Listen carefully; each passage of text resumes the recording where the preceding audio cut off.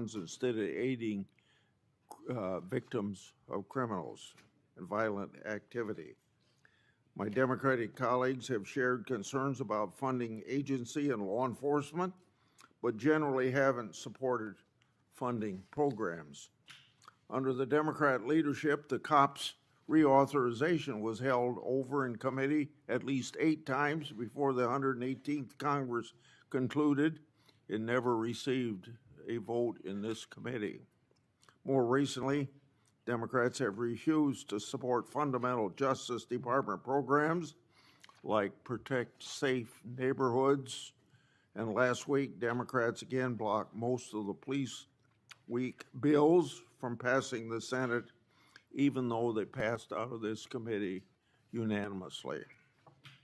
In contrast to these indefensible positions, the judiciary provisions in the Republican reconciliation bill made hundreds of millions of dollars available to the Justice Department to combat crime. Attorney General Bondi, you've also created a task force to attack the problems left by your predecessor. You've created a team to review the overwhelming evidence of political weaponization by federal law enforcement, including the discredited Crossfire Hurricane investigations. Your weaponization working group has worked with my staff to bring forward resolutions for whistleblowers, and I commend you and your staff efforts to find solutions for these patriots. I understand the task force to eradicate anti-Christian bias has done an investigation on how the Biden administration weaponized the government against people of faith. I look forward to your next report on that subject. Now, you've also shuttered a certain task force that was a stain on this country, the Foreign Influence Task Force. Democrats have cried about closing this misleadingly named unit. The task force was involved in undermining my and Senator Johnson's Biden family investigation. Instead of rooting out foreign influence, the task force became a political weapon. And speaking of political weapons, I'm now going to address examples of political weaponization in the previous administration. Most recently, I and Senator Johnson made public information relating to Arctic Foss expansive targeting of Republicans. And on Monday, just yesterday, because of our investigative work, the FBI disclosed that the Biden administration used Arctic frost to target Republican senators, including several senators on this very committee. This is an outrage, an unconstitutional breach, and ought to be immediately addressed by you and Director Patel. It's also a clear example of why the Justice Department has had to fire personnel who you hear Democrats defending. While on the taxpayer's dime, these now fired employees not only weaponized law enforcement, but some of them also retaliated against patriotic whistleblowers. These are indefensible acts. Now I've obtained additional weaponization records thanks to brave whistleblowers that predate Arctic Frost. I've obtained documents created by then Supervisory Special Agent Tebow, dated March 2, 2017. The title of this document is quote unquote Trump, and it appears to relate to matters different than Crossfire Hurricane. This document discusses a rumor at FBI headquarters that the FBI's Washington field office was leaning towards opening a case on the Trump campaign. Tebow noted they weren't close to opening an investigation, but did say this, quote, "What are we doing? Aggressively seeking out open source information, human intelligence info, that could predicate a case, end of quote. You see, less than 2 months into Trump's first presidency, the partisan Comey FBI was very hard at work trying to manufacture another case against Trump. Tebow and the FBI eventually got their wish in April 2022 with the opening of Arctic frost. This was a political fishing expedition to get Trump at all costs, just like Crossfire Hurricane. And of course, it's a disgrace to the taxpayers. Whistleblowers have provided me with another document. This document is a 2017 case, updated, also drafted by then Supervisor Special Agent Tebow. This is a case update for CR 15, the now disbanded and discredited Public Corruption Squad at FBI's Washington field office, which says, quote, McAuliffe case, Steve Sullivan, Chief Financial Officer of Teneo, was interviewed in New York City. Info provided seemed to confirm Teneo was used as a pass-through for Doug Band to pay former President of the United States, end of quote.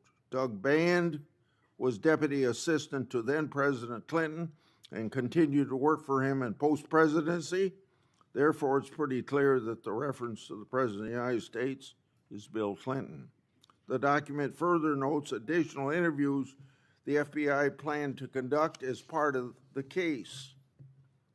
This information confirms there was an FBI case on McAuliffe, and it indicates the Clintons and their associates were relevant to it. Did the FBI throw its resources behind this matter just like it did against Trump and his associates? A legitimate question. Or did they sweep it under the rug? A legitimate question. So, General Bondi, I'd like to have you provide me with all the records relating to these matters for further verification. Lastly, whistleblowers have provided me additional records related to the Biden FBI political conduct against Peter Navarro. The first document is a request for physical surveillance on Navarro the day the FBI arrested him. The second document is a timeline of that surveillance. When Navarro, the FBI didn't arrest him at his house, which was literally right next to the FBI headquarters. Instead, they surveilled him and his fiancée all morning, starting at his home, following them to the airport, and then arrested him in public at the Reagan airport. The way Navarro was treated is unnecessary. General Bondi, I would like you to provide me all records relating to this matter. Attorney General Bondi, this Congress, I've made public one document after another, one whistleblower disclosure after another, one example of weaponization after another. So to our average constituent, this is all history, but it's all pointing out the wrong of government, using the power of government to go after people, they're political people you don't like. We're pointing this all out because we can't have this repeated in the United States. We want to end to it right now, whether we have Republican or Democrat administrations. All evidence of your predecessors' total failures. It's time for accountability. And I look forward to hearing about your success in that regard. Senator Durbin. Thanks, Chairman Grassley, for holding this oversight hearing. Welcome, Attorney General Bondi. I'm glad that we are following this committee's long-standing tradition of regular oversight hearings with the Attorney General, the Director of the FBI, and the Secretary of Homeland Security. These hearings have never been more important as President Trump turns the full force of the federal government on Chicago and other American cities. The assault on the city I am proud to represent is just one example of how President Trump and Attorney General Bondi shut down justice at the Department of Justice even before the president's party, controlling the White House, Senate, and House of Representatives, shut down the government. The Attorney General has systematically weaponized our nation's leading law enforcement agency to protect President Trump and his allies and attack his opponents and, sadly, the American people. You have purged hundreds of senior career officials since you first appeared before us. These men and women had dedicated their careers to protecting the American people. As a result, the department has lost literally thousands of years of law enforcement expertise.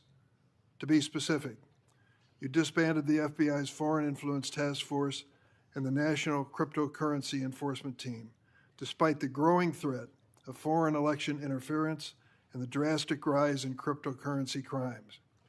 You forced out almost 75% of the Civil Rights Division's career attorneys, while hate crimes are on the rise. You fired more than 100 immigration judges, while the immigration case backlog is more than 3 million. You cut the public integrity section from 30 prosecutors to 2, while political corruption skyrockets. During your confirmation hearing, I asked you about your many potential conflicts of interest as a former lobbyist. You responded under oath, quote, "You will consult with career ethics officials within the department and make the appropriate decision," end of quote. But the Justice Department then removed those career ethics officials and put in their place inexperienced political appointees beholden to President and you. And you've effectively shut down the Office of Professional Responsibility, which investigates misconduct by Department of Justice attorneys. Now, with these ethical guardrails out of the way, corruption has run rampant at the Department of Justice. Although you've been a registered foreign agent for Qatar, you did not recuse yourself from signing off on President Trump's solicitation of a free jet from the royal family, even though this gift was clearly illegal. Connections to Attorney General Bondi seem to yield more favorable outcomes for defendants. At least 2 long-running federal prosecutions were abruptly dropped after the defendants hired your brother. It's no surprise that Ed Morton, the failed U.S. attorney nominee you appointed as senior official, said, quote, "No MAGA left behind." Our nation's top law enforcement agency has become a shield for the president and his political allies when they engage in misconduct.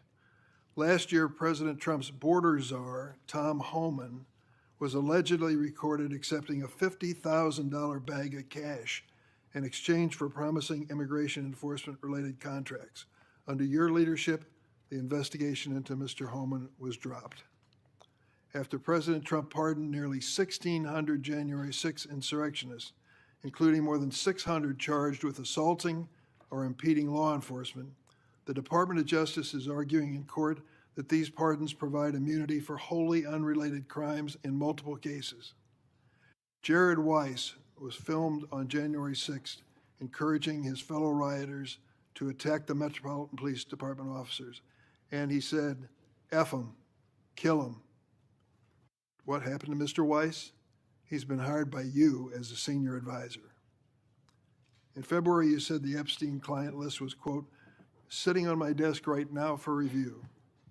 8 months later, you still haven't produced these files, and a credible whistleblower told my office that FBI agents were directed to flag any records in which President Trump was mentioned. The Department of Justice ordered the dismissal of corruption charges against the former New York City Mayor Eric Adams in a corrupt backroom deal to secure his cooperation with the president's immigration agenda. Acting U.S. Attorney Daniel Sassoon, a Republican appointed by President Trump, resigned in protest. Acting U.S. Attorney for the Eastern District of Virginia, Eric Siebert, a Republican appointed by President Trump, was forced to resign because he didn't believe there was sufficient evidence to indict New York Attorney General Letitia Adams or former FBI Director James Comey. In his place, President Trump installed his former personal attorney, someone with no prosecutorial experience, to indict Director Comey, which she did. She joins a network of unqualified MAGA loyalists, masquerading as federal prosecutors, like Alina Habba, who said she would use her position to, quote, turn New Jersey red, close quote, and Sigal Chattah, who once said that a black political opponent was, quote, should be hanging from an effing crane, end of quote. The president and attorney general attempted to bypass the Senate to install these unqualified extremists. Where do you find these people? Courts have ruled that both Ms. Habba and Ms. Chattah are serving in their roles illegally, jeopardizing countless prosecutions by your office. Why? And that's just one example of how the Department of Justice is making America less safe. Attorney General Bondi shut down the Organized Crime and Drug Enforcement Task Force, OSADEF, which has dismantled thousands of criminal organizations. And you diverted thousands of FBI, DEA, and ATF agents and DOJ prosecutors from their critical missions to carry out the president's mass deportation agenda. Attorney General Bondi, not surprisingly, federal drug prosecutions have dropped to the lowest level in decades. Let me repeat that. Federal prosecutions for drug crimes have dropped to the lowest level in decades on your watch. The Department of Justice has also unilaterally terminated 373 grants that provide critical funding to state and local law enforcement to the tune of $500 million. The 2026 Trump budget would slash the high-intensity drug trafficking areas program known as HIDA by more than a third, from $300 million to $196 million. Instead of taking common sense steps that have proven to help reduce crime, Attorney General, you're focusing on helping President Trump play strongman on television. He has illegally deployed troops to Chicago and other American citizens and has threatened to send more. The Justice Department defends this dubious legal basis for these deployments and diverts DOJ personnel and their components to assist in these efforts. These deployments basically target Democratic-run cities and Democratic leaders, ignoring many Republican-led areas of our country with even higher crime rates, and making clear that this is for political theater, not public safety. One particular chaotic raid in Chicago Tuesday last week, aided by the FBI and ATF, which you supervise. In the middle of the night, federal agents pulled women and children out of their beds, crashed down the doors to their homes, destroyed their apartments, zip-tied children and others, and detained immigrants and U.S. citizens alike for hours in vans. When one witness complained about the treatment of the small children, an agent laughed at her and said, "F them kids." On Friday, a federal judge appointed by President Trump held that deploying the National Guard in Portland is illegal. White House Deputy Chief of Staff Stephen Miller accused her of, quote, legal insurrection, close quote. At a time of rising threats to federal judges, this kind of language is inexcusable. Last week, the President and Secretary Hegseth summoned senior military officials to a political pep rally at Quantico, where the President said he wanted to use American cities as, quote, training grounds for our military. Training grounds for our military. To fight the, quote, enemy within. Chicago is not the enemy. Our fellow Americans are not the enemy. It is abhorrent for the President, who is supposed to represent all Americans, regardless of political party, to describe anyone who disagrees with him in this manner. To my Republican colleagues who claim the previous administration weaponized the Department of Justice, President Biden retained President Trump's FBI Director Christopher Wray, who President Trump then fired. President Biden never directed the Attorney General to prosecute his political opponents. President Biden never fired his own political appointees for refusing to prosecute his targets. What has taken place since January 20th, 2025 would make even President Nixon recoil.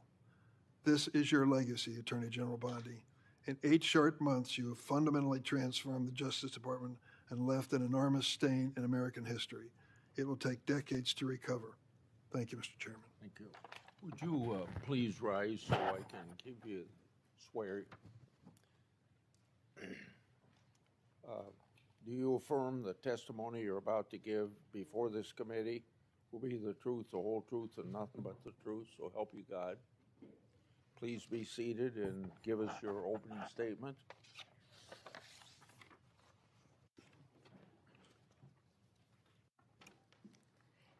Thank you, Chairman Grassley and Ranking Member Durbin, and every member of this committee. I'm grateful for the opportunity to testify in front of you today.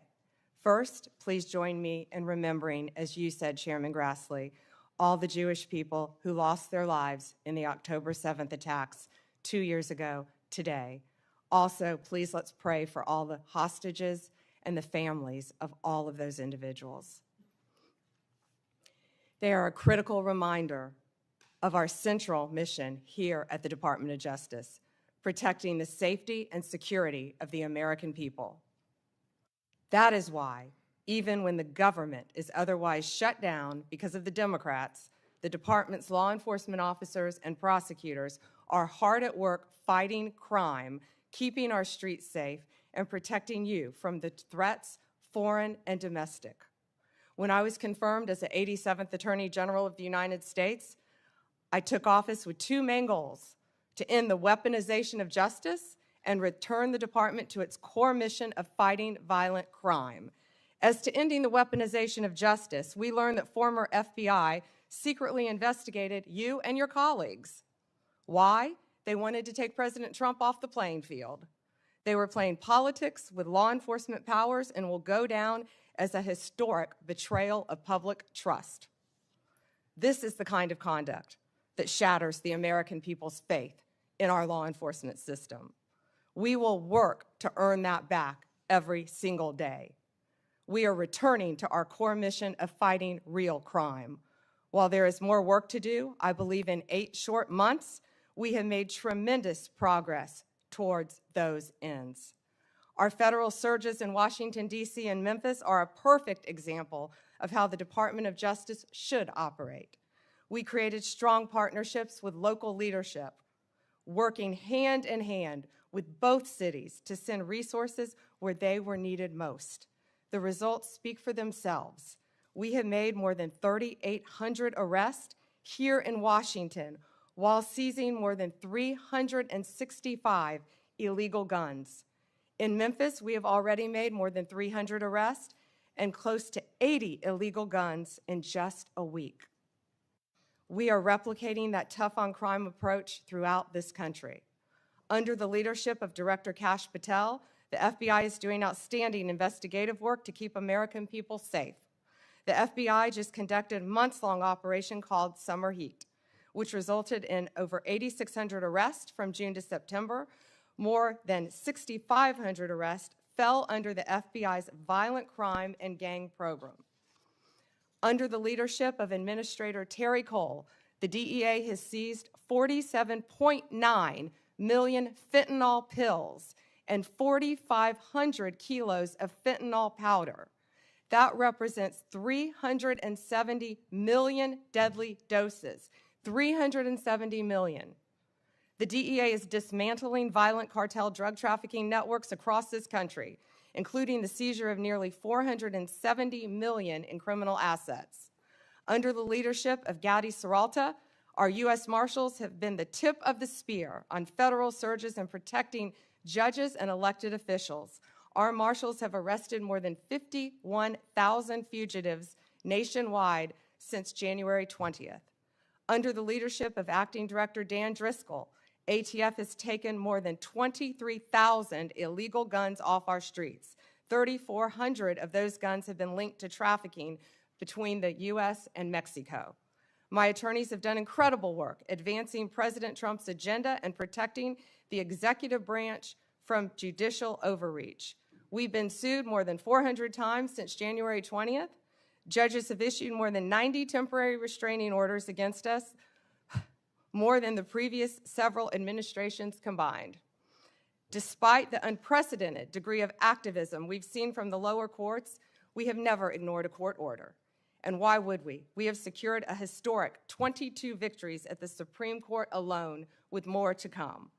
Our civil rights attorneys are fighting discrimination and anti-Semitism. Our criminal attorneys are prosecuting violent criminals and foreign terrorists every single day. I look forward to continuing this work at the Department of Justice, and I look forward to testifying before you today. Thank you, Chairman.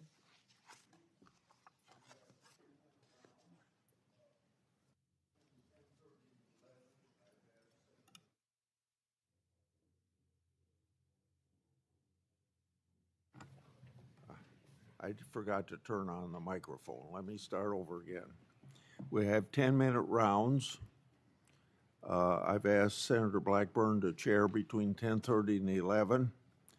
I hope that we can have good decorum during this hearing, treat each other with respect.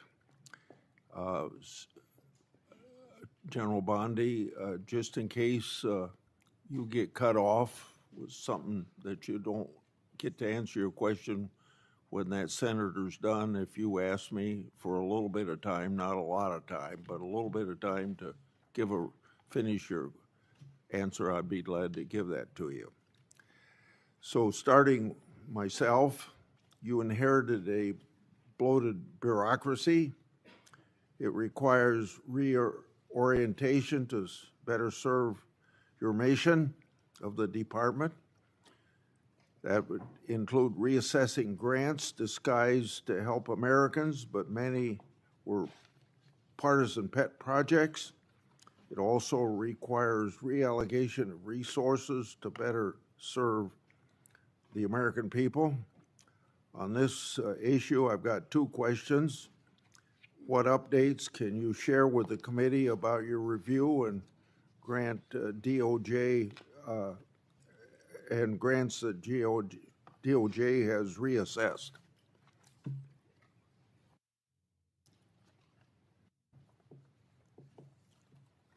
Just give us some examples, don't I know? Sure.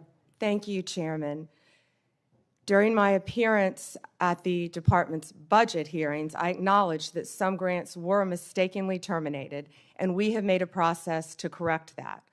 All grant termination appeals will be individually considered for alignment with our current policies, which are strengthening law enforcement and protecting victims. Recipients are given the opportunity to appeal a grant termination consistent with the rules by writing to the Assistant Attorney General. Of the 5,800 discretionary grants that were reviewed, only 376, approximately 7%, were terminated.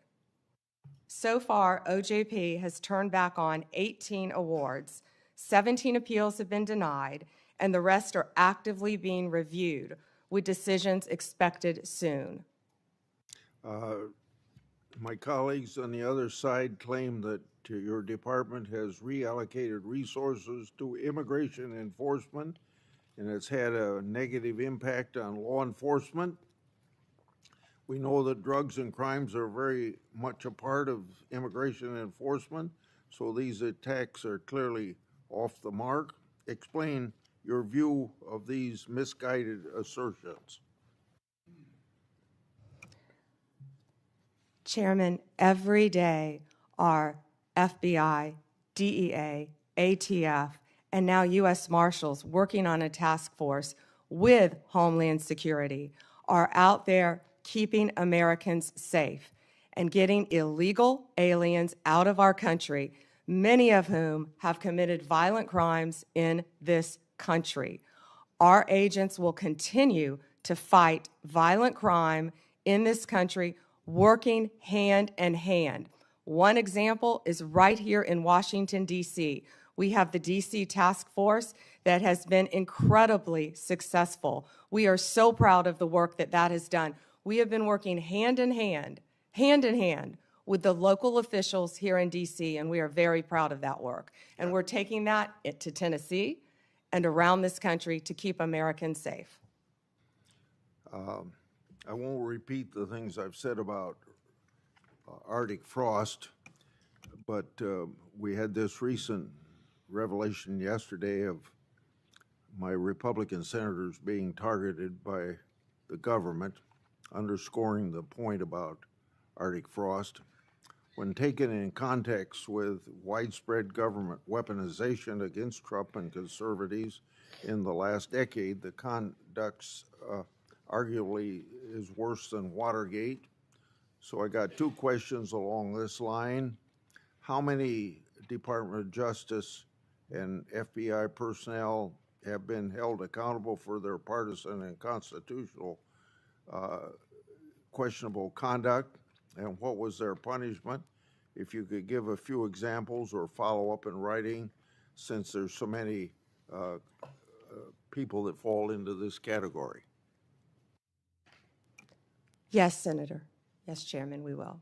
So you want to answer that in writing?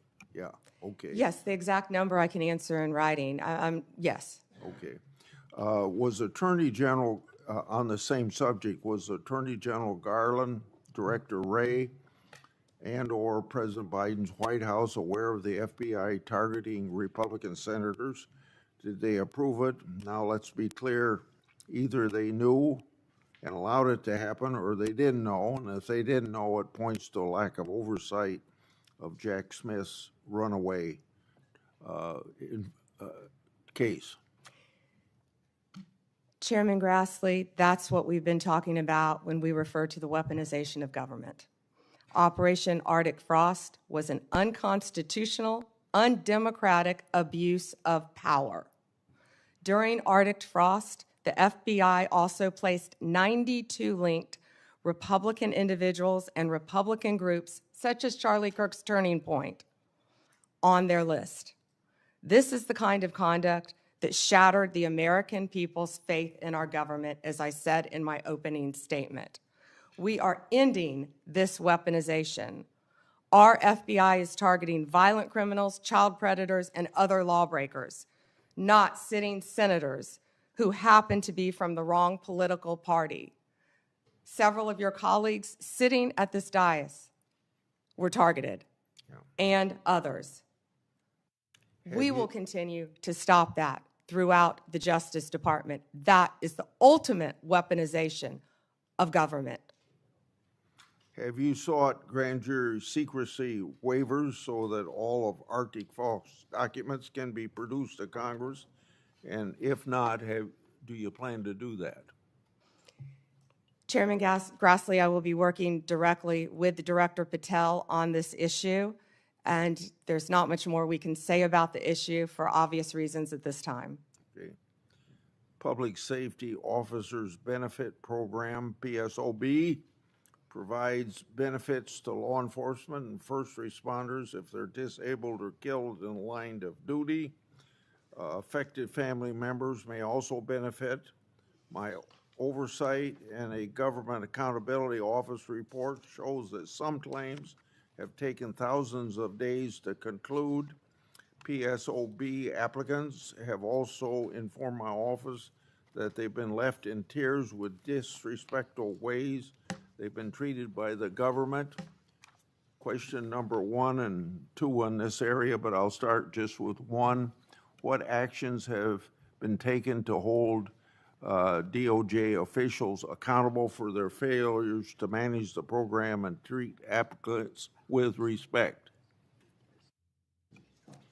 Chairman Grassley, as stated earlier, there have been many terminations from the Department of Justice, and we stand by all of those. Many of those are subject to active litigation. This Department of Justice will treat everyone with respect, and we will do everything in our power to help citizens of this country. Please reach out to us with any individual cases, and I will personally look at them for you, Chairman. Okay. So if you'll provide that information, that was my second question. So now let's go on to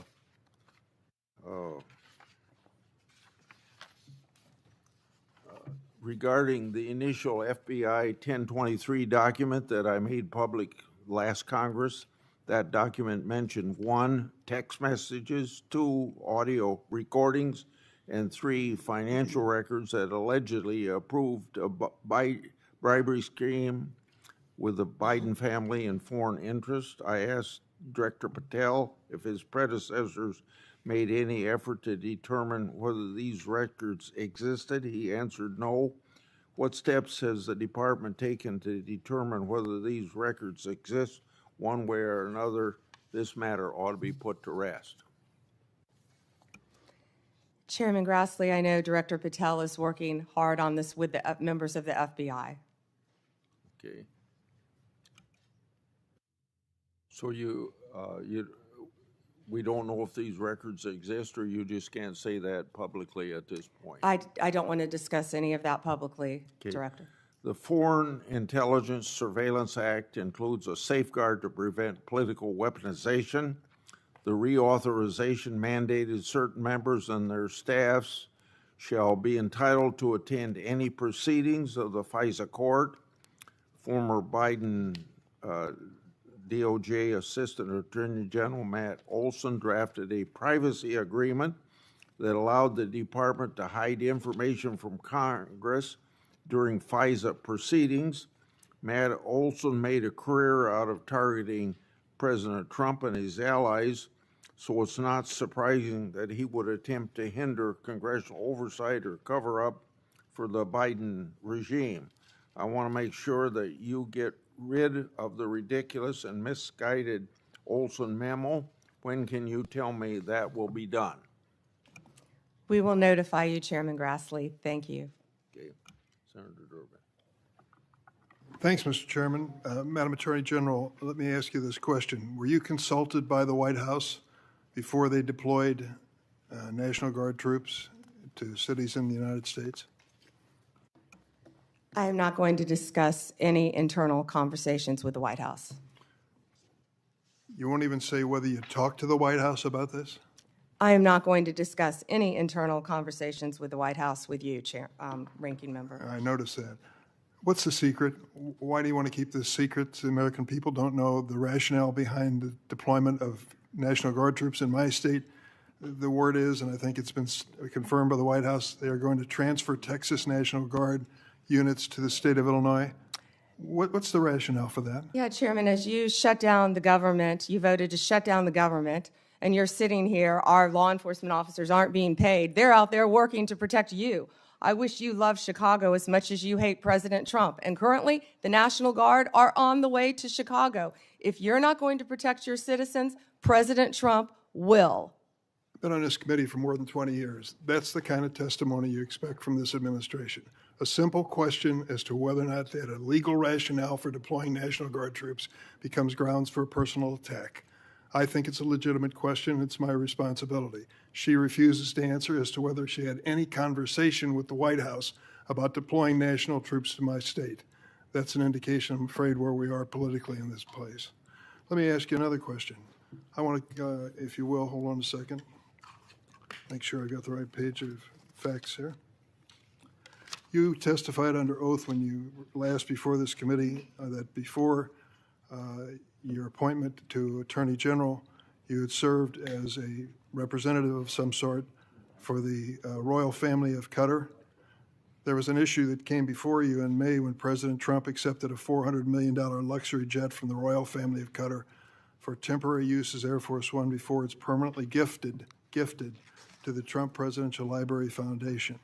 The Constitution unequivocally bestows on Congress the power to control whether any officer of the United States, including the President, may accept a gift, quote, from any king, prince, or foreign state, end of quote. And this gift clearly violates the statutory regime enacted by Congress. You've refused to answer a letter I sent to you 5 months ago asking the legal rationale you relied on to advise President Trump to accept this unprecedented gift from your former legal client. Can you make a promise today that you will disclose that? Disclose what, Ranking Member? I assume there was a letter or some sort of statement from your office to the White House to advise them that you felt it was permissible? First, to address my role with Qatar, as I addressed with you during my confirmation hearing, I disclosed it in my SJQ. In private practice, I worked for Qatar for anti-human trafficking for the World Cup. That was my only involvement, and I made that very clear, and I'm very proud of everything I've done with anti-human trafficking. Obviously, in preparing any advice for the President on a jet or anything else, we consult with the Office of Legal Counsel. The confidentiality applies to their input as well. And Chairman, if you would approve and vote to approve, as Chairman Grassley said, excuse me, Ranking Member, as Chairman Grassley said, my employees, we would answer your letters a lot faster, yet you're stalling them at every stop. And to go back to your previous question, your city has a murder rate 5 times higher than New York's. 571 homicides last year. If you were serious about protecting your people, you would be asking this administration for help. You're saying that we're coming into your state and your city. We're there to help make America safe and Illinois safe, whether or not you want to. I believe cutting federal grant programs to law enforcement in my state and across the nation does not make us any safer, and you've done just that. You've supplanted that decision by sending in National Guard troops to California and other places. That is a situation where the governors have not asked for that help. If you truly wanted to do this on a bipartisan basis, you wouldn't defy a governor, you would work with them. I'm prepared to do that. I'm prepared to work with this administration. But cutting these grants to law enforcement does not make us any stronger as a nation or give us the tools we need to reduce crime in Chicago. Now, I'd just like to ask you, when it came to this Cutter situation, did you consult with the ethics office in the Department of Justice before making your decision on this gift of a jet? Chairman, I didn't gift a jet to anyone. My Office of Legal Counsel provides confidential advice to the President, to the White House, period. And you're conflating two issues. Cutting grants, I was very clear about what grants we've cut and what grants we haven't, only 7%. And if you have a grant in Illinois that you think that I've cut that is protecting law enforcement officers or your people, you personally call me and I will work with you to turn that grant back on. I think many of the Democrats here can tell you, I have worked with them to turn grants back on. There's an appeal process. Tell me a specific grant that I have turned off in Illinois that would help law enforcement, and I will work with you. But you have not done that. Did you take a look? The National Guard is on the way right now as we speak. Oh, by the way, so is Director Patel and Deputy Attorney General Todd Blanche. You're sitting here grilling me, and they're on their way to Chicago to keep your state safe. Madam Attorney General, it's my job to grill you. Investigation of your agency is part of my responsibility and this committee. You may not like the experience, but others have weathered the storm and answered questions in a respectful manner. Can you tell me the grants, Yes. Ranking Member, please? Take a look at the president's budget on HIDA grants. What happens to it in his proposed budget? I'd be glad to meet with you on the It's grants. cut by 1/3 from $300 million to 196. That's one example of a grant that works, and your administration has suggested cutting it in the budget lies ahead. I want to ask you about items in a letter I sent you in July that you have not answered. In February, you made a public claim that the Epstein client list was, quote, sitting on my desk right now for review, end of quote. You then produced already public information and no client list at a major media event hosted at the White House. Attorney General Bondi, why did you... Donald Trump and J.D. Vance and Pam Bondi switch allegiances, decide they no longer want to pursue accountability and full release, unredacted release of the Epstein files. But they're also seeing a system that has failed survivors and regular people over and over. That privileges the powerful and well-connected over regular people. You know, regular people who don't have the luxury of saying, I'm not going to come to court and I want to be free of any accountability. Regular people who see us acting and carrying out the demands of the president, former presidents, rich people, people who come to lobby us, folks who have access to power in a way that regular people don't. And I think we've all made very clear, all of us on both sides of this dais, that we want to hear from the former president of the United States about any information that he has related to Epstein's ring of trafficking and assault of women and girls. But we also, and you know, Chair Comer, you have said over and over, that it's been 5 months that you've been in negotiations with the Clintons. It has been 6 months since this committee subpoenaed the Department of Justice for full release of the files. And I'm down. About Donald Trump being involved as well, so yeah, let's see how this goes. We're gonna go through the files, yeah, you know what I'm saying? Now we're gonna go through the file and anything what people's been talking about, because this case is crazy. We're gonna find. I've been screaming about Donald Trump being involved as well, so yeah, let's see how this goes. We're gonna go through the files, yeah, you know what I'm saying? Now we're gonna go through the file and anything what people's been talking about, because this case is crazy. We're gonna find. I've been screaming about Donald Trump being involved as well, so yeah, let's see how this goes. We're gonna go through the files, yeah, you know what I'm saying? Now we're gonna go through the file and anything what people's been talking about, because this case is crazy. We're gonna find. I've been screaming about Donald Trump being involved as well, so yeah, let's see how this goes. We're gonna go through the files, yeah, you know what I'm saying? Now we're gonna go through the file and anything what people's been talking about, because this case is crazy. We're gonna find. I've been screaming about Donald Trump being involved as well, so yeah, let's see how this goes. We're gonna go through the files. The sovereign state of Israel.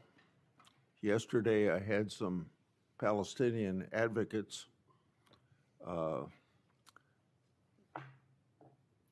talk to me about the number of people being killed. I like to remind them there wouldn't be one death if there hadn't been this invasion of the sovereign state of Israel by what happened 2 years ago today.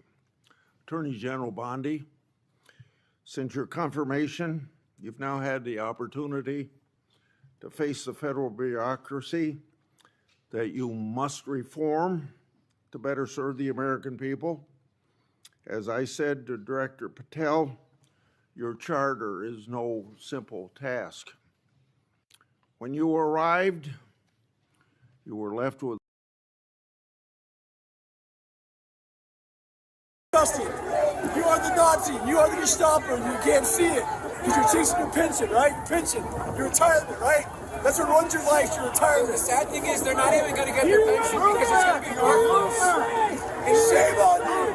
Shame on you! Shame on you! Yeah! Fuck that! Yeah!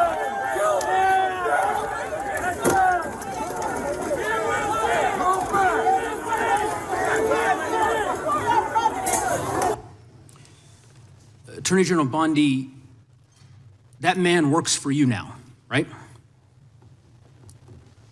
Who was that, Congressman? The man in that video, the one who was in the police-worn body cam footage, the one allegedly yelling, "Kill him," at police officers on January 6th, his name is Jared Wise. He does work for us. He works for you at the Department of he Justice. Does. He does.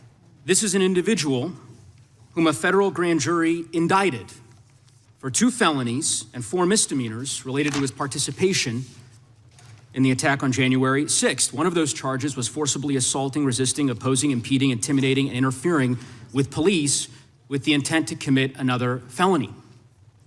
This is who you choose as the Chief Law Enforcement Officer of the United States of America to hire at the Department of Justice.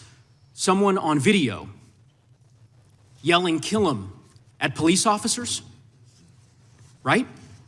I believe he was pardoned by President Trump. Oh, he was pardoned. You're right. You're right. Pardoned by President Trump for his offense. Pardoned for yelling, "Kill him," at police officers. And yet you expect hardworking police officers across the country to believe that you take law enforcement seriously. You could imagine the reaction of so many folks across the country hearing the Chief Law Enforcement Officer of the United States refuse to even condemn what that individual whom you've now hired did. But in any event, let's talk a little bit about some of the other divisions within the Department of Justice and what's happened over the last year. You're familiar with the Public Integrity section of the DOJ's Criminal Division. I think it's referred to as PIN. Is that right? Yes. Okay. Do you know which presidential administration under which the PIN was first created? I can tell you what administration that the weaponization was ended under. I'll reclaim my time. This wasn't a trick question. You don't get to Madam Attorney reclaim General. your time. Madam Attorney General. Because I don't like it. Mr. Chairman, will you explain to the witness that he does reclaim his time? Because I don't answer a question to your satisfaction. Mr. Chairman. Madam Attorney General, the time belongs to the gentleman from Colorado. The president under which PIN was created was Gerald Ford. It was created after Watergate. I'm not asking a question, Madam Attorney General. The administration under which it was created was Gerald Ford. When you first started as the Attorney General of the United States, there were 35 people working in that office. There are now 2 people working in that office because you have gutted it. How many people work for the National cryptocurrency enforcement team in the criminal division today? Can I answer the question about Penn? I've asked you a question. How many You've people asked me a work? question, but you don't How want many the people answer. work I'm not for the gonna answer your National questions the way you Cryptocurrency want. Enforcement Team? You won't answer how many I'll people? answer Penn. You. Penn will not be you know what? weaponized. You know what? What's Madam funny Attorney about General, this? I'll say to the chairman. What's funny about Chairman, this? you know what the answer is? And I think I What's understand funny why the about Attorney General this? does not want to answer the question. Because you eliminated the National Cryptocurrency Enforcement Team last year. So I understand why you don't want to tell the American people who works there. Yeah, I no one understand works why there you don't want to anymore, talk about Madam Mohammed Attorney Solomon General. in So, your district. In any event, who I would murdered people. Mr. Chairman, will you stop the clock so his time is not wasted by the I've been witness? very generous with allowing extra time when we have these little disputes. I understand. You got the time, Mr. Magoo's. I might as well ask the chairman these questions. I'd be happy because to what, answer what some is of your fun- questions. what's profound, the questions I've Profound? asked, The crime in your I've district. asked, Mr. Chairman, are not trick questions. They're not gotcha questions. They're actually basic questions about how the Department of Justice functions and the unwillingness of this Attorney General to answer them in good faith. When a member of Congress asks how many people work at the National Cryptocurrency Enforcement Team and the Attorney General refuses to answer it, it is not a coincidence. It's because she eliminated the team. Why? Because her boss, the President of the United States, is making money hand over fist, $1.4 billion over the course of the last year through cryptocurrency holdings. I think what is happening at the Department of Justice is a disgrace, Mr. Chairman, and I would urge you to gain control of this hearing. With that, I yield back the balance of my time. Yeah. I would ask the gentleman, does he agree with the standing up of the Deputy Attorney General for dealing with fraud? That's something that's happened in this administration. First time. You talked about Penn.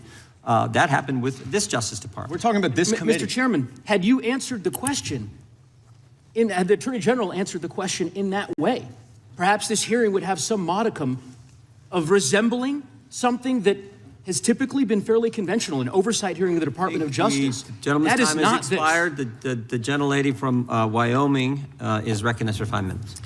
Attorney General Bondi, I want to express my gratitude to the President, you and your team for your continued efforts against extreme anti-energy policies taken by states and cities that serve only to increase costs on the American people. This is an issue of great concern for Congress as well as the consumers.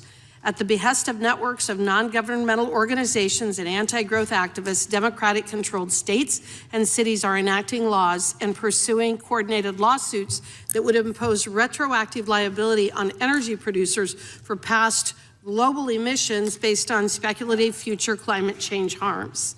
The proponents of these plans call them climate superfund laws, but in reality, that is simply window dressing for taxes and fees imposed on consumers and businesses that don't even have a presence in these states or communities. But if you look at the billions of dollars they hope to gain from these efforts, the real goal here is to increase their already mismanaged state budgets by imposing fees on consumers and businesses in energy-producing states such as the state of Wyoming. I would describe this as the tobacco litigation on steroids. Vermont has enacted such a law, and another has recently gone into effect in New York. Similar laws are under consideration in a number of other states. Clearly, this problem is spreading. Would you agree that Congress has not authorized states to impose retroactive liability against energy producers and lawful carbon emissions? Yes. And would you also agree that protecting consumers is a core part of the DOJ's mission? Absolutely. Would you further agree that combating state policies that seek to hide and shift the true cost of programs like these onto consumers fits within your mission? Yes. More caffeine. Arriving today with Amazon Prime. That's off your mind. So now you can worry about how long has that been in there?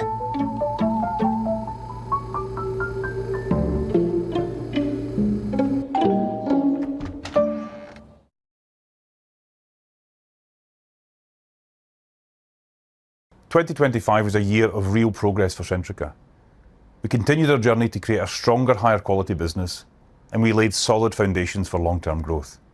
We've invested in key assets like Sizewell C, Grain LNG and our meter asset provider, strengthening our earnings profile, reducing downside risks, and creating exciting options for the future. Over the past 5 years, we've invested £3 billion and we've returned a similar amount to our shareholders. Our investment pipeline is much, much deeper than it was just a few years ago, but our financial discipline hasn't changed. If projects don't stack up, we don't invest, and surplus capital will come back to shareholders.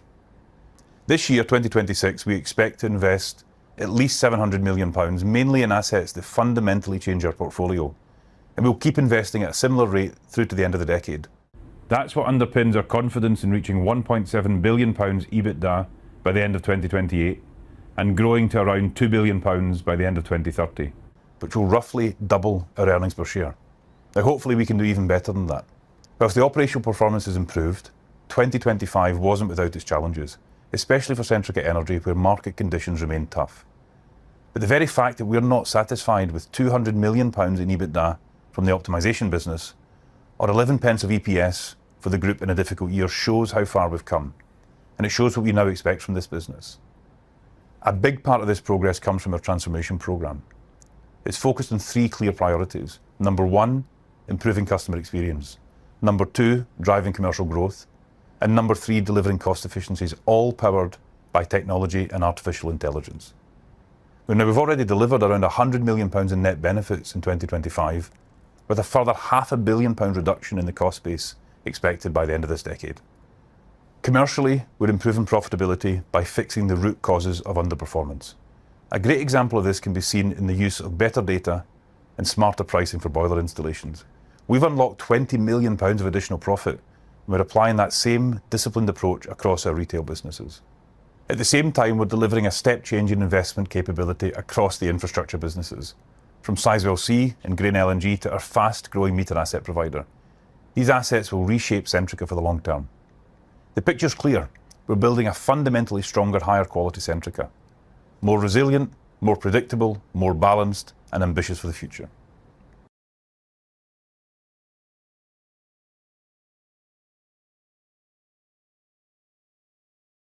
So, Attorney General Bondi, fossil fuels are the foundation of the U.S. economy, and the recent winter storms underscored that gas, coal, and oil remain essential to grid reliability and heating our homes. Can you confirm that the DOJ is fully committed to using all available legal tools to stop these state and local level attacks on domestic energy production? Congresswoman, we are committed to that, and so is the entire administration. We talk about that a lot. Thank you. Thank you. The President's April 2025 executive order directed the DOJ to identify and act against state laws that burden U.S. energy production.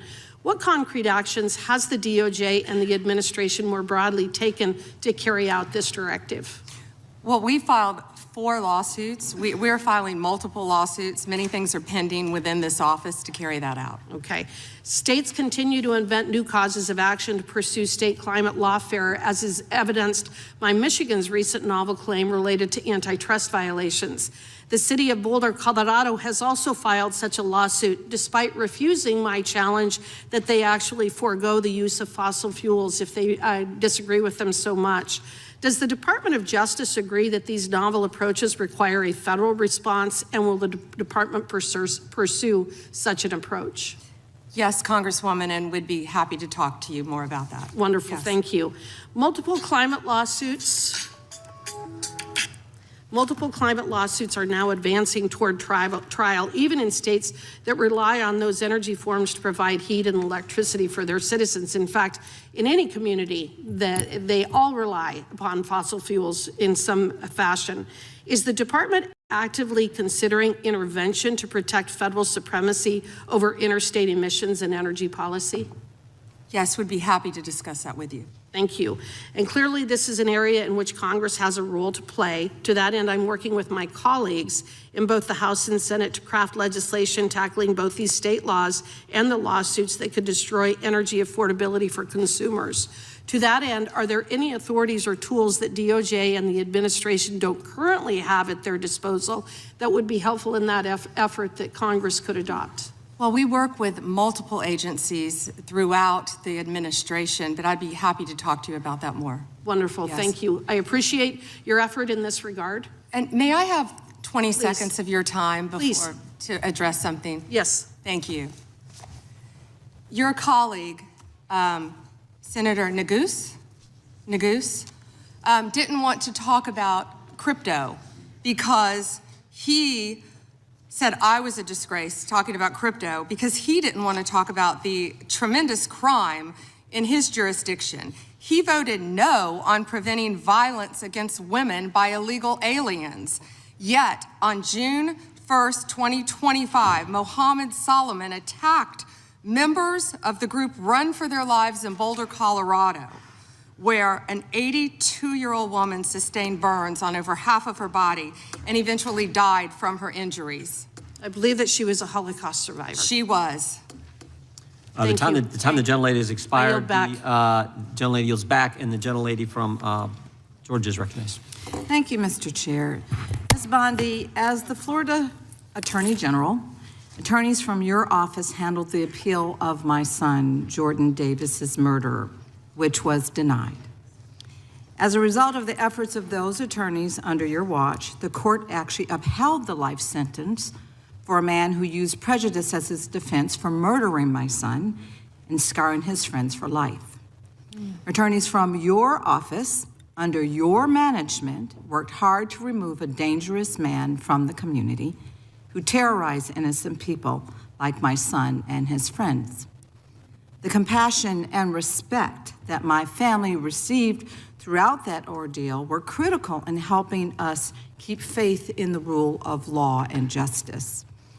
Based on my experiences, I have seen how strong victim services, sustained investigations, and well-supported prosecutors can make a meaningful difference in the lives of families who are grieving and suffering.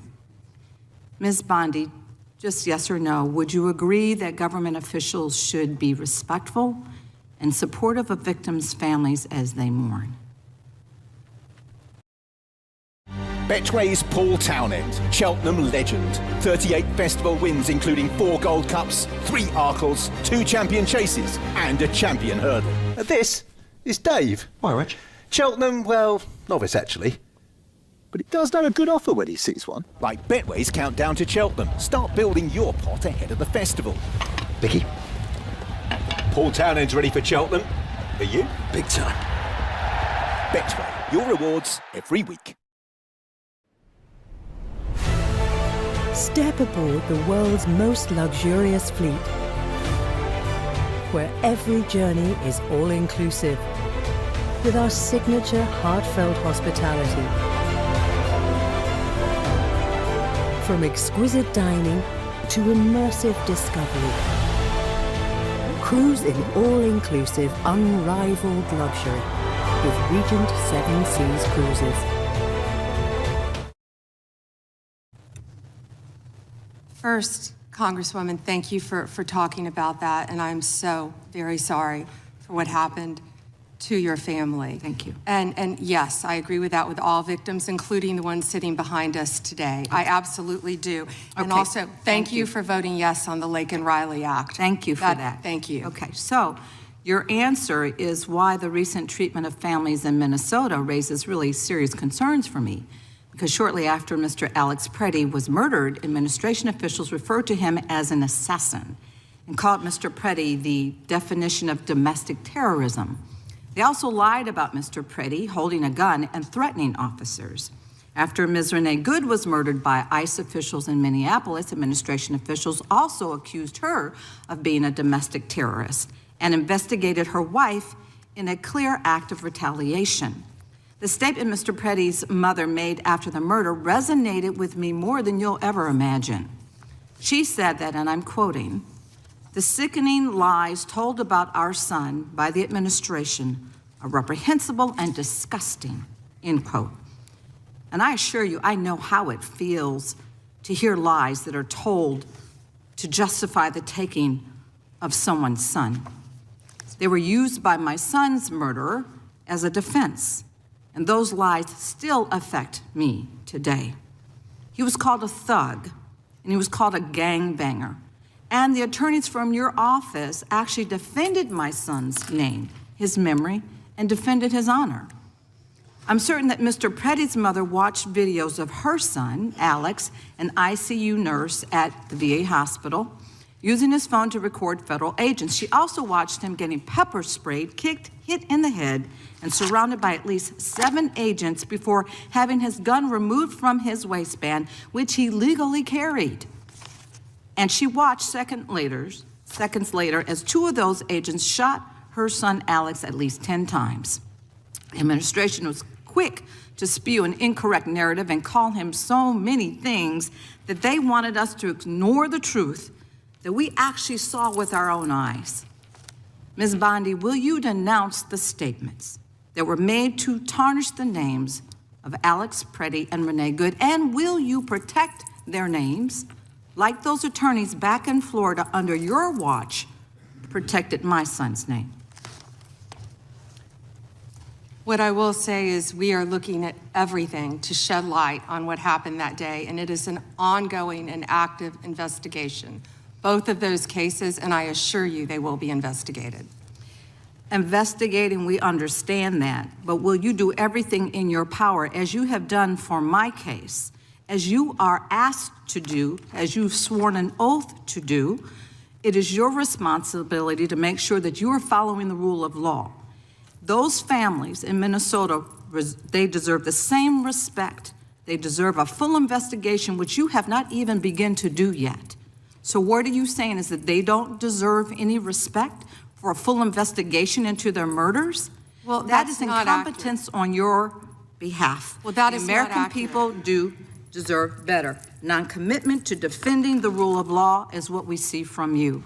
I will told you we always were stand up for investigating. survivors, and I heard you say earlier when you told us that you will fight for them as well. And based on the information before us, these families have not received the same commitment to investigate what happened to their loved ones, nor have they received the respect that I would expect from the nation's top law enforcement officer. Investigations have been slow-walked, they've been canceled, and the special agent assigned to Renee Good's investigation resigned following pressure from your officials to reclassify Ms. Good's case. Time of the For gentlelady. families seeking answers and accountability, the withdrawal of investigative resources is simply unacceptable. Has expired. The gentlelady yields back. The gentleman from California is recognized.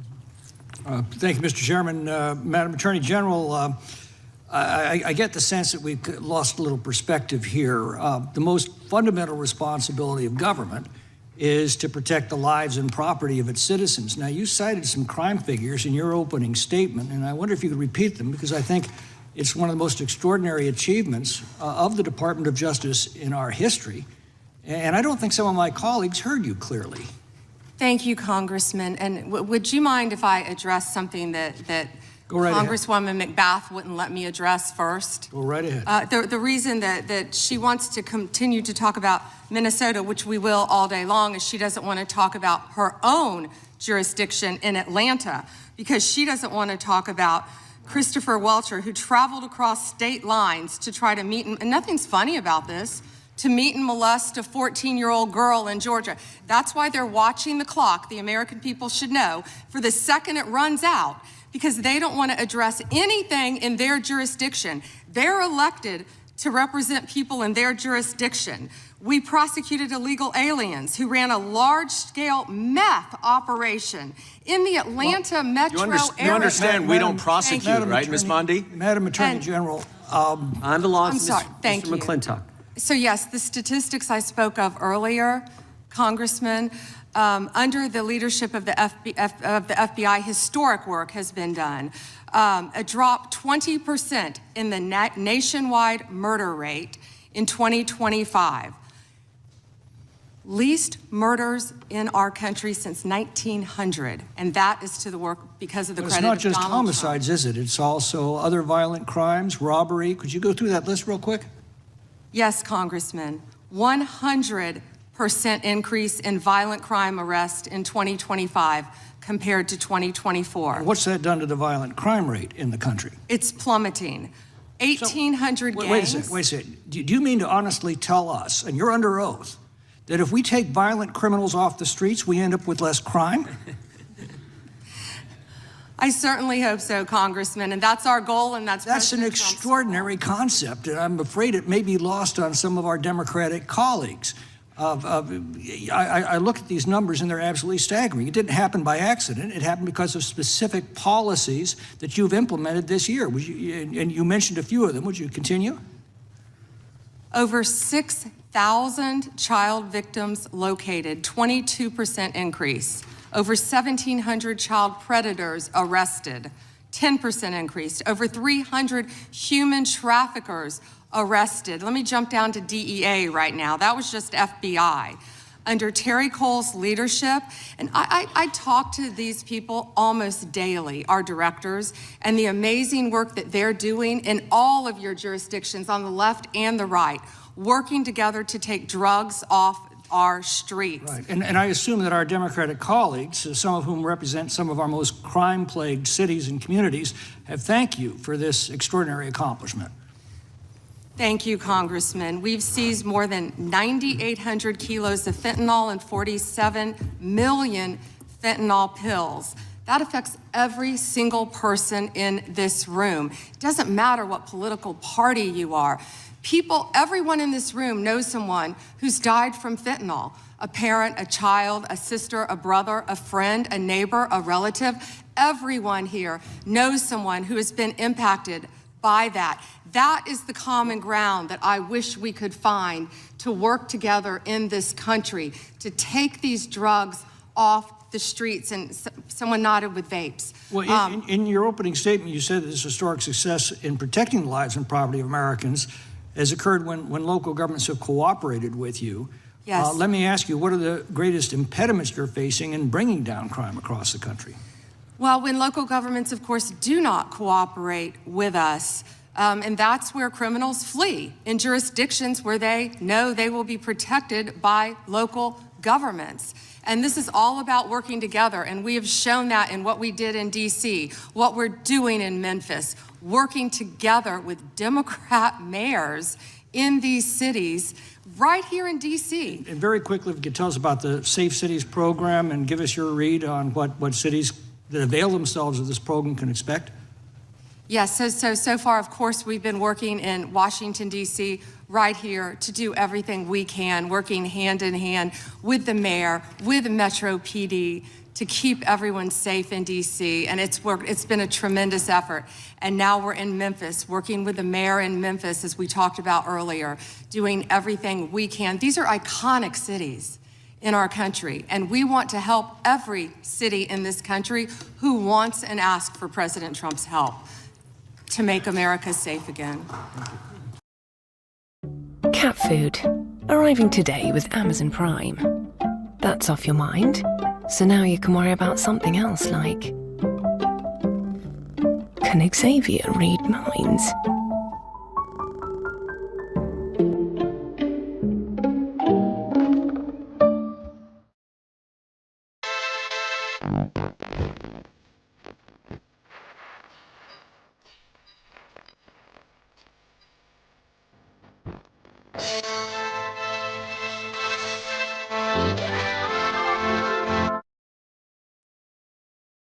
Gentlemen, Mr. Chair, I have received.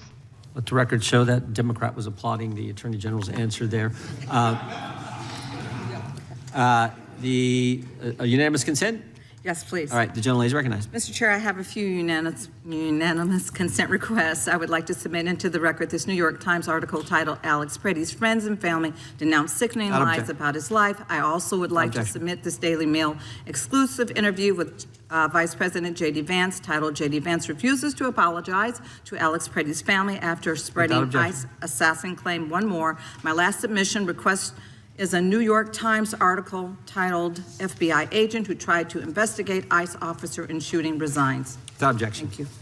The chair now recognizes the gentlelady from North Carolina. Thank you, Mr. Chairman. Attorney General Bondi, I think you and pretty much everybody else here and throughout the country believes that convicted sex offenders don't deserve special treatment or privileges in prison. And yet Ghislaine Maxwell, Jeffrey Epstein's co-conspirator, received perk after perk in prison. In July, she had a 2-day interview with your deputy and President Trump's former defense attorney, Todd Blanche. Just days after that, Maxwell was transferred from a federal correctional institution in Florida to a minimum security camp in Texas, which she, as a sex offender, would normally be ineligible for. At this new facility, as the ranking member talked about, and by the way, it's nicknamed Club Fed, we've heard reports that she's been afforded special privileges, puppy time, private workouts, personal mail, secretarial services. Attorney General Bondi, does a convicted sex offender like Ghislaine Maxwell deserve special treatment and privileges in prison? Yes or no? Let me be crystal clear on this. No. And Thank you. let me keep going. No, let me keep going. Perfect. Well, I did not know she was being transferred. I asked you yes or no. She was not transferred to a lower Mr. Chairman, level. please stop the clock and remind the witness of the rules. One rule she needs to understand and I'm glad that we're agreeing. So when we're agreeing, we can move on to some other things. When but we're I not want you to agreeing, know that every time she does get these perks, and it's been publicly reported, that the folks she's abused, the survivors who are sitting here, they see themselves as being denied justice. They feel re-traumatized. And I'm glad that we agree on that. But she should not be in that prison. And she needs to be moved back to a maximum security prison as soon as possible. But what she has told another committee here is that she won't cooperate with them unless she gets clemency from Donald Trump. It's just crazy to consider that she can be wielding this kind of influence within the administration. But that begs the question, who ordered her to be transferred to the minimum security prison that she was ineligible for? Who signed off on the special privileges? Was it Mr. Blanche?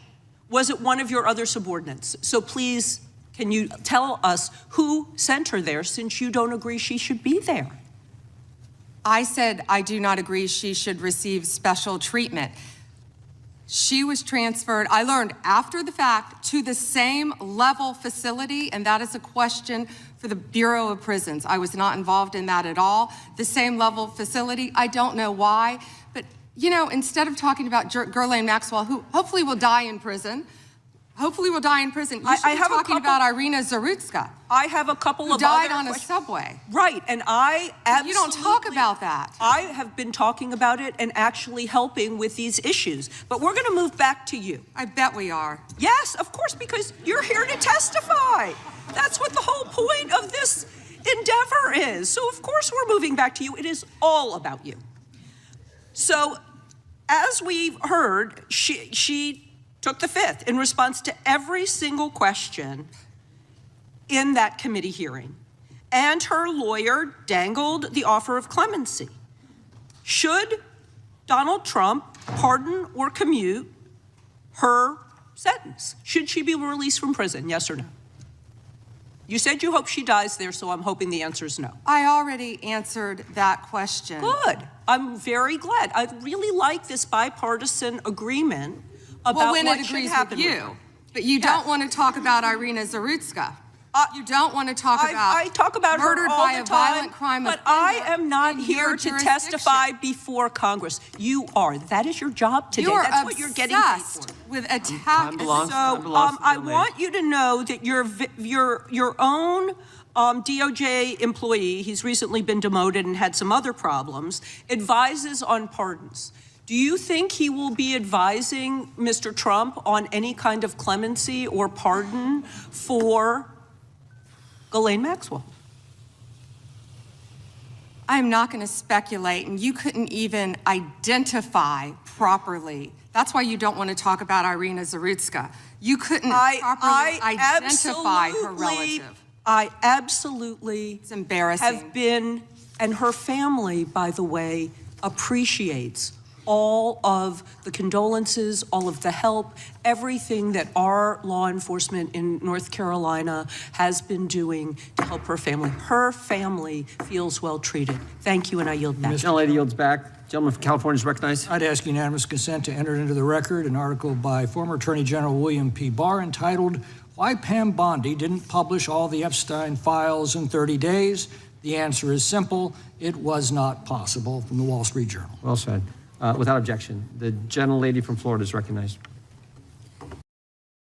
Working across teams is tough, but Asana helps you handle it. That's because Asana is where humans and AI coordinate work together.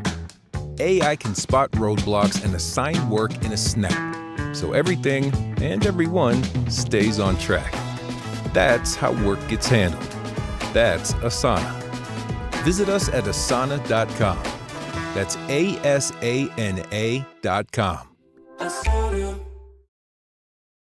Thank you, Mr. Chairman. Madam, I'm sorry. May I respond 20 seconds to something that Congresswoman Ross said? Go right ahead. Thank you. She also opposed a sex offender registry as head of North Carolina ACLU. Thank you. Thank you, Madam Attorney General. And I'd like to pick up where you left off a moment ago, because we convene here today as a committee for the stated purpose of conducting oversight of the Department of Justice. And so it's critical for us to focus first on the mission of the department and assess your success in discharging it. So the mission of the department is to enforce federal law, defend the rule of law, and protect the American people from violent crime, terrorism, drug trafficking, fraud, and exploitation, to promote public safety. And what we have heard today unequivocally is that President Trump's Department of Justice, under your leadership, Attorney General Bondi, is doing exactly that. Just a moment ago, you shared with us some incredible statistics that the United States, under your leadership, has achieved the lowest murder rate in 125 years. That in the first year of this administration, murder is down 21%, robbery is down 23%, carjacking down 43%, and gun assault down 22%. That is what public safety looks like. Under your leadership and that of President Trump, you've located more than 6,000 child victims of trafficking and exploitation, arrested 1,700 child predators, and apprehended more than 300 human traffickers. Significant increases. And those aren't just statistics. Those are precious lives that your department and the men and women of federal law enforcement have saved. Madam Attorney General, you've mentioned a couple of specific criminal trends during this hearing that I'd like to discuss with you further, because one of our important roles in Congress is making sure that our laws and our law enforcement stay ahead of predators as technology evolves. I lead legislation in the House, along with bipartisan co-sponsors on this committee, to make sextortion a clearly defined criminal offense. We actually passed that out of the House of Representatives. We have a bill to promote Operation Renewed Hope to help rescue more child victims, and the Defiance Act to provide legal recourse to victims of deepfake AI intimate images. I would love to hear your perspective and what you are seeing related to these technology-based criminal trends, sextortion, and AI deepfakes. What are you seeing at the Department of Justice, and why do you believe that efforts to combat these types of crimes are important? Hi, it's Charlie XCX. How does it feel to have claimed a whole summer? I'm sorry, that will never happen again. Nothing was more important than Brad. Is that me? That's supposed to be you, yeah. Everybody's so desperate for me to be innovative all the time. The second people are getting sick of you, that's when you have to go even harder. Brad, summer, forever!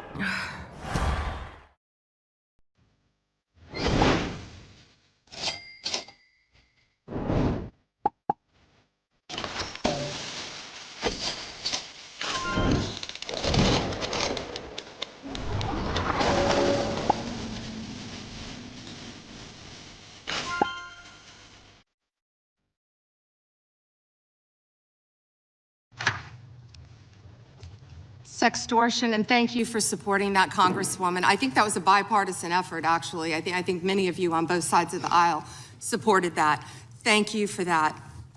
You know, as a career prosecutor, it's horrible seeing that, and seeing that young women and often young boys have been exploited with sextortion. And I see, thank you, both sides of the aisle nodding on that. It's horrific. The suicide rates go up, and that's why we have to do everything in our power to protect not only young girls, adult women, boys and men from sextortion, because it is happening, and we're doing everything in our power, thanks to your legislation, all of you, to stop that. I'd like to hear a little bit more about some of the Department of Justice programs like Project Safe Childhood and the Internet Crimes Against Children Task Forces, partnerships that bring together federal, state, and local law enforcement. Sometimes the work between those law enforcement groups together really creates some incredibly powerful outcomes and some great success stories. I know you, as Florida's Attorney General, had a tremendous amount of leadership in our state trying to make sure we were taking care of children, also the elderly, protecting them from fraud, ending drug trafficking. Tell us a little bit about some of those departments within DOJ. Yeah, when you talked about Project Safe Neighborhoods, we've done a lot of that in Florida when I was state AG, and actually back when I was a state prosecutor prior to being Attorney General. That is so important. I feel like what we've been doing in DC too, with the Take Back DC and Make DC Safe Again, is similar to that.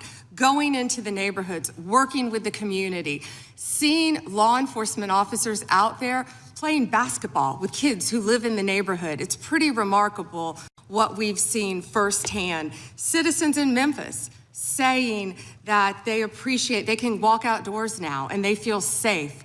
People coming up thanking law enforcement and working hand in hand with them. We will continue all of these programs and working jointly with both sides of the aisle to keep our families safe. Thank you for that, Madam Attorney General. Mr. Chairman, I yield back. Gentlelady yields back. Gentleman from Tennessee is recognized. Thank you. I'd like to introduce for the record a letter to Director Gabbard from Mr. Warner and Mr. Himes, and a letter of response from her to them about who invited her to Atlanta, and a copy of the search warrant. And I'd also like to just make clear for the record, the reason people in Memphis weren't going out was because the ice was on the ground and we were afraid we'd fall. But other than that, we go out all the time. Gentlemen, without objection, there's unanimous consent. The gentlelady from Vermont is recognized. Thank you, Mr. Chair. Attorney General Bondi, according to your department, a child is sexually abused in the United States every 9 minutes. And the vast majority of survivors never get justice. And that's one of the reasons why I think the Epstein case has resonated so deeply with so many Americans. And the other reason, I think, is because it has revealed a two-tiered system of justice. And the powerful are protected, and the survivors rarely get any accountability. It's incredible that someone so unforgettable thinks that I am unforgettable too. Standards are agreed upon guidelines or specifications designed to ensure the quality, safety and efficiency of our products, services and systems. They're created through a process of consensus involving experts, industries and consumers.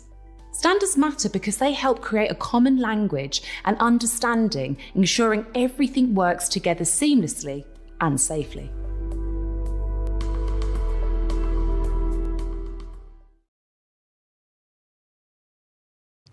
And the Epstein files contain evidence of a multi-decade international criminal conspiracy involving some of the wealthiest and the most powerful people in the world. There's evidence of financial crimes, political corruption, sex trafficking, and of course, horrible sexual abuse. And I want to remind everybody, this isn't a game.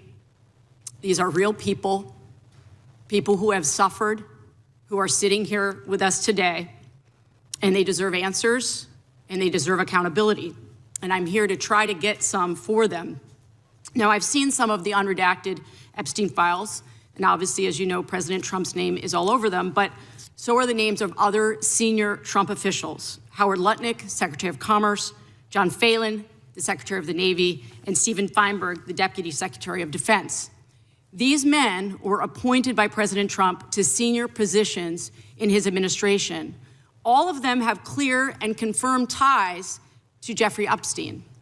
Attorney General Bondi, yes or no, has the Justice Department asked Secretary Lutnick about his ties to Epstein?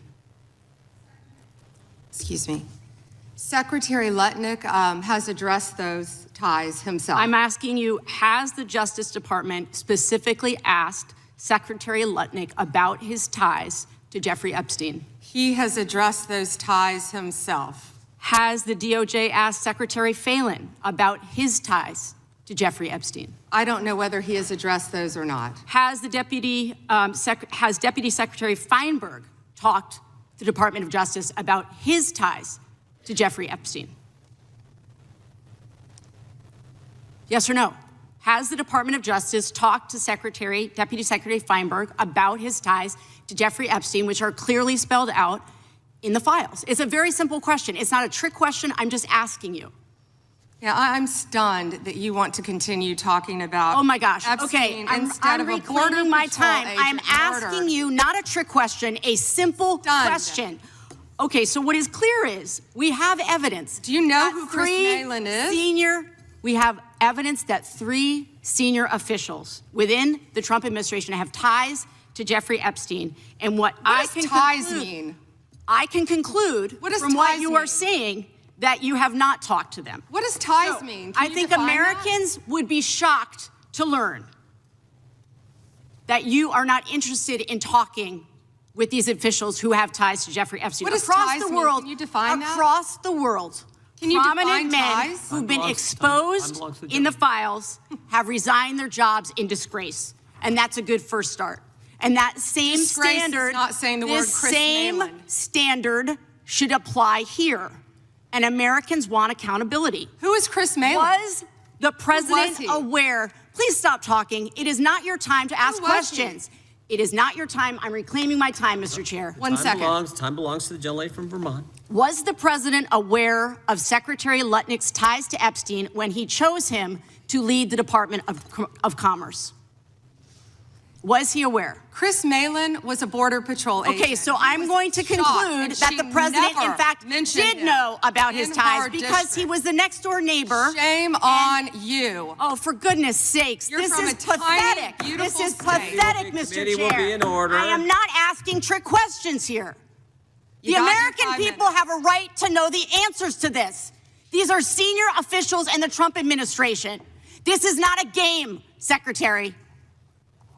I'm Attorney General. My apologies, I couldn't tell. By 2008, we knew that Epstein was a convicted sexual abuser. And we now know that Lutnick went to Epstein's Island in 2012. How was that not a deal breaker for the president? And why aren't you asking questions of the Commerce Secretary about what he saw when he was at the island, which he lied about not ever going to? Why are you not asking these questions? And I see that my time is almost expired, so I will say this.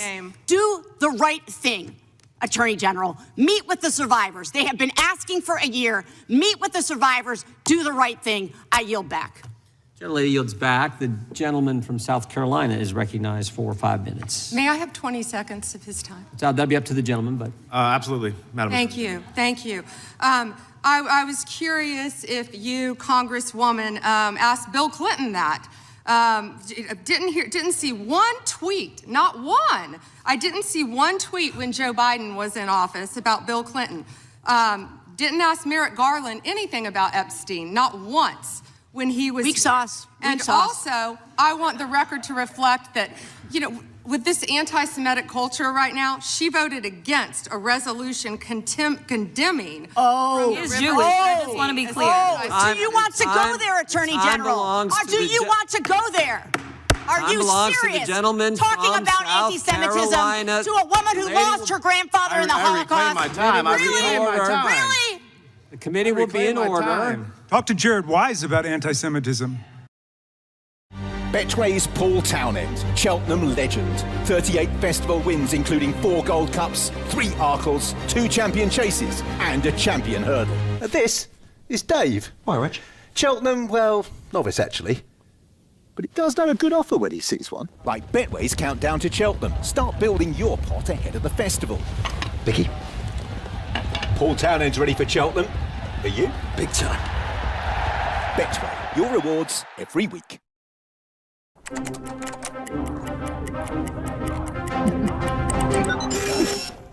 You always know what I need, Mum. Cash, food, and hair oil.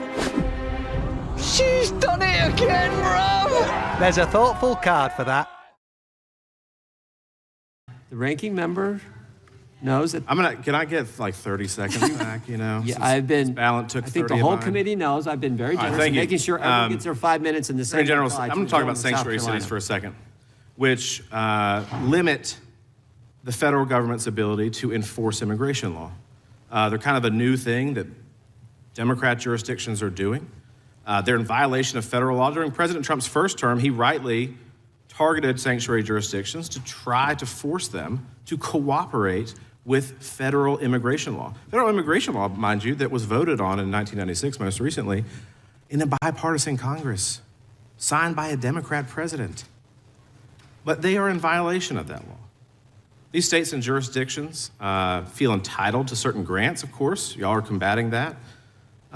Do sanctuary policies limit the federal government's ability to accurately estimate how many criminal illegals are in the country? Yes. Thank you.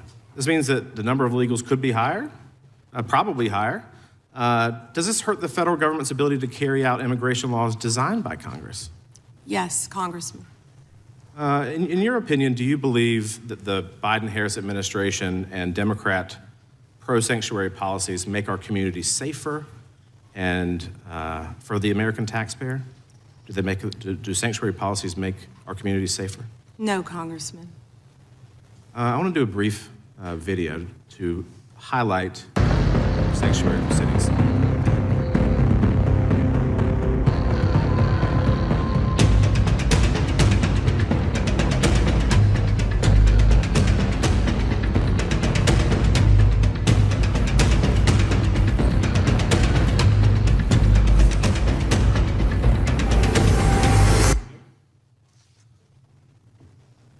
So what's strange to me, if you look at this board behind me, in New York, there are 7,000 criminal illegal aliens since January 20th of last year that have been released into the public because New York is not honoring detainers requested by ICE.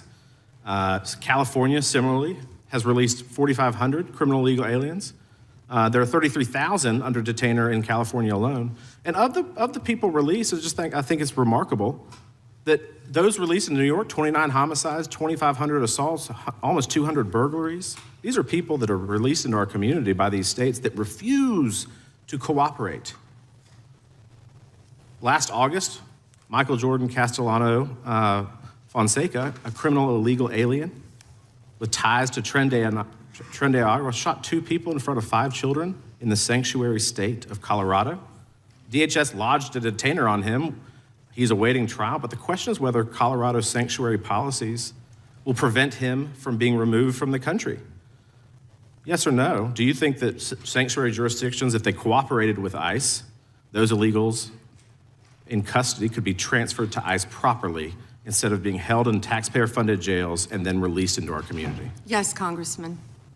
Wouldn't it be more efficient and safer then if Democrats simply cooperated with the federal government, these sanctuary jurisdictions cooperated with the federal government and honored ICE detainers? And why? Why do you think?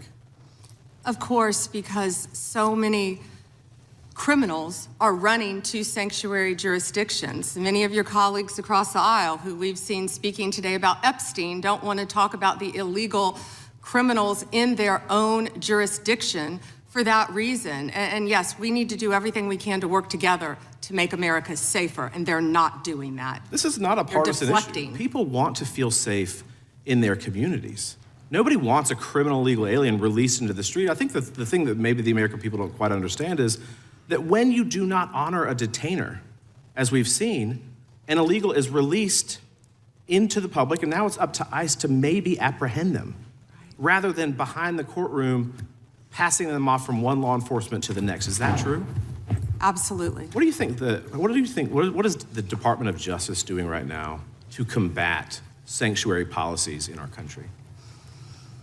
We're doing everything in our power, obviously, to combat that. Donald Trump is doing everything he can because we are going to make America safe. We are going to get illegal criminal aliens out of this country. We're going to get the gangs out, TDA, MS-13, all of the gangs in this country. We're going to get the drug dealers out and the drugs, and that's what we've been fighting to do. And I wish we could do it on a bipartisan basis, but they just can't do it. And the decrease in numbers speak for themselves. Thank you for your work. Gentleman's time Mr. is... Chairman, we have some UCs, if that's okay. That is okay. Mr. Cohen. Thank you. You see on the National Institute of Justice's study on undocumented immigrants having an offender rate lower than U.S.-born citizens. I'd like to enter this in the record from 2024. Without objection. And I have several myself, Mr. Chairman. The Guardian, January 26, 2026, why is Trump granting clemency to convicted fraudsters? Objection. January 20, 2026, NBC, Trump's pardons forgive financial crimes that came with hundreds of millions of dollars in punishment. Objection. Washington Post, December 19, 2025, Trump's pardons wipe out payments to defrauded victims. Without objection. And finally, May 30th, 2024, Trump found guilty by Manhattan jury on 34 felony counts of fraud. Without objection. The gentleman from Illinois is recognized. Thank you, Chairman. Attorney General Bondi, glad you finally made it here after hiding for 4 months from this committee. I understand why you're hiding from us. Chairman? You're one of the worst attorney generals in our history and an instrument of Donald Trump's lawless authoritarian agenda. And I'm glad the American people are seeing who you are, how you act, and the lack of good values. You weaponize the Department of Justice to target immigrants, working families, and anyone that Trump deems an enemy of the state, all to protect real powerful criminals, including in your administration. My Democratic colleagues have focused on your cover-up of the Epstein files and your passion for protecting pedophiles and child traffickers. That alone is grounds for impeachment.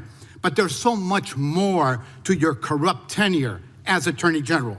You directed prosecutors to investigate elected officials in welcoming jurisdictions, and you got thrown out of court when you sued Chicago, Cook County, and Illinois. You directed prosecutors to prioritize low-level immigration cases while gutting enforcement against corporate criminals and public corruption.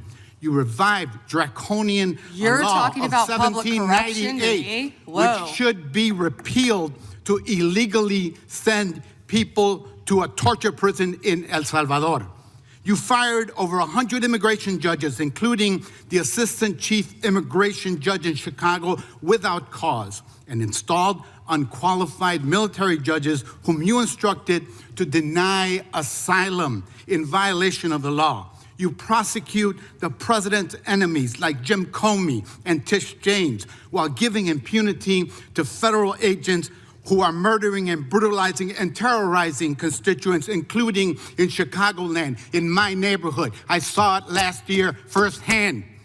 You and Kash Patel covered up the murder of Silverio Villegas Gonzalez in my district by ICE agents. You tried to investigate Renee Good instead of the ICE agent who murdered her, and you tried to cover up the murder of Alex Peretti by CBP agents. You bring fake charges against protesters like the Broadview Six and Marimar Martinez, whom your administration labeled a domestic terrorist. This is the Montessori teacher who lives in my district, while protecting thugs who terrorize us and DHS authority. That's what you do. Protect and enable the criminals who are plundering our society and destroying what's left of democracy and the rule of law. Epstein accomplices, mass DHS thugs, corporate criminals, Tom Homan, Eric Adams, insurrectionists, the list goes on. And you talk about fighting crime, but you protect any criminal who helps you and Trump turn our country into an authoritarian gangster state. And after all this, nobody supports you. I'm not talking about Democrats. I'm talking about conservative judges who are condemning the rampant lawlessness at DOJ under your leadership. Your prosecutors are quitting in droves over being forced to prosecute low-level immigration cases, including in Chicagoland. Your MAGA base despises you because you're covering up the Epstein file. How ironic. And even your own boss has repeatedly complained to your staff about you, calling you weak and ineffective. Weak and ineffective. That's what Donald Trump thinks of you already. You will not win, however. Chicagoland rejects you. The American people reject you. Our communities have demonstrated our strength and resilience in the face of cruelty and cowardice. Democrats must impeach and remove lawless officials like you and Kristi Noem and impose accountability for every criminal action. But you can spare yourself more humiliation. Resign now and submit yourself to accountability by the American people. Mr. Chairman, before I yield back, I ask unanimous consent to submit for the record this Wall Street Journal article dated January 12, 2026, entitled, "Trump has complained about Pam Bondi repeatedly to aides." Thank you, and I yield back. Objection. Gentleman yields back. The gentleman from Texas is recognized. I thank the chairman. May I have 20 seconds, please? Yes, ma'am. Thank you. Let's hear the opposition research. Thank you. That's absolutely right, that they're not running for, he's not running for office again because, well, I don't know why you're not running for office again, but after the filing deadline, you publicly announced you would not run when your chief of staff, Patty Garcia, announced and took your seat. That's a state matter. That isn't a federal matter. You should investigate crimes. You should investigate violations of the law. The time belongs to the gentleman from Texas. And a little flexibility on the time. I appreciate the chairman. Madam Attorney General, am I correct that under your leadership, the Department of Justice has prosecuted cases of non-citizen voting? So it's false, as some of my Democratic colleagues have claimed, that it doesn't happen. Yes. I ask that today because we're voting on the Save America Act today to enact common sense policies to ensure only American citizens vote in American elections and enact federal voter ID laws. But it's true, for example, that in just this month, a federal grand jury in Newark indicted 2 men with illegally voting in federal election and making false statements. Mohammed Mazammel and Mohammed Shakil were non-citizens at the time they registered to vote. This happens, it happens regularly, and you're prosecuting those crimes, correct? Yes. But does that prosecution of those criminals overturn their previously cast votes? That's all pending. But it does not overturn votes that they've cast, right? So passing the Save America Act would help deal with that problem. Yes, Congressman. Second question. As Attorney General, you're in charge of the Executive Office of Immigration Review, correct? Yes, Congressman. The Biden-Mayorkas regime caused the immigration court case backlog to explode, correct? Explode. Does that sound about right that in September of 2020, 4 months before President Biden took office, there was a backlog of 1.5 million cases, but by the time President Biden left office, the backlog reached nearly 4.2 million cases? It sounds about right, but I don't have the exact numbers. It would be accurate to say that most individuals who file for asylum have a meritless or fraudulent claim? Most. I don't have the numbers. Oh, so does it sound correct that of the asylum cases adjudicated in FY 2023 under the Biden regime, that only 14% resulted in an asylum grant and only 12% in fiscal year 2024? Does that sound correct? It sounds correct. I'm sorry, I don't have the numbers. Could you get that information to us to verify that data? I'll get all that information to you. Under the Trump administration, immigration judges complete an average of 65,000 cases per month, the highest average completion rate in at least a decade. Does that sound correct? That sounds correct. Ms. Bondi, how many new cases under EOIR received in fiscal year 2025 have you all had? And of those, what percentage have been granted asylum? Do you know? I can try to get you those numbers. I thought I had those. That'd be great, because my question is whether President Trump's decision to pause asylum in the wake of the shooting of a National Guardsman by an Afghani here in Washington, D.C., in the nation's capital, helped to stop the backlog in your office. Does that sound correct? Yes, Congressman. My point being that the leadership of this administration is ending the backlog, reducing the backlog, making sure that we don't have fraudulent asylum claims clogging it, and keeping Americans safe. Is that correct? Yes, Congressman. So a couple other quick questions on another important topic that has been raised by colleagues on both sides of the aisle with respect to the Epstein case. A few questions. One, Jeffrey Epstein was charged in July 2019 for sex trafficking under the Trump administration in his first term. Is that correct? Yes, Congressman. And that Ghislaine Maxwell was charged in 2020 also under the Trump administration, correct? Yes, Congressman. So it is safe to say that the administration led on that issue and that there was silence in the previous administration. Is that correct? Yes, Congressman, almost complete silence from everyone who's been trying to still talk about Epstein. They didn't say a word under the Biden administration, nothing. And I want to make one other point and then another question, though, that is important. I want to make one observation, that is that we've heard the information today, which is troubling, that Jane Doe's, that victims' information was made public and was unredacted in the files that were released on Friday. So my question is, some of us had argued when we were dealing with the discharge petition in Congress that when Congress inserted itself into the process, that we needed to be very careful to ensure that we were protecting victims. So a question that is both, I just want to make that clear that some of us were fighting for that here and we didn't get a chance to amend it or change it. So that was concerning. But a question a little more pointed, I have to say, is why, though, were the victims' names released that shouldn't have been? That there were names in the files, that these Jane Does, that their names shouldn't have been made public when there were some accusers whose names were redacted? That's question one. Mm-hmm. And question two was that Ghislaine Maxwell was put in jail for trafficking minors. Rightly so, and you properly said here at this table, you hope she dies in jail.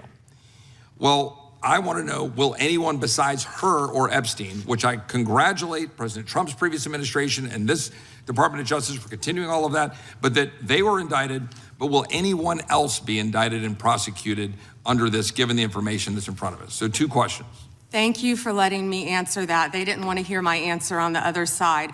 Yes, given the tight time frame of 30 days, I believe we got everything released within a little over 60 days. I'm talking as fast as I can. My time is up.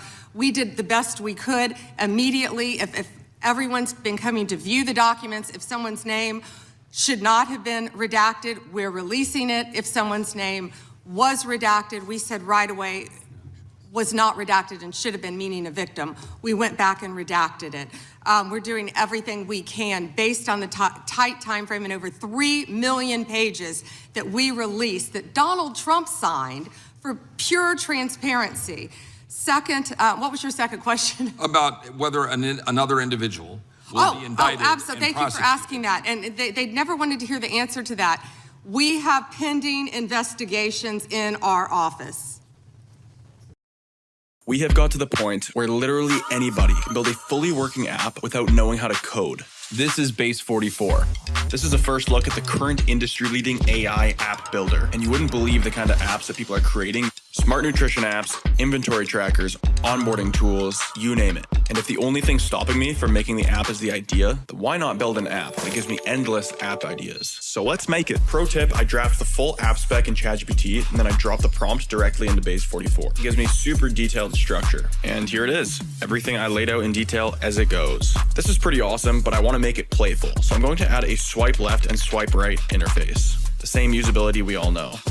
Now I'm going to add one more feature. So every idea that I favorite will turn into a kickoff prompt to start building the app itself. And that's it. Just come up with your idea, any idea, and Base 44 will do the rest. So go to Base 44 and create apps with your name on it.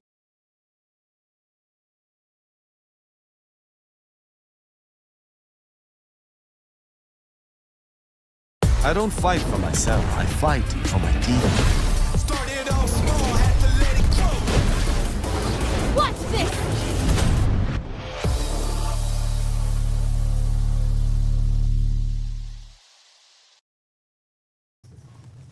Time of the gentleman has expired.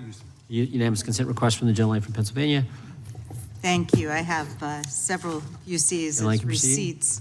I'd like to have unanimous consent to introduce the National Security Presidential Memorandum 7, dated September 25th, 25. Objection.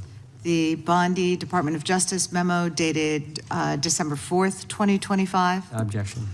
An article from Newsweek entitled DOJ Deletes Study Alleging Rise in Far-Right Terrorism, dated September 18th, 2025. Without objection. Notice article from October 3rd, 2025. Trump's directive on organized political violence could lead to increased surveillance of his critics. Without objection. Washington Post article, September 25th, 2025, Trump targets domestic terrorists, but only mentions the radical left. Without objection. Idaho Capital Sun, October 18th, 2025, rest easy, Idahoans, the No King demonstrators are American patriots. Without objection. Attacks on freedom of speech, what nonprofits need to know, published by the National Council of Nonprofits, the largest network of nonprofits in America. Without objection. The Freedom from Religious Foundation warns that Bondi memo weaponizes federal law enforcement against non-Christians and dissenting viewpoints. Without objection. A Ken Klipperstein blog from January 28th, 26, ICE's secret watch lists of Americans. Without objection. And an Intercept article from February 2nd, 26, Trump calls his enemies terrorists. Does that mean he can kill them? Without objection, the gentleman from Florida is recognized. Thank you, Mr. Chairman. Good morning, Attorney General Bondi. Good afternoon. Oh, you're right. Good afternoon. It's been a long day. I wrote this morning.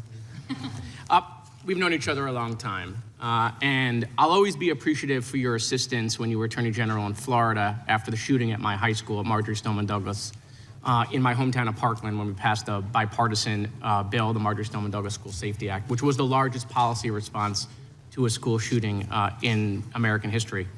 Your department also prosecuted to the fullest extent of the law a constituent of mine and former felon that had plans to kill me when he was picked up by law enforcement after he was target practicing in his backyard with 2 rifles, a scope, a silencer, 3,000 rounds of ammunition, an anti-Semitic manifesto.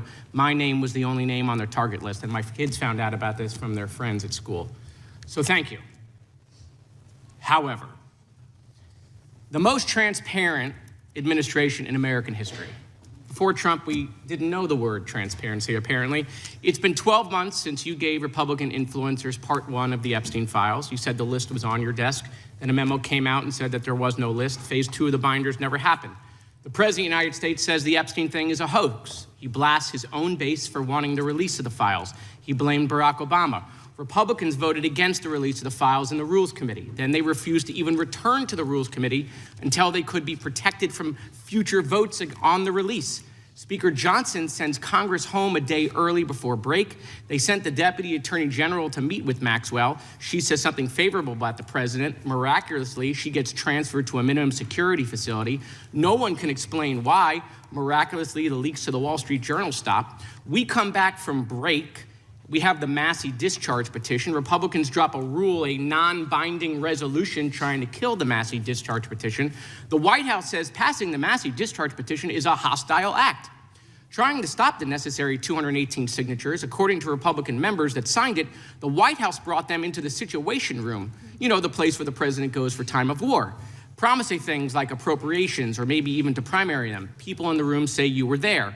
It didn't work. We get the 218 signatures. We eventually passed the Massey petition. You guys didn't release the files. You were forced by Congress, every member of the House except one, and the entire Senate. The reason the president signed it is because it was a veto-proof majority. We can't agree on anything, and yet the entire House but one member and the whole Senate forced the administration to release the files. Kash Patel under oath said to Senator Kennedy, the FBI is not in possession of any credible evidence that Epstein trafficked girls to anyone but himself. We know now that's not true. According to documents, Epstein had a worldwide sex trafficking ring. Girls from Poland, Czechoslovakia, Russia, Paris, modeling agencies sending him girls. He even had a relationship with a summer camp where he groomed girls at a picnic table. Ghislaine Maxwell says 29 Epstein associates cut secret DOJ deals. Turns out there is a list. 6 names readily available if you unredact them. Co-conspirators named, but we got them when you unredact them. Maxwell recently tells a House Oversight Committee that she wants clemency to release more names. Kash Patel under oath said Trump's name appears less than 100 times in the files. We now know that's not true. Trump's name appears more times in the Epstein files than God's name appears in the book about God. Okay, by the way, this is the Trump Bible. Move over, King James. Trump's name also appears more times in the Epstein file than Harry Potter's name appears in the 7 books about Harry Potter. Lutnick says that in 2008, he went to Epstein's home, says he had a massage table in the living room, that Epstein said he got one every day, that it was the right type of massage. He and his wife decide to leave and say they'll never be in a room with him again. Howard then says, I'm sure the Epstein stuff is all on video. He was the greatest blackmailer of all time. Well, how would Howard know that? But now the files are public, and in 2012, we found out that he and his family are on Epstein Island after Epstein pled guilty to state charges. I'm from Florida. I take my family to Disney World, not to Epstein Island. There are documents in the files that dispute the president's claim that he kicked Epstein out of his club. Allegedly, the president said that he asked Epstein to leave. Supported now, that's disputed though, statements from the manager of the club. Now, Madam Attorney General, I have like 25 seconds left. So because I'm curious, and I'd like to see, flip to the Jared Moskowitz section of the binder. I'm interested to see what staff provided on the oppo on me, and because we're in the Olympics, I'm gonna give it a grade. I just wanna see how good it is. So give me your best one. So first of all, nothing is funny about mocking the Bible and holding up a Trump Bible. That's what you did. You made a joke, and I find offense to that. That's all I have to say. I want it from the burn book. Shame. I want it from the burn book. Which is the best one? What you got? Has expired. The gentleman from Wisconsin is recognized. Build a website you love with Wix. For your words, create your brand, your opportunity, your breakthrough. Wix.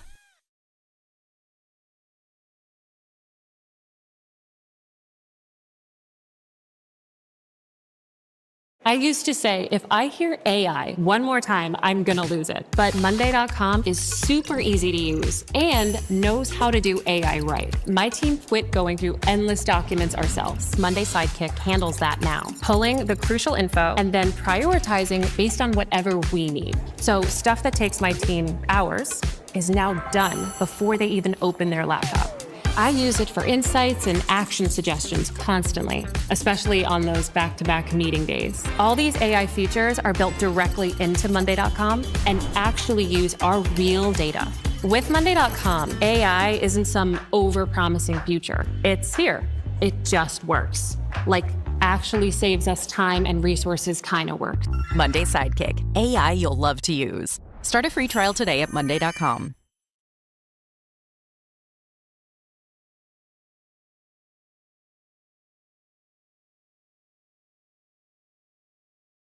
Thank you. First of all, I'd like to clear something up that was said earlier and is frequently said and is manifestly not true.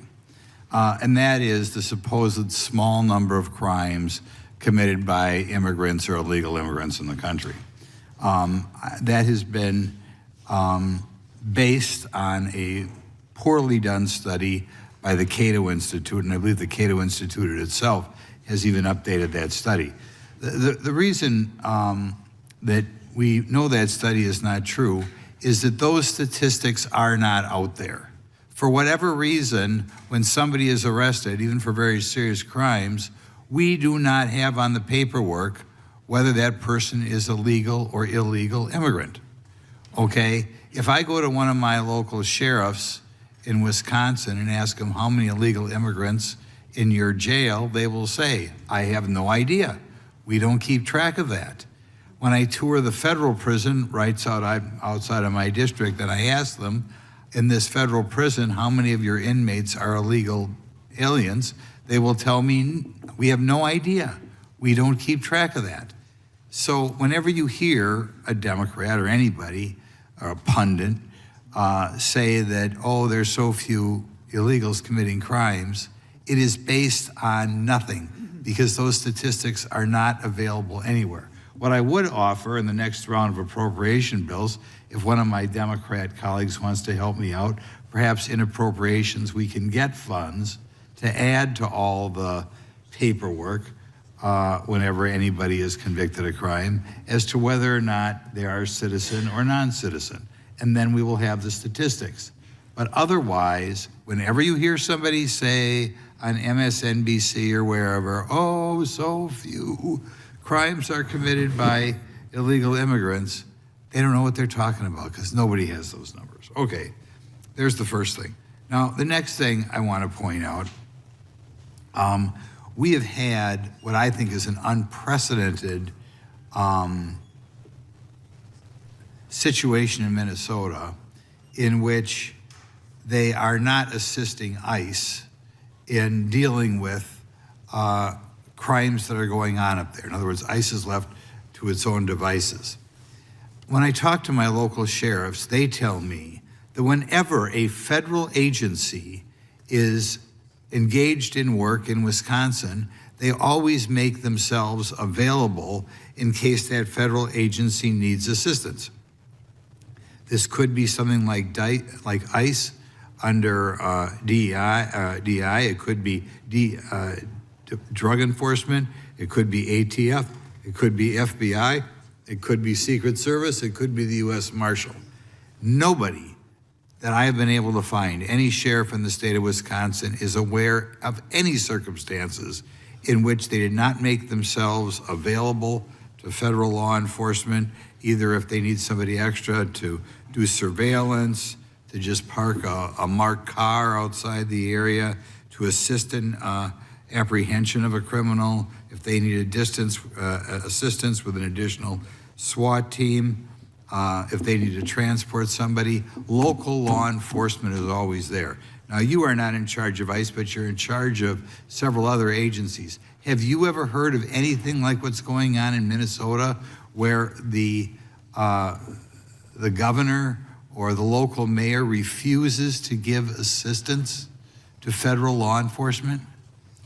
I have in Portland and some other cities where they weren't cooperating. But as I said, I spent about 4 days. I did spend 4 days in Minnesota, and I believe many of the local law enforcement wish they could work with us to make their city safe. Working across teams is tough, but Asana helps you handle it. That's because Asana is where humans and AI coordinate work together. AI can spot roadblocks and assign work in a snap, so everything and everyone stays on track.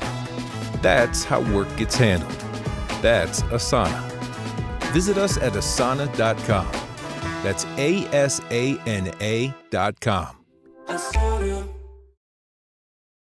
Okay, now we'll switch to something else. And first of all, I'd like to thank you for doing this today. You're obviously very bright, obviously very confident, and something I love. You tolerate fools gladly, so I appreciate that trait.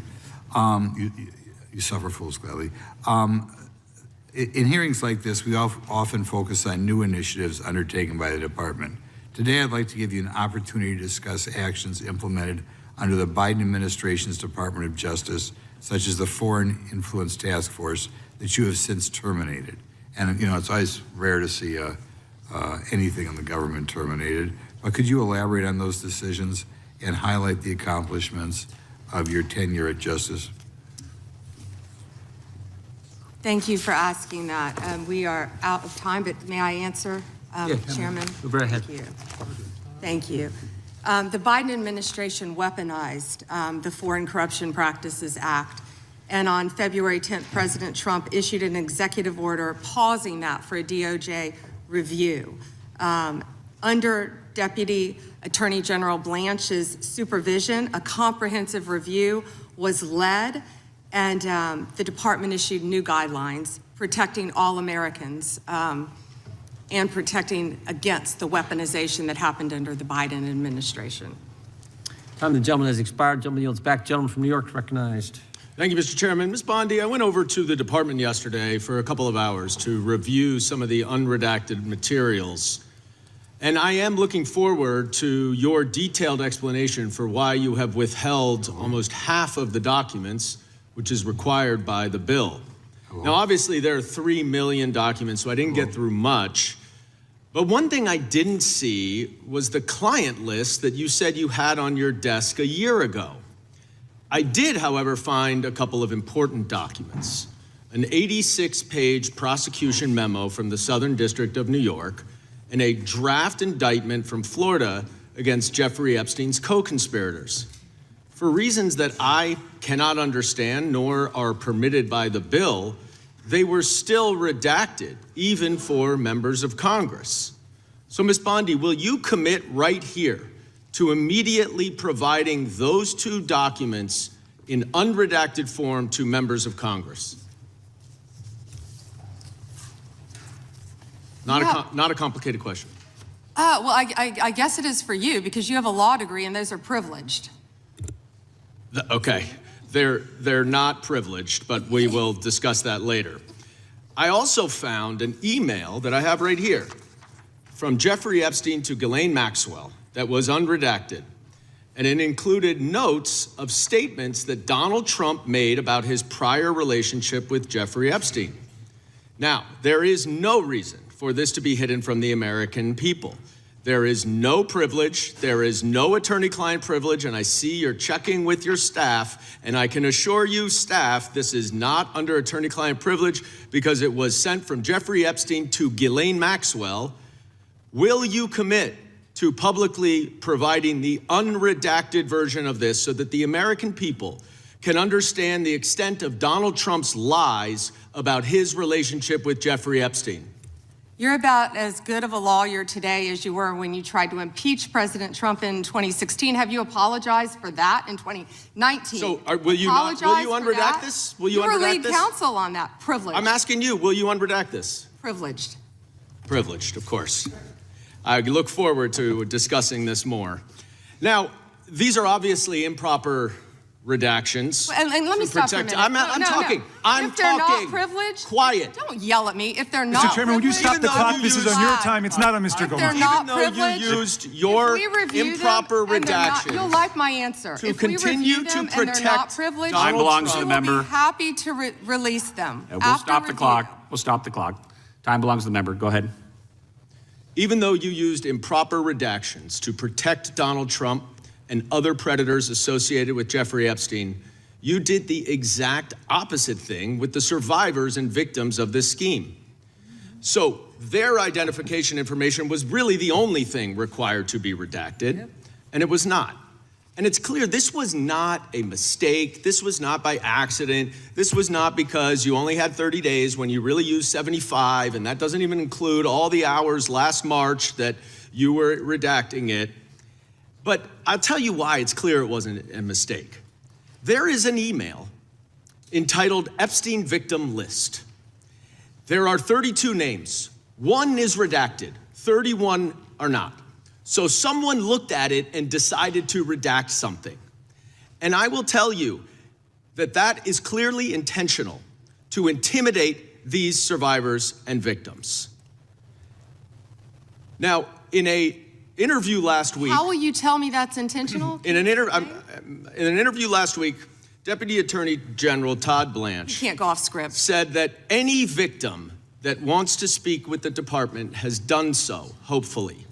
Well, thanks to the incredibly brave people sitting here behind you, we can actually ask them if that's true. Now, would the survivors and victims who are here please stand up one more time? Just by show of hands, how many of you or your loved ones actually have met with the Department of Justice and provided testimony and estimate and evidence? None. And of those of you who have not met, which is everyone, how many of you have reached out either individually or through a lawyer or representative to offer to provide testimony and evidence? All of them.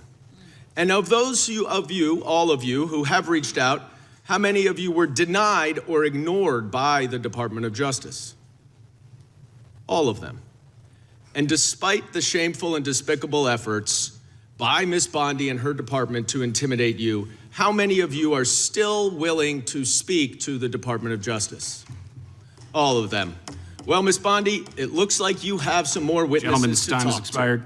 And I yield back. We will go to the good gentleman from North Carolina, Congressman Knott. Thank you. May I have a moment, Congressman? Yes, ma'am. Thank you. So if the tax office email you to say you're owed a surprise tax refund, don't celebrate just yet. It's probably a scam. This one's catching thousands of people out in the UK every week. The link looks real, the tone sounds official, but they're simply after your bank details. With ESET Home Security, phishing emails like this get blocked, flagged, and forgotten about before you've even seen them. Here we go. Here's the photograph. This is why he wanted to repeat everything that had been said previously on Epstein. This is his state, New York. You probably don't even know who this is. Wahid Mohammed from Afghanistan. Yes, because I'm no longer a prosecutor. Convicted of assault. Wow, he represents New York. Wow, yet he doesn't care about the illegal aliens convicted of crimes. Assault and homicide. No longer a prosecutor, so he doesn't care about his constituents. Here we go. Arson, El Salvador, Miguel Palacios. Fermin Flores Ramales, Mexico, rape. Let's talk about the 70% of immigrants who are detained without a criminal conviction or arrest. Stop the clock. Stop the clock. Time belongs to Congressman Knott. Thank you, Mr. Chair. Madam Attorney General, I want to be sure that the American people understand exactly what we're referring to when we talk about sanctuary policies. They are often framed in sort of innocuous terms like, we refuse to take part in immigration law. And when you add up all of the population represented by these cowardly politicians in sanctuary jurisdictions, whether it's a county, city, or state, sanctuary jurisdictions account for roughly 40% of the United States. Now, in reality, it's much more than just a passive exercise. Is that not correct? Yes. It's unbelievably active. And in terms of breaking down these terms, I want to break it down in as clearly a term as I can. What is a federal detainer for the American people? Please describe it. A federal detainer is when someone is held in federal custody. Yes. And when a federal detainer is issued to local law enforcement, they are obviously in local or state custody, correct? Yes. And federal officers take note of that apprehension and they say, we want to come and apprehend him or her to deport them. Isn't that correct? Yes. And in these sanctuary jurisdictions, whether it's California, Illinois, New York, or other places, even in North Carolina, there are sanctuary jurisdictions. That federal detainer often prompts not any cooperation, not any assistance, but a release onto the streets. Isn't that correct? Yeah, and Congressman, a federal detainer is federal law. Yes. That people must abide by, yet these jurisdictions, many of these jurisdictions are not abiding by that. And we hear a lot of talk from the other side about victims of violent crimes, sex crimes, murders, whatever it may be. But I want to be very clear. Illegal aliens who have been arrested for committing some of the most heinous crimes, they have been released by sanctuary cities, by sanctuary states, rather than being turned over to the federal government for deportation. Isn't that correct? It is, and it's sad for all Americans that any jurisdiction would do that. These are some of the most violent criminals I think we've all seen. Yes.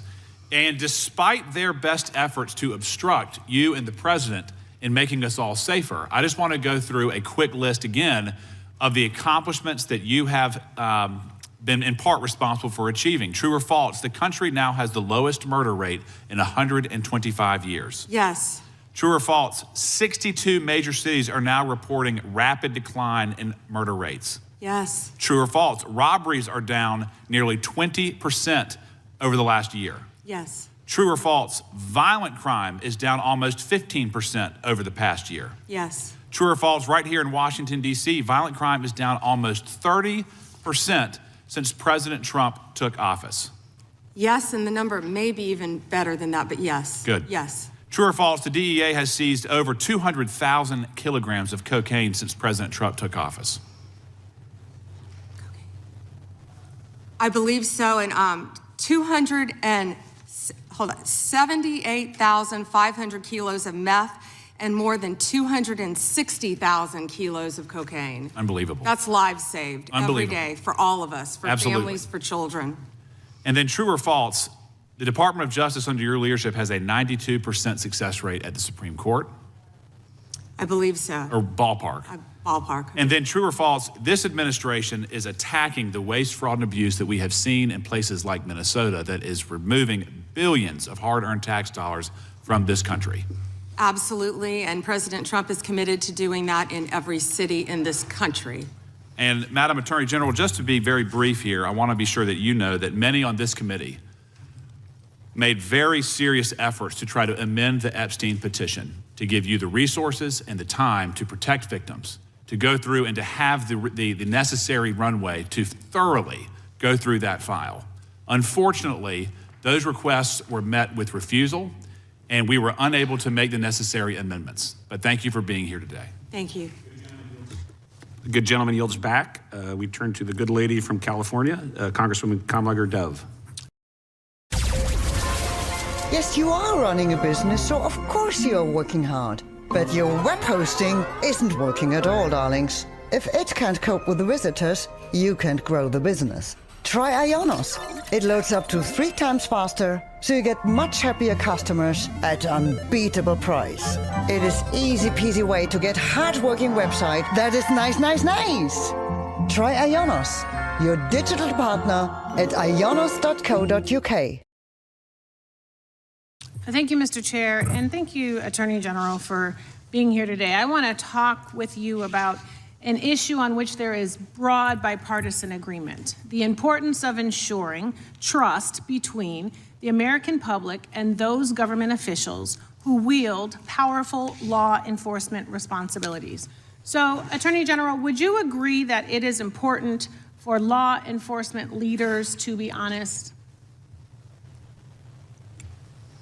Of course, as well as members of Congress. Thank you. And would you include yourself as a law enforcement leader? Of course. Okay, thank you. Thank you. You know, President Trump has also, he has referred to himself as the chief law enforcement officer of this country. So do you believe that President Trump is honest? He is the commander-in-chief of the United States of America, and not only is he keeping this country safe, he is keeping this world safe. It's a simple question, which you didn't answer. He is the commander-in-chief. Last June, Minnesota lawmaker Melissa Hortman, her husband Mark, and their dog were brutally murdered in their home. And your USA's office in Minnesota investigated this crime and obtained a 6-count indictment of the murder suspect, stating that he had intent to kill, injury, harass, and intimidate Minnesota legislators. And I have the copy right here. I read through it. Yet a few weeks ago, President Trump suggested publicly that Minnesota Governor Tim Walz was behind these murders, posting on his Truth Social account a video raising this conspiracy theory. And it wasn't true. And you know it wasn't true, or else you would not have brought an indictment against the subject. Do you know what else Trump has said? He has said he has cut gas prices by 1,400%. False. That he won the 2020 election. Actually, gas is down to $1.99 a gallon, thanks to that President he didn't Trump. know Epstein. Maybe $5 in California. It's my time, Mr. Chair. That he sent water to LA during the wildfire. So, yeah, let's see how this goes. We're going to go through the files, yeah? You know what I'm saying? Now we're going to go through the file and see what people have been talking about, because this case is crazy. We're going to find. I've been screaming about Donald Trump being involved as well, so yeah, let's see how this goes. We're going to go through the files, yeah? You know what I'm saying?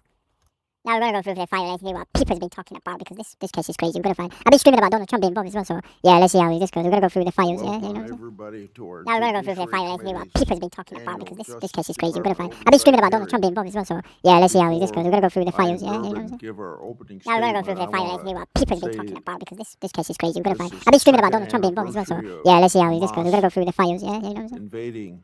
Now we're going to go through the file and see what people have been talking about, because this case is crazy. We're going to find. I've been screaming about Donald Trump being involved as well, so yeah, let's see how this goes. We're going to go through the files, yeah? You know what I'm saying? Now we're going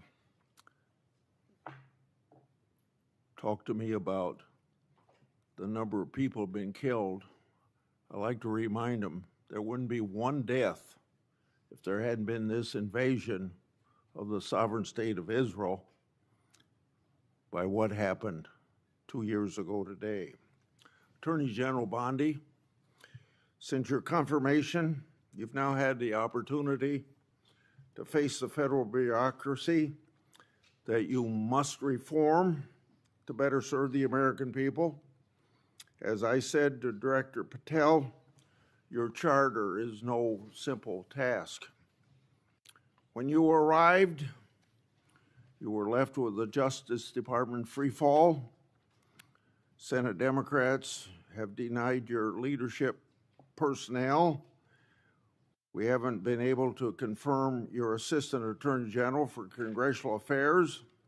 It's now been 7 months. All the while, Democrats complain that they can't get answers from the office. of Ledge Affairs. They have blocked the confirmation of that person. Since your confirmation, you've taken steps to institute needed reforms. Under your leadership, the Justice Department has cut funding to politicize programs to reinvest in core policing activities. Focusing on crime and getting tough on criminals is a welcome change from 4 years of Biden administration soft on crime policies. During the Biden administration, the Justice Department failed to collect billions of dollars in criminal fines and penalties from corporate offenders. That money should have been placed in the Crime Victims Fund, and much of the money of the past administration did collect went to the Justice Department slush funds instead of aiding victims of criminals and violent activity.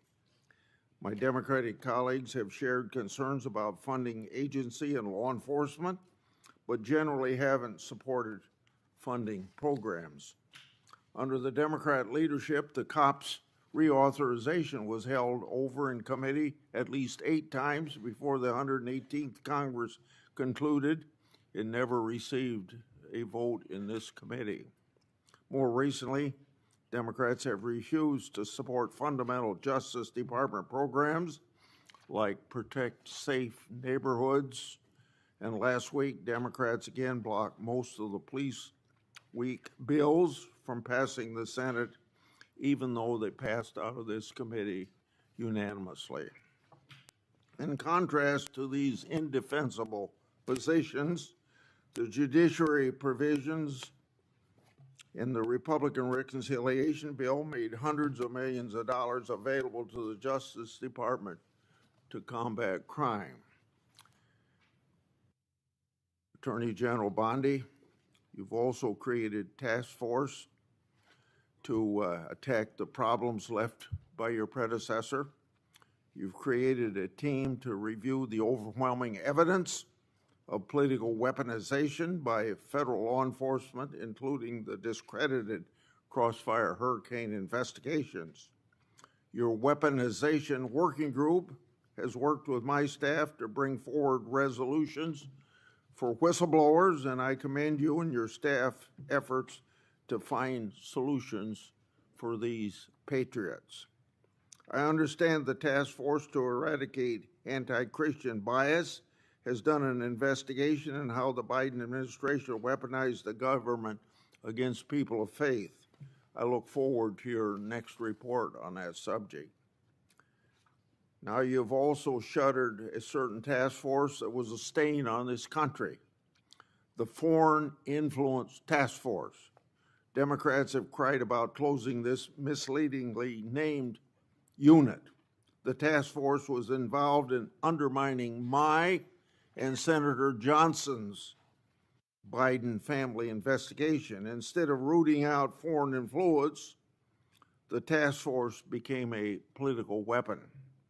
And speaking of political weapons, I'm now going to address examples of political weaponization in the previous administration. Most recently, I and Senator Johnson made public information relating to Arctic Foss, expansive targeting of Republicans, and on Monday, just yesterday, because of our investigative work, the FBI disclosed that the Biden administration used Arctic frost to target Republican senators, including several senators on this very committee. This is an outrage, an unconstitutional breach, and ought to be immediately addressed by you and Director Patel.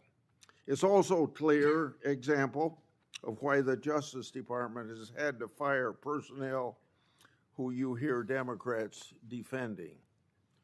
While on the taxpayer's dime, these now fired employees not only weaponized law enforcement, but some of them also retaliated against patriotic whistleblowers. These are indefensible acts. Now I've obtained additional weaponization records thanks to brave whistleblowers that predate Arctic frost. I've obtained documents created by then Supervisory Special Agent Tebow, dated March 2, 2017. The title of this document is quote unquote Trump, and it appears to relate to matters different than Crossfire Hurricane. This document discusses a rumor at FBI headquarters that the FBI's Washington field office was leaning towards opening a case on the Trump campaign. Tebow noted they weren't close to opening an investigation, but did say this, quote, "What are we doing? Aggressively seeking out open source information, human intelligence info that could predicate a case," end of quote. You see, less than 2 months into Trump's first presidency, the partisan Comey FBI was very hard at work trying to manufacture another case against Trump. Tebow and the FBI eventually got their wish in April 2022 with the opening of Arctic frost. This was a political fishing expedition to get Trump at all costs, just like Crossfire Hurricane. And of course, it's a disgrace to the taxpayers. Whistleblowers have provided me with another document. This document is a 2017 case, updated, also drafted by then Supervisor Special Agent Tebow. This is a case update for CR-15, the now disbanded and discredited Public Corruption Squad at FBI's Washington field office, which says, quote, McAuliffe case. Steve Sullivan, Chief Financial Officer of Teneo, was interviewed in New York City. Info provided seemed to confirm Teneo was used as a pass-through for Doug Band to pay former President of the United States, end of quote. Doug Band was Deputy Assistant to then President Clinton and continued to work for him in post-presidency. Therefore, it's pretty clear that the reference to the President of the United States is Bill Clinton. The document further notes additional interviews the FBI planned to conduct as part of the case. This information confirms there was an FBI case on McAuliffe, and it indicates the Clintons and their associates were relevant to it. Did the FBI throw its resources behind this matter just like it did against Trump and his associates? A legitimate question. Or did they sweep it under the rug? A legitimate question. So, General Bondi, I'd like to have you provide me with all the records relating to these matters for further verification. Lastly, whistleblowers have provided me additional records related to the Biden FBI political conduct against Peter Navarro. The first document is a request for physical surveillance on Navarro the day the FBI arrested him. The second document is a timeline of that surveillance. When Navarro, the FBI didn't arrest him at his house, which was literally right next to the FBI headquarters. Instead, they surveilled him and his fiancée all morning, starting at his home, following them to the airport, and then arrested him in public at the Reagan airport. The way Navarro was treated is unnecessary. General Bondi, I would like you to provide me all records relating to this matter.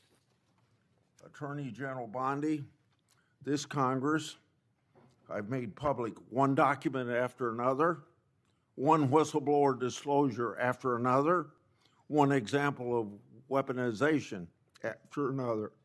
So to our average constituent, this is all history, but it's all pointing out the wrong of government, using the power of government to go after people that are political people you don't like. We're pointing this all out because we can't have this repeated in the United States. We want an end to it right now, whether we have Republican or Democrat administrations.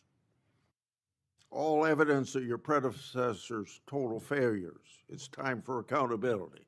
And I look forward to hearing about your success in that regard. Senator Durbin. Thanks, Chairman Grassley, for holding this oversight hearing. Welcome, Attorney General Bondi. I'm glad that we are following this committee's longstanding tradition of regular oversight hearings with the Attorney General, the Director of the FBI, and the Secretary of Homeland Security. These hearings have never been more important as President Trump turns the full force of the federal government on Chicago and other American cities. The assault on the city I am proud to represent is just one example of how President Trump and Attorney General Bondi shut down justice at the Department of Justice even before the President's party, controlling the White House, Senate, and House of Representatives, shut down the government. The Attorney General has systematically weaponized our nation's leading law enforcement agency to protect President Trump and his allies and attack his opponents and, sadly, the American people. You have purged hundreds of senior career officials since you first appeared before us. These men and women had dedicated their careers to protecting the American people. As a result, the department has lost literally thousands of years of law enforcement expertise. To be specific, you disbanded the FBI's Foreign Influence Task Force and the National Cryptocurrency Enforcement Team, despite the growing threat of foreign election interference and the drastic rise in cryptocurrency crimes. You forced out almost 75% of the Civil Rights Division's career attorneys, while hate crimes are on the rise. You fired more than 100 immigration judges, while the immigration case backlog is more than 3 million. You cut the public integrity section from 30 prosecutors to 2, while political corruption skyrockets. During your confirmation hearing, I asked you about your many potential conflicts of interest as a former lobbyist. You responded under oath, quote, "You will consult with career ethics officials within the department and make the appropriate decision," end of quote. But the Justice Department then removed those career ethics officials and put in their place inexperienced political appointees beholden to President and you. And you've effectively shut down the Office of Professional Responsibility, which investigates misconduct by Department of Justice attorneys. Now, with these ethical guardrails out of the way, corruption has run rampant at the Department of Justice. Although you've been a registered foreign agent for Qatar, you did not recuse yourself from signing off on President Trump's solicitation of a free jet from the royal family, even though this gift was clearly illegal. Connections to Attorney General Bondi seem to yield more favorable outcomes for defendants. At least 2 long-running federal prosecutions were abruptly dropped after the defendants hired your brother. It's no surprise that Ed Martin, the failed U.S. attorney nominee you appointed as senior official, said, quote, "No MAGA left behind." Our nation's top law enforcement agency has become a shield for the president and his political allies when they engage in misconduct. Last year, President Trump's border czar, Tom Homan, was allegedly recorded accepting a $50,000 bag of cash in exchange for promising immigration enforcement-related contracts. Under your leadership, the investigation into Mr. Homan was dropped. After President Trump pardoned nearly 1,600 January 6 insurrectionists, including more than 600 charged with assaulting or impeding law enforcement, the Department of Justice is arguing in court that these pardons provide immunity for wholly unrelated crimes in multiple cases. Jared Weiss was filmed on January 6th, encouraging his fellow rioters to attack the Metropolitan Police Department officers. And he said, "F them, kill them." What happened to Mr. Weiss? He's been hired by you as a senior advisor. In February, you said the Epstein client list was, quote, "sitting on my desk right now for review." 8 months later, you still haven't produced these files, and a credible whistleblower told my office that FBI agents were directed to flag any records in which President Trump was mentioned. The Department of Justice ordered the dismissal of corruption charges against the former New York City Mayor Eric Adams in a corrupt backroom deal to secure his cooperation with the president's immigration agenda. Acting U.S. Attorney Daniel Sassoon, a Republican appointed by President Trump, resigned in protest. Acting U.S. Attorney for the Eastern District of Virginia, Eric Siebert, a Republican appointed by President Trump, was forced to resign because he didn't believe there was sufficient evidence to indict New York Attorney General Letitia Adams or former FBI Director James Comey. In his place, President Trump installed his former personal attorney, someone with no prosecutorial experience, to indict Director Comey, which she did. She joins a network of unqualified MAGA loyalists masquerading as federal prosecutors, like Alina Habba, who said she would use her position to, quote, turn New Jersey red, close quote, and Sigal Chattah, who once said that a black political opponent was, quote, should be hanging from an effing crane, end of quote. The president and attorney general attempted to bypass the Senate to install these unqualified extremists. Where do you find these people? Courts have ruled that both Ms. Habba and Ms. Chattah are serving in their roles illegally, jeopardizing countless prosecutions by your office. Why? And that's just one example of how the Department of Justice is making America less safe. Attorney General Bondi shut down the Organized Crime and Drug Enforcement Task Force, OSADEF, which has dismantled thousands of criminal organizations. And you diverted thousands of FBI, DEA, and ATF agents and DOJ prosecutors from their critical missions to carry out the president's mass deportation agenda. Attorney General Bondi, not surprisingly, federal drug prosecutions have dropped to the lowest level in decades. Let me repeat that. Federal prosecutions for drug crimes have dropped to the lowest level in decades on your watch. The Department of Justice has also unilaterally terminated 373 grants that provide critical funding to state and local law enforcement to the tune of $500 million. The 2026 Trump budget would slash the high-intensity drug trafficking areas program known as HIDA by more than a third, from $300 million to $196 million. Instead of taking common-sense steps that have proven to help reduce crime, Attorney General, you're focusing on helping President Trump play strongman on television. He has illegally deployed troops to Chicago and other American cities and has threatened to send more. The Justice Department defends this dubious legal basis for these deployments and diverts DOJ personnel and their components to assist in these efforts. These deployments basically target Democratic-run cities and Democratic leaders, ignoring many Republican-led areas of our country with even higher crime rates, and making clear that this is for political theater, not public safety. One particular chaotic raid in Chicago Tuesday last week, aided by the FBI and ATF, which you supervise. In the middle of the night, federal agents pulled women and children out of their beds, crashed down the doors to their homes, destroyed their apartments, zip-tied children and others, and detained immigrants and U.S. citizens alike for hours in vans. When one witness complained about the treatment of the small children, an agent laughed at her and said, F them kids. On Friday, a federal judge appointed by President Trump held that deploying the National Guard in Portland is illegal. White House Deputy Chief of Staff Stephen Miller accused her of, quote, legal insurrection, close quote. At a time of rising threats to federal judges, this kind of language is inexcusable. Last week, the President and Secretary Hegseth summoned senior military officials to a political pep rally at Quantico, where the President said he wanted to use American cities as, quote, training grounds for our military. Training grounds for our military. To fight the, quote, enemy within. Chicago is not the enemy. Our fellow Americans are not the enemy. It is abhorrent for the President, who is supposed to represent all Americans regardless of political party, to describe anyone who disagrees with him in this manner. To my Republican colleagues who claim the previous administration weaponized the Department of Justice, President Biden retained President Trump's FBI Director Christopher Wray, who President Trump then fired. President Biden never directed the Attorney General to prosecute his political opponents. President Biden never fired his own political appointees for refusing to prosecute his targets. What has taken place since January 20th, 2025 would make even President Nixon recoil. This is your legacy, Attorney General Bondi.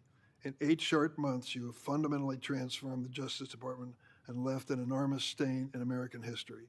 It will take decades to recover. Thank you, Mr. Chairman. Thank you. Would you please rise so I can give you swear? Do you affirm the testimony you're about to give before this committee will be the truth, the whole truth, and nothing but the truth, so help you God? Please be seated and give us your opening statement.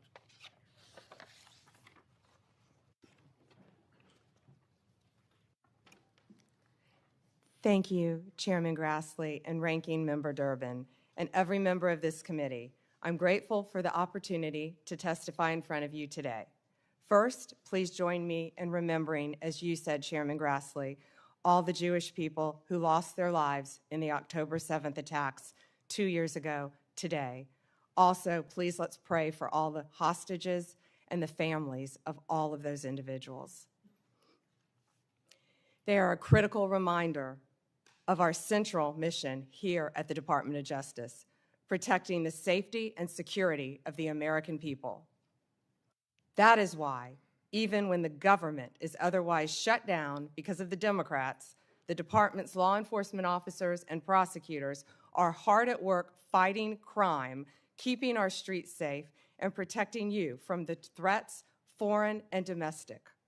When I was confirmed as the 87th Attorney General of the United States, I took office with 2 main goals: to end the weaponization of justice and return the department to its core mission of fighting violent crime. As to ending the weaponization of justice, we learned that former FBI secretly investigated you and your colleagues. Why? They wanted to take President Trump off the playing field. They were playing politics with law enforcement powers and will go down as a historic betrayal of public trust. This is the kind of conduct that shatters the American people's faith in our law enforcement system. We will work to earn that back every single day. We are returning to our core mission of fighting real crime. While there is more work to do, I believe in 8 short months, we have made tremendous progress towards those ends. Our federal surges in Washington, D.C. and Memphis are a perfect example of how the Department of Justice should operate. We created strong partnerships with local leadership, working hand in hand with both cities to send resources where they were needed most. The results speak for themselves. We have made more than 3,800 arrests here in Washington, while seizing more than 365 of us from a grand jury. This is outrageous. I want to be clear about something. This is not a good news story. This is a story about how Donald Trump and his cronies are trying to break our system in order to silence anyone who lawfully speaks out against them, and to send a signal to every American that they better think twice before they speak out, or they might be next. I want to emphasize this because it's important. Federal prosecutors went to a grand jury to seek criminal charges against members of the United States Senate for something we said. They tried to have us charged and thrown into jail because we said something that they didn't like, because we repeated what the law actually is. This happened here. This is straight from the authoritarian playbook. This did not happen in Russia or China. In Russia and China, we see these things. This didn't happen decades ago. It happened less than a mile from this building in the United States of America yesterday. And it was carried out by a federal prosecutor who got unanimous Republican support in August. It was authorized by an attorney general who is serving as the president's personal attack dog. Folks, this is the master alarm flashing for our democracy. It is threatening the very foundation of our system, that we have a right to free speech, to lawfully speak out and protest our government without fear of retaliation. That we have a Congress whose responsibility and obligation is to oversee and criticize, when necessary, the executive branch. That we have a Department of Justice that is independent and loyal to the Constitution, not to one man. Donald Trump and his lackeys are putting all of that at risk for their own power. They don't care about everyday Americans. They don't care about the struggles that people are facing with rising costs and a crappy economy. They don't care about using the justice system to go after real criminals. They care about themselves, their own power and their own wealth. We know the law and the Constitution is on our side. We saw that yesterday when U.S. citizens, the members of a grand jury, they took a stand and said no. And I'm also waiting for an important decision by a federal judge in my case against Pete Hegseth, who this president and Republicans in the Senate chose to give tremendous power. Where are they? Where are the free speech absolutist Republicans now, who were so concerned about the weaponization of government? What happened to them? Where are they as Donald Trump tries to throw senators and representatives in jail for what they say? The best moment for them to stand up would have been in November, when Donald Trump said we should be hanged for this video. But the next best moment, well, that is right now. Because our democracy has been around for 250 years, but it is not guaranteed. From the very beginning of our nation, it has depended on the willingness of patriotic Americans to fight for it. Senator Slotkin and I, we did not ask for this. We're just the first through the breach. But you'll be damn sure that we are not going to back down.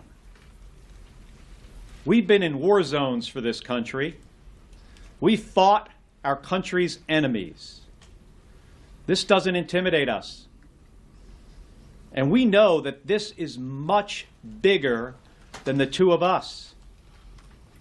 The most patriotic thing that any American can do right now is to continue exercising our rights, continue speaking truth to power, and not backing down. Thank you.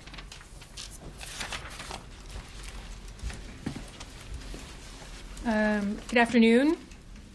Well, as you heard last night at the direction of President Trump, U.S. Attorney Jeanine Pirro attempted to persuade a grand jury to indict us on criminal charges. If things had gone a different way, we'd be preparing for arrest.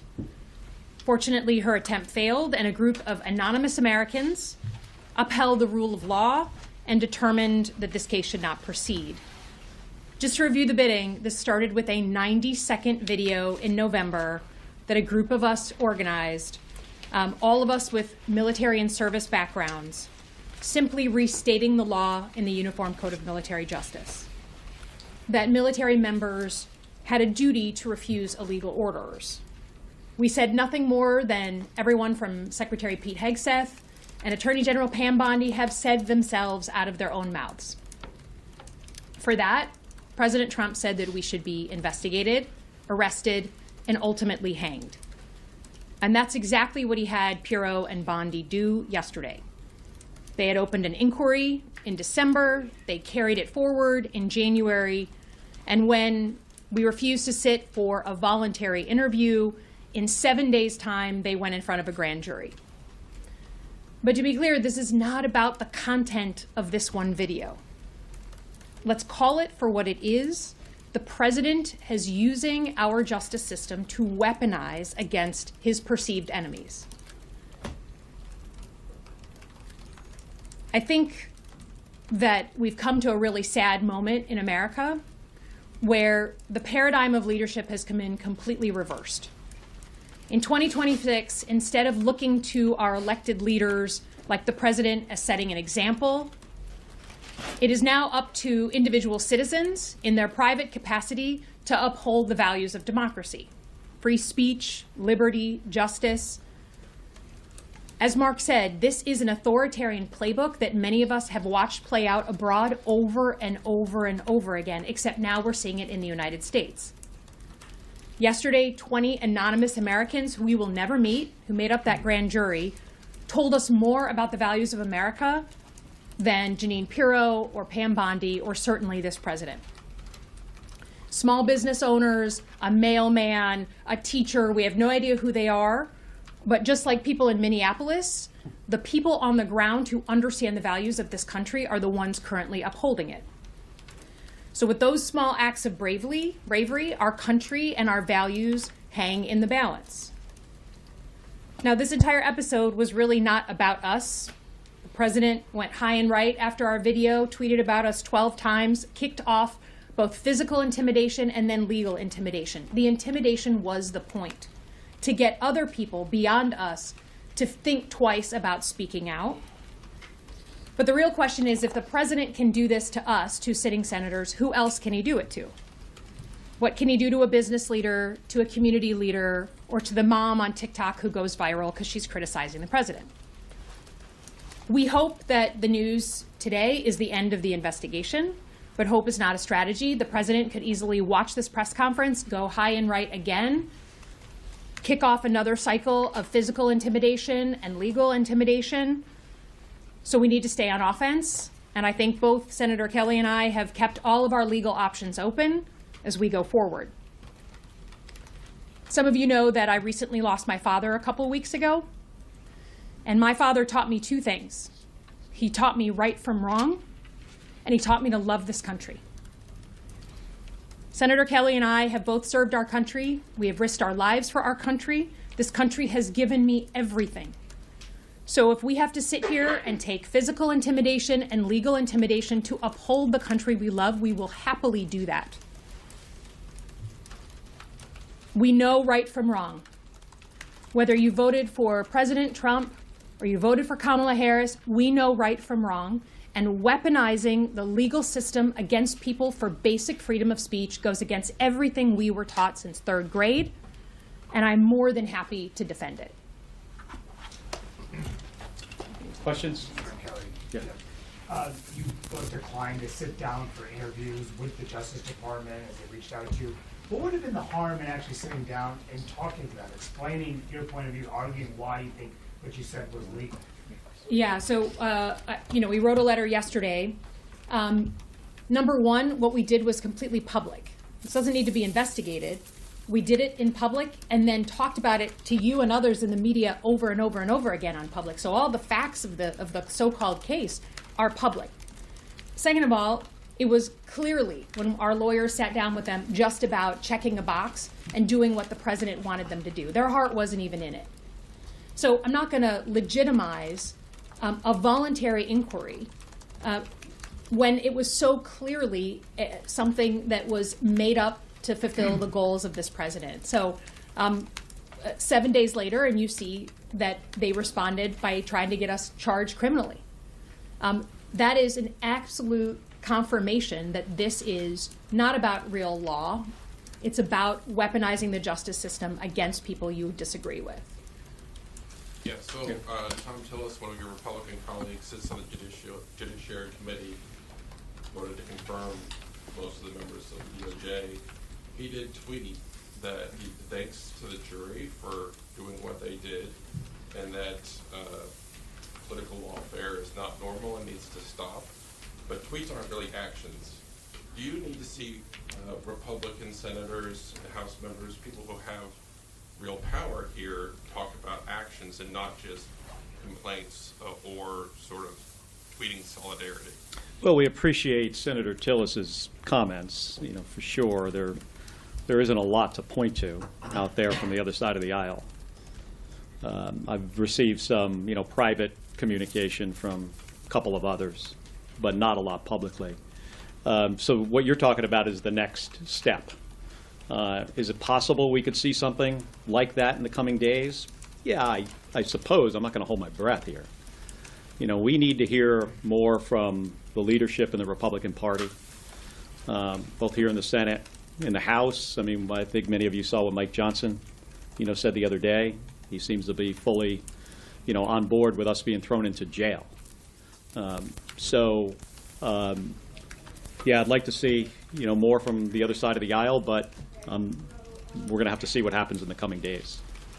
Yeah, Senator, Leader Thune told my colleague here at Punch Bowl this morning that that he said, quote, "That's the judicial system at work, I guess."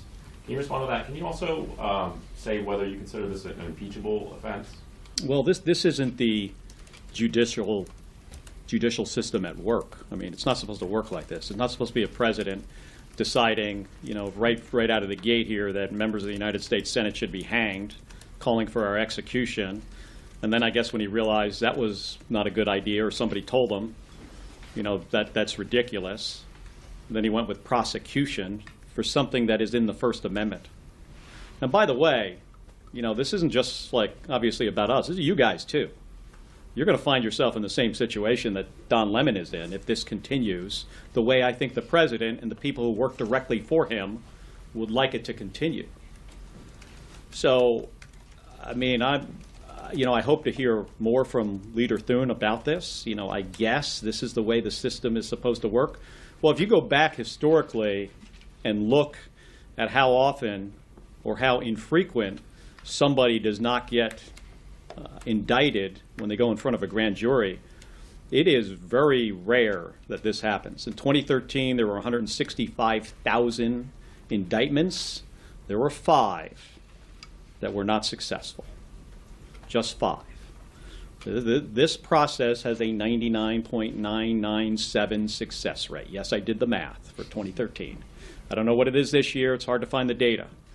But he had every intention yesterday of being successful. I think he did, Pam Bondi did, U.S. Attorney did, of being successful and throwing the 2 of us in jail. Senator, do you know? Do you know precisely what charges federal prosecutors sought indictment on, and do you know what statute was violated and what was the legal defense presented? No, we literally are finding out from the media, and everything. We have not been formally told what they were trying to charge us with and what law they were using. It's just what we're hearing through the media, which is, again, part and parcel. And I would just say, to the last point about our colleague saying something, I appreciate Senator Tillis saying something.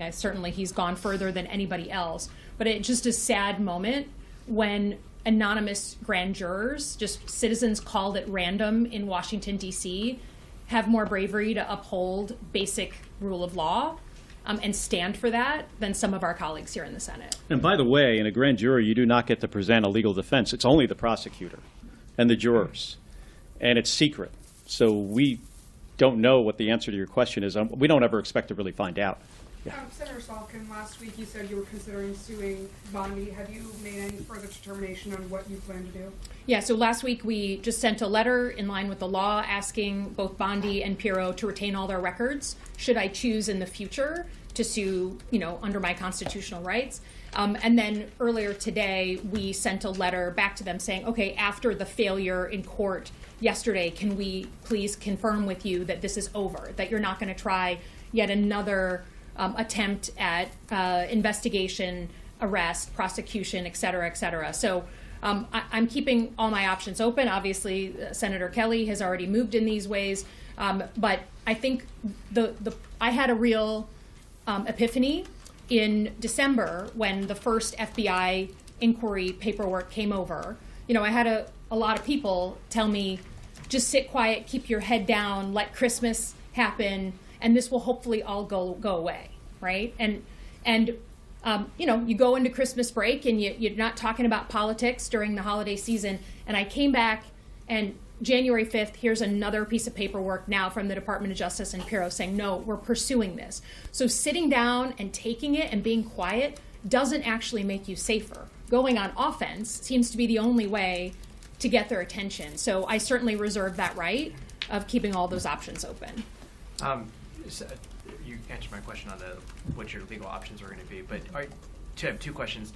Do you anticipate this to be the end of the road for this, or do you anticipate them to continue to try to do something in this regard? And also, have you heard from any members of the military who have heeded your advice, the idea that they have ignored what they deem to be illegal orders? Well, the first part of your question, I don't put anything past them.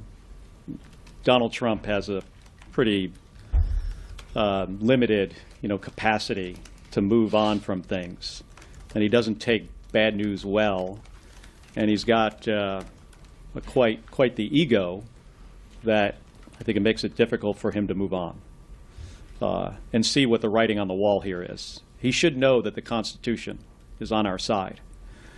Second part of your question about people reaching out to me, of course, many, including 3 and 4 stars, retired service members who have told me that they have changed what they do and what they say publicly in their retirement because of what has happened to us. That's already happened.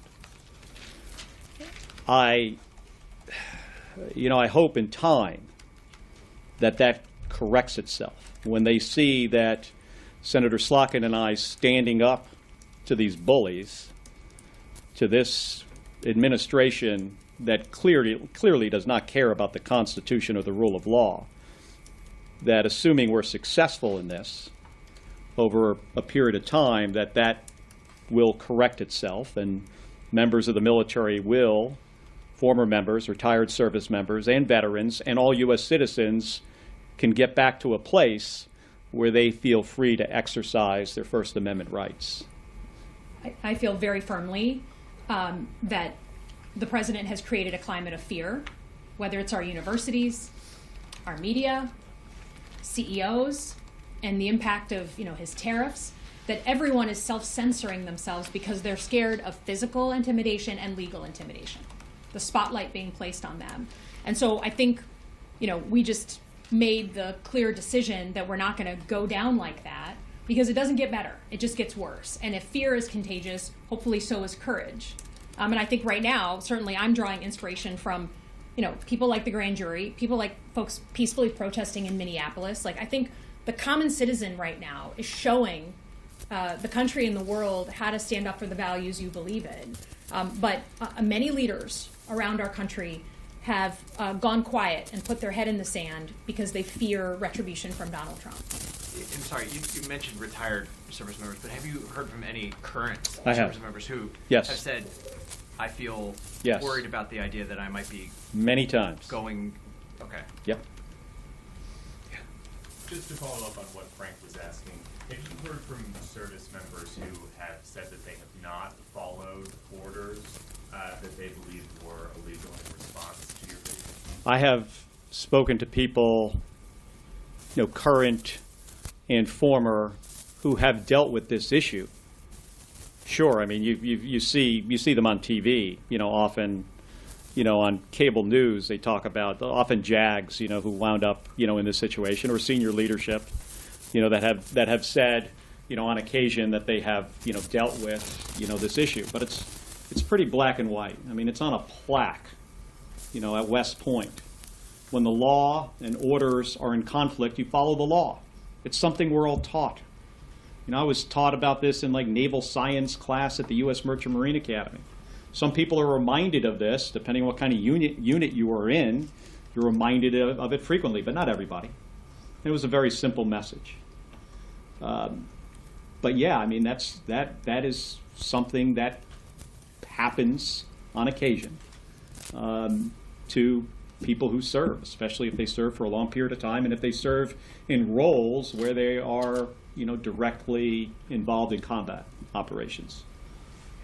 What would you say to someone who's not a U.S. Senator and can't go on offense if they get into a situation like this? And my second question is, what type of toll emotionally has this taken on you guys, if anything? Well, I mean, I think part of the reason, certainly I'm doing it, and I think both of us, is because if the average citizen had the physical threats and then the legal threats that we've been facing, you understand why people just go to ground, right? Just the ability to hire a lawyer, right? And as a senator, I have the ability to stand up a legal defense fund and help pay for the lawyer that I need to defend myself. The average citizen can't do that, right?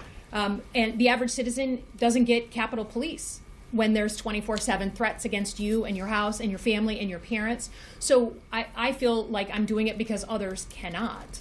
Again, I think they're trying to send a signal to others to deter them from speaking by watching what we go through. And then, you know, I would just say both of us have served in dangerous situations. Both of us have put our lives at risk. Neither of us enjoy this. I certainly have worked alongside the FBI and the Department of Justice as a CIA officer my entire life. I have great respect for what the career professionals do. They keep us safe every single day. So I don't enjoy waking up and having those same organizations targeted and pointed against me for freedom of speech. I don't. But he's counting on us to feel weak in the knees and to bow out. And I think that's why we went the opposite direction, was to say that point directly to the president. Yeah, I mean, this has not taken any kind of emotional toll on me. And I'm pretty sure with Senator Slotkin, too. I mean, we've been through, both of us, harder things than this. And we're not going to let the president do that to us. And I really think he picked the wrong two people to go after. We have time for one more question. Can I press you further on Mike Johnson's comments yesterday after they failed to secure the indictment? He said you should be charged because if you're obstructing law enforcement and getting in the way of sensitive operations. We're obstructing law enforcement? Is that what he said? I think Mike needs to go back to his office and seriously think about what he says publicly. Maybe he was caught off guard. I'll give him maybe a little bit of the benefit of the doubt, but he should really clarify this. He's the Speaker of the House of Representatives. He's one of the most powerful people in this country. And if he's going to side at every moment with this administration when they are clearly not on the side of the Constitution, I think he's got to really evaluate why he is there and who he is really serving. Yeah, I would just say, again, in 2026, I think the paradigm of leadership is on its head. If the Speaker of the House is just going to do whatever the president says in a separate branch of government, no matter whether it's right or wrong or whether it upholds our democratic values or not, then he has some lessons to take from grand jury members, from peaceful protesters, from people who understand the values of the country. And the way that some of our colleagues have ceded their leadership as a separate branch of government, try being a teacher and trying to explain today's America to third graders, right? So I just think, again, I think Mark's point is right. The Speaker of the House should take a beat and remember why he's there, and that our founding fathers designed this as a separate branch of government to provide checks and balances on the president, not salute like a good boy and do what he says every single time. Good point to end on. Thank you. Thank you.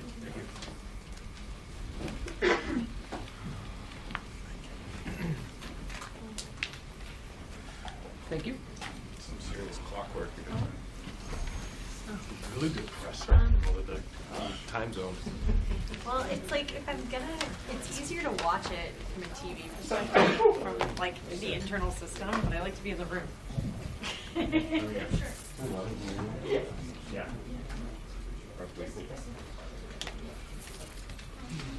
You verses down to the shoes, huh? Nice.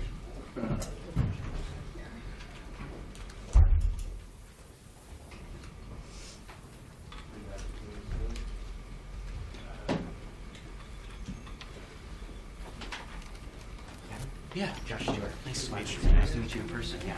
Seen you on the TV a few times. But nice to put a That's great. Steve, excellent job. Airport closed in this state without getting an answer.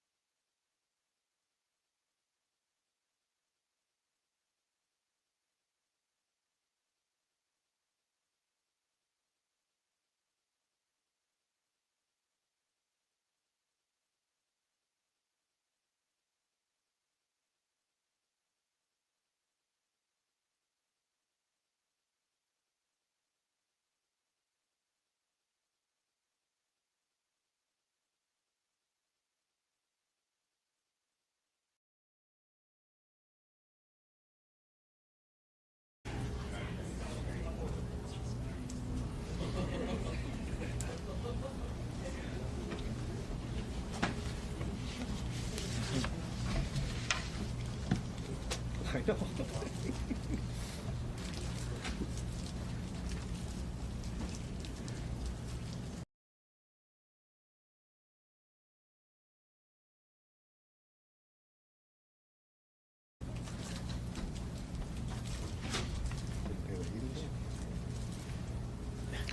Good morning.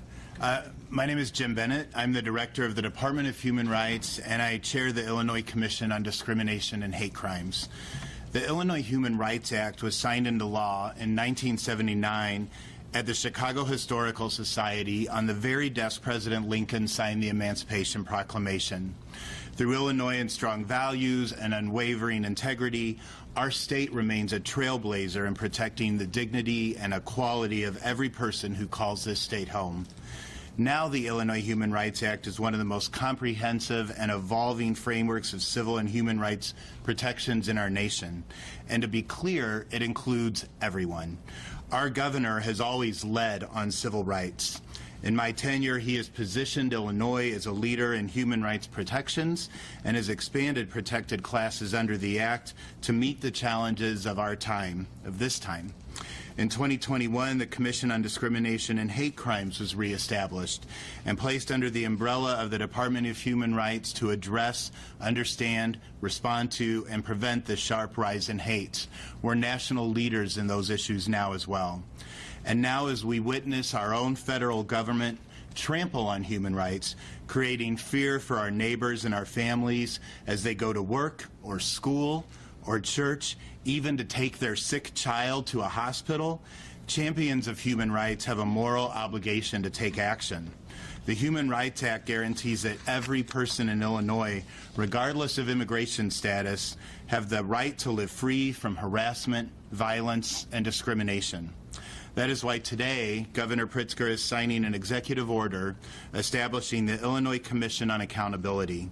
And this commission, housed within the Illinois Department of Human Rights, will have the administrative and leadership support it needs to succeed, because this is fundamentally a human rights crisis.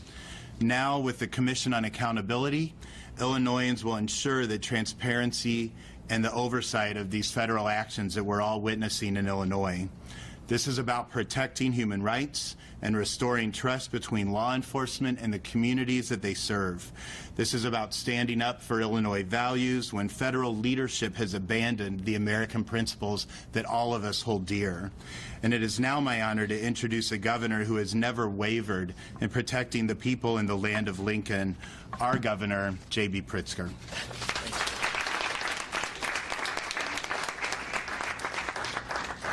Thank you very much, Jim, and good morning, everyone. It has been over a month since President Trump launched what he calls Operation Midway Blitz. It's a military-style assault on Chicago and our suburbs. In the short time, we have witnessed countless acts of harassment and intimidation and brutality and abuse of power perpetrated against law-abiding civilians across our communities. Trump's masked agents have detained innocent American citizens and legal residents. They have used unmarked cars, a Black Hawk helicopter, automatic weapons, and battering rams to raid an apartment building filled with almost entirely, well, families and children. They've thrown tear gas and smoke grenades at peaceful crowds. Just yesterday, a Chicago alderman said a group of U.S. citizens were detained in Little Village and Cicero, including 2 of his staff members. We've seen this repeatedly, the demand for proof of citizenship without probable cause, with only the victim's skin color as a reason for the confrontations. None of this is about crime or safety. If it were, there would be coordination with local law enforcement and judicial warrants. In any other country, sending masked federal agents to intimidate its own law-abiding residents would be seen as a dangerous overreach and an abuse of power. Under normal circumstances, federal agency supervisors and inspectors general would enforce proper legal procedures and protocols and hold accountable those who violate them. But Donald Trump, Stephen Miller, Kristi Noem, Tom Homan, and Greg Bovino have failed their oaths of office and allowed agents under their command to act unconscionably under the color of law. They have given the impression that their actions are immune from investigation or accountability. They are not. We have a duty to ensure that the truth is preserved so the public can know what their elected and appointed officials have done, and so the courts and the Congress can eventually hold people accountable.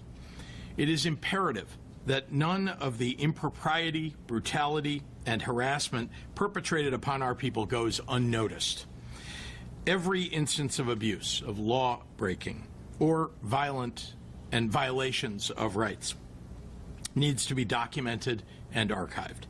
Since this began, I have encouraged the people of Illinois to use their phones and to record everything they are witnessing and post it on social media. But we must now take this a step further and create an official public record. Across the board, President Trump and the federal government have dodged accountability and dismantled the institutions responsible for checking that corruption and overreach that they're committing. Trump has fired 17 inspectors general. He has installed cronies and sycophants at the Department of Justice who are willing to look the other way. His MAGA allies in Congress have enthusiastically ignored or approved of it. No hearings, no oversight, no checks and balances. And while states have limited abilities against federal immunity, we must remind everyone that this is not forever. There will come a time where people of good faith are empowered to uphold the law. When the time comes, Illinois will have the testimony and the records needed to pursue justice to its fullest extent.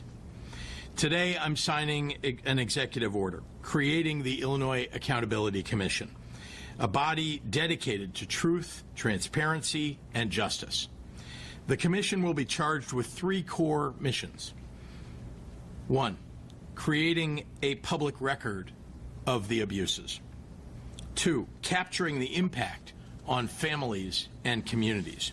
And 3, recommending actions to prevent further harm and to pursue justice. The commission will be led by truly an extraordinary group of highly qualified leaders who reflect Illinois' deep expertise, integrity, and commitment to justice. With support from the Illinois Department of Human Rights, the commission will collect testimony, hold hearings, and gather information and firsthand accounts from individuals, community members, subject matter experts, local officials, journalists, faith leaders, and organizations. The commission and the records they gather will shine more light on the misconduct of Trump's federal agents. The Trump administration officials have demonstrated on more than one occasion that they are willing to lie to the public and the media to mask their misdeeds. They have already and will continue to cover up abuses of power, cross the legal limits of their authority, and attempt to justify dangerous attacks that threaten our people and our communities. We hope to reveal to the public in Chicago, the state of Illinois, across the nation, and around the world, the facts on the ground about what is happening here. We intend to create a detailed record of the truth.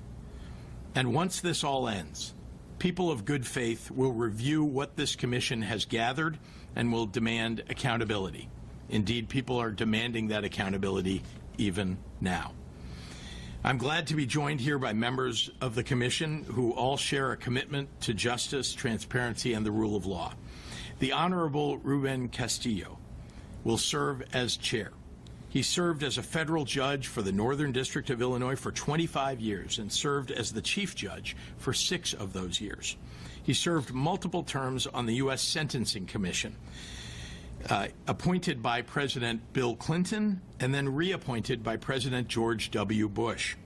He is a highly regarded leader who has received numerous law enforcement awards for his previous work in the Special Prosecution Unit of the U.S. Attorney's Office. Patricia Brown Holmes will serve as vice chair.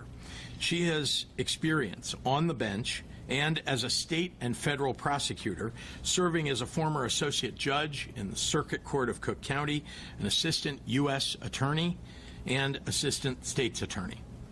I have also appointed 4 other commissioners, including Aurora Austriaco, Commissioner of the Illinois Courts Commission and former Commissioner for the Cook County Human Rights Commission.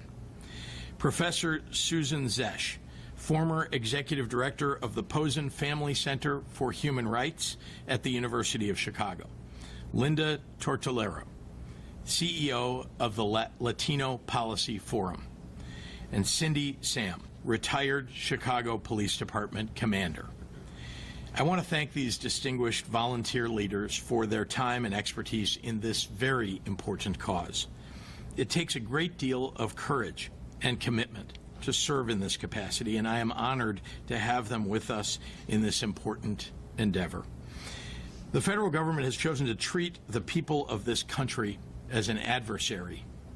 It is pushing the boundaries of its authority, terrorizing our communities, and disregarding legal and moral accountability in the process. We will not meet intimidation with fear. We will meet it with truth.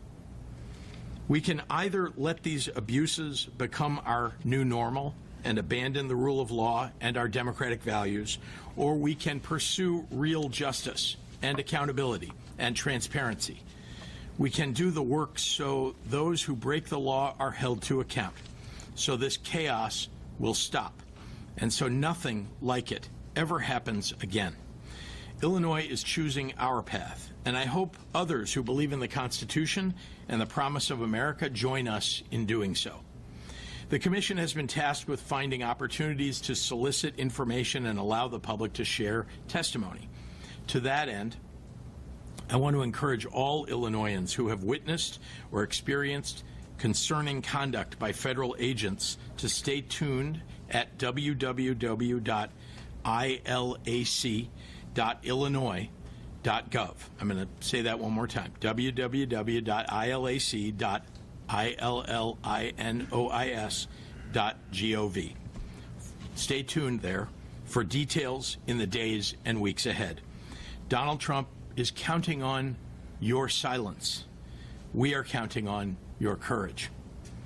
I look forward to taking your questions in a moment, but first let me hand the podium over to the Illinois Accountability Commission's chair, truly a leader and someone who will serve this state well in this role, the Honorable Ruben Castillo. Ruben? Good morning. Thank you, Governor, for those kind words. I want to thank you personally for putting together this needed commission to serve the citizens of Illinois during this difficult time.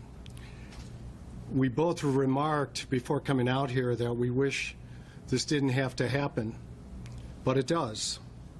I want to give my personal thanks to my fellow commissioners who have answered the call to serve. I'm deeply honored to serve as the chair with my esteemed vice chair, former Judge Patricia Holmes. Let me just tell you what this commission will not do. We're not going to debate the status of immigration law. That is not our role. That debate should be taking place in the halls of Congress.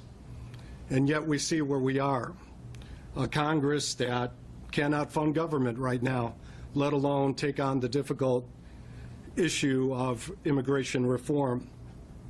This commission is also not about politics. It's not Democrats versus Republicans. Some are going to try and paint it that way, but this is not what this is about. So let me tell you what it is about. This commission is about civil rights.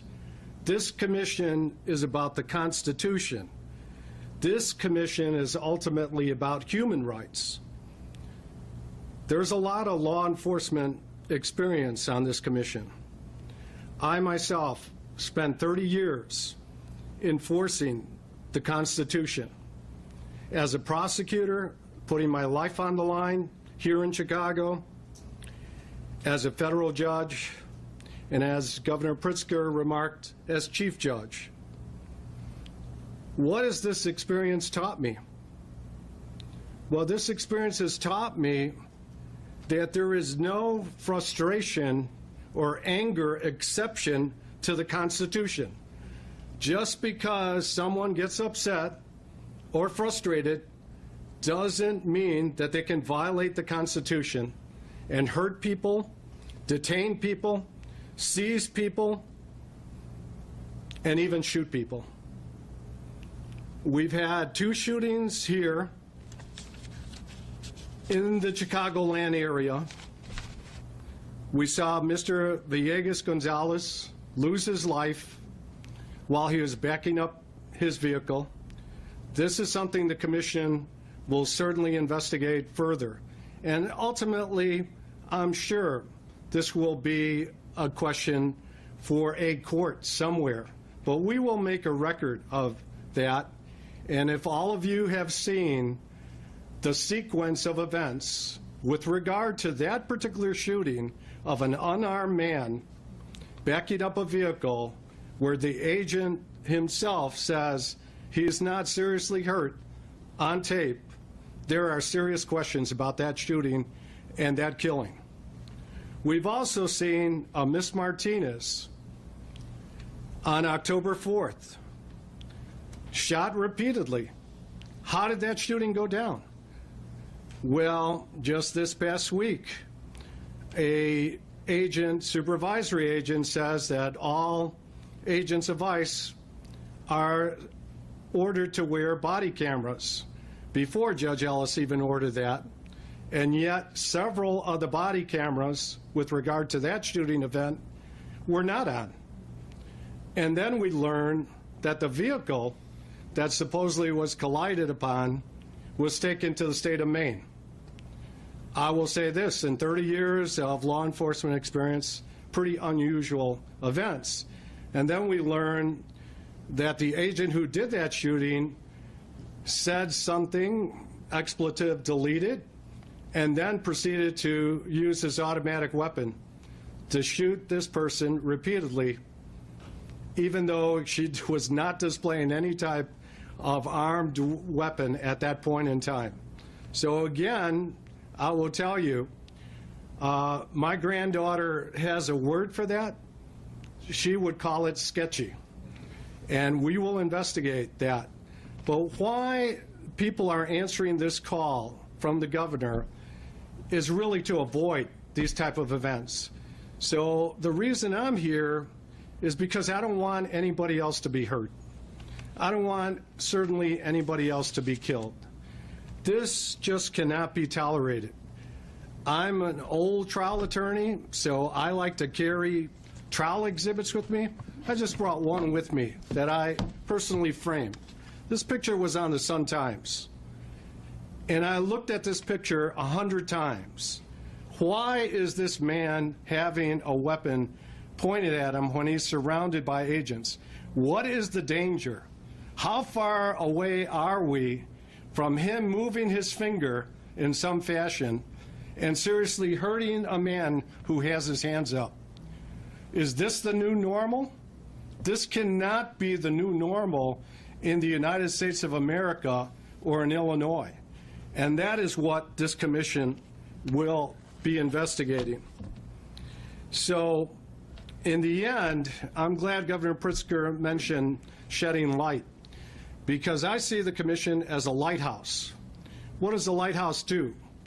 It sheds light on darkness.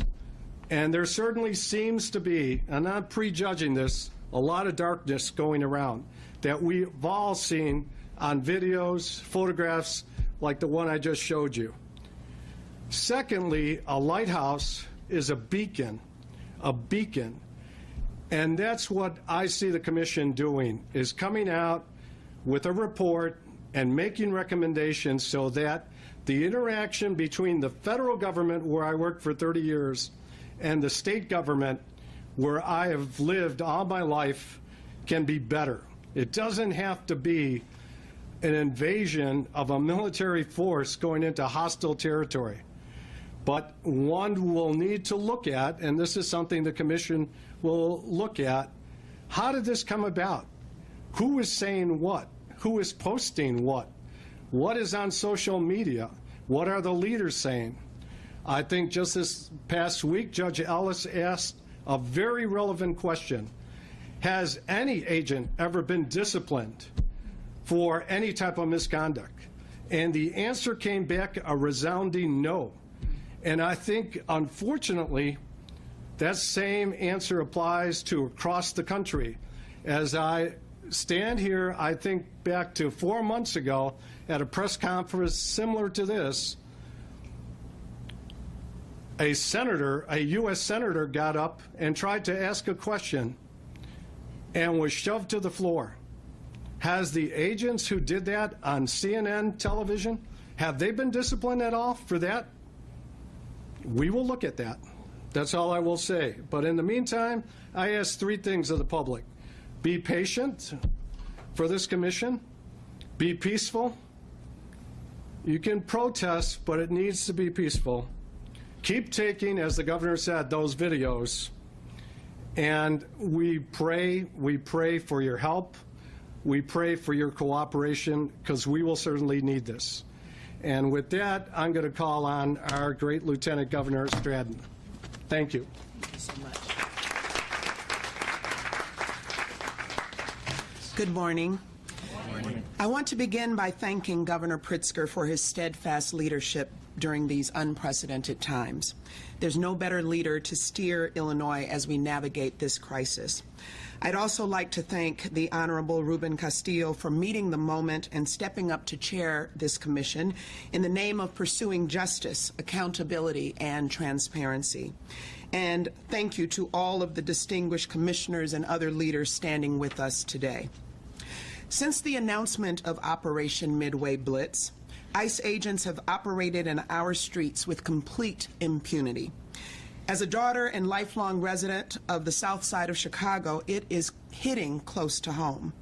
Today, I want to invoke the legacy of one of my sheroes, who once lived blocks from my home in the Bronzeville neighborhood, Ida B. Wells Barnett. Ida B. Wells was born into slavery and freed 1 year later.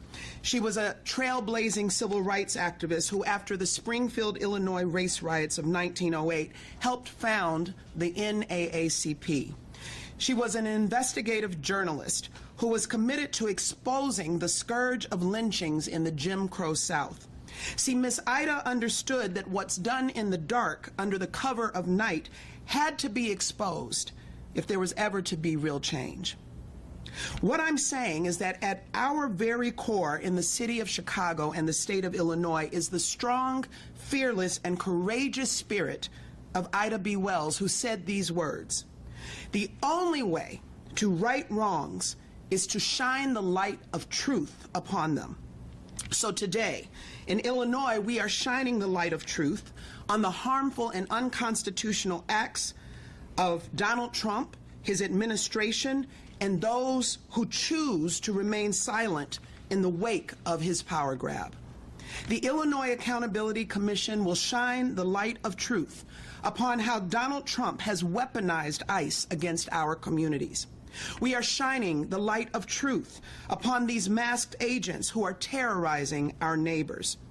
We are shining the light of truth on what we saw just last week on the southeast side of Chicago, where ICE agents threw cans of tear gas into crowds of peaceful protesters, firing pepper pellets and rubber bullets, targeting people who were simply holding signs and speaking out.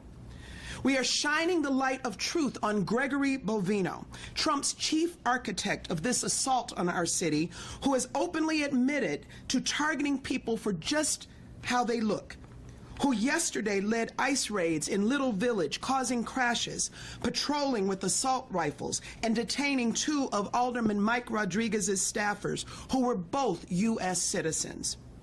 And yes, we are shining a light on the death of Silverio Villegas Gonzalez, a father of two young children, who returned to Mexico in a wooden box after being shot and killed by ICE agents. It's shameful. This is not law enforcement. This is not public safety. This is state-sanctioned cruelty without accountability. And the state of Illinois will not let this continue in darkness. Like Ida B. Wells implored us to do, we will shine a light on all of these wrongs. By the way, there's one more truth that I'm convinced will come out through the work of this commission, and that is the truth that there are far too many who continue to remain silent as they see our very democracy being dismantled piece by piece. Those who are watching the destruction happening in this country and not finding 1 ounce of courage to speak up. Now is the time for all of us to speak with moral clarity and say enough is enough. As you've heard, due process is not a political issue. Constitutional rights are not optional. Again, it is time to say enough is enough. When this administration seeks to dismantle the institutions that were built to hold power accountable, when it weaponizes those very institutions against the most vulnerable among us, it falls on us, the people and the states, to step up, and that is exactly what Illinois is doing. As far as we're concerned, one day there will, in fact, be accountability. Because no matter how dark the times, Illinois will never forget who we are or what this nation was meant to stand for. Thank you, and with that, I'd now like to introduce the Honorable Patricia Brown Holmes, a former state and federal prosecutor who will serve as chair on this commission.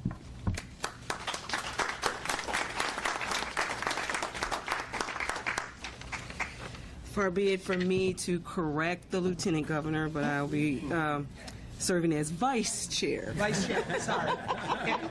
We'll promote vice chair. Lieutenant Governor, Governor Pritzker, and Lieutenant Governor Stratton, thank you so much for this incredible opportunity. I'm honored to be vice chair of this commission alongside my friend and former Chief Judge Ruben Castillo. I have served with him on other tasks before, including chairing his commission to appoint magistrate judges for the Northern District of Illinois. So we work very well together, and I anticipate that we will be mission-driven. We're in a critical time when truth, transparency, and courage have become more important than ever. As you've heard, our mission is twofold: to uphold the law and to uphold humanity. We're tasked with creating a clear record of what happened during Operation Midway Blitz, as well as other activities that you've heard that have been occurring throughout our state. We'll examine not just the actions taken, but their impact on the people and communities of Illinois. As you've heard, our goal is not political, it's constitutional. It's about protecting the basic rights of every person in our state and reminding everyone that due process, dignity, and equal protection are non-negotiable values. They're the foundation of our democracy. But this work is deeply personal to me, Governor. As a former associate judge who handled cases involving children and their families, I understand the fear, confusion, and trauma that these families are experiencing. We must meet that fear with compassion and care. We must rebuild trust between residents and those who are sworn to protect them. We need to listen, be transparent, and hold those accountable who need to be held accountable. We owe that to every Illinoisan, whether they're a citizen or an immigrant, who believes in the promise of this state. I'm very humbled to be a part of this commission with Chair Castillo and with all of our fellow commissioners. Together, we'll seek truth without fear. We'll pursue justice without bias, and we'll work toward healing without hesitation. Thank you again, Governor, for your trust in this work and for leading the way. And thank you to the people of Illinois for reminding us every day that justice and humanity are always at the forefront. Thank you. I'll now ask Commissioner Benito.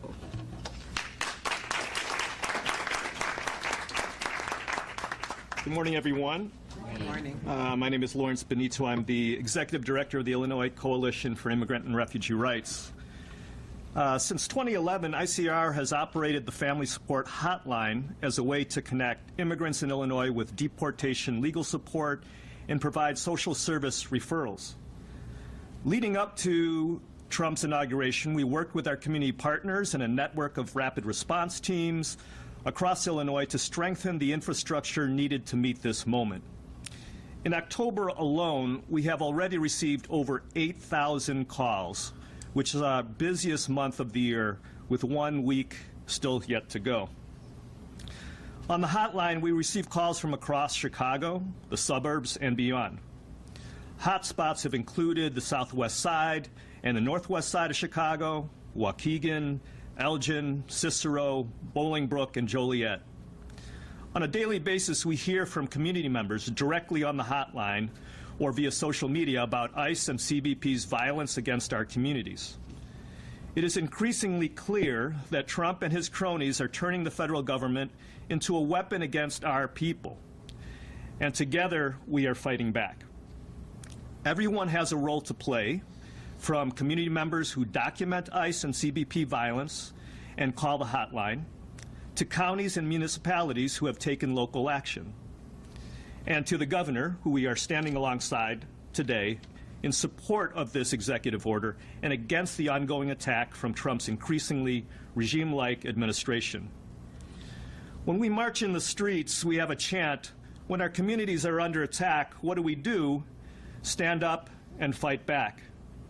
Please continue to call the hotline at 855-435-7693 if you suspect ICE is present in your area, or if someone in your family has been taken by ICE or CBP.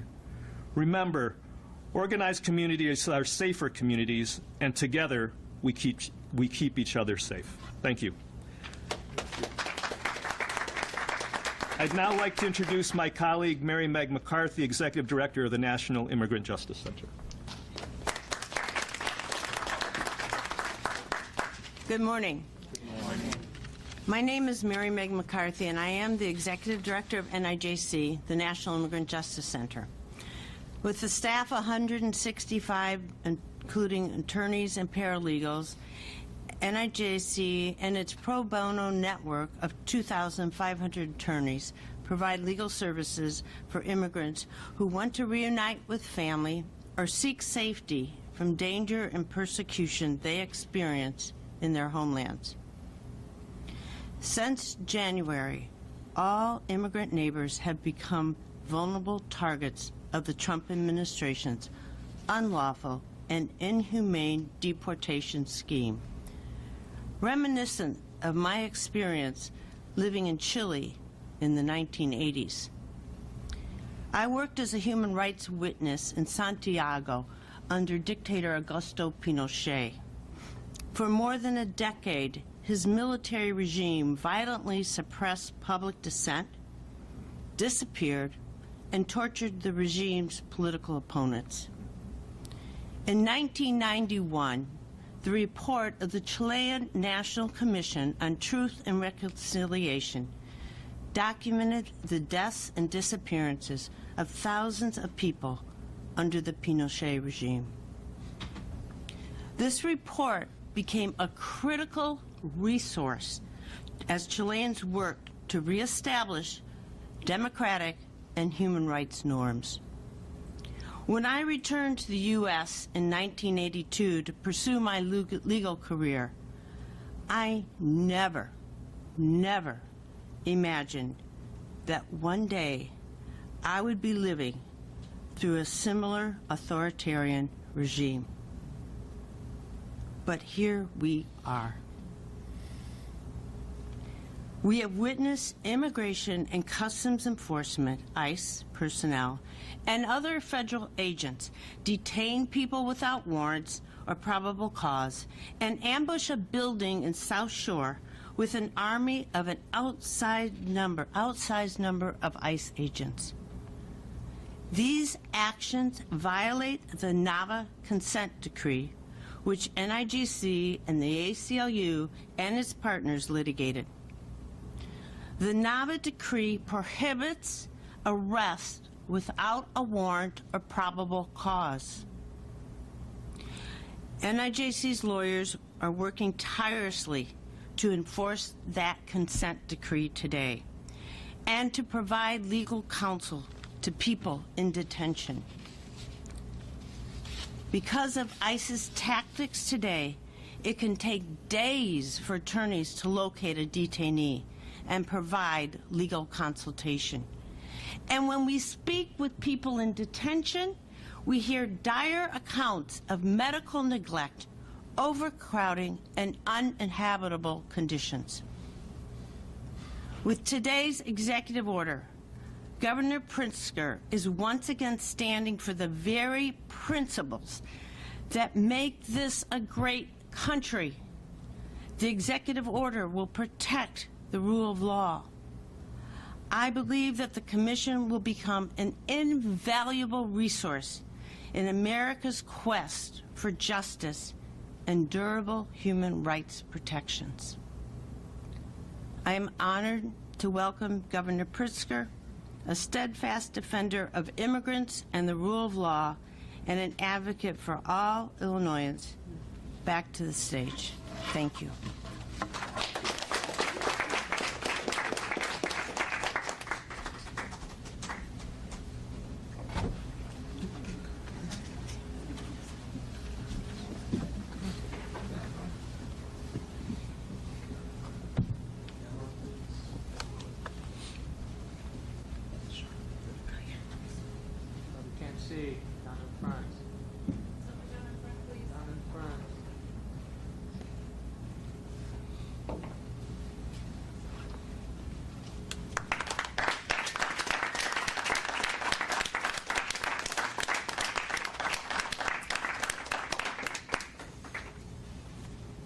Thank you. I'm going to take a few questions from members of the media. Shia, we'll start with Shia. Two, one on topic, one off topic. Okay.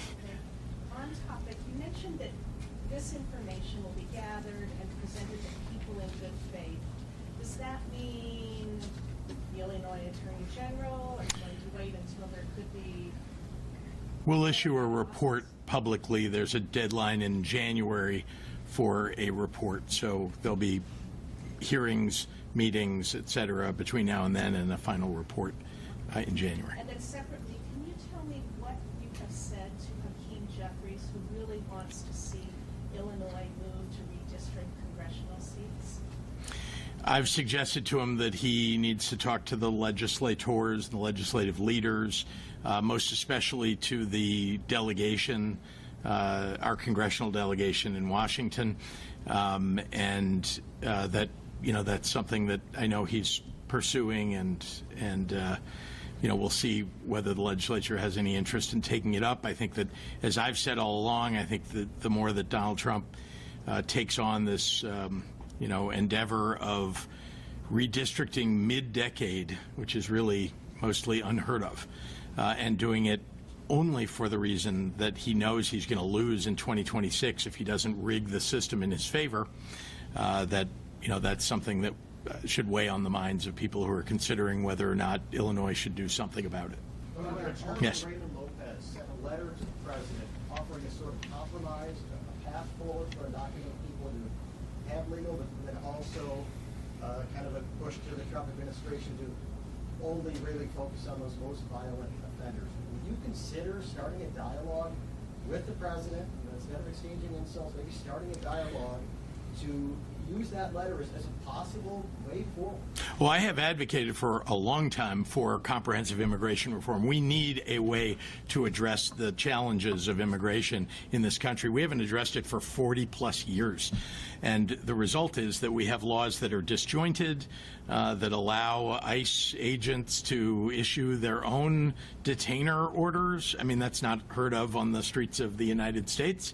You don't have police issuing their own detainer orders. they get a warrant, and then they go pick somebody up based on that warrant. This is not what happens with ICE, so that because of the failure of those laws. So I absolutely, and I have been very clear about what my views are about that. So have, by the way, many Democrats who believe that we need to secure our border. I mean, you don't have a country if you don't have a secure border, and make sure that people who are in this country, who are law-abiding, who are holding down jobs, who are paying taxes, who are our good friends and neighbors, good people, that they have a chance to stay in this country, whatever status they're given, but they have a chance to be in this country, maybe even to become U.S. citizens. Would you consider actually trying to talk to them? I'm always open to a conversation with the president. I will say that, you know, when he does things like threatens to jail the mayor of Chicago, the governor of Illinois, the governor of California, etc., it makes it all the more difficult. So, yes. Hi, Olivia. In your remarks just now, you said that there will be recommendations for actions to be taken after this. What sort of enforcement do you see this eventually maybe leading to? Like, what teeth could this commission eventually have? Well, right now, what I would suggest to you is that we're seeing the judiciary as the check and balance, because the Congress is unwilling. So we need the judiciary to step up. And indeed, I would argue that some of the judges really are doing the right thing based upon the cases that have been brought to them. There will be more cases brought to them, in part because of the information that this commission will gather, I'm sure. So that is one way in which we can go about enforcing the recommendations, or at least, you know, taking the circumstances that will be reported and putting them into action. That's one thing. And then I think importantly, we're creating here a record. And that record will survive long after perhaps this commission has, you know, issued a report. That record will help future leaders to just decide how they are going to hold people accountable. And I do want to say to people who are ICE agents today, who are CBP, people who are holding higher office, secretaries in the administration, that if they do not follow the law, they will be held accountable. And there will be archives and records of what happened here.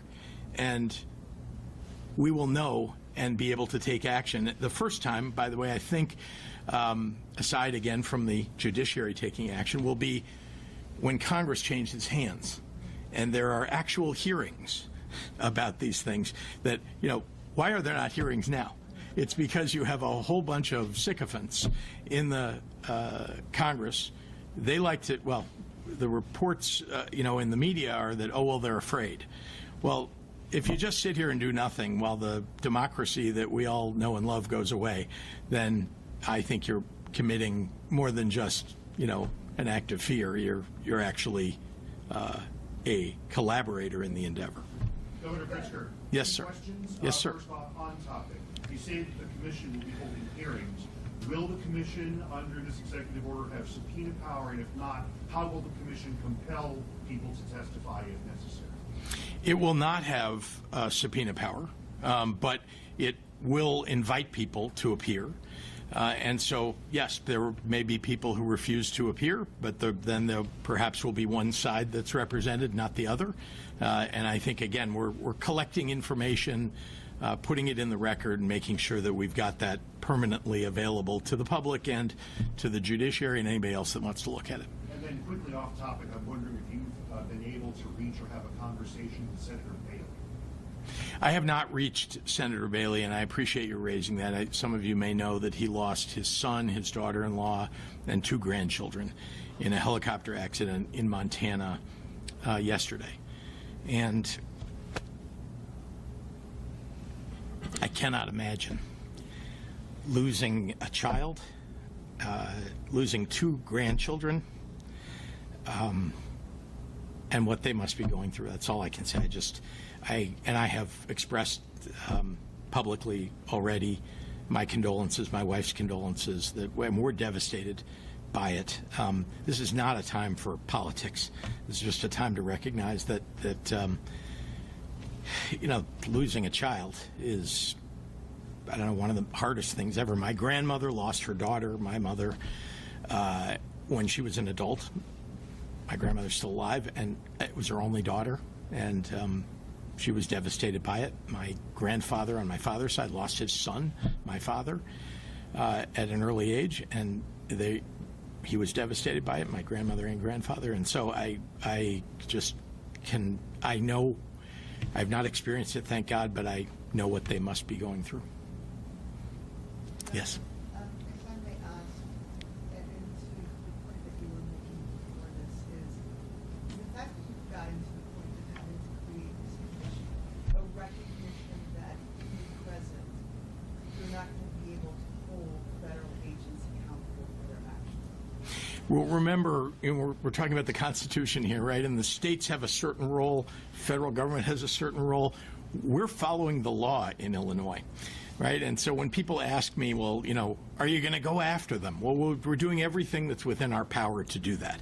In the end, you need people in the federal government, because remember, these agents theoretically have federal immunity, except, of course, with regard to their superiors, the inspectors general, the agencies that they work for. If those leaders are unwilling to hold people accountable, and remember, we have a president of the United States who pardoned all the people who committed the crimes on January 6th.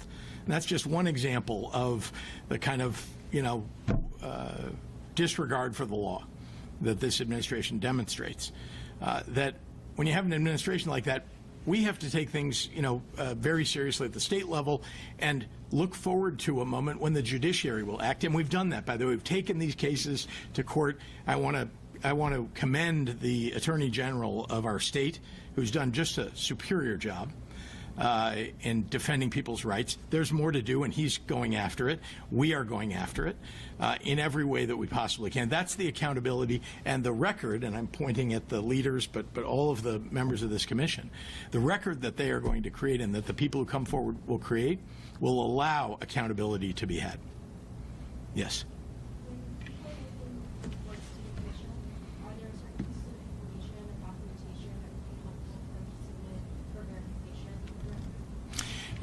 I'd love to, if you don't mind, Ruben, I'm going to hand over, but I just want to say, one of the things that I've asked, as you know, from the public, even people who, don't want to be protesters or get involved in some public way, take video. It's the easiest thing people can do. It's an activist, and it's a protest of its own, just to take the video and make it available to the public. But I'll ask Ruben. First of all, I'll second that. The videos need to continue. We have a good collection of videos already. A lot of people are helping with regard to that. But in direct answer to your question, every single thing can help. Testimony, accounts, anecdotal. This commission will follow the facts in terms of how these situations develop. There's always going to be conflicting accounts. There's always going to be this so-called he said, she said, they started it. But we want to know, and I think part of the root of that problem that I can see is what's coming down from the top, and is anything being done when misconduct occurs? Because if misconduct is allowed to continue, or if misconduct is being encouraged from the top, that's just a fundamental problem. And a lot of what we've seen so far encourages misconduct.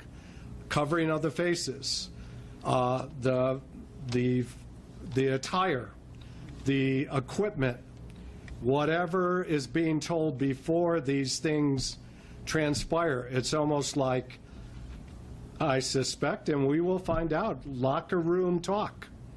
And then you go out and play a very aggressive game. And this is not a game. Lives are being lost. But I saw, for example, Mr. Bondi had no problem being on Fox News last night saying that his agents were extremely professional. I would invite Mr. Bondi to come before this commission and explain that. Yeah.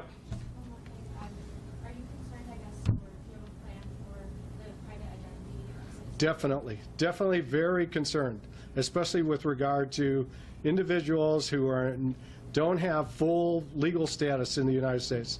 That's a big concern. We will work with our attorneys to deal with that. But on the other hand, there are a lot of U.S. citizens that are being abused that I can see. I saw a WGN producer treated in a way that should never have happened. And I don't know if there's any discipline for that. It certainly doesn't appear to be forthcoming when Mr. Bonvino says last night they're being extremely professional.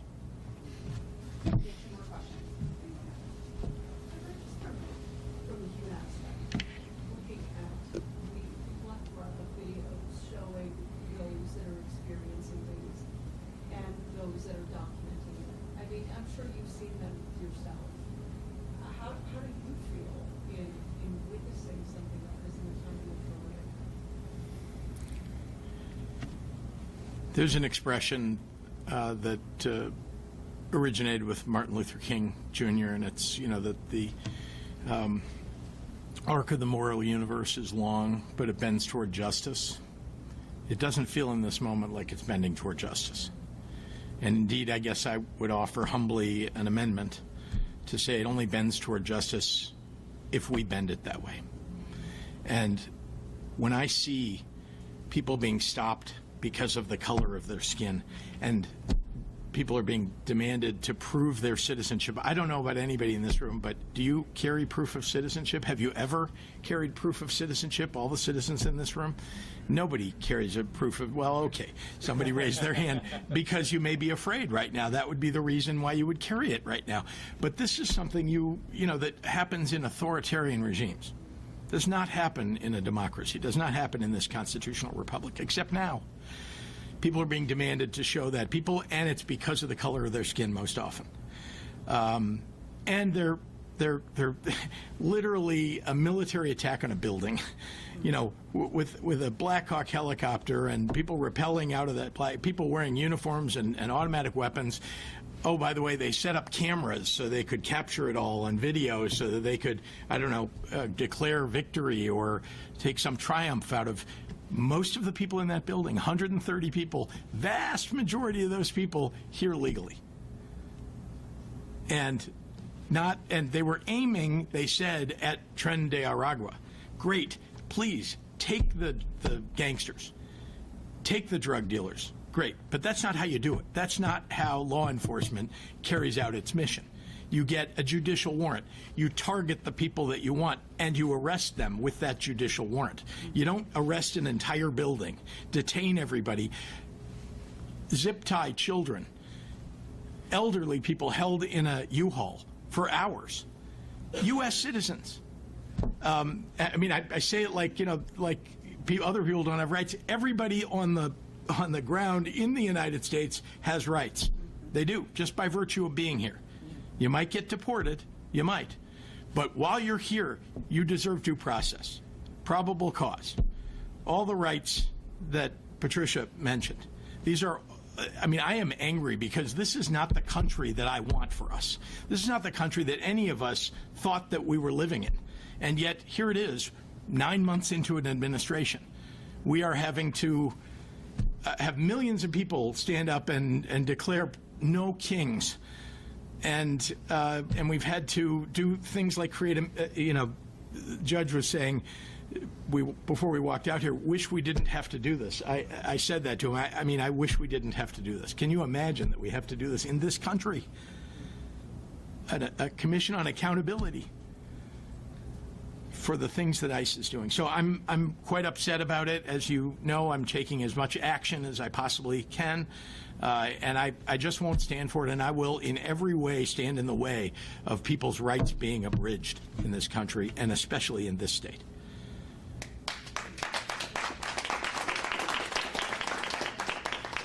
Okay, thank you all very much. Of this administration, and it is a brand new embarrassment to the once revered Department of Justice. It's fascinating that the president used the word BS to describe the case against him, which resulted in dozens of criminal convictions, because that was the same word that his own Attorney General, William Barr, used to describe his deranged claim that he had won the 2020 presidential election when Joe Biden beat him by more than 7 million votes, 306 to 232 in the Electoral College. That was the word that Attorney General Barr, even one of his greatest defenders, used to describe his delusional claims about how there was election fraud and election irregularities. No other president in American history has stood at the Department of Justice to proclaim an agenda of criminal prosecution and retaliation against his political foes. This thoroughly partisan and delusional diatribe was a staggering violation of the traditional boundary between independent criminal law enforcement and presidential political power. The speak we just witnessed is a desecration of the essential values of the storied department in every way. It's an insult to the thousands of professional lawyers who go to work at the Department of Justice every day to enforce the rule of law, not the personal vendettas and partisan games of a politician. President Grant and Congress created the Department of Justice in 1870, 5 years after the Civil War, in the throes of Reconstruction. It was an exercise of Congress's powers under Section 5 of the 14th Amendment, which had just been added to the Constitution 2 years before. The purpose of the department was to protect the newly freed African American population in the South against escalating violence by the Ku Klux Klan and unrepentant secessionists.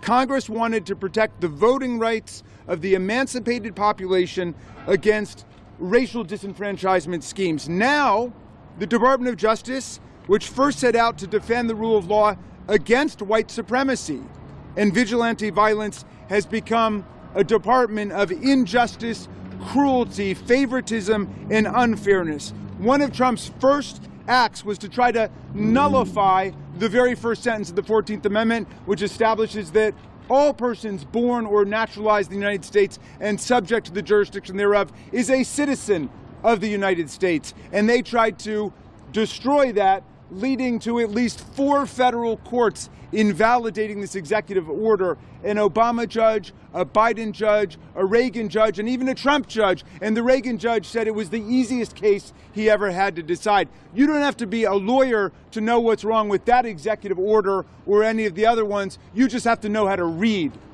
And that judge was very clear about it. Now, until now, the basic concept of the rule of law in our history has been the idea that no one is above the law. There was, to be sure, law under King George, but it was a law that the monarch and the lords imposed on the rabble, the peasants and the poor, but it never applied to them. It never applied to themselves. In the 18th century, the American Revolution overthrew the kings, the lords, and the feudal barons to establish a nation where we would have a nation where all would be equal under the law. As Tom Paine put it, in the monarchies, the king is law, but in the democracies, the law is king. But amazingly, we now have a president in the 21st century who believes he's a king, and he believes that the king is the law once again. The first 7 weeks of this radical experiment in neo-monarchism has been a disaster for the rule of law, and for the Constitution, and for the First Amendment. There have been 120 federal cases filed against Donald Trump all over the country, and he has lost already in more than 40 courtrooms across the land where temporary restraining orders and preliminary injunctions have been issued against his lawless attack on the Constitution. This Department of Justice started out by empowering law enforcement. The original Department of Justice started out by empowering law enforcement against insurrectionists and extremists. This DOJ has started out by empowering insurrectionists and extremists against law enforcement.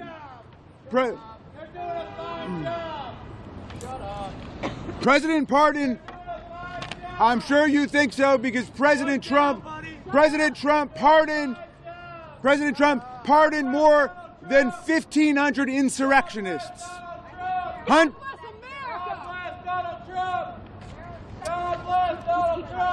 All right. President Trump pardoned more than 1,500 insurrectionists, hundreds of whom were extremists who violently assaulted our police officers with stun guns, chemical spray, batons, broken furniture, fire extinguishers, and Trump flags. This Department of Injustice has gone even further. And maybe he's got a pardon. That's why he's so excited today. I don't know. But this Department of Injustice has worked aggressively to get courts to dismiss unrelated criminal charges against pardoned January 6 convicts. There are people who were pardoned on January 6 who have had cocaine charges,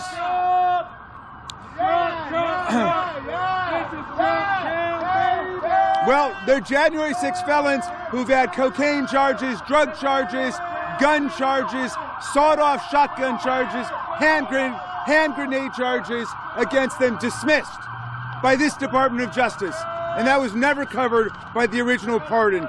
At Trump's Department of Justice, law and order means Trump will twist the law for you if you take orders from him. And that's, of course, what they did with Mayor Adams. And maybe I'll take a break here and I'll have something to say at the end about the Adams prosecution and the other people who've been let go as they've barreled through a pro-corruption agenda at the Department of Justice. But let me say this. Donald Trump has sacked more than a dozen of D.C.'s best career criminal prosecutors because they worked to successfully convict January 6 insurrectionists, many of them members of extremist groups and violent street gangs. This makes no sense. They're firing the best criminal prosecutors in Washington because they did their jobs against people like him.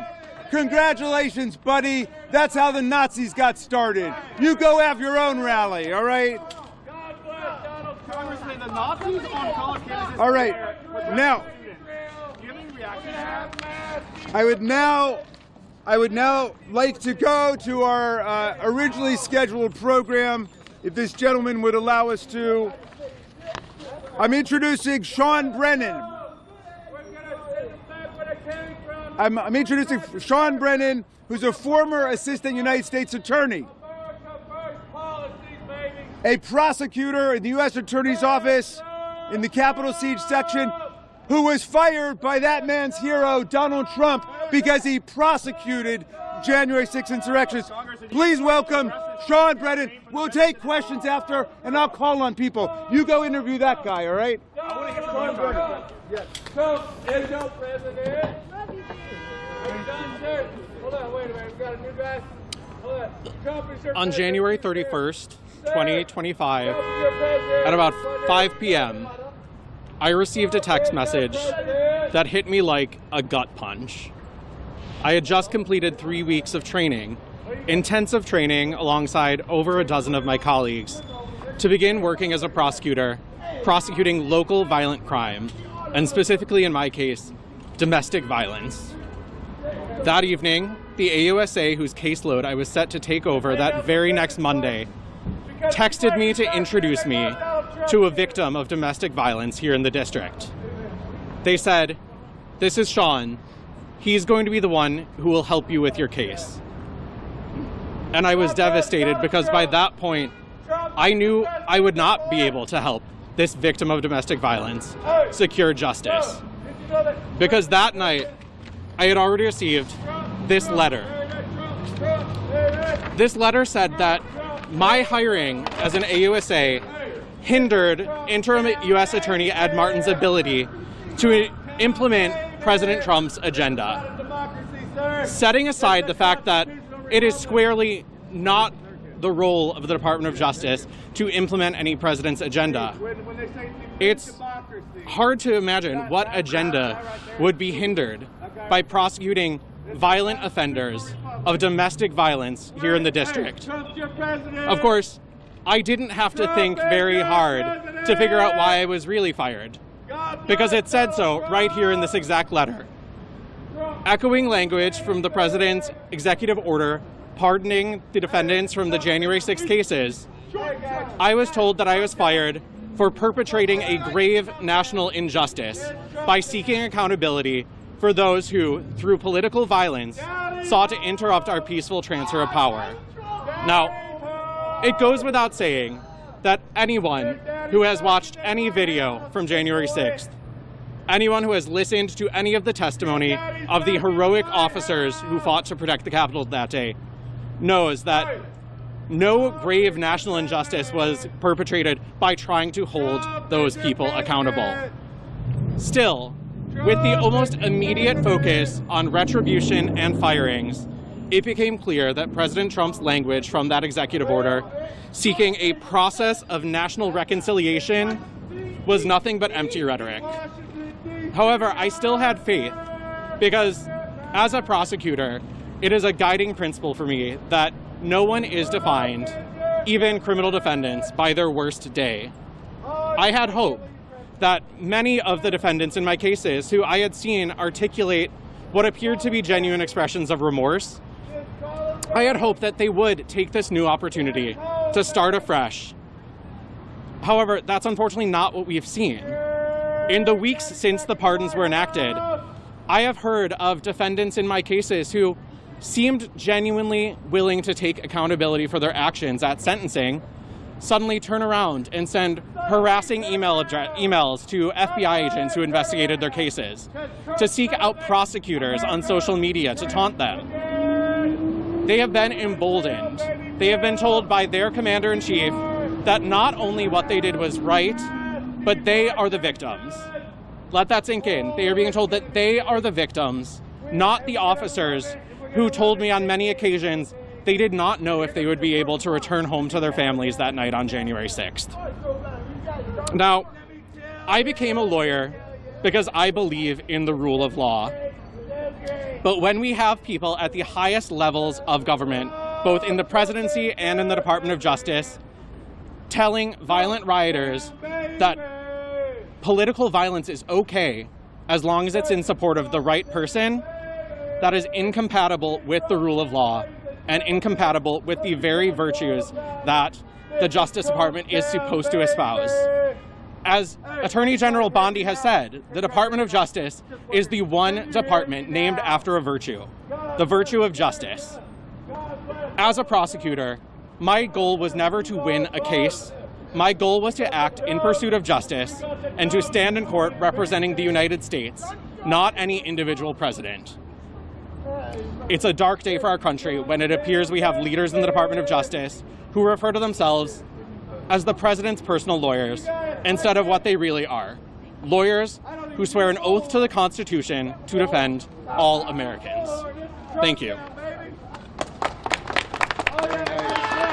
Thank you very much. Thank you, Sean Brennan. I'd like to now introduce Brandon Yarrow, the former Assistant Chief Immigration Judge for the Executive Office for Immigration Review, United States Air Force veteran from Texas. Please welcome Mr. Yarrow. Thank you all very much. Mr. Raskin, thank you for having us here and giving us this platform to share our stories, our experiences that we've had over the last few weeks. I stand here just as a citizen and a staunch supporter of the republic that this gentleman has been shouting about for the last few minutes. I have served as a public servant for over 20 years in various roles in various agencies, and I think it is very convenient and poetic that I'm giving this statement here about 3 blocks from where my dedication to public service started. I was on a fall semester of my 3rd year in law school, and I was working at the Department of Justice in the Environmental Crime Section, and that fall happened to be the fall of 2001. So my office was 3 blocks, again, right down the street. During September 11th of 2001, we had to experience that as staff members with the Department of Justice. We, after the attacks on the towers in the Pentagon, we were evacuated from our office. The metro wasn't working, cabs weren't available, and me and my supervisor had to walk from our office to the 14th Street Bridge to try to get back to Alexandria, where we both lived. They wouldn't let us cross the bridge. There's police officers there that wouldn't let us walk on foot across the bridge, and so people were literally driving up and picking up people to various towns in Alexandria and Annandale and things like that. And that experience then shaped, again, the next 20 years of my life, which has been dedicated to public service. After my second year in law school, I was accepted into the Air Force Judge Advocate Corps, and knew that after that our nation would be preparing for war. I entered in 2003. In April of 2003, I entered the Air Force as a military JAG, Judge Advocate General, as an attorney. And my career in public service ended exactly 4 weeks ago today. With not only me, but 6 of my colleagues who were doing the same job that I was doing. But I was in the Air Force for 6.5 years. I held positions as a prosecutor, defense counsel, and senior trial counsel. After that, I joined the Department of Homeland Security and represented the government in removal hearings before the immigration courts.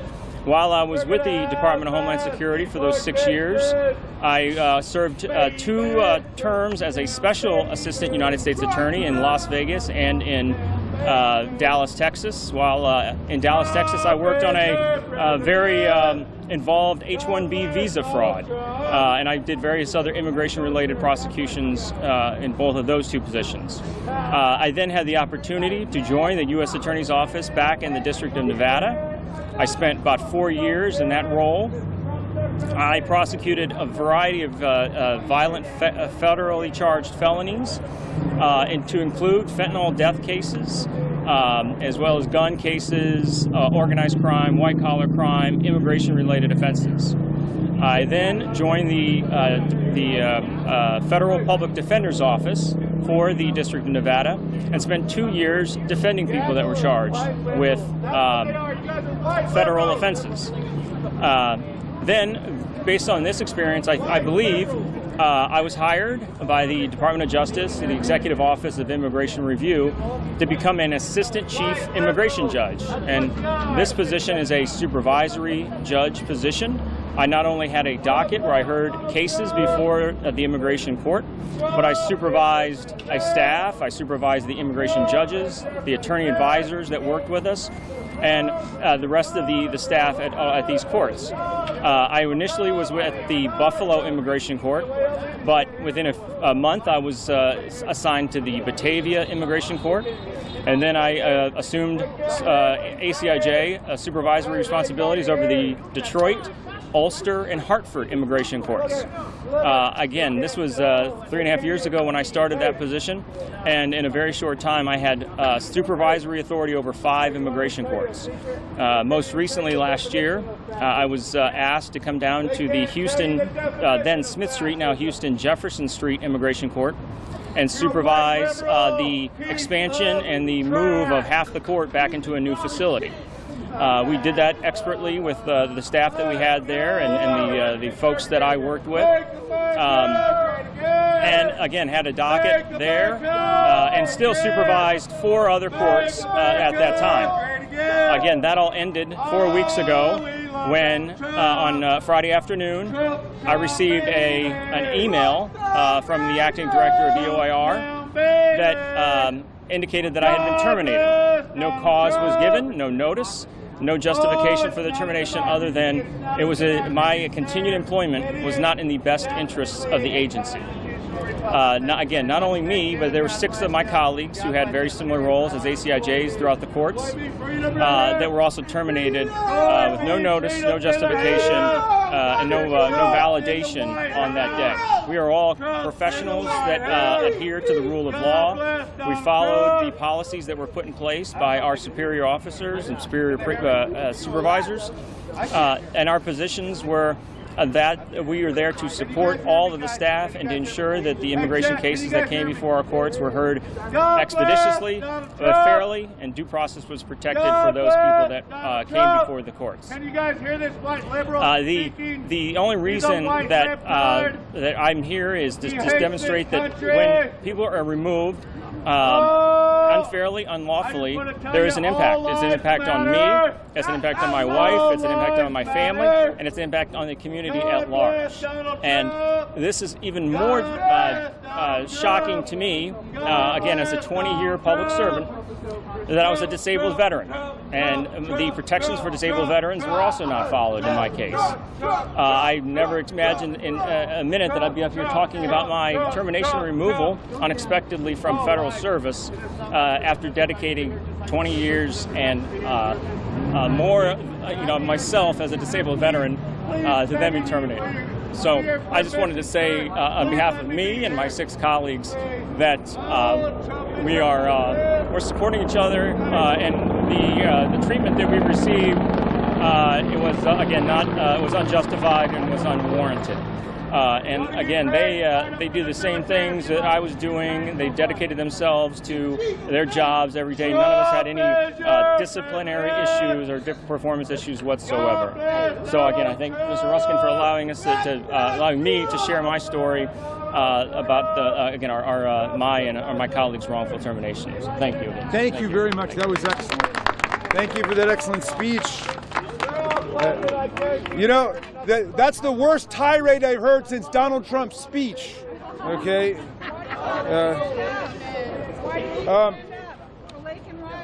I'm liking. I'm calling up now Brendan Ballou, the former Assistant U.S. Attorney for the U.S. Attorney's Office for D.C., the Capitol Siege Section, and former Special Counsel for Private Equity in the Department of Justice's Antitrust Division, a real DOJ lawyer, Brendan Ballou.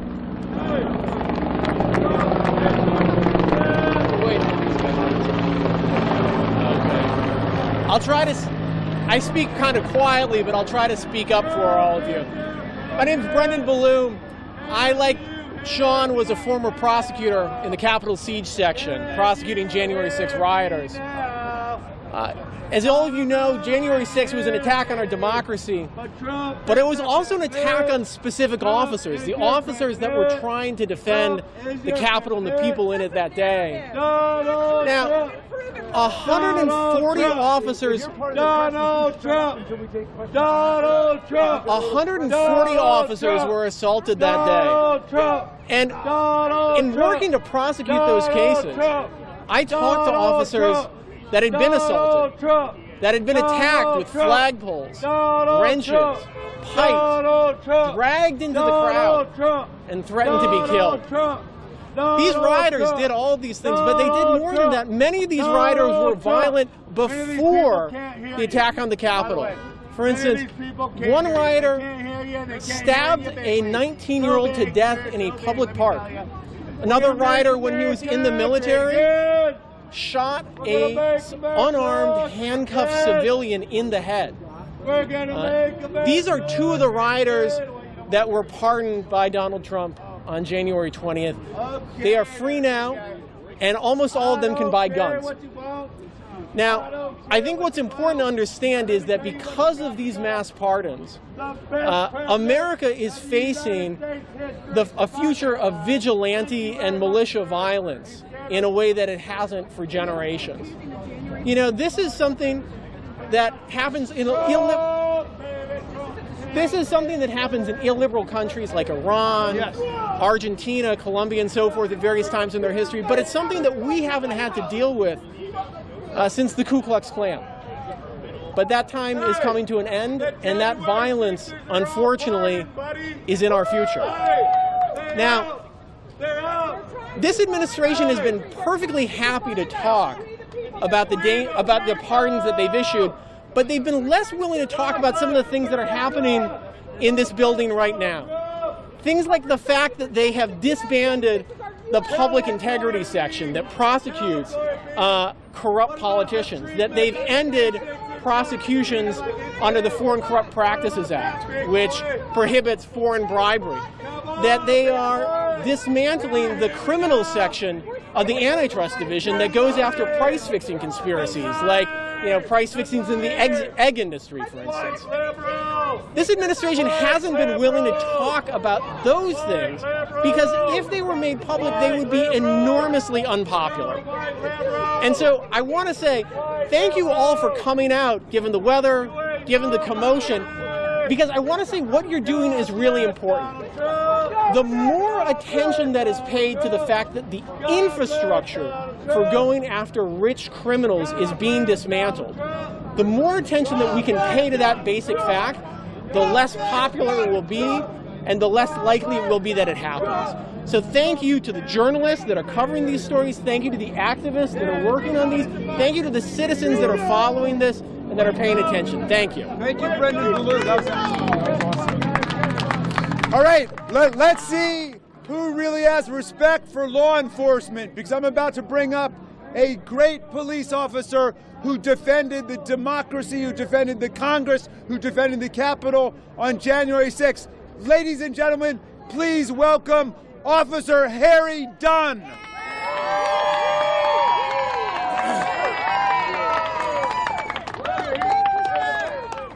Wow, that's crazy, right? However, this is exactly the type of person that was at the Capitol on January 6th. That individual doing all the screaming, Donald Trump would call him a useful idiot. That guy's a useful idiot. And that's why Donald Trump pardoned all the people on January 6th. That's why he pardoned them, to have them on standby. That guy, yeah, he's a useful idiot. He's saying God bless Donald Trump. When is the last time he's been to church? Is this how God acts? Is this how God acts? Is God okay with what happened on January 6th?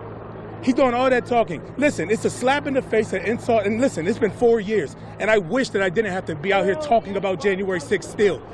Why? Because Donald Trump has not let it go. Not only did he not let it go, he put on retainer a mob to do it again.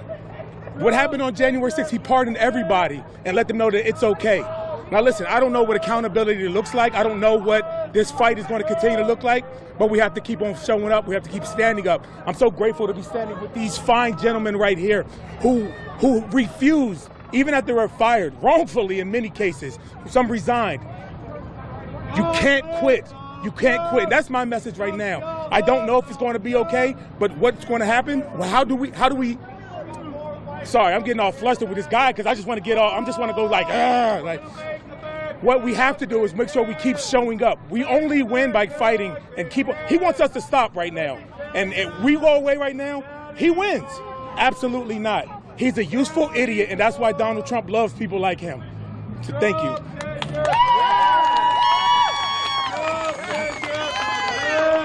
Thank you, Officer Dunn. I just want to underscore one thing that he said. The new U.S. attorney that they appointed in Washington, D.C. sacked more than a dozen prosecutors just because they prosecuted January 6th insurrectionists. Then they asked for a roundup of all the FBI agents, thousands of FBI agents who worked on the most massive criminal case in American history. All right, do we have a couple of questions? Will you show some respect for the blue? Zero. Don't back the blue. You don't respect nobody. You're useful. Are there any questions? Or maybe we should just do it randomly and people can... God bless. You can approach people individually because it's impossible to hear up here. Thank you all for coming, and I want to thank all of our great speakers. Please give them a round of applause for all of their great work.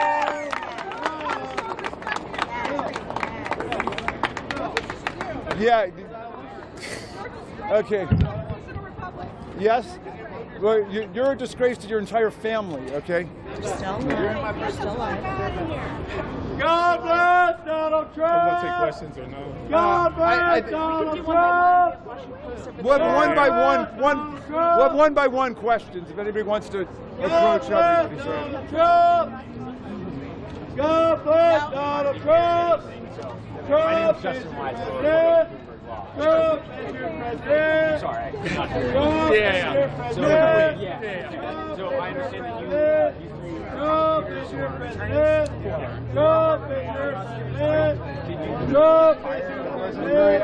So I was fired from my work on January 16th.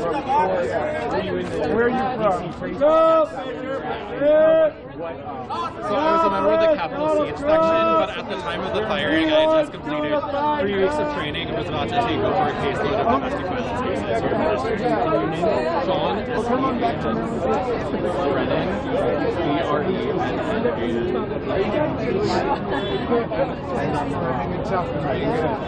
Brennan,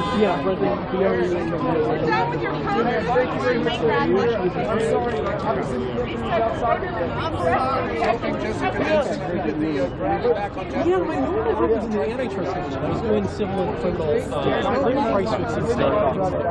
Illegal aliens! Unlike Sean, I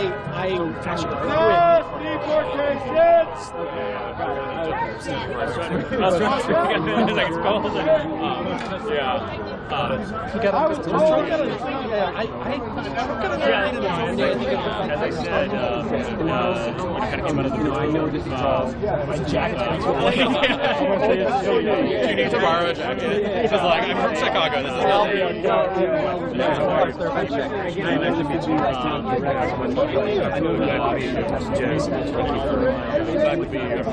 Sorry, can I? Yeah. So,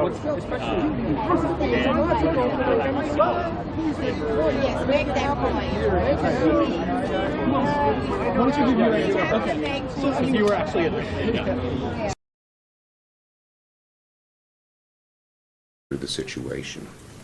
But I have to tell you, I just watched President Trump's news conference. Listen, it's one thing for internet pundits to spew off conspiracy theories. It's another for the President of the United States to throw out idle speculation as bodies are still being recovered and families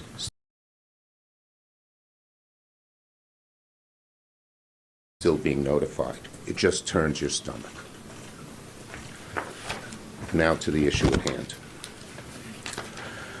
Well, this week, the American people saw firsthand just how destructive the impact of Project 2025 could be.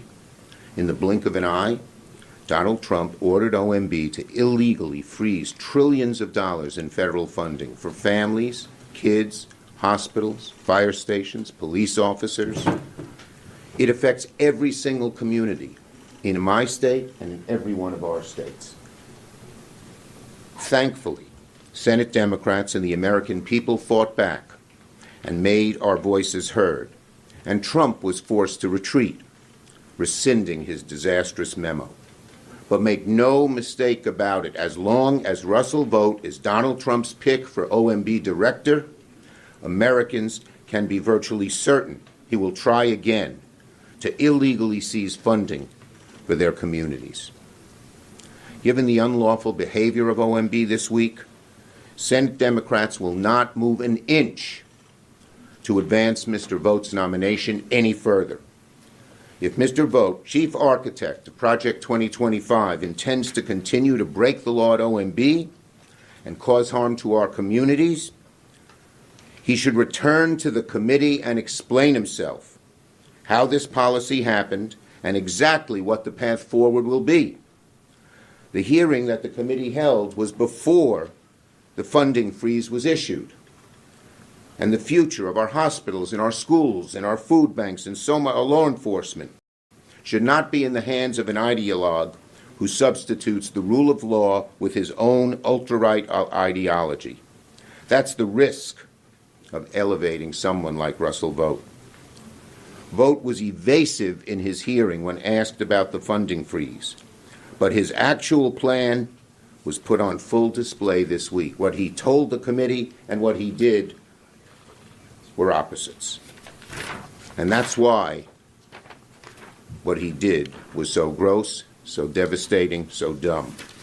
Mr. Vogt needs to return to the committee to give the American people some honest answers or at least some comprehension as to what the hell happened this week and what the plan is moving forward. So, I fully support the committee's decision not to participate in this sham process.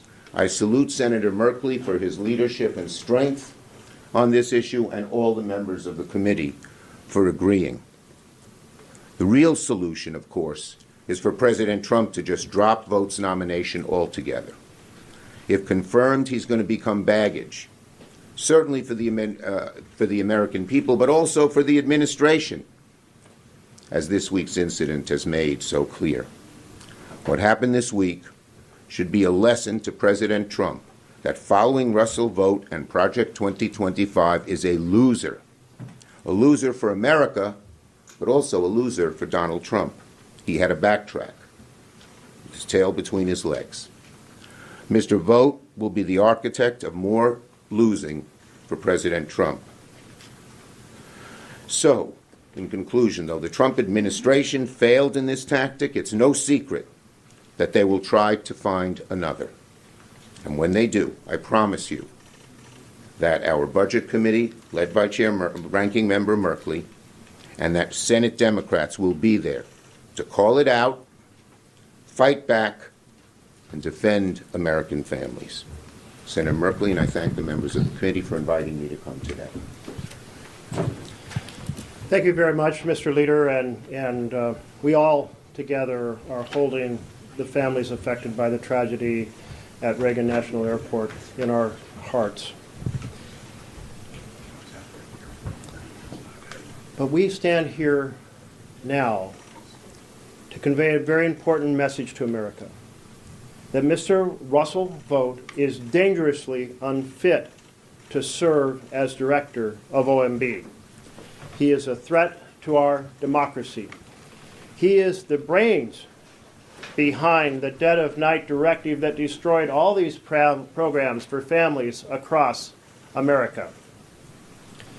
We on the committee asked for a 2-week extension to explore these issues. We directed specific questions to Mr. Vogt, and he has chosen not to answer those questions.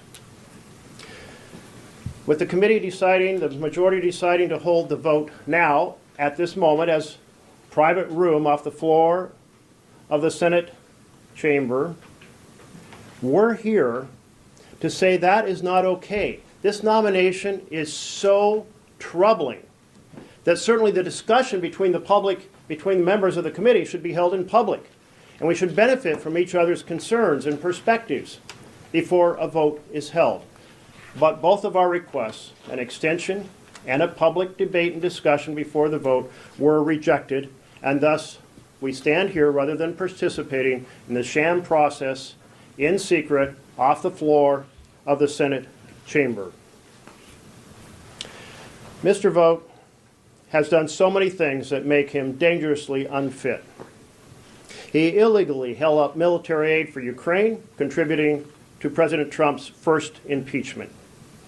He coordinated an order at the end of the last Trump administration to strip civil service protections from tens of thousands of nonpartisan, dedicated, capable American government employees.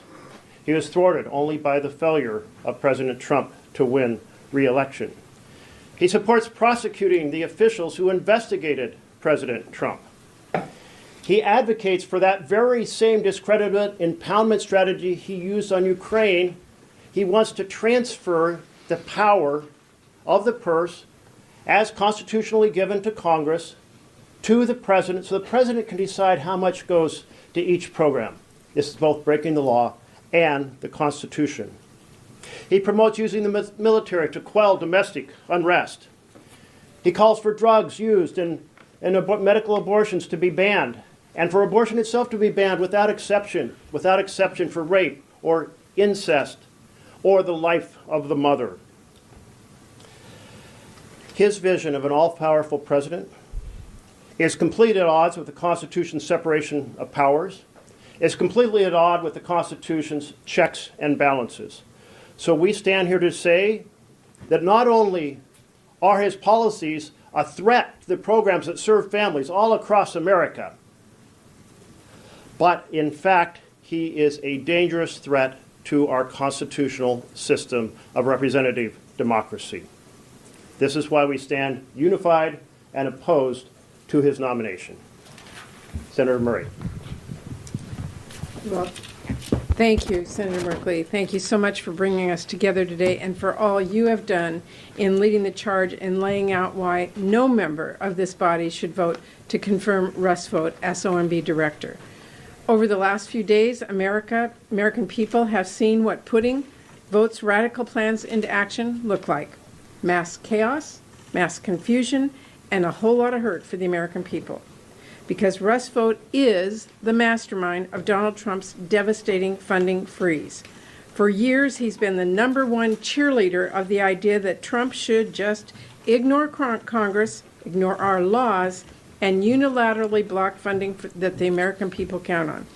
He took this idea for a spin last time he was Trump's OMB director, helping Trump illegally hold up security assistance. He's written a lot about it in the years since. And when he came before all of us last week, he refused time after time to simply commit to following the law and getting fund out to the communities that all of us represent. And now we've all seen what Vought's grand scheme to lock away funding communities need looks like in practice. You know what makes absolutely no sense? Confirming the mastermind of the last few days of chaos to oversee our country's budget again. Someone who, in addition to having spent a lot of time thinking about how Trump can steal funding from working families to help billionaires, he was chief author of Project 2025. He has called for the complete, quote, abolition of abortion. He told all of us here just like last week that he believes the 2020 election was rigged. He said we live in a, quote, post-constitutional time, and he wants to help Trump run dedicated civil servants out of their jobs so they can install lawyers who will do his bidding. No way. And as I said earlier this week, while Trump continues to hold up funding people are counting on, today's committee vote should not have ever continued as scheduled, and it certainly should not be held behind closed doors where it is being held right now, without any opportunity for senators to talk about his nomination and for the American people to see and hear that discussion. So we're here together instead, and we're calling on the full Senate to reject Russ Vought's nomination. Thank you very much, Jeff. Well, welcome to the Trump carnival of dysfunction, chaos, lying, and secret influence. Usually, a government shutdown is occasioned by an impasse between the parties here in Congress. This was a unilateral government shutdown done by Trump at the behest of Project 25. Its implementer was Russ Vought before he even is confirmed. What is he doing running OMB before he's confirmed, and who is he really working for? Well, there's a signal, because word is out that the implementer of this was his sidekick and junior associate, a guy named Mark Paoletta. Where do we know Mark Paoletta from?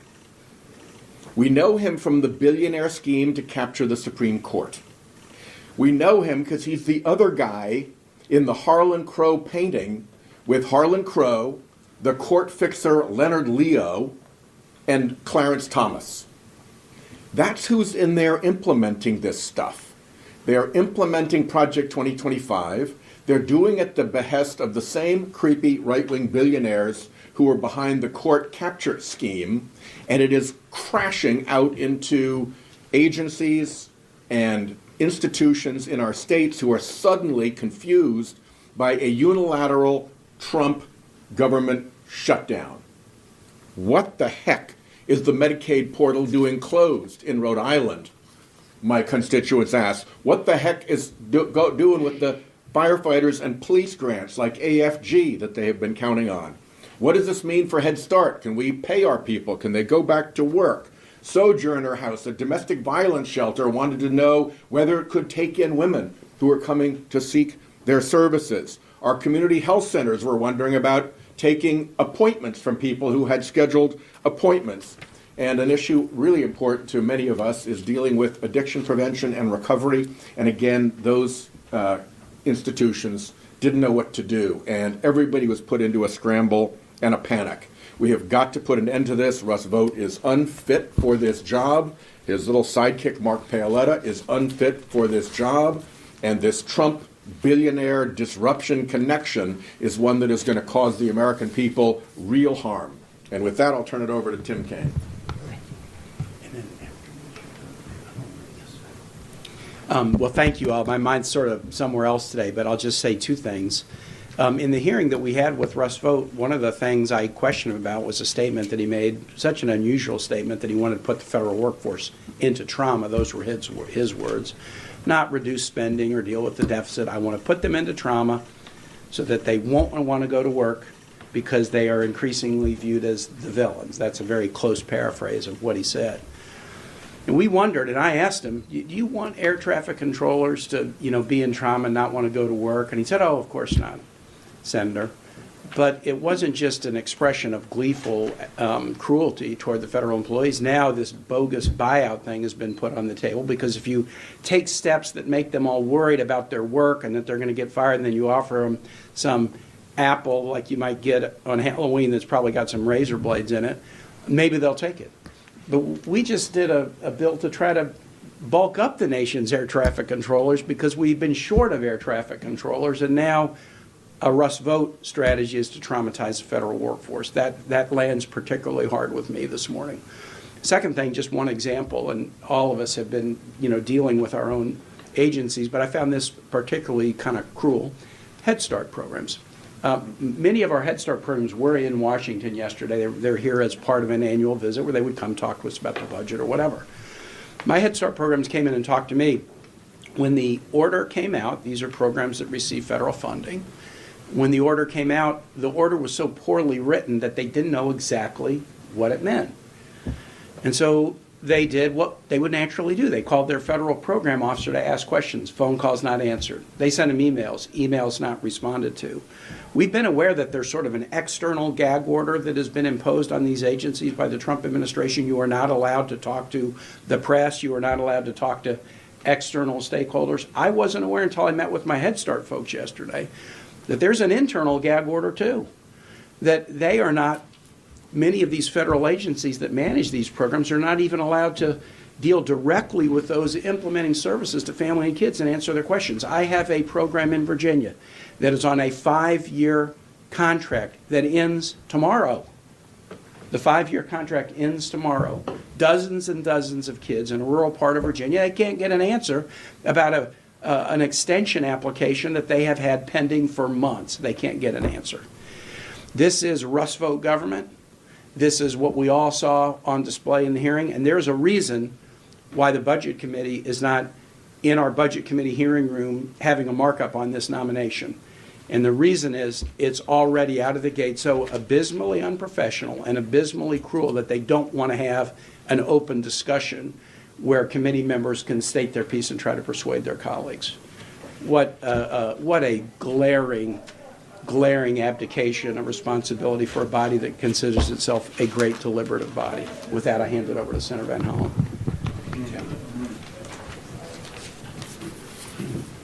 Well, thank you, Tim. I do want to begin with the terrible collision that occurred at Reagan National. And our Virginia is really, and Maryland is a partner with Virginia. We've already gotten word that a number of Marylanders have died, along with people from all parts of the country. So our prayers are with everybody who lost loved ones. And I want to thank all the first responders, which included a lot of Marylanders. I talked to the mayor this morning, and we're all in this together. And so I was outraged. I was just watching the president's remarks recently, and it was just grotesque the way he immediately politicized this terrible tragedy. I think he owes the American people an apology. I don't know if anybody witnessed that, but he was immediately pointing fingers, and when he was asked by the press what the basis of his claims were, he admitted that he didn't have any.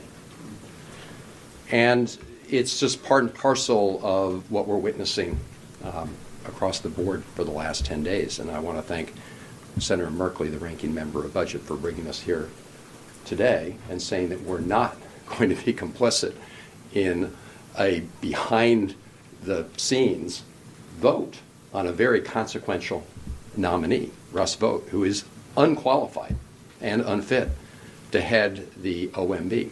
In addition to the statements he made about merit-based federal employees, saying he wanted to put them in trauma, he has also made clear that he won't commit to following the law.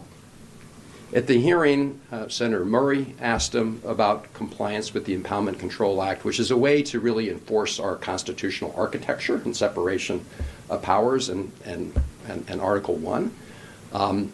He refused to comply, so I gave him another chance. In fact, I've got the transcript right here. My question ended, will you comply with the Impoundment Control Act? Question mark. Answer, Senator, the president ran against the Impoundment Control Act. So we went on. I said, well, if you want to propose amendments to the Impoundment Control Act, that's your prerogative. Congress will debate that. But he refused to do it. So make no mistake, what happened Monday night with this across-the-board freeze on really important resources for our local communities, that was not by accident. That was by design. That was done by people in this administration, starting with the president, who don't want to follow the law and refuse to comply with the Impoundment Control Act. You don't get to cherry pick the law, right? Presidents don't get to say, okay, I'm going to support these programs in this part of the law, but I'm going to oppose those. I'm just going to enforce the parts of the law that help the richest and wealthiest people in the country, but forget about everybody else in the country. You don't get to do that as President of the United States. And this is part of a pattern, and I'll end with this, because Russ Vought was the director of OMB during the first Trump administration.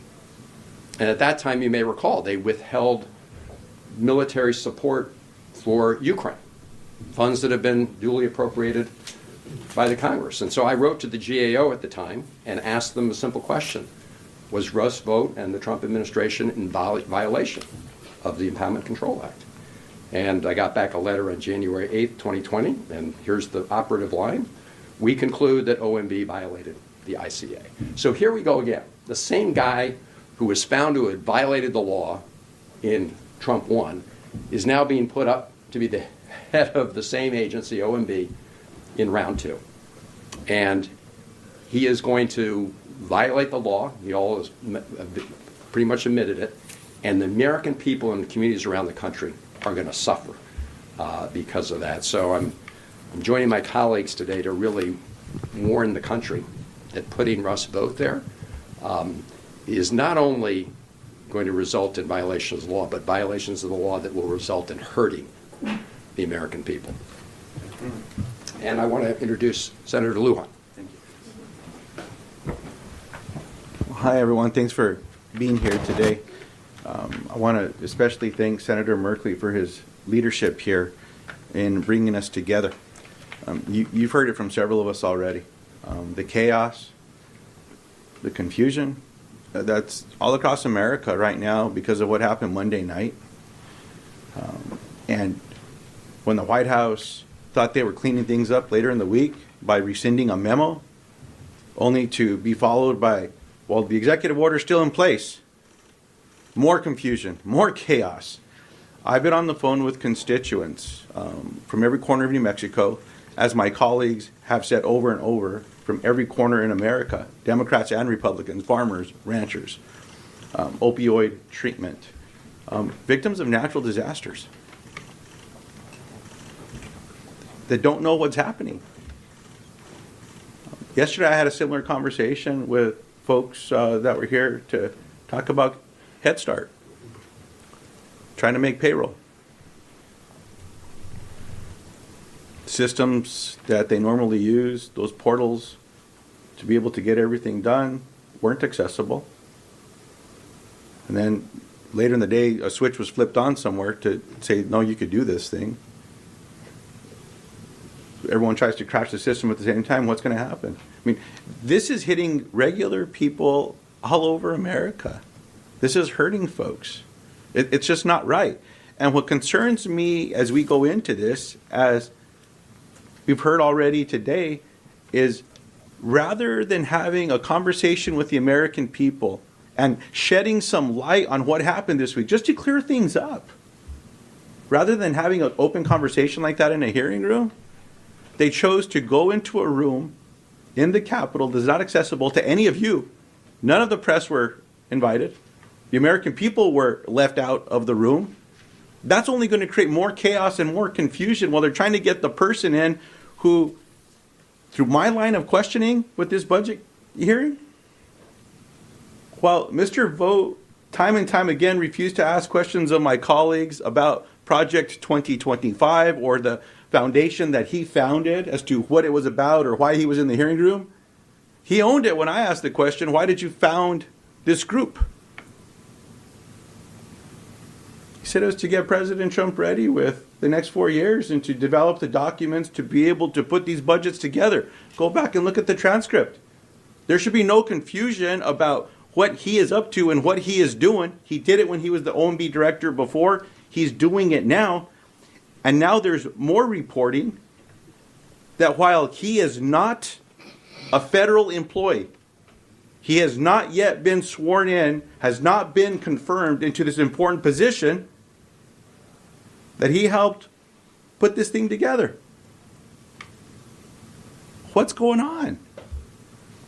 There's a lot of alarm here, a lot of questions, a lot of confusion, and it should not have been difficult for our Republican colleagues to work together in a bipartisan fashion to give a few more days for this hearing to take place and be honest with the American people, because that's all people want across the country.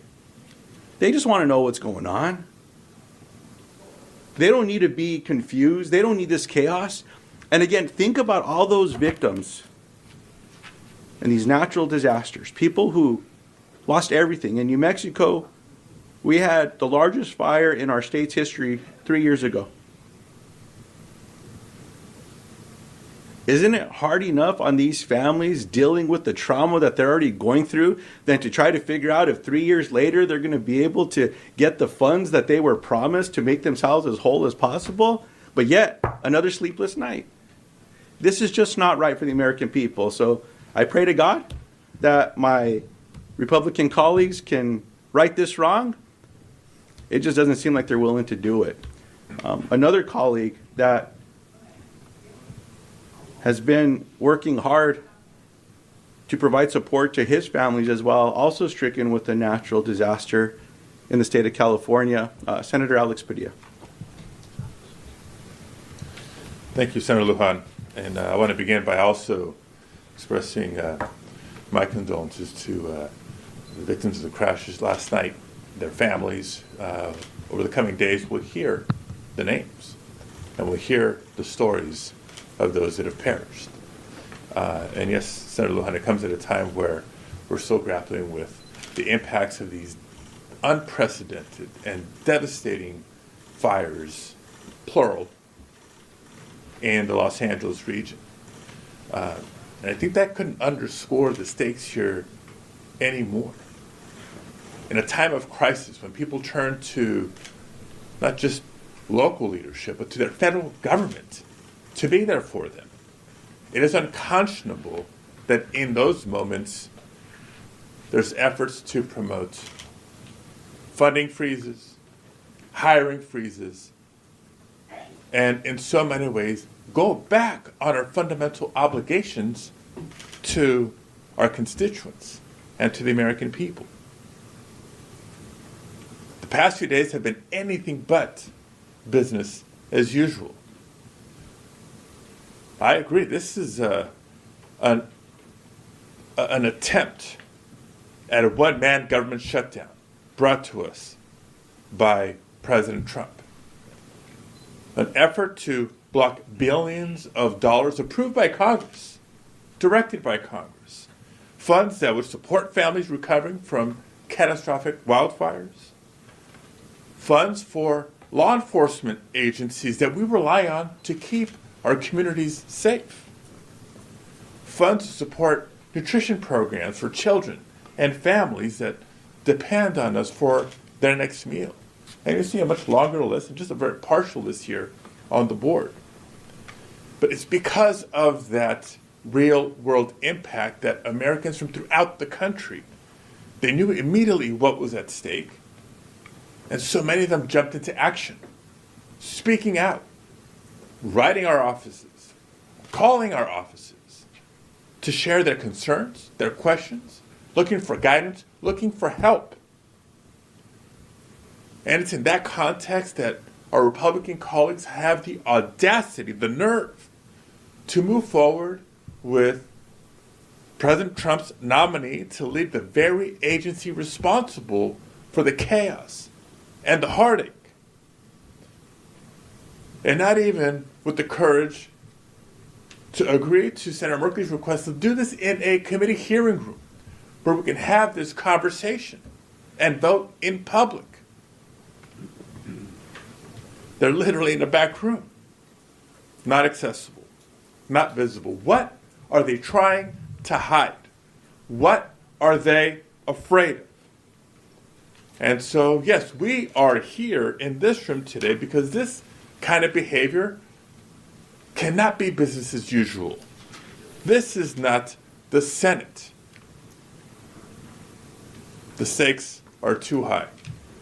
The impacts too real. Now, as others have said, during his previous tenure at OMB, Russell Vought tried to repeatedly politicize, withhold, and slow the distribution of federal funds, including disaster relief, including foreign aid. Through his conduct, he has demonstrated that he holds himself above the law, above the Constitution, and above the funding decisions made by Congress. Maybe that's why President Trump likes him so much. But for any of my colleagues, not just Democrats, but our colleagues on the other side of the aisle too, who have worked so hard to secure funding for their constituents back home, they too should be concerned. They too should be alarmed. Consider Mr. Vought's work from the first Trump administration, his role in crafting Project 2025, and his arrogance during the confirmation hearing last week. It's clear he is coming after Congress's constitutional authority, and he intends to repeat the events of this week over and over again if he's confirmed. And I'd say it's if because there is still time. To my Republican colleagues, there is still time. You have the power to stop this if you have the courage to do so. Don't give up that power to President Trump. Use that power for your constituents and for our country. Thank you. Thank you. I'll just note that Senator Kaine is pointing out that Trump gutted a key aviation safety committee just before the D.C. plane crash. Just days after his inauguration, he limited membership of a key committee that handles aviation security. This really emphasizes the point that across America, nonpartisan experts are executing policies that benefit of the American people, replacing those professionals with loyal lackeys who have no respect for the law or the Constitution or for the efficient delivery of services is a colossal mistake for everything families depend on. We are so deeply disturbed about Mr. Vaught's vision for America. Assault the programs for families, gut them, borrow trillions from the federal government, run up the deficit, and deliver all those benefits to the billionaires. That's the vision. Hurt ordinary families, help the already best off, and increase the debt. It is a devastating vision, and it's completely at odds with how Trump campaigned, said he was for families. So it is a great betrayal. Does anyone have a question? Yes, sir. Senator Merkley, I saw you ask the acting director of OMB for some information regarding Russell Vought's activities at OMB because of the White House press secretary's comments about it. One, have you gotten a response? And two, can you tell us more broadly about your concerns there? We have not gotten a response. We have seen reporting that says that he was intimately involved at the request, I believe, of Stephen Miller in preparing for the dark of night destruction of these programs for families, and that it was Vogt, that is Mr. Vogt, who then assembled in a crisis fashion the assistant directors and the deputy directors to prepare the response. So he is acting, appears to be acting as OMB director without being confirmed. One of the questions we have asked the administration is he on the payroll? Is he a senior advisor? And what role is he doing this? Is it appropriate for him to be serving in a capacity he hasn't yet been confirmed to? We have not received those answers. Anyone else? Yes. He's definitely on the payroll. The question is of whom? Well, I know some of you have expressed your desire to get rid of the filibuster in the past. Democrats have successfully filibustered or used the filibuster to stop two big GOP bills this Congress so far. Do you still feel that the filibuster should go away if you do support getting rid of it? I've always advocated for the talking filibuster, which means that there is a voice but not a veto for the minority. It is the right path to go on, but that is not the topic for today, and that would have given us the power to do exactly what we're doing right now. Yes, ma'am. I just want to understand the boycott decision. Was it because the vote was not held on camera for the public to watch? Because you guys do have these votes frequently off the floor in various committees, both under Democrat control and Republican control, and the press was allowed to attend. That's why some of us were late to the press conference. So had the vote been on camera, would you guys have participated? Yes, if the vote had been moved to a hearing room where we could have a full debate and every member of the committee could express their views, we had confirmed that we would be there. But we were told that it's too bad, we're not doing it that way. We're not going to allow the members of the committee, only the ranking member, only I'd be allowed to make comments. I think the gravity of this is what demands a public discussion. Not every nomination of the same consequence. This morning, I was at a hearing of the Foreign Relations Committee, actually a nomination confirmation discussion. Every member of the Foreign Relations Committee was given the opportunity to weigh in on the nominee to serve as ambassador to the United Nations. People exchanged views. The chair very graciously, repeatedly asked if people had additional points to make, and then the vote was held. Because it's a consequential appointment, the ambassador to the United Nations. I can't tell you how important this position is. This is the chief engineer of the Trump train. This is the person who was the architect for the vision for Project 2025. He laid out the strategy for the first 180 days. This is the person who served in this capacity before and proceeded to illegally impound funds. This is the person who came before our committee and said he'll continue to act illegally because he doesn't care what the Constitution says and he doesn't care what the courts have decided and he doesn't care what the law says. And so absolutely, this is a type of moment, especially what happened on the dead of night memo decision to destroy these programs for families that needed to be done in public. Yes, sir. Are you all prepared to hold up Senate business over this nomination, or what can you really do now at this point to stall or derail it? Certainly there is a process that involves the coming to the floor. That is a process in which we have the ability to request the full time required under our rules. There's a process when you're on the floor. We'll probably utilize all the tools available to keep highlighting that this particular nomination is an absolutely devastating consequence to our laws and our Constitution. One last question, Madam. Many of you spoke about the tragic plane crash from last night. Is there any insight into any congressional responses or investigations that could be following? So what was the first part of your question? Many of you spoke about the plane crash just now. Oh, yes. Well, certainly the plane crash it's horrific, and people are in shock. And we know that air travel in America is incredibly safe because every crash is taken so seriously, investigated so extensively. This is a very unusual situation involving an Army Black Hawk and a civilian plane approaching the runway.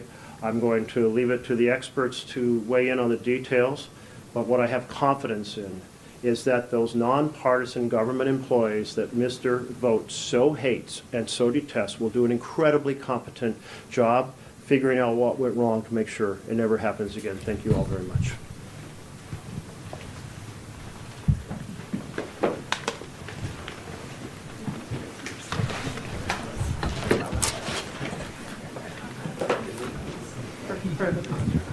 they would have had that on the floor too, not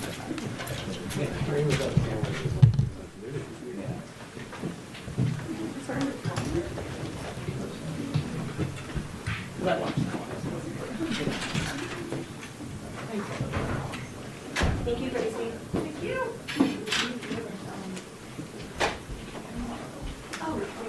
Because I think that's it. I was like, Kurt was like, who's this for? To Delia Ramirez. Right, that's right. Another Congressional Progressive Caucus leader. So 1 minute, right? We're timing me. But I'm also speaking for Greg. I'm kidding. I'm Congresswoman Delia Catalina Ramirez. I represent Illinois' 3rd Congressional District, representing many parts of the city of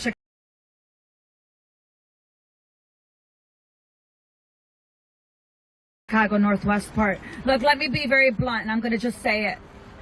The greatest threat to the homeland right now is called the Department of Homeland Security. We have seen the danger in infusing resources into DHS abuse of power. And I'm going to also say something else here. DHS is not rogue. Because when it was built to violate our rights and has been empowered to act with impunity. Congress needs to send a message, and it is why we are here today, that we do not consent, nor will we enable DHS and ISIS lawlessness. Yes, Noam has to resign. I've been telling her this since April. There needs to be oversight, and the mask must come off. But also, Americans are past reforms of a department that has used your taxpayer dollars to execute people in broad daylight.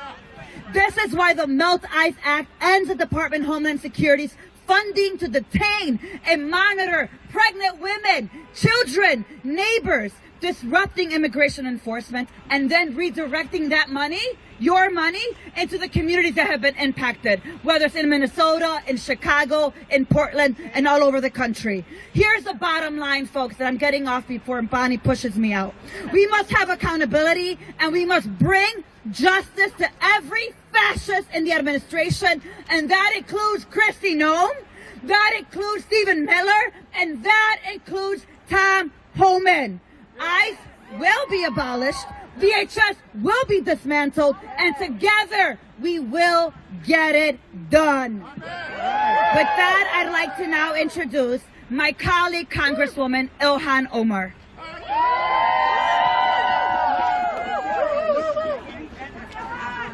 Thank you, Dahlia. Good morning, everyone. It is an honor to be here with you all. I represent Minneapolis, which is currently under occupation forces. We do not exaggerate when we say our restaurants are shutting down because there are not enough people to drive the employees to work and from work. We do not exaggerate when I say we have people who are housing other people because they are afraid to go home. And that is all happening in an American city. We have two neighbors, two of my constituents, who were shot by federal agents as cameras recorded. And their president maligned their name and told us not to believe our eyes. When we say it is time for Kristi Noem to go, we mean it now. Let's go! Let's go! When we say there needs to be accountability for the architect of the terror we are facing in Minneapolis and so many other cities, which is Stephen Miller, we mean we need accountability for him now. Let's go! So thank you all for being here. Thank you for joining the call to get ICE out of our cities, for us to dismantle this department that is not just rogue, but unlawful.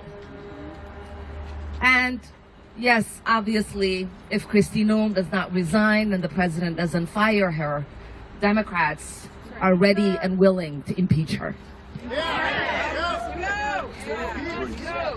Go home! I now call on the great gentleman from California, Congressman Ruiz. Right, Raul. Good doctor. Good doctor. I want to thank Chairman Espaillat and the Congressional Hispanic Caucus for organizing this rally and press conference, and all the other great leaders from all the other caucuses. I am here today at the Department of Homeland Security to join my colleagues in demanding accountability for the indiscriminate mass deportation of non-criminal immigrants and killings of U.S. citizens and the United States, here in the United States, that have left our country less safe, from Los Angeles to Chicago and now Minneapolis.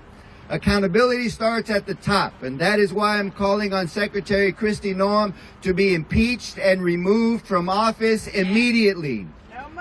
Under Secretary Noem's leadership, ICE and CBP have presided over widespread civil and human rights violations, including violent and unlawful arrests, the targeting of non-criminal immigrants, the repression of citizen observers and advocates, and inhumane treatment and conditions inside detention centers. Last year was the deadliest year in over 2 decades, with more than 56 people dying under the custody of ICE and CBP. Families and advocates have raised serious concerns about medical neglect, inadequate care, and unacceptable conditions inside detention facilities.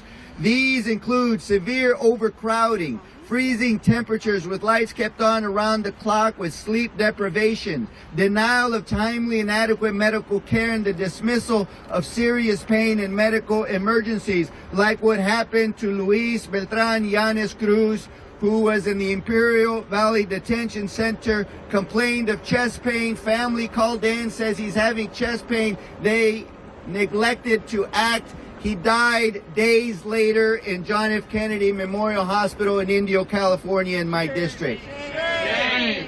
As a member of Congress, I have a constitutional duty to conduct oversight of federal detention facilities. Yet I have now been denied entry to Adelanto Detention Facility twice, even after adhering to their own policy requirements, when as a member of Congress, by law, I am not required to do so. Blocking congressional oversight is unacceptable, unlawful, and deeply troubling. When oversight is denied, it raises a clear question. What is DHS trying to hide? If they are willing to behave violently and publicly toward non-criminal immigrants and U.S. citizens while the cameras are on, we must ask what is happening inside detention facilities behind closed doors and beyond public view. That is why I introduced the CHC-endorsed Humanitarian Standards for Individuals in ICE and CBP Custody Act to establish enforceable humanitarian standards so that kids and elderly have enough food and water to meet their daily requirements, so that individuals can take a shower, wash their hands without barriers, so that there's hygiene products for women and others, diapers for kids, adequate space to lay down and sleep, so guarantee health screenings to identify emergencies in order to prevent deaths and protect human dignity. Kristi Noem has failed. She has made our country less safe and has violated citizens' due process due to prevent and protect human dignity. She has made our country less safe and more dangerous. When U.S. citizens are driving and pulled over by ICE or CBP, demanding violently to show proof of citizenship, to show them their papers, then anybody who is quote-unquote suspect by the authoritarian regime can be pulled over. And for this, she must be impeached. Go home now. Let's go. Congresswoman McIver. Thank you so much. Good morning to everyone. I'm Congresswoman LaMonica McIver, and you may not know my name, but Kristi Noem sure does. Because this administration is trying to put me in prison for 17 years for standing up to the department she leads, for standing up to ICE. Because that is what this administration does. I represent communities in New Jersey that live in constant fear. Families too terrified to step outside, send their kids to school, go grocery shopping, or take a trip to the doctor because of the harassment of ICE and Homeland Security. And when I stood up to protect them, this administration came after me. Secretary Noem tried to shame me, she tried to embarrass me, and she tried to smear me. But I am not ashamed of doing my job and protecting the people. Christy, this is for you. You ought to be ashamed of yourself. You pretend to be tough. You stage pictures with agents. You call citizens domestic terrorists. And you gleefully terrorize our communities because you are a coward. You are a liar, and you are a threat to the safety of our communities. In my own community, in communities across this country, people have died under the watch of DHS. And I have seen with my own eyes the brutal cruelty of the ICE facilities that she has tried to keep us out of, that she is trying to hide from you, the American people. So I say it plain and simple. Christy Noem must go. And if she does not go, we will impeach her. And I'll give you one final word. I will not rest until she is. Thank you. With that, I would like to call up Rep. Castro.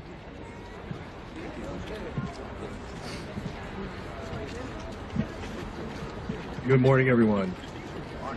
Last week, Jasmine Crockett and I visited 5-year-old Liam Conejo Ramos and his father Adrian at the Dilley Detention Center in Dilley, Texas. While detained, he became lethargic and sick. His father said that he had become very depressed. He was asking about his mother and his classmates, and most of all wanted to go home. But he also said that he was scared of the guards, and he had clearly been traumatized.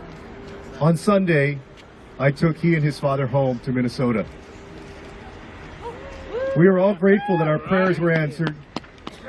We're all grateful that Liam and his dad are free. But many more children and families remain at the ICE detention facility that Liam and his father were held at and traumatized by. There is a 2-year-old baby in prison there right now. A mother detained with her 2 sons will celebrate her oldest turning 18 tomorrow. She doesn't know if her family will be separated.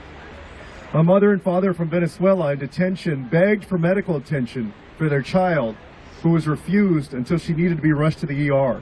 And she's a 1-year-old girl. While the warden walked us through the housing units, a young boy walked past me and said, "No school."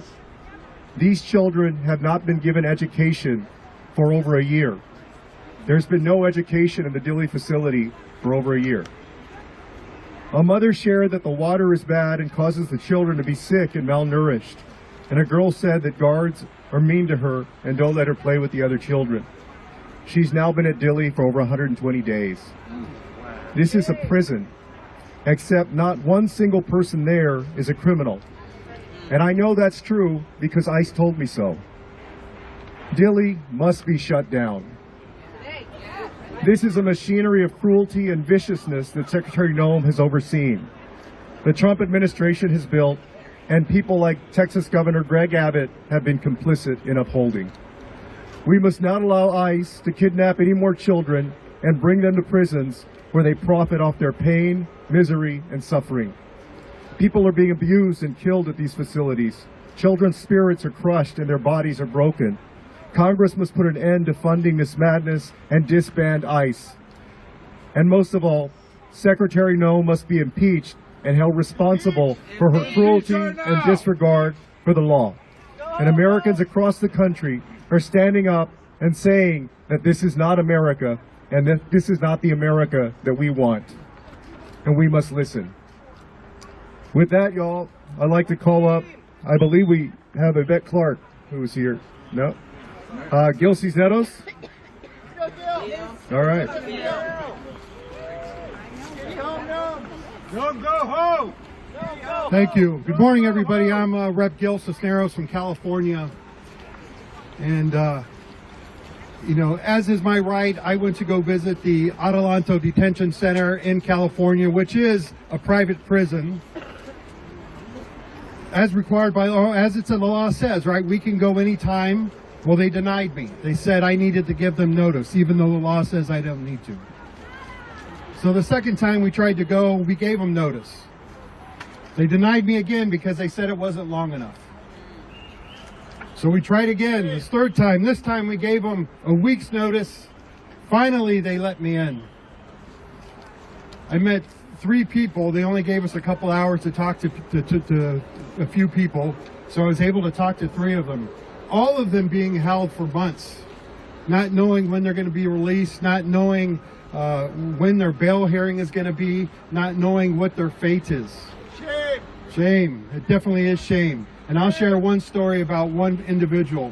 It's a woman who came to this country, fell in love, married a United States citizen, and she did come legally, by the way, was doing the right thing, trying to do the legal process to be able to stay here, to stay with the man she loved, who's a U.S. citizen, checking in like she was supposed to, as they required her to do.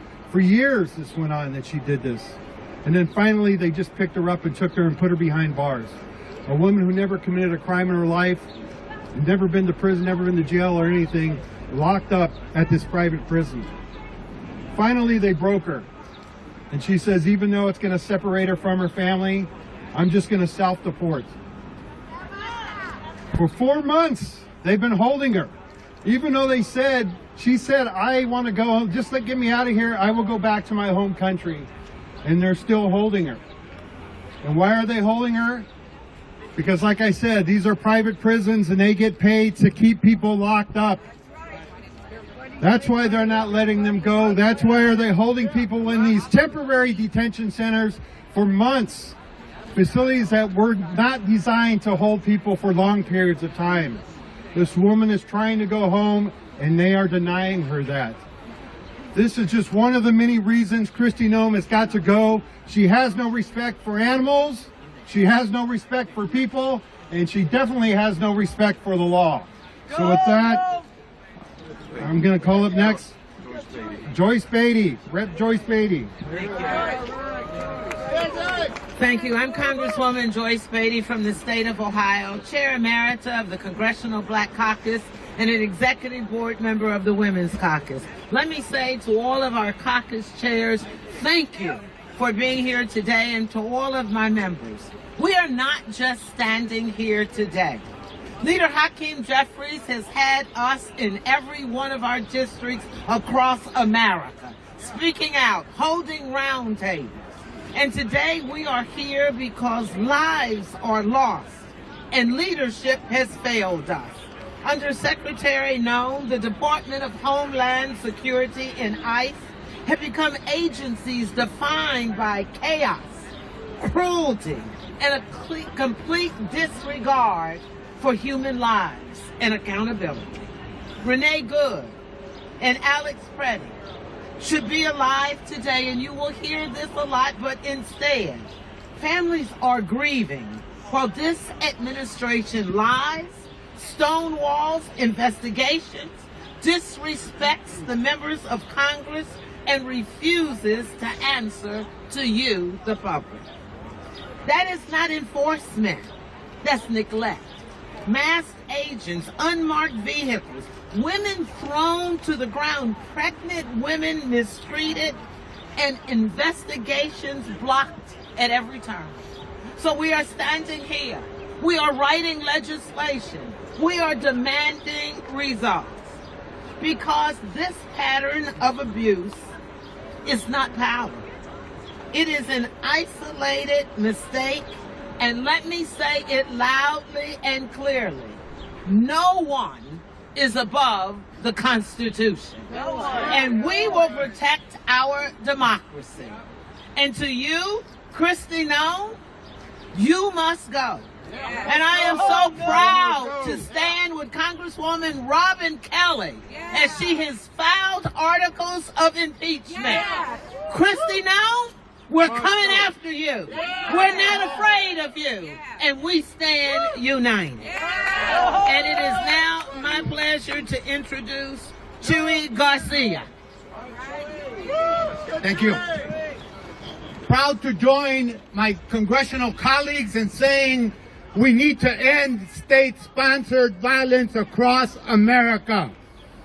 In the district that I represent, we saw one of the first fatalities occur last September when, after dropping his children off at school, Silverio Villegas Gonzalez was gunned down by ICE agents. And only a few days later, in another part of my district, they shot another constituent who was on her way to her church to deliver some goods 5 times. And they charged her with domestic terrorism and other false charges that would have imprisoned her for many years in jail. However, that case was dropped because it was built on a bunch of lies and faulty evidence. There was no evidence. Videotapes have shown that she was the victim of one more attempted killing of 2 of my constituents. So I'm here today because my district and my neighborhood have been the targets of militarized operations, helicopters flying dangerously low to intimidate residents in my community, including over my home, time and time again. They've used tear gas. They have hit people. They have done everything possible to choke the lifeblood of one of Chicago's most vibrant communities. So today, we join together with representatives from all over the country saying enough is enough. Let's end the violence. Let's dismantle ICE. Let's reorganize a system that is rooted in compassion and respect for the Constitution and due process. Thank you. Now it is my pleasure to introduce to you Representative Nydia Velázquez. Thank you. Thank you so much for being here, and the 5 congressional caucus that are here, thank you. It means so much to all of us and to the people in this country. 33 years ago, I used to stand in press conferences discussing immigration, and maybe we counted with the fingers of our hands how many members attended those press conferences. But look at this here. Everyone across the caucus, Democratic caucus, is represented here. And for that, I am very grateful. My question to the Republican leadership in Congress: how many people have to die before Republicans open their eyes? Or maybe I should pose the question differently. How many districts, Republican red districts, you need to lose in order to open your eyes? The Secretary has turned the Department of Homeland Security into a lawless federal gang, the Wild West, with Kristi Noem as the rodeo clown. Over the past few weeks, 2 American citizens have been executed in the streets of our country by our own government. ICE no longer function as a law enforcement agency. It's become a rogue operation. Mass agents roam neighborhoods, abduct high school students, use children as bait.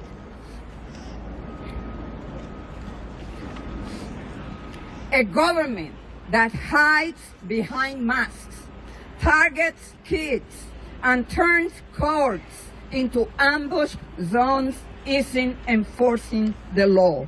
It's abusing power and violating rights. The Secretary must be fired immediately. Until she has been removed, every abuse, every unlawful raid, every life shattered or lost goes unanswered. Enough is enough. No more masks. No more lies. Eyes out. Out. And fire the secretary, because if she doesn't go now, we will impeach her. And now I would like to introduce our friend from California, Judy Chu. Hey, Judy! Look at him, Judy.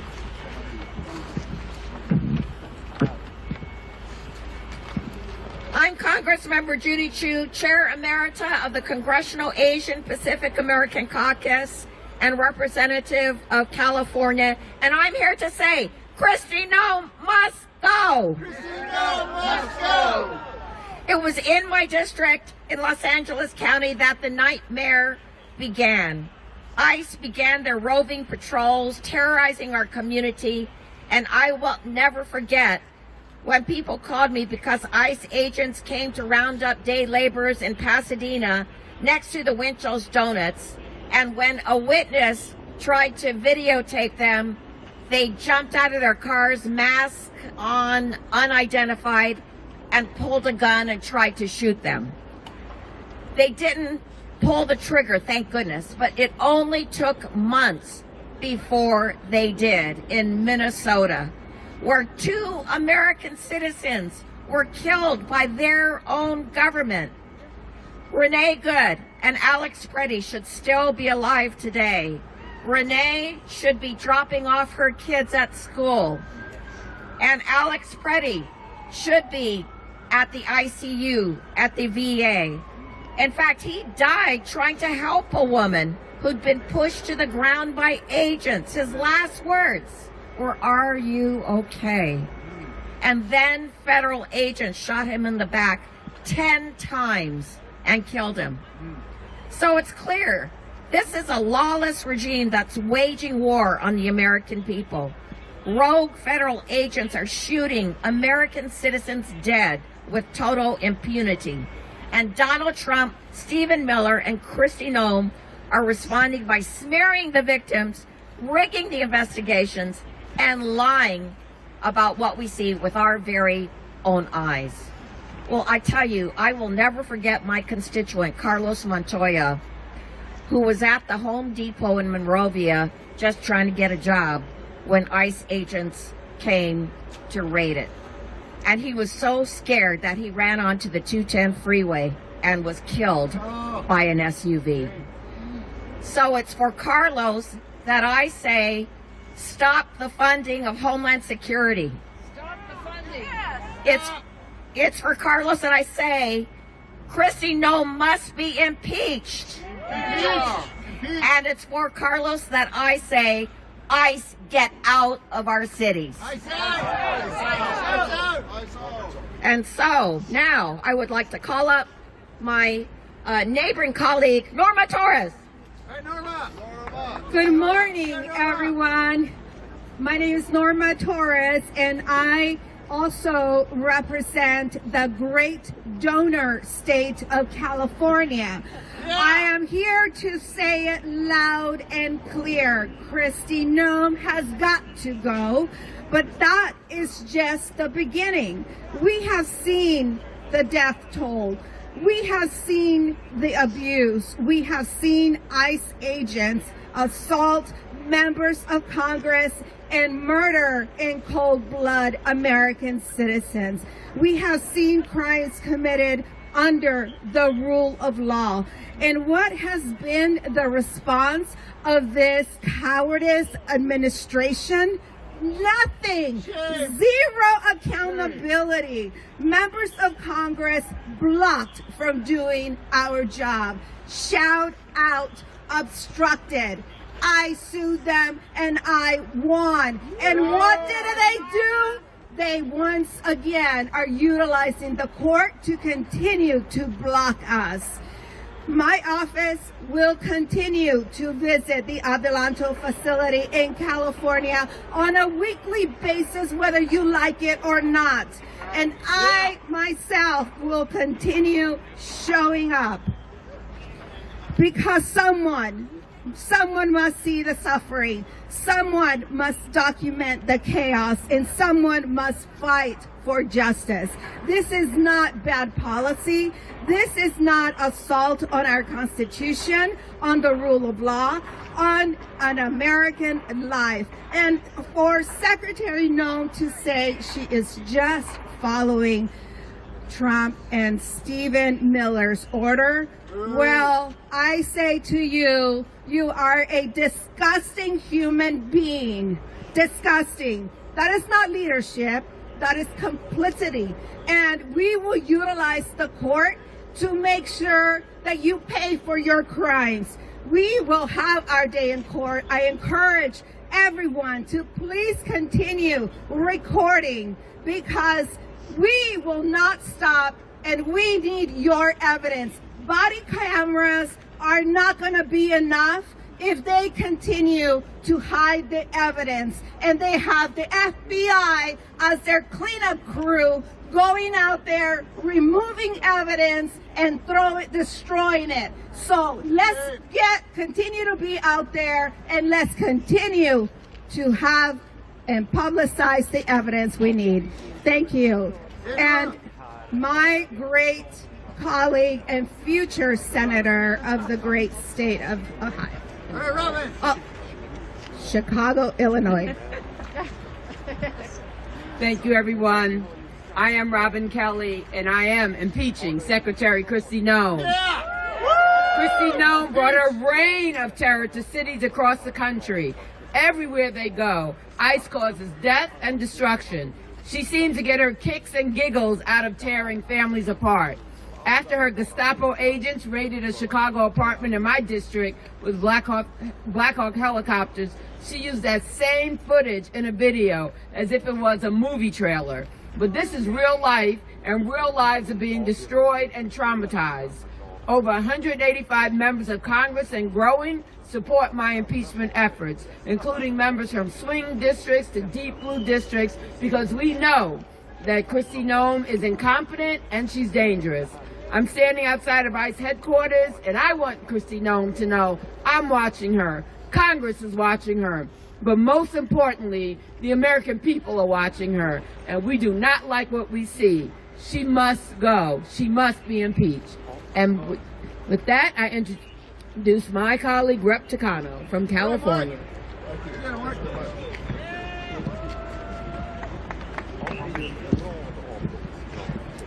Good morning, everybody. Good morning. ICE and CBP are moving like an out-of-control wildfire across our nation. Masked agents moving through our neighborhoods with unmarked cars. People snatched off the streets in broad daylight. Americans gunned down in the streets. This wave of hurt and brutality does not appear out of thin air. It is the direct result of policies coming out of President Trump's and Kristi Noem's playbook.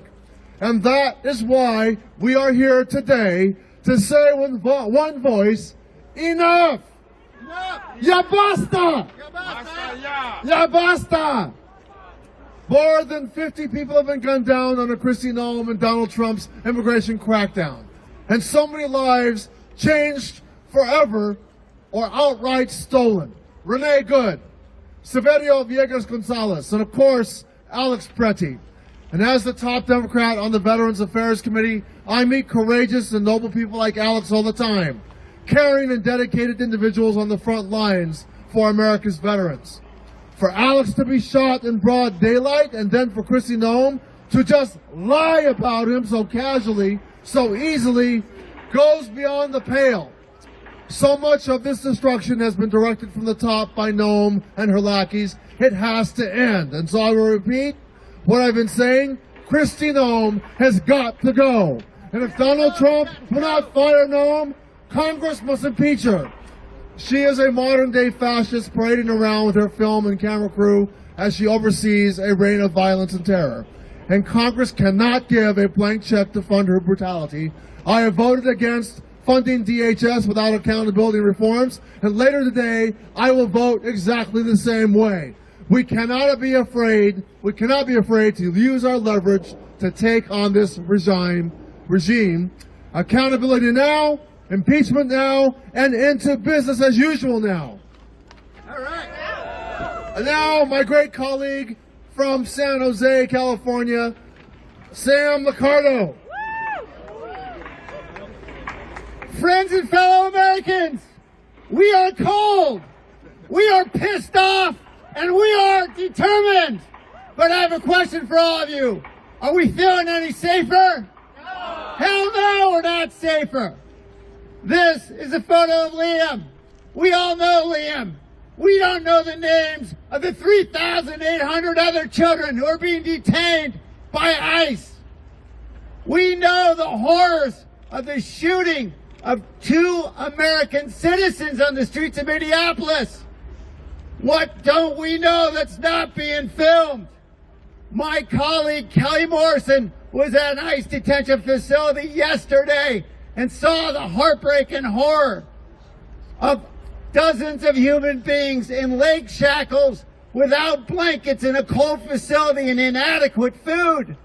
These are the horrors every day that this agency is visiting upon our communities. It must stop, and it starts at the top. Kristi Noem must go. With that, I give you to my good friend, Greg Casson. Greg, take it home. Let's go. Thank you so much. Thank you, Congressman. We are here to demand in one voice the end of Kristi Noem's reign of terror at the Department of Homeland Security. We, members of Congress from across the Democratic caucus, are here in front of the ICE headquarters to demand an end to Donald Trump's mass deportation machine, to demand an end to masked men without badges separating our families, tearing our communities apart, an end to shooting people in broad daylight, an end to arresting thousands of our kids. Donald Trump promised to go after, he said, the worst of the worst. But he has pardoned his millionaire donors who have been convicted of money laundering and fraud. He has pardoned the former president of Honduras for narco trafficking. But he's put our college students in shackles. He's put 5-year-olds like Liam in jail. He's arrested United States veterans and citizens. Are you kidding me? We are united. We are united as Democrats, united as a country, marching in the cold in Minneapolis, facing tear gas from coast to coast, marching to demand that we impeach Kristi Noem, that we end Donald Trump's mass deportation machine, and that we focus on the well-being and the constitutional rights of everyday people in the United States of America. Thank you very much. Congresswoman Dexter. Good morning. Thank you for being out here and standing up for the Constitution today. I am Maxine Dexter, a mom, a doctor, and very proud to represent Oregon's 3rd, which includes Portland. I want to take a moment to tell you about my constituent, Diana Crespo. Diana is 7 years old. She loves to paint. She loves to play with her friends. Last month, she had a fever, and her nose wouldn't stop bleeding. Like any concerned parent with a sick kid, her mom and dad tried to take her to a doctor. They never made it inside. Instead, federal agents swarmed their car in the parking lot and abducted them. A friend said the parents were pleading with the agents, begging to just let their child see a doctor. The agents didn't listen. Instead, they sent the family to the Dilley facility in Texas, a detention facility that now has an active measles outbreak. I do not know how Kristi Noem sleeps at night. I do not know how our Republican colleagues stay silent and still look their children in the eyes. This is part of a terror campaign designed to punish families, traumatize children, and scare entire communities into disappearing. Portland spoke out this weekend peacefully, and ICE released chemical munitions on children and labor union members, and the children were as young as 13 years old. This is fascism. We will not normalize this. We can and must choose a different path. We can build a country that leads with compassion instead of cruelty. That starts with impeaching Kristi Noem, and it does not end until ICE is dismantled. Stay loud, my friends, and thank you. I'm now very honored to pass it over to the first-term fighter in Congress, Jasmine Ansari. Thank you, Maxine. Good morning, everyone. My name is Jasmine Ansari. I'm the proud daughter of Iranian immigrants and the proud congresswoman representing Phoenix, Glendale, and Guadalupe, where over 64 languages are spoken. ICE has been terrorizing our community from the very first day of Trump 2.0. And today, we are standing outside what has turned into the Trump regime's personal paramilitary force turned against the civilian population in this country.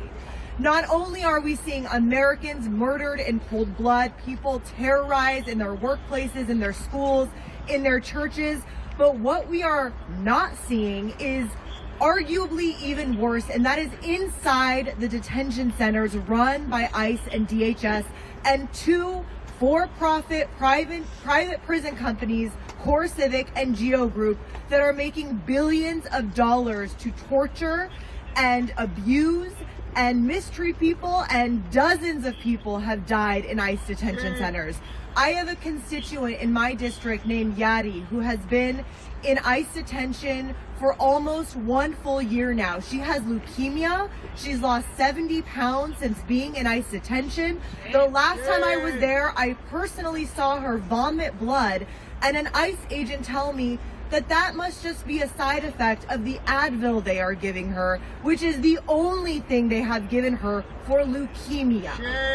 It is so disgusting. So we need to end for-profit private prison companies running our detention centers in this country. We have to impeach Kristi Noem. We have to drain ICE of the funding that they were given in the big ugly bill that took from your health care to fund this violence. And ultimately, I got a call from a 80-year-old former Republican in my district this week. First thing he said to me, we need to defund ICE. This is no longer a political issue of what political party you belong to. Everyone is impacted by this terror. So we will defund and dismantle ICE once and for all. Thank you. Thank you, everybody. Thank you for being out here in the call. And thank you for your support. God bless you. Keep the faith.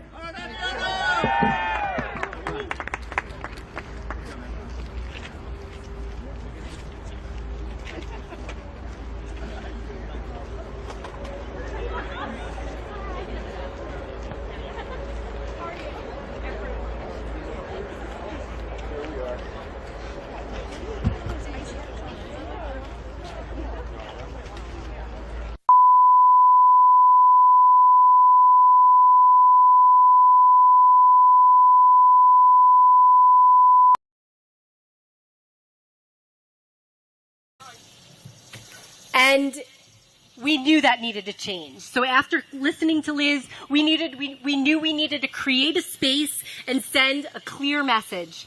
It is time to listen to the voices of survivors. So here we are. What Liz reminds us is that courage is contagious. You will not see one woman walk up here alone. She will walk up in solidarity with her survivor sisters. And that is deliberate because this movement is all about solidarity. When one person steps forward, we all have the courage to step forward. All right, let's do it. Liz, come on up here. Liz is joined this morning with 4 of her sisters. 4 women in our World We Survivor Training Fellowship. Please welcome Gigi, LJ, Jessica, and Terry. There has never been a more urgent moment. Thank you.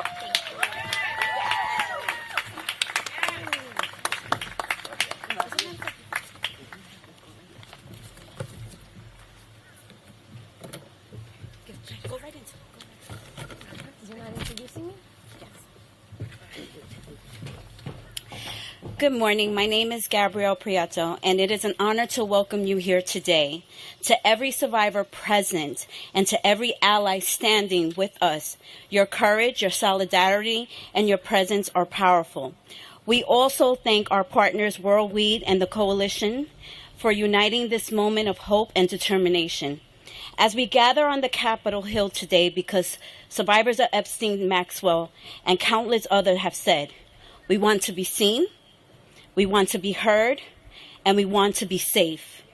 This is not about politics. This is about survivor, lead, a sister in this movement, and a voice of resilience. She stands not only for herself, but for the countless others who have been silenced. Please join me in welcoming Liz Stein to the podium. Thank you. Yeah!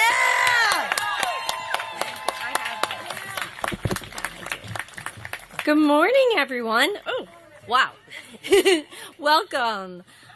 Looking out into this crowd, it's so hard to believe that this is all happening. It was born out of frustration, sitting around a kitchen table, and look at us here today.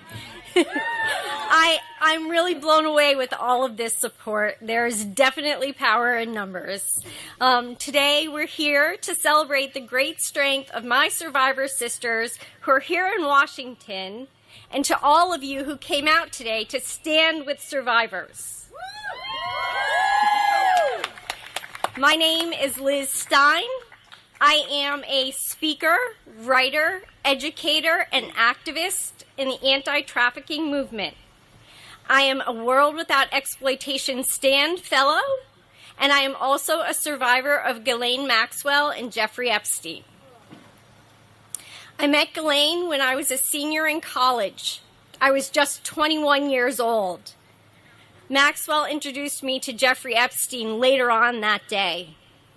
That evening was the sliding glass doors moment that changed the trajectory of my entire life. I was once bright, fun, outgoing, and kind. I loved people, and people genuinely enjoyed being around me. But after meeting Jeffrey Epstein and Ghislaine Maxwell, it felt like someone shut off the lights to my soul. Instead of pursuing my dream of going to law school after graduation, overcoming the terror and the trauma that was inflicted on me by these sex traffickers, overcoming that became my decades-long full-time career. As sisters, as survivors, we're initiated into a sisterhood. We're in a sorority that none of us asked to join, but we all stand here today strong, stronger together because our collective voice is powerful. We stand together also to honor the beautiful souls who lost their lives in the pursuit of getting justice for Maxwell and Epstein's crimes.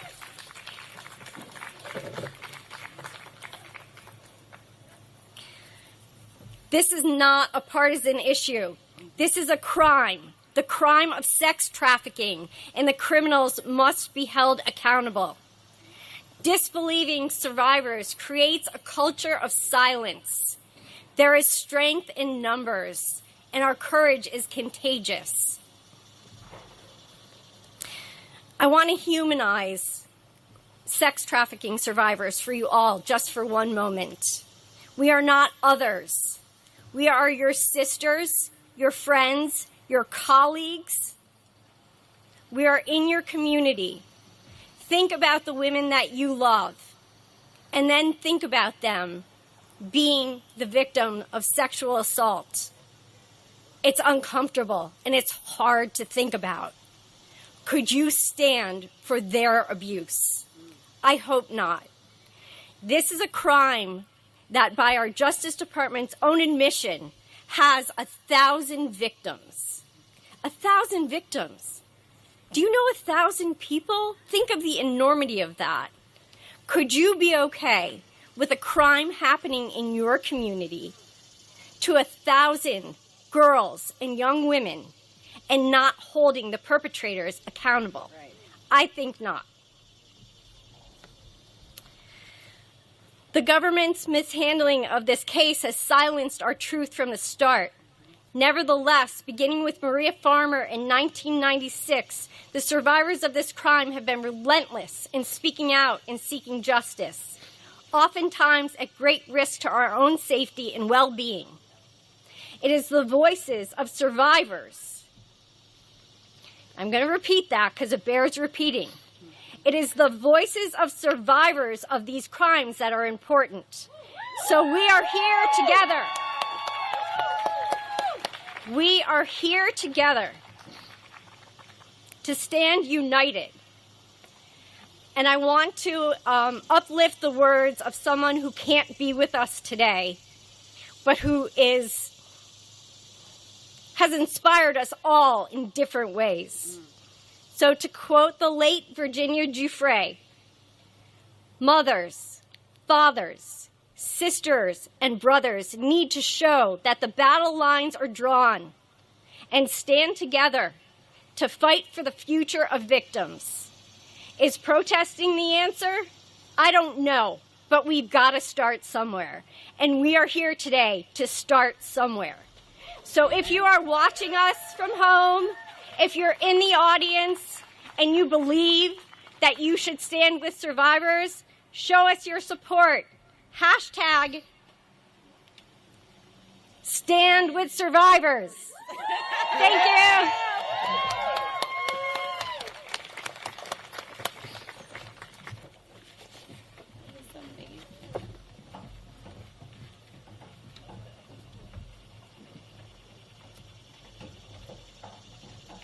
All right, we're going to just keep it moving.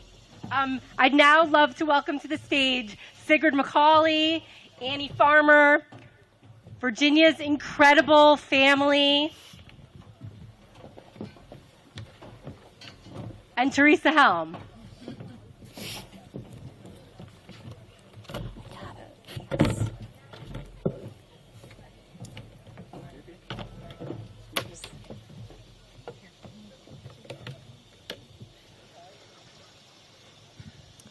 Good morning. We come together in the nation's capital at this watershed moment for survivors. They're demanding justice, they're demanding accountability, and they're demanding action. For far too long, Maxwell and Epstein committed crimes throughout our country and our world, and it's time to hold those that facilitated those crimes accountable. We've heard a lot of words for many, far too many years. It's time, finally, for action. Earlier this year, many of you know that we lost a dear friend and a client of mine, Virginia Giuffre.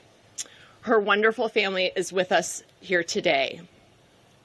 I can tell you that she would have loved this moment. It would have been so special for her to see all of you here today. And I know she's with us. And what she would want you to hear today is stay strong and keep fighting for justice. Thank you. I'm going to take a moment to read from one of our fellow survivors who, thank you, was too afraid to come here today. Her name is Juliet Bryant, and she asked me to read this letter to you all. I wish I could be here today. Unfortunately, I'm too afraid to travel to America after everything that has happened. I am, however, here in spirit, like many other survivors, such as Virginia Giuffre and Carolyn Adriano. I want to speak out for all victims of abuse, especially those who can no longer speak, those both alive and dead. For years, the truth about Epstein has been covered up. They say there's no Epstein list. Speak to us. It's time to dig deeper, do the financial research. It's clear that for years there has been a big cover-up. We have all been lied to. It's especially difficult for victims of Epstein to move on when it's thrown in their face daily through the media without any closure. The public has now become the victims of this as well. We have all been badly hurt by this. It's time for the truth to come out. It's time to stand up for victims of all crimes. It's time for the perpetrators to be held accountable. Thank you for being here and for standing by myself and other victims. Together we will make change. There is strength in numbers, and we will do it together. From Juliette Bryant.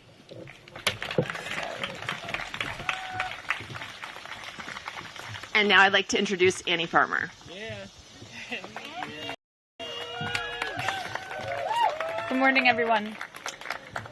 Thank you so much for being here today. Your support means more than you know. My sister Maria Farmer was not able to attend, and so I will read her remarks for her. Due to the debilitating effects of the last few years of cancer treatment, I am unable to be here today. My sister, Annie Farmer, will speak for me. She is a primary reason that I reported Epstein, Maxwell, and others to the FBI in 1996 after they assaulted us in 2 different locations and held me captive at Wexner's estate, while Maxwell also stole photos that were my private art studies and twisted them into child sexual abuse materials, harming my sisters and myself. In 2006, the FBI demanded my testimony for a federal trial, promising justice, but failed again.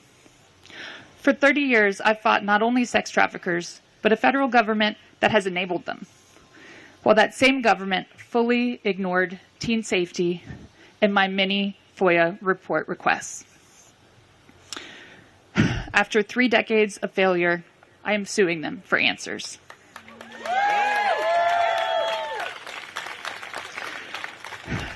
Virginia Giuffre's heroism, speaking her truth, her humility, her bravery, and love ended my 14 years of fear and silence. She is the heart of this fight. Please take a moment of silence for her.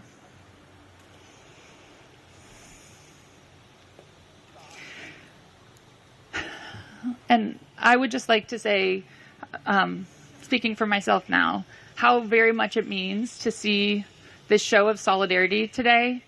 After feeling so isolated and alone for so many years with this fight, it's incredible to see all of you standing here and to feel the support coming from elsewhere as well.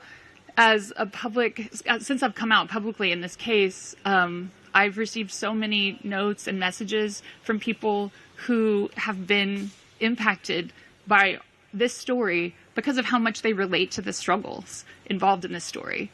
Unfortunately, that's because so many people are affected by these crimes. We have a huge, widespread issue with child sexual abuse, with sexual violence against women, with abuse of power in all forms that leads to all forms of trafficking. Right?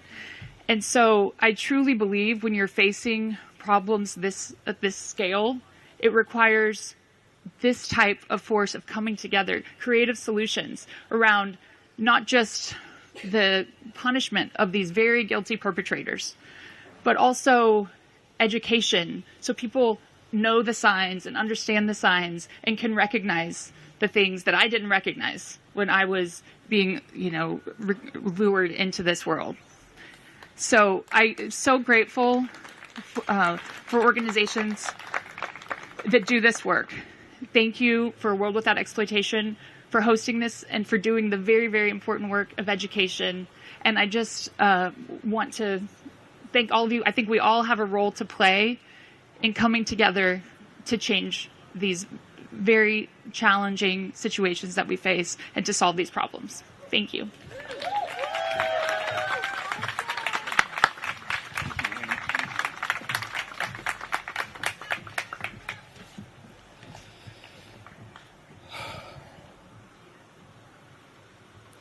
Hello, everyone.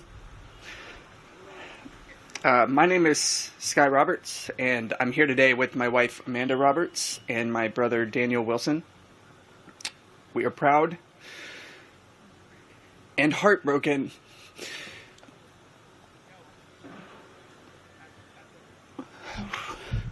to be standing here before you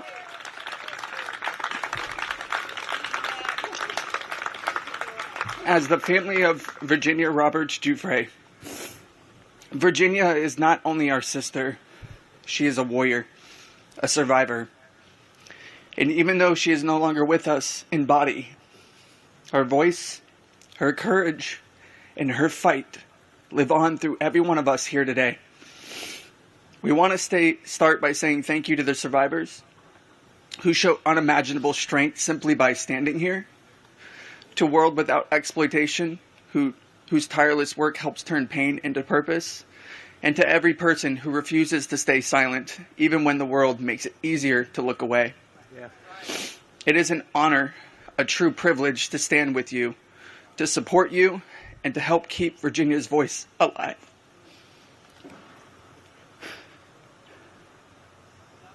Virginia fought for truth. She fought to expose a system that allowed the wealthy, the connected, and the powerful to exploit and abuse girls and young women without consequence. She fought for every survivor who was silenced, doubted, or discarded. And she never backed down, even when the world tried to break her. Today we rally not only in her memory, but in solidarity with every survivor. We are here to say, we see you, we believe you, and we will not stop until justice is served. Because justice is not selective. It does not and must not bend to money, influence, or titles. We are here because every survivor deserves more than a headline. They deserve more than a single conviction. They deserve the full weight of the law behind them. Our demands are clear. Ghislaine Maxwell must remain in a maximum security prison for the rest of her life. No leniency, no deals, no special treatment. The Epstein documents must be unsealed. Every name, every detail, no more secrets, no more protection for those who preyed on the vulnerable. And finally, we demand full accountability from every enabler, every accomplice, every person in power who turned a blind eye. The justice system was not designed to serve the powerful. It was meant to protect the people. And it's time it started doing just that. This movement isn't just about the past. It's about reshaping the future. A future where survivors are not shamed, silenced, or ignored, but heard, honored, and empowered. Thank you. Thank you for standing here, for fighting alongside us, and for refusing to let this story end with injustice. Virginia's voice echoes in every one of us. Let's make sure the world keeps listening. I want to end it with a quote from Virginia, and I'm going to hand it over to my wife, Amanda. This is a quote from Virginia's journals. I look forward to the days when money and power does not stop the truth from coming out and the righteous prevail.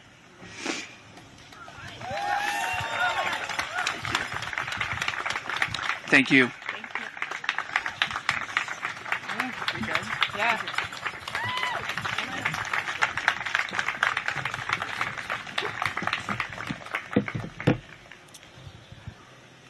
Well, good morning.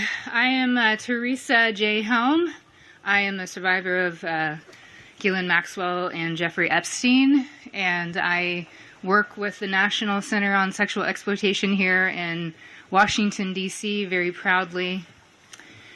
And today, I stand here as an expert of my lived experience at the hands of Jeffrey Epstein's co-conspirator, Ghislaine Maxwell, or as I first knew her as, Miss Maxwell.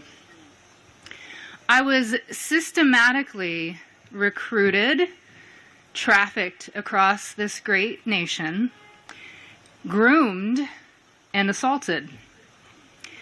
Ghislaine, it was your butler that greeted me at the front door of your beautiful home, and it was your calm, manipulative, and fraudulent demeanor that cultivated my trust. That coercive system that you have mastered was entirely end-game oriented. And that end game was to feed the perversion of you and Jeff.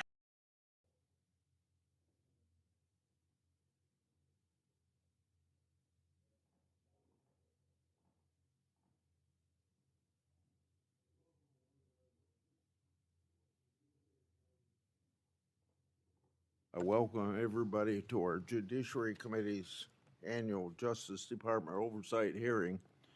But before I and Durbin give our opening statement, I want to say this is the second anniversary of Hamas invading the sovereign state of Israel. Yesterday, I had some Palestinian advocates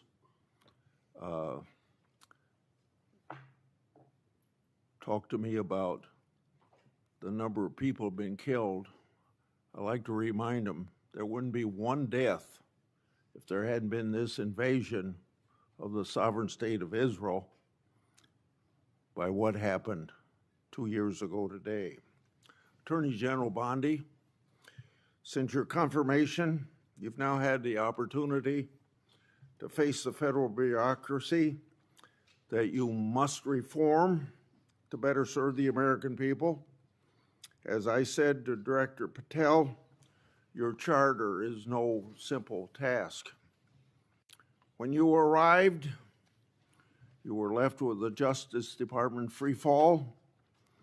Senate Democrats have denied your leadership personnel. We haven't been able to confirm your Assistant Attorney General for Congressional Affairs.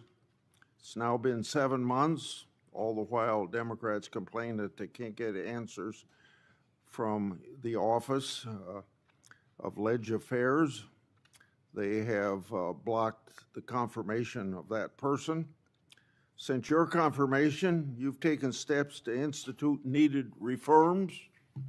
Under your leadership, the Justice Department has cut funding to politicize programs to reinvest in core policing activity.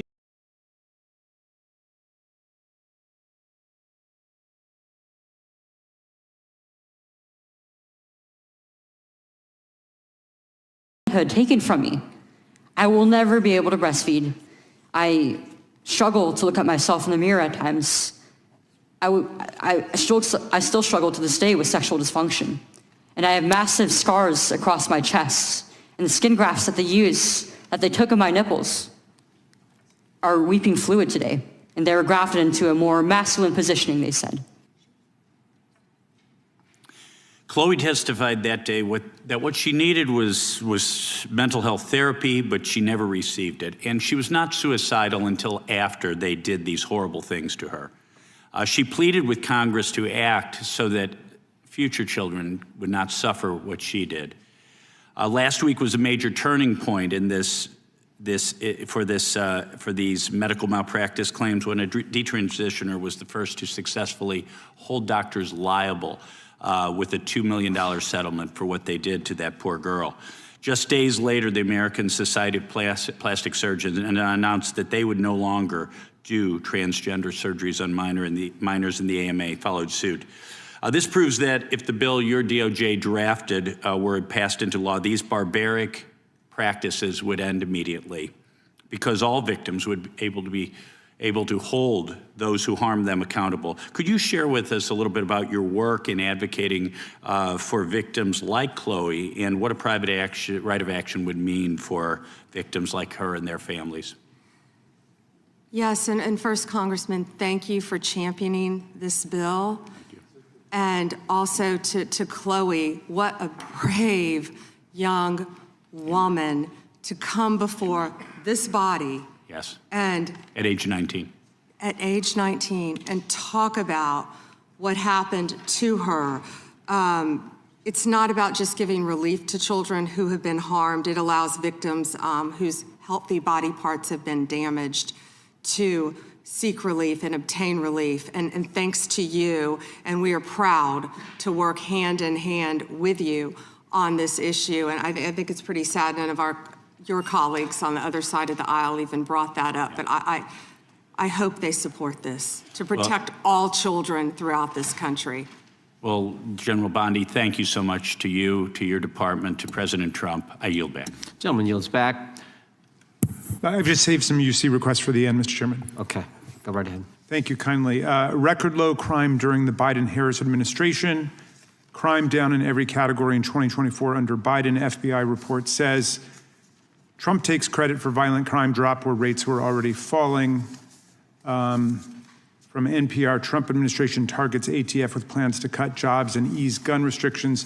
And then a few oldies but goodies, I've introduced these before about the claim that we didn't have anything to say about Epstein before the Trump administration. Raskin joins call for Attorney General to reopen Epstein case and publicly release Acosta misconduct investigation in documents March 1, 2019. Oversight Committee plans hearing with Acosta on plea deal with Epstein, July 10, 2019. And finally, 68 House members call for resignation of Labor Secretary Acosta, July 10, 2019. Without objection, Attorney General Bondi, thank you for your service to the country. And thank you for being here for a long day. We appreciate your willingness to come and answer our questions and the great job you're doing for our country. And I got one thing I got to say. This concludes today's hearing. We thank our witnesses for appearing before the committee. Without objection, all members will have 5 legislative days to submit additional written questions for the witness or additional materials for the record. Without objection, the hearing is adjourned.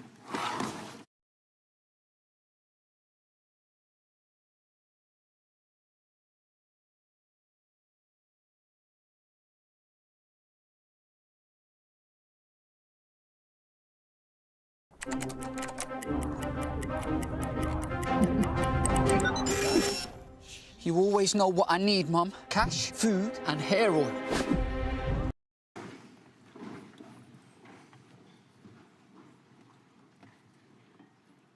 I pledge allegiance to the flag of the United States of America and to the republic for which it stands, one nation.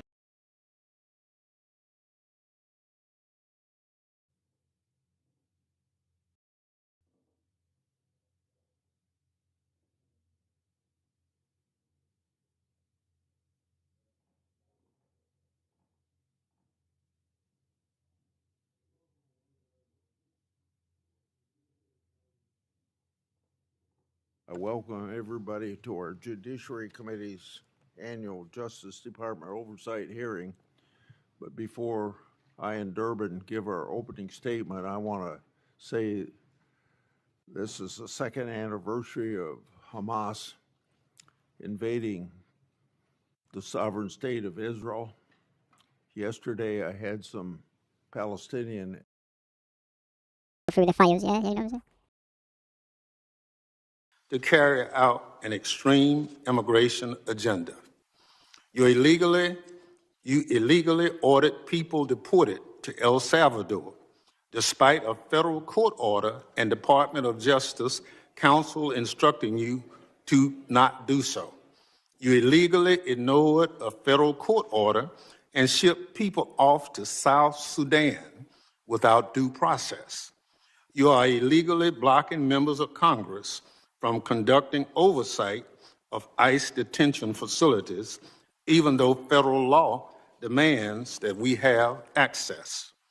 In the process of carrying out this extreme agenda, at your direction, DHS has terrorized, beaten, and detained hundreds, if not thousands, of American citizens. At your direction, DHS has illegally detained and deported American citizens, including U.S. citizen children with cancer. At your direction, DHS has illegally gassed, pepper sprayed, and put their knees on the necks of Americans, including military veterans and clergy. At your direction, DHS has illegally tackled, beat up, and humiliated United States citizens, including senior citizens. At your direction, DHS has illegally tased, maced, punched, and even shot Americans. Black and brown Americans, in particular, have been racially profiled, detained, and locked up, and sometimes with tragic consequences. I welcome everybody it's just to our one Judiciary Committee's annual awful Justice incident, Department oversight a hearing. pregnant U.S. citizen Before was I reportedly endeavor thrown give to our the opening ground, statement, I want kicked and left say in handcuffs for this hours is the second after anniversary immigration of officers Hamas did not believe invading that she was an the American. sovereign state of Israel. She later lost a baby. You cannot enforce the law by breaking the law, Secretary Noem. That's not how justice works. It's not right, and it's un-American.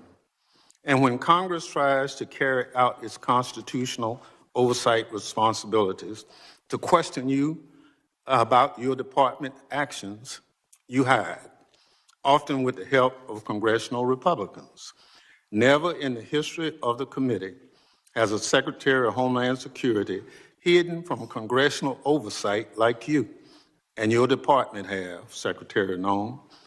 Our oversight letters to you go unanswered. You owe us by extending the millions of Americans who sent us to Congress as their representatives a response to over a dozen letters. Your predecessor came before this committee regularly under administrations of both parties. But under President Trump, you and other department officials have rarely shown their faces at committee hearings. In the first year of President Biden's term, his administration made 28 appearances before this committee. 28. Under President Trump, DHS officials have appeared to only 3 hearings before this committee, just 3. You, Secretary Noem, have appeared before this committee just twice. That's fewer appearances than your predecessor, Secretary Alejandro Mayorkas, who Republicans lambasted for not coming before the committee more often. It's interesting how my colleagues on the other side are now. Secretary Noem, I'll give you one thing. You showed up today rather than throwing a civil servant under the bus like Director Patel did.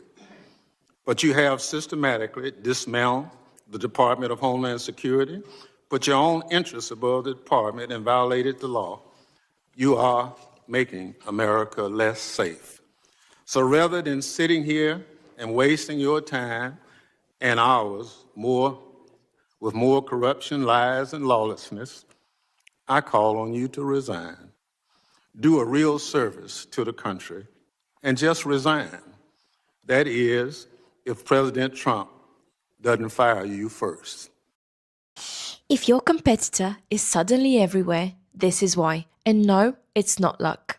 This is for marketeers, founders, and agencies who are tired of guessing where growth actually comes from. Watch this. I drop in a competitor's website. In seconds, I can see their total traffic, where it comes from, and what's driving growth. Organic, paid, social, referrals, even partnerships you didn't know they had. This is the part most teams get wrong. You don't need to be everywhere. You need to be where growth is already proven. If 60% of their traffic comes from organic search, but you're pouring budget into social, that's not a content problem. That's a strategy problem. You can see which keywords actually drive traffic, not just rankings, and which ads and creatives are working right now. And this is new. You can now see how often AI tools recommend brands like yours.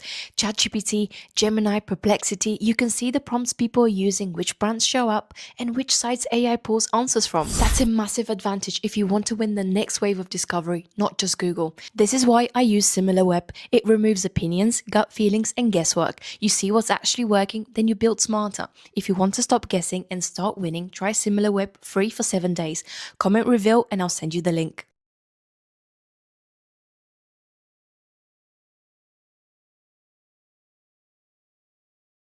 I dare you to let me build you a completely free e-commerce store preloaded with 20 handpicked products that are trending all over the world, basically validated by AI from a trending product database from one of the top vendors on the planet.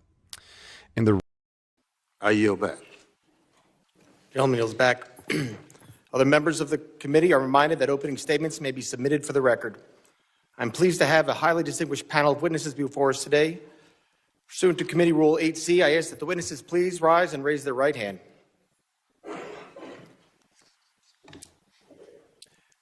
Do you solemnly swear that testimony you will give before the Committee on Homeland Security of the United States House of Representatives will be the truth, the whole truth, and nothing but the truth, so help you God? Thank you. Please be seated. Let the record reflect that the witnesses have all answered in the affirmative.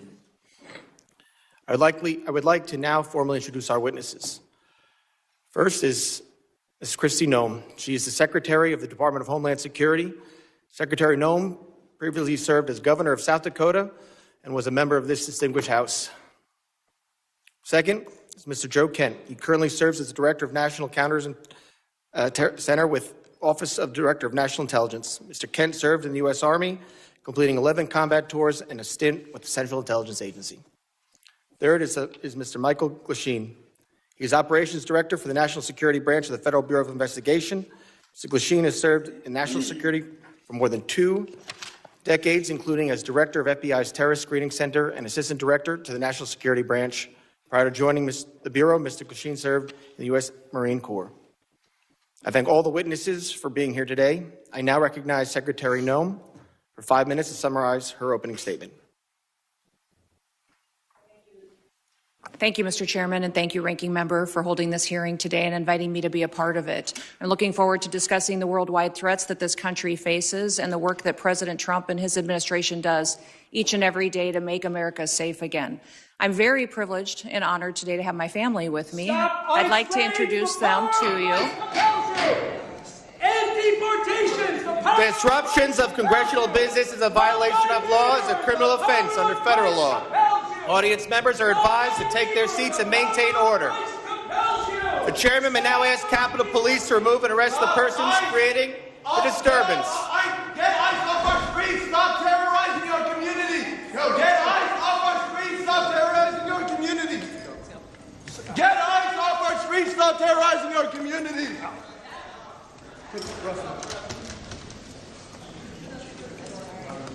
Secretary may continue. Chairman, I'll continue.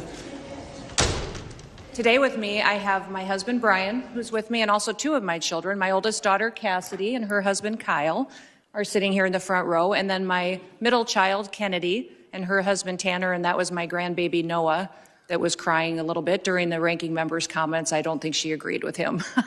I don't have my son with me or 3 of my grandchildren, but I'm very blessed that I have a wonderful family who is here and loves this country and is grateful for the work that we get to do as a family each and every day. We also have the blessing of having some angel families with us as well.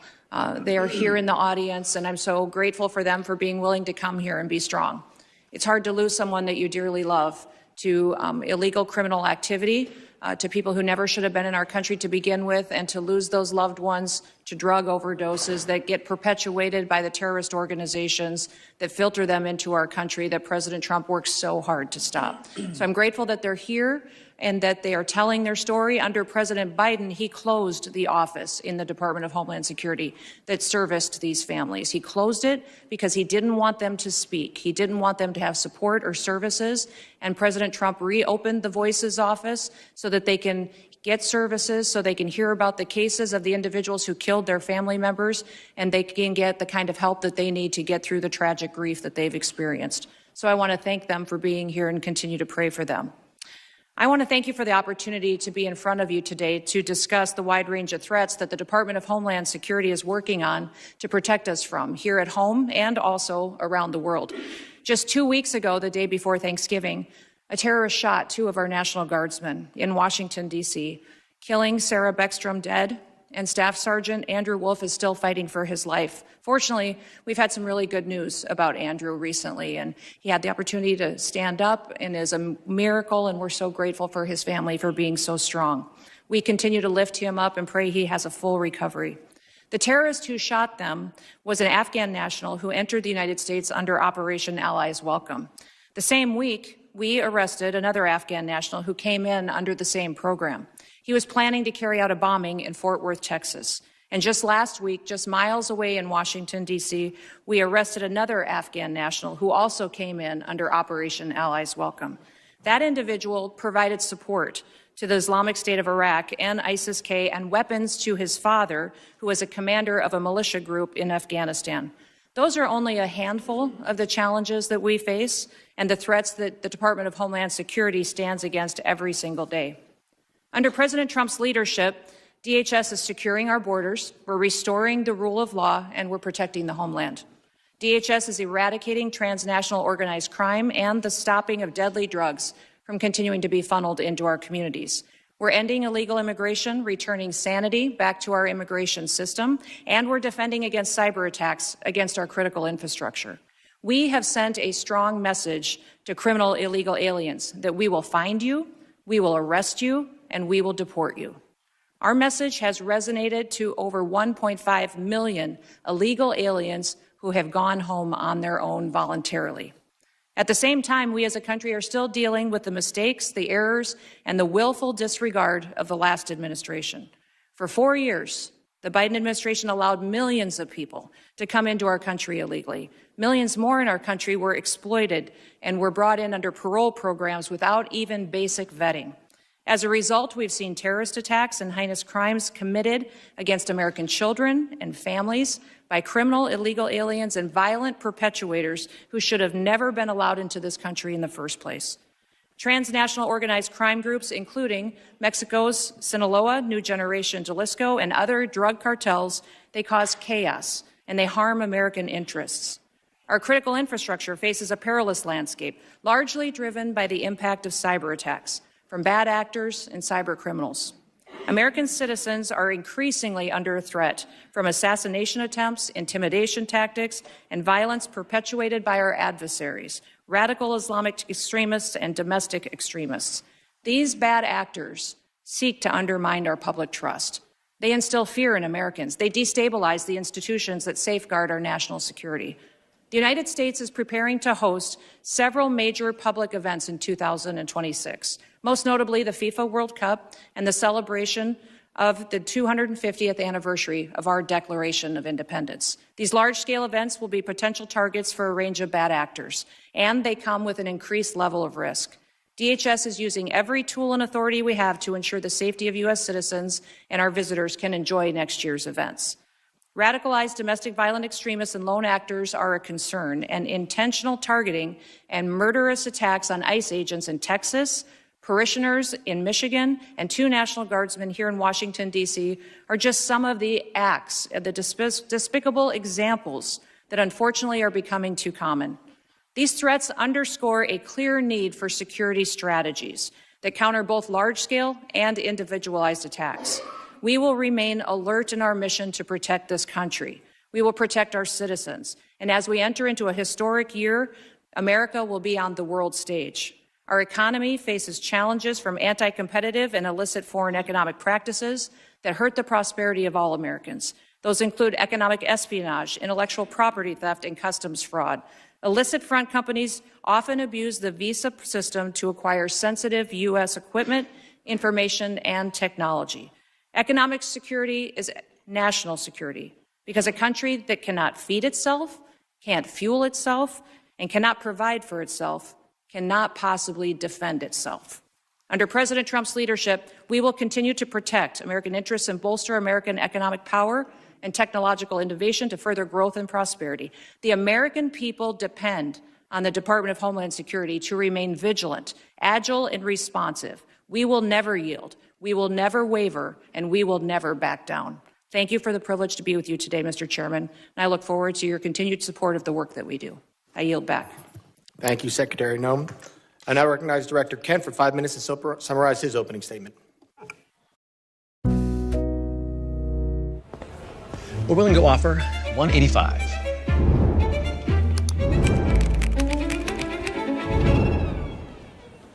We can do $205. Can't go higher than $190.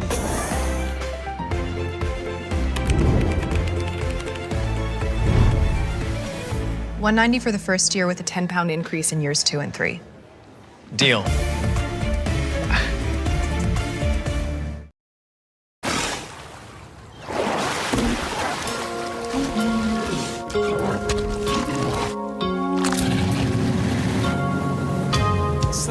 Yeah.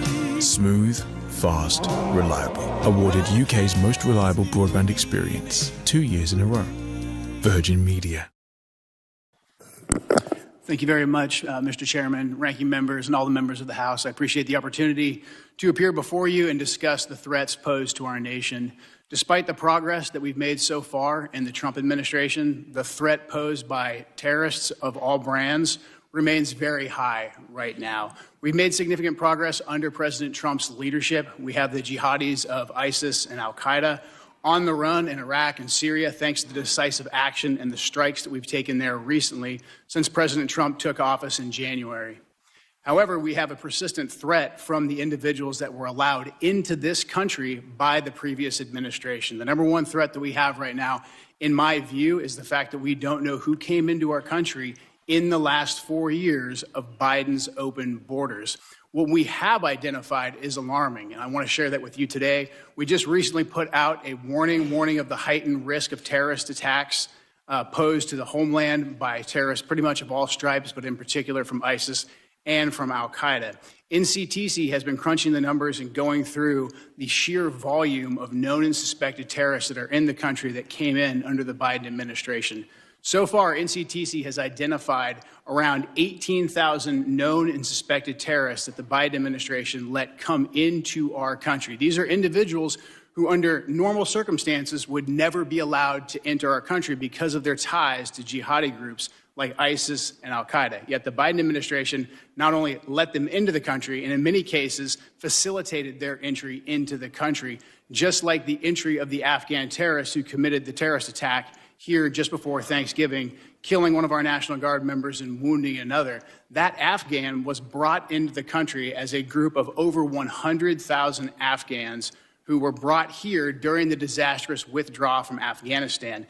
These individuals, despite what has been reported, were not vetted properly to come into the United States. The individual terrorist who committed the attack in D.C., he was vetted to serve as a soldier in Afghanistan. The Biden administration essentially used his tactical level vetting as a ruse to bring him here and to bring him into our communities, and we've seen the tragic results of that. Now, that Afghan, that attacker, that terrorist, is just one of 88,000. We've identified 2,000 of that group of 88,000 who have ties to terrorist organizations. We're working right now hand in hand with DHS and with the FBI to run down this 2,000, the Afghans who came here under Allies Welcome who have ties to terrorist organizations, and additionally the other 16,000 individuals with ties to terrorist organizations that Biden let into our country. That is probably the top terrorist threat that we face right now, and that doesn't include the individuals who came here illegally through the open border. That number, alarmingly, remains unknown at this time. We're trying to figure out who those individuals are as well. Also, adding to this elevated threat, we have ISIS and al-Qaeda that have found sanctuary in places like Afghanistan and Syria due to the transitional nature of those governments, and also, again, in Iraq and some of the hinterlands of Iraq. And these terrorists are able to communicate and spread their propaganda and a lot of their know-how thanks to the proliferation of encrypted apps and also due to just the internet writ large. The new terrorist tactic that we're seeing more and more is moving away from very deliberate cellular attacks that we can infiltrate easily while they communicate into an inspirational methodology where you have key members putting out media and putting out how-to guides to reach out and to touch individuals inside the United States. We recently disrupted one of those attacks just before Halloween, thanks to the work of the FBI with support from really the entire U.S. intelligence community and the Joint Terrorism Task Force model in Michigan. That plot touched multiple states and had ties to ISIS inside Iraq and Syria. Another issue that we are addressing right now, thanks to the decisive leadership of President Trump, is the scourge of fentanyl, gang, and cartel violence. Under President Trump's leadership, we've designated these cartels and gangs as terrorist organizations, and we've done that rightfully so. These individuals, these terrorists, have killed hundreds of thousands of Americans, as these angel families will tell you firsthand. What President Trump has done by designating them as terrorists has allowed us to turn the tools of the intelligence community against them and predominantly watch list them as terrorists to prevent them from ever coming into America in the first place. To date, we've added about 35,000 of these narco-terrorists to our terrorist watch list, and we've stopped just around 6,000 of these terrorists from ever entering our country, from setting foot inside of America so they can no longer kill Americans with impunity. These are just some of the issues that we're covering 24/7, 365 at the National Counterterrorism Center, and I look forward to discussing more with you all today. Thank you. We have got to the point where literally anybody can build a fully working app without knowing how to code. This is Base 44. This is a first look at the current industry-leading AI app builder, and you wouldn't believe the kind of apps that people are creating. Smart nutrition apps, inventory trackers, onboarding tools, you name it. And if the only thing stopping me from making the app is the idea, then why not build an app that gives me endless app ideas? So let's make it. Pro tip, I draft the full app spec in ChatGPT, and then I drop the prompt directly into Base 44. It gives me super detailed structure. And here it is. Everything I laid out in detail as it goes. This is pretty awesome, but I want to make it playful. So I'm going to add a swipe left and swipe right interface. The same usability we all know. Now I'm going to add one more feature. So every idea that I favorite will turn into a kickoff prompt to start building the app itself. And that's it. Just come up with your idea, any idea, and Base 44 will do the rest. So go to Base 44 and create apps with your name on it.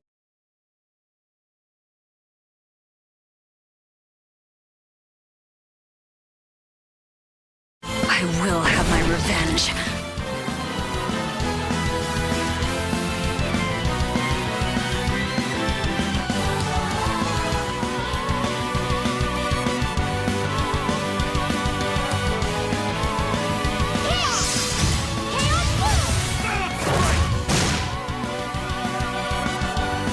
Very well.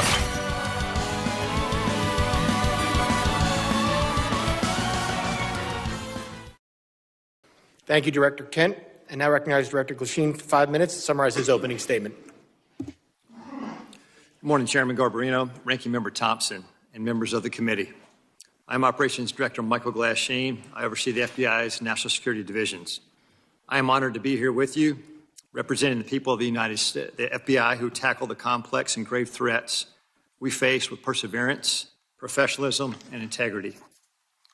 Our nation faces serious and evolving threats ranging from international terrorists to hostile foreign intelligence operatives, from sophisticated cyber attacks to internet-facilitated sexual exploitation of children, from violent gangs and criminal organizations to public corruption and corporate fraud. Keeping pace with these threats is a significant challenge. Our adversaries take advantage of the internet, social media, and emerging technologies like artificial intelligence to influence the American people, facilitate illegal activities, and recruit followers. Even as 2026 marks the 25th anniversary of the 9/11 attacks, terrorism remains a persistent but evolving threat. Over the past several years, the FBI has identified a particularly concerning uptick in the radicalization of young people. Radicalization of domestic terrorists most often occurs online. Social media and encryption have increased the speed and accessibility of the violent extremist content. International terrorists continue to pose one of the greatest, most immediate threats to the homeland.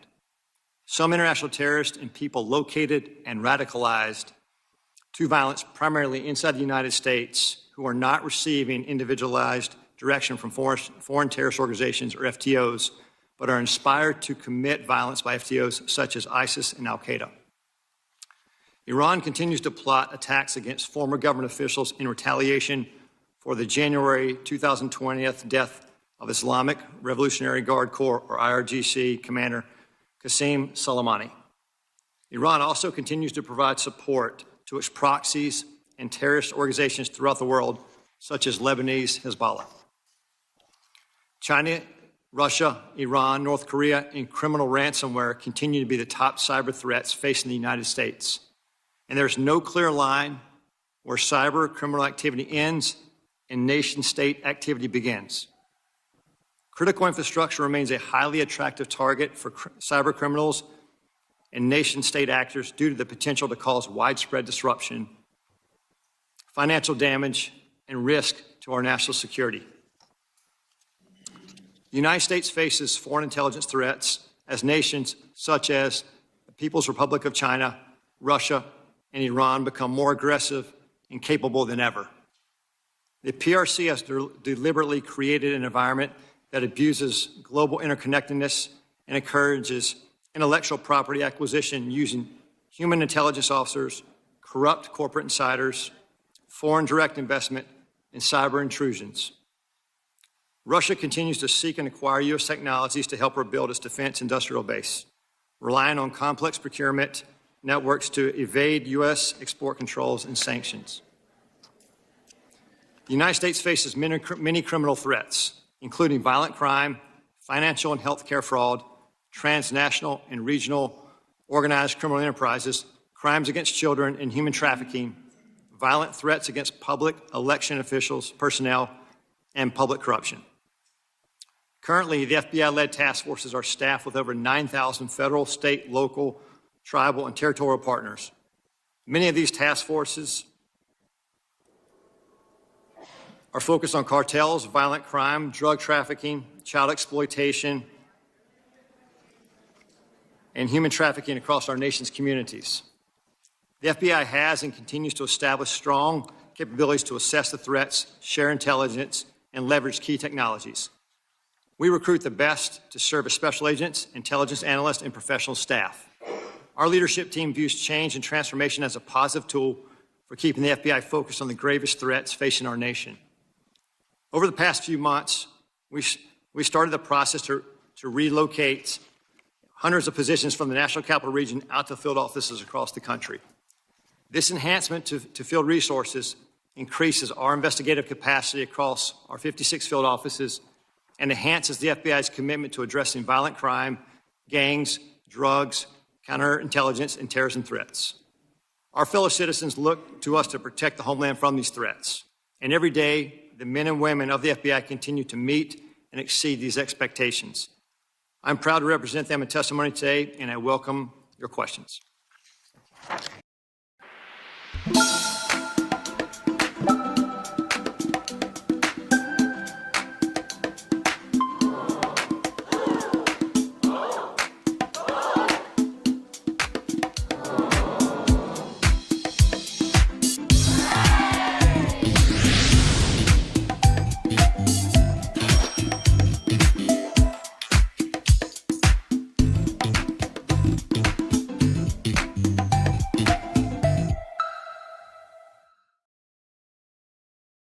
Crowds gather in hope that Mrs. Thoughtful can say Mother's Day every year. Hello, Mrs. Thoughtful. I need a car for my mumsy, innit?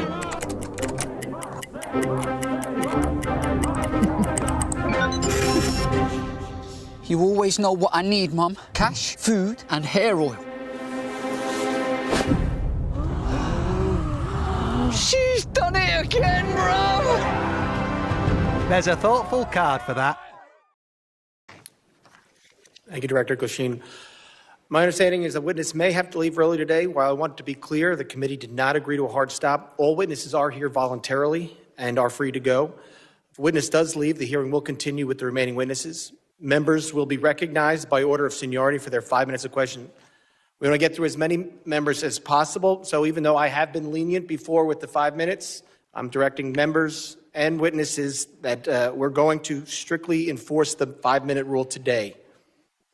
I now recognize myself for 5 minutes of questions. Secretary Noem, I appreciate you being here today, and you've been on the job less than a year, and this is the second time appearing before the committee, which I think is the norm, and I do really appreciate you being here. And I know you have a very important job to do. You oversee a lot of different sub-agencies, so I know you can't always be here in person. And with that, as a committee, we still want to work with the administration and conduct our oversight. So I'm asking you if you can commit to making sure that in the future, if we want to have a hearing, you'll be able to supply maybe a deputy secretary or somebody to come specifically talk about that.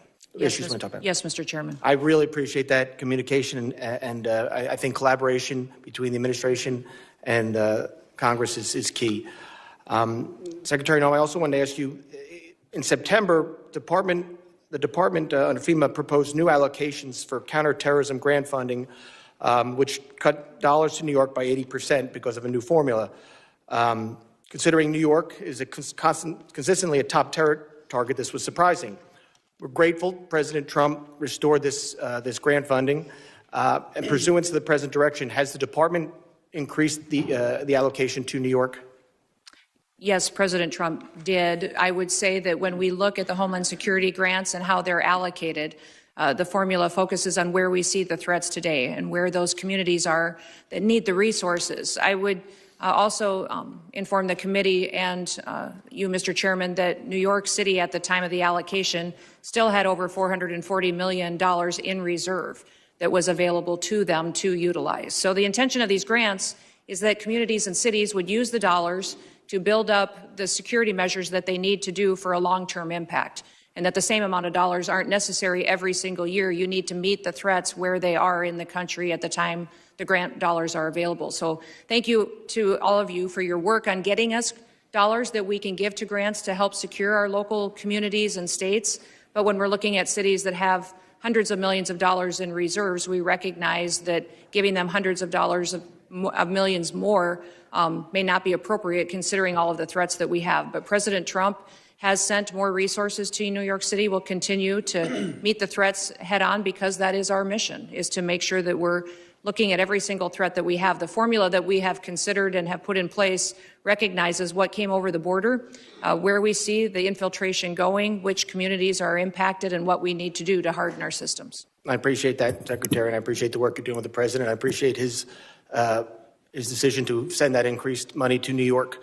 I have a question. Since this is about worldwide threats, can you discuss what DHS's most significant concerns are today for the country? I would say, Mr. Chairman, what keeps me up at night is that we don't necessarily know all of the people that are in this country, who they are and what their intentions are.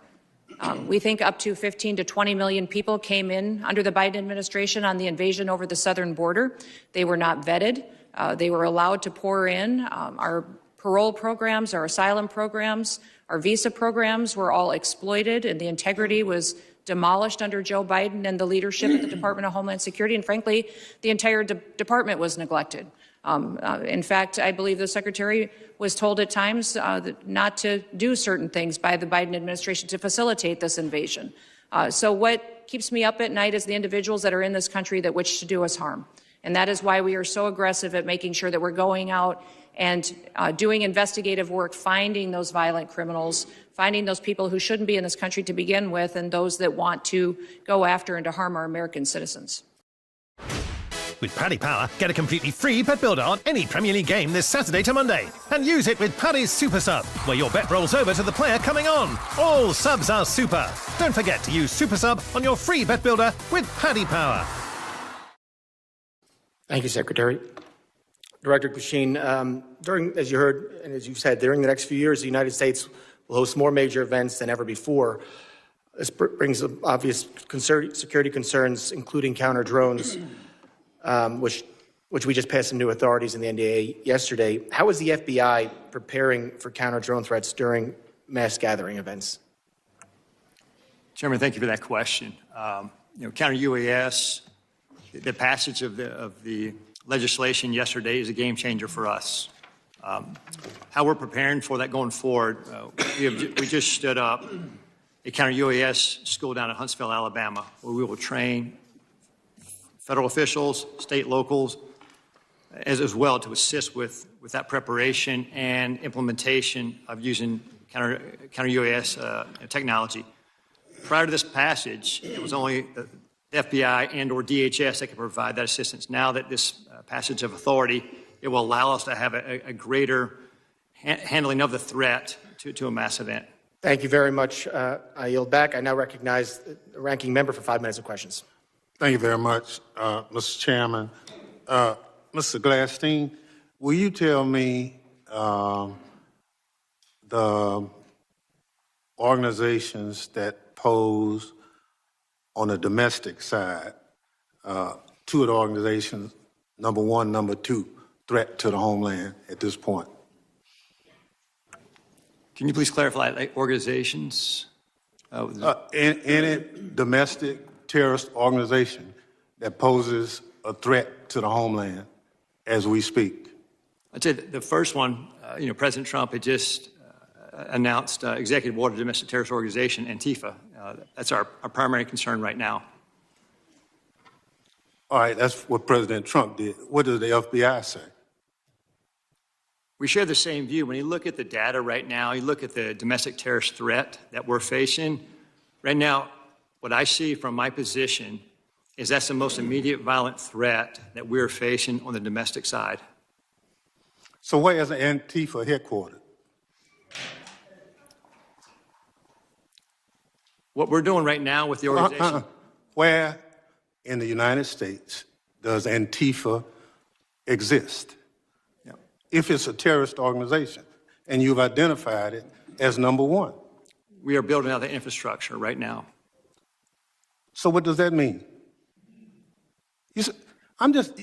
We're trying to get the information. You say Antifa is a terrorist organization. Tell us as a committee, how did you come to that? Where do they exist? How many members do they have in the United States as of right now? Well, that's very fluid. It's ongoing for us to understand that. The same, no different than Al-Qaeda and ISIS. No, I don't want you. I'll ask one question, sir. I just want you to tell us. If you said Antifa is the number one domestic terrorist organization operating in the United States, I just need to know where they are, how many people. I don't want a name. I don't want anything like that. Just how many people have you identified with the FBI that Antifa is made of? Well, the investigations are active. Sir, you wouldn't come to this committee and say something you can't prove. I know. I know you wouldn't do that. But you did. Madam Secretary, you and the gentleman from NCTC reference the unfortunate accident that occurred with the National Guardsman being killed. You think that was an unfortunate accident? I mean, it was a terrorist attack. Wait. Look, I'll get it straight. Then you can He shot our National Guardsman in the head. Look, Mr. Chairman, will you direct the witness to allow me to ask my question? It was an unfortunate situation, but you blamed it solely on Joe Biden. I want you to know who approved the asylum application for this same person. Mr. Thompson, this individual that came into the country. No, I want to know who approved. Congressman Thompson, I want you to understand when this individual came into the country, he came under evacuation of Afghanistan under Operation Allies Welcome, was thoroughly vetted by the Biden administration at that point in time, allowed into our country, and then was never followed up. I want to remind everybody in Congress. Reclaim my time. We follow the law. And every asylum is supposed to have a check-in every single year, and the Biden administration failed to do that. They vetted this individual, allowed them into our country, and did not do due diligence. Witness will allow the gentleman to ask his question. Yes or no? Who approved the asylum claim? The application on the asylum was thoroughly filled out by information that was gathered by the Biden administration. So the Biden administration approved the asylum. His asylum application was put into place under the rules established by the Biden administration. Reclaiming my time. I don't want to file perjury charges against you, but I'm of the opinion that the Trump administration, DHS, your DHS, approved the asylum application. The asylum application moved forward under all of the information and vetting processes that were put in place under the Biden administration, which is when vetting happened. And that's what President Trump has changed. Under President Trump's administration. Reclaim my time again. When it's obvious you don't want to answer the question. Mr. Kent, do you want a shot at it?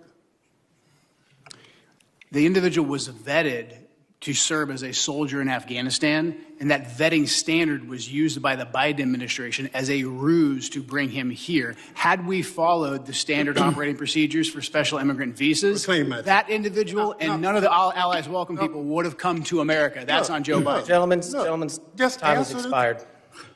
That was the answer. Point of order, Mr. Chairman. That was a murder that took place in D.C. It was not an unfortunate incident. And those comments are effing disrespectful. Who is it? I expect better from the It's not a valid point of order. I will now recognize the gentleman from Texas, the former chairman, Mr. McCall, for 5 minutes. Thank you, Mr. Chairman. Madam. We got all sorts of games for all sorts of treacles. I'm claustrophobic, Danny! It's coming home. Get a guaranteed win on Paddy's Wonder Wheel today. Secretary, great to see you.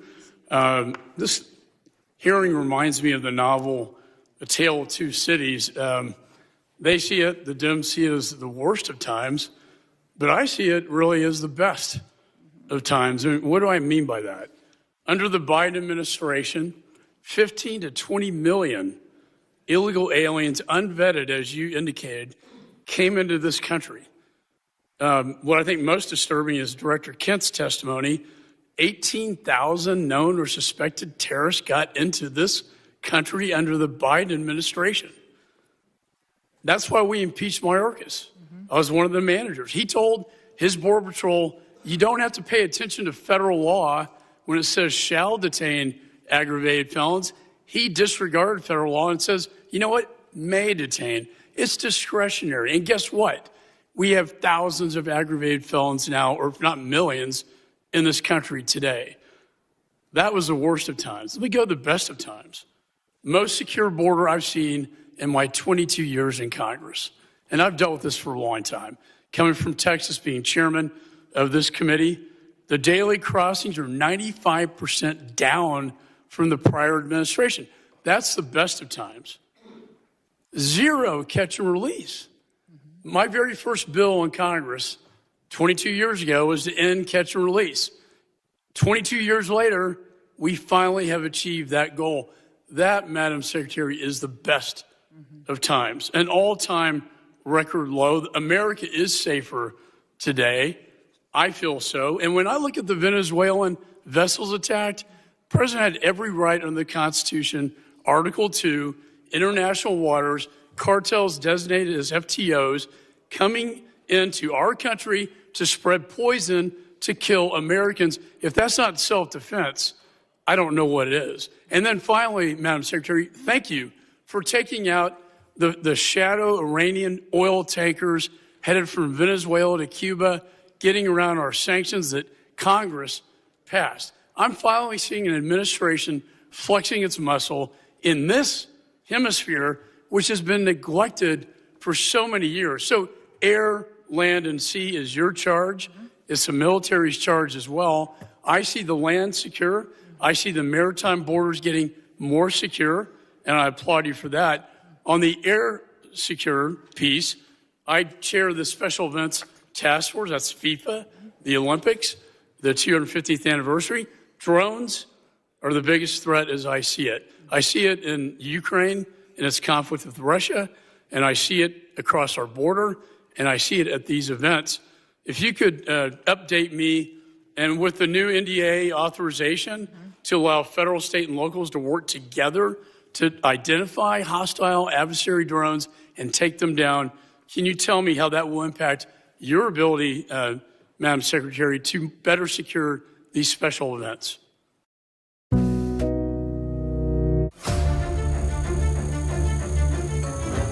Copilot. Read these reviews, distill them into key insights, and create a visual summary.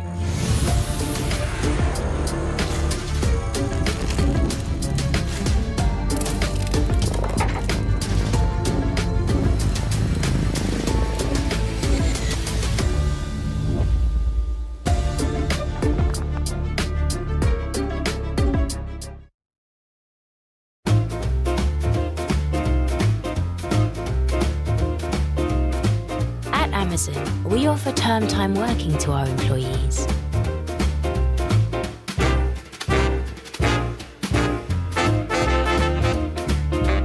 So when they're on a school break, you can take one too.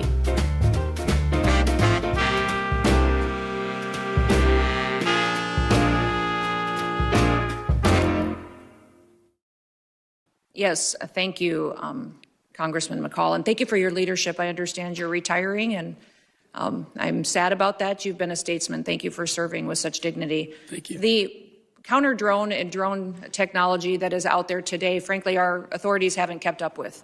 And so thank you for that legislation. Thank you for giving us the opportunity to truly defend the homeland. Here at the Department of Homeland Security, we are going to be investing upwards to $1.5 billion into drone technology and counter-drone technology and mitigation measures that we can deploy not just across different NSC events or large-scale events that we're responsible for the security on, but also that we can use to partner with cities and states for celebrations and different things that they may hold as well. So we have the responsibility at the Department of Homeland Security for FIFA and the 11 cities that will be hosting the matches here in the United States, also the Olympics, the America 250 celebrations, also other national security events that happen, such as Mardi Gras and other events that are going on throughout the country. So this program that we will have will not only work within the events that the department is responsible for, but we will be able to sign agreements with states and cities to provide measures that they don't currently have. And we're working with the FAA as well to get what we need to be able to operate. And we don't want just to detect. We don't want to just monitor. We need to mitigate. We need to take these drones down. We need if to. I could add, my time's going to expire. There is so much technology out there today, counter drone technology, that I've been working to get into Ukraine to protect them from Russian drones that we can deploy at these events. I'd love to visit with you on that at a later date. And thank you for your service. Yeah, thank you. Gentleman's time's expired. I now recognize the gentleman from California, Mr. Correa, for 5 minutes of questions. Thank you, Mr. Chairman. And I agree with my colleague from Texas. It is a tale of two cities. Secretary Noem, Trump administration, you're going after the worst of the worst criminals, and we agree with you. The problem is 70% of the people you've arrested have no criminal record. You're going after non-criminal immigrants, U.S. citizens, and permanent legal residents. Donna Hughes Brown, Irish citizen, green card holder, 48 years in the United States. She also happens to be the mother of a U.S. Marine, sister to a retired Army colonel. She's in ICE detention since July. She tried to come back from Ireland, arrested, has been there since then. Her crime? She wrote 2 bad checks for less than $80 a decade ago. You arrested her, she's in custody. Her husband, Jim Brown, came to us and told us her story. Jim told us, I voted for President Trump because he promised to go after criminals in our community and not people like my wife. If I can, I'd like to play a video for you. Imagine being able to build anything just by thinking about it. Meet Base 44, a complete AI creation platform made for anyone with an idea and a drive to bring it to life. Describe what you want and watch it take shape. You can plan, customize, and expand in any direction. From tools built for one to platforms ready for many. From passion projects to enterprise-grade systems. Everything is built in and ready to launch. It's a new world of creation where you can go as far as your imagination takes you. Can you imagine it? Let's make your dream a reality right now.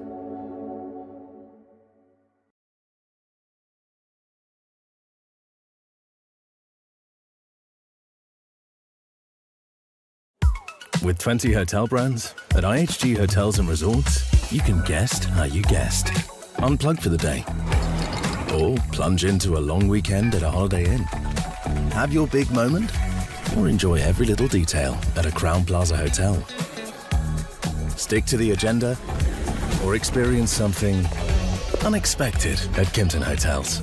Choose from 20 IHG hotel brands and earn points for reward nights with IHG One Rewards.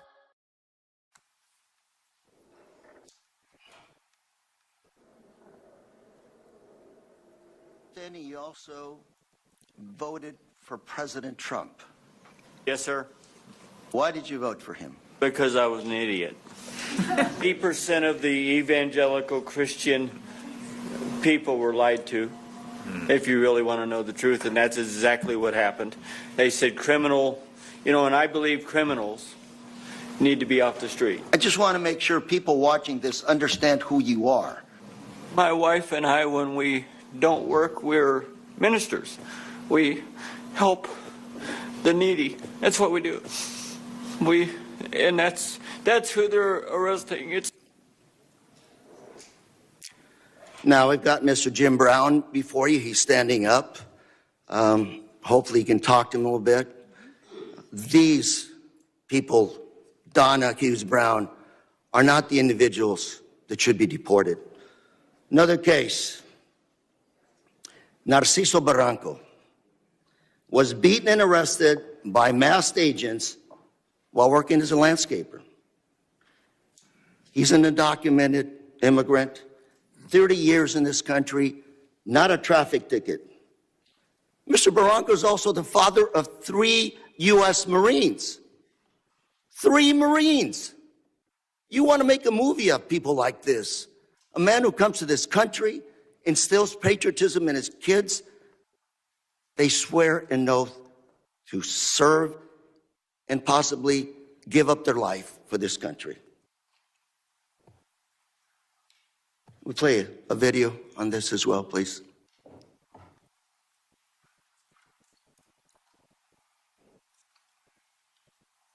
Masked federal agents were filmed pinning a man to the ground and repeatedly striking him in the head and neck before putting him in an unmarked car. The man in the video has been identified as Narciso Barranco and is the father of 2 active duty Marines and 1 Marine veteran.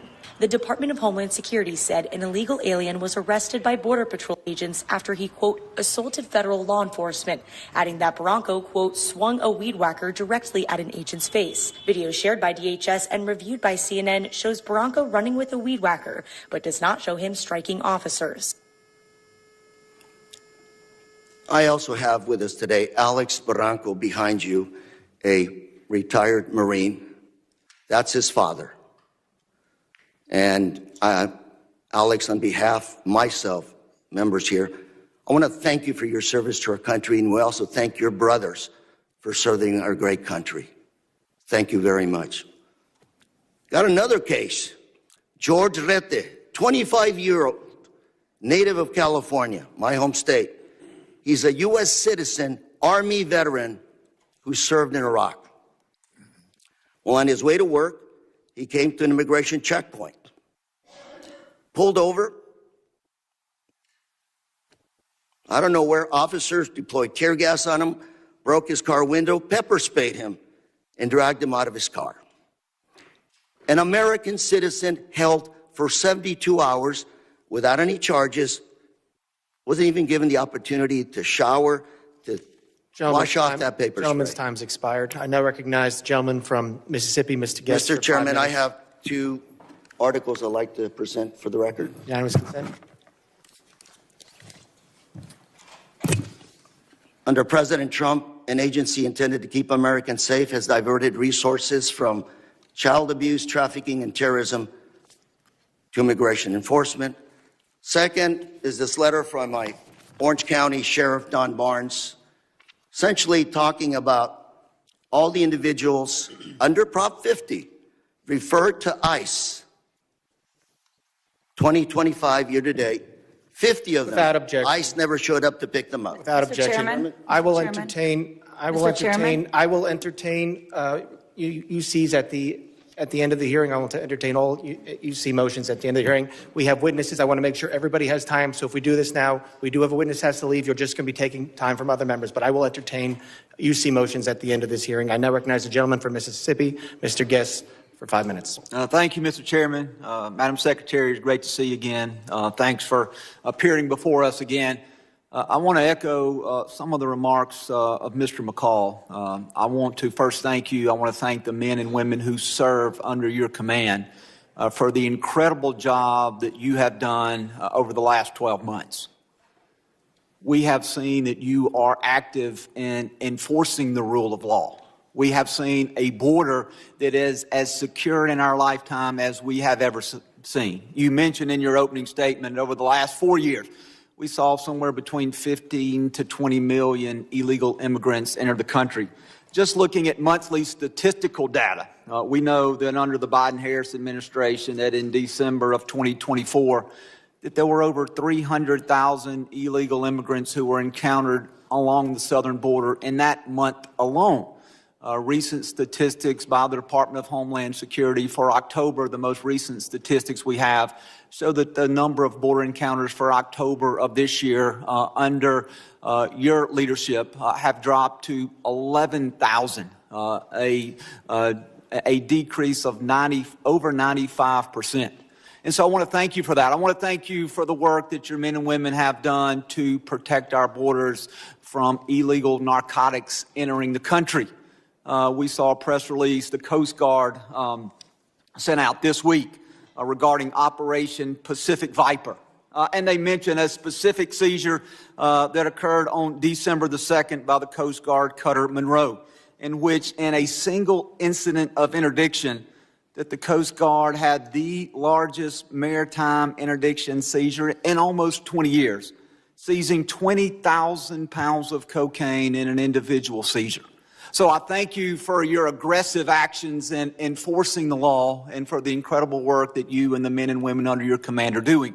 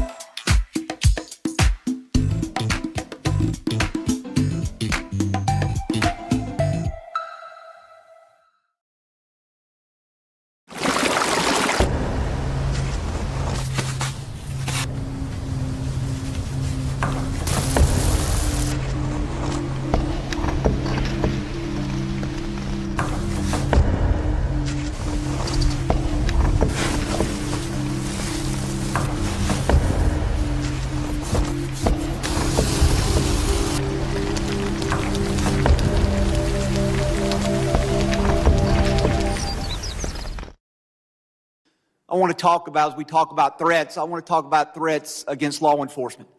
Last week, this committee, we had a hearing. The hearing was entitled When Badges Become Targets.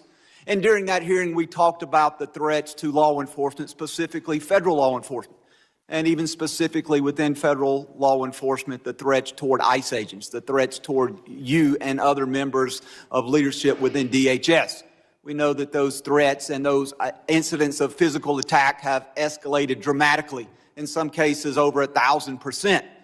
And part of the driving force, I believe, behind those threats is what I refer to as rhetoric against law enforcement. And I brought this up last week, and I want to bring this up again with you and give you a chance to briefly address this.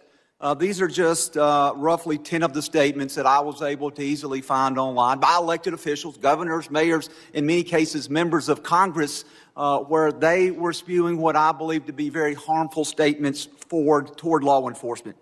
Governor Pritzker claimed that ICE is grabbing people off the street and disappearing them, that our country is becoming Nazi Germany. Representative Crockett compared ICE to slave patrols. Representative Garcia referred to ICE as thugs. Representative Ramirez attacked ICE as a terror force, later a terrorist organization, and then later in the hearing said, let me be clear, the Department of Homeland Security, you can quote me on that, is the single biggest threat to public safety right now. Representative Tlaib said ICE is terrorizing our community, turning our country into a fascist police state.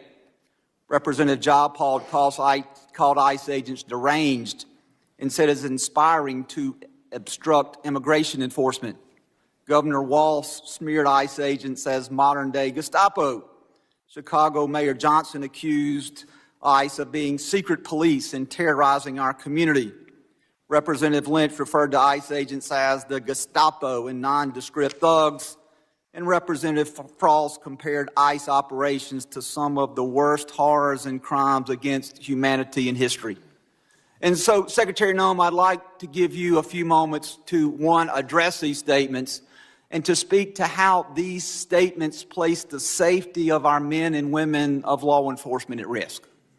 Thank you, Congressman Guest. I appreciate you giving me the chance to talk about this, because I think the words that these elected officials have used to describe our law enforcement officers are horrific, shocking, and unacceptable. Every single American citizen should find the words that they have used to describe these men and women that took an oath to keep us safe unacceptable, and needs to be pointed out that we are seeing the consequences of those words every single day by the violent attacks. 1,000% increase in violent attacks, 8,000% in death threats. Gentleman's time expired. I now recognize the gentleman from Michigan, Mr. Tanadar, for 5 minutes of questions. Please remember to stick to the 5 minutes. Thank you, Chairman Garbarino and Ranking Member Thompson, for having this hearing today.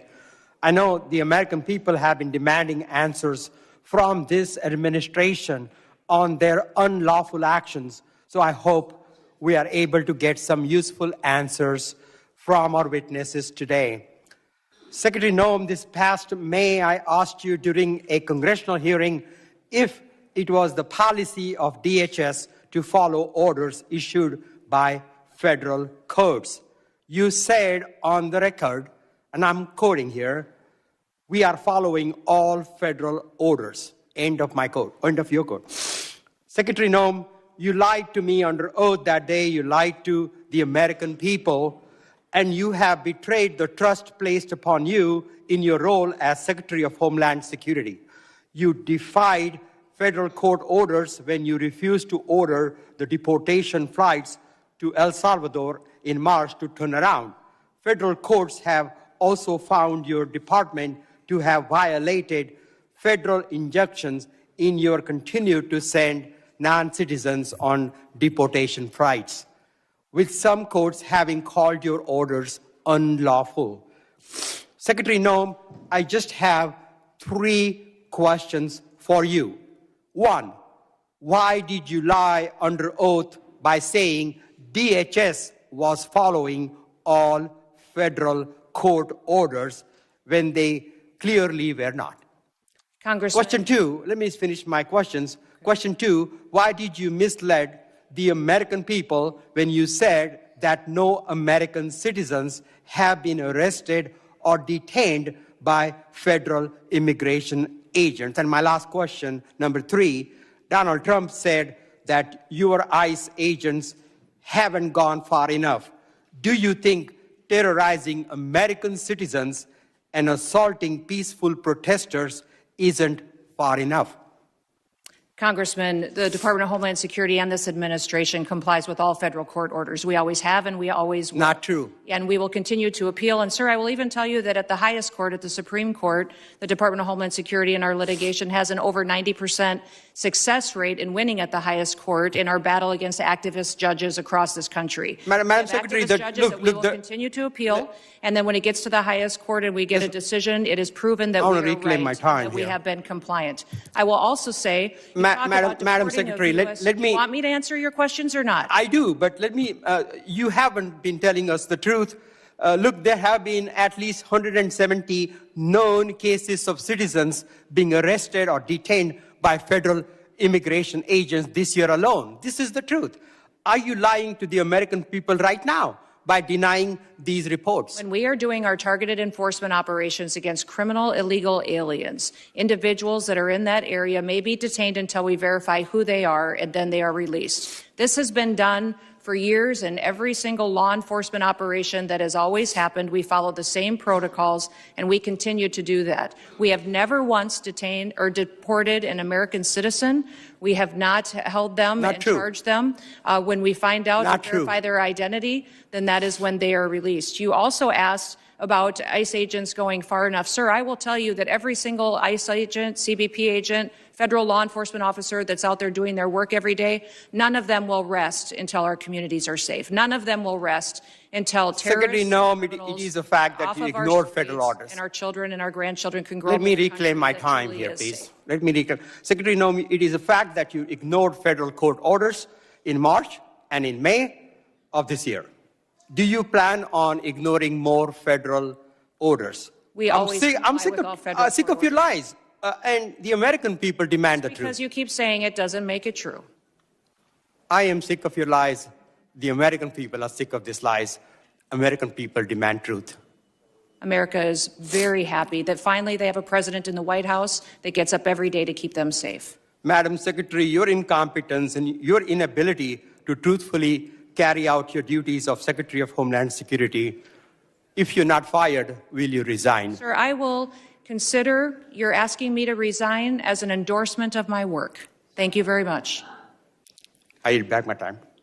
Gentleman yields back his time. I'll remind members that they are entitled to ask questions during their time.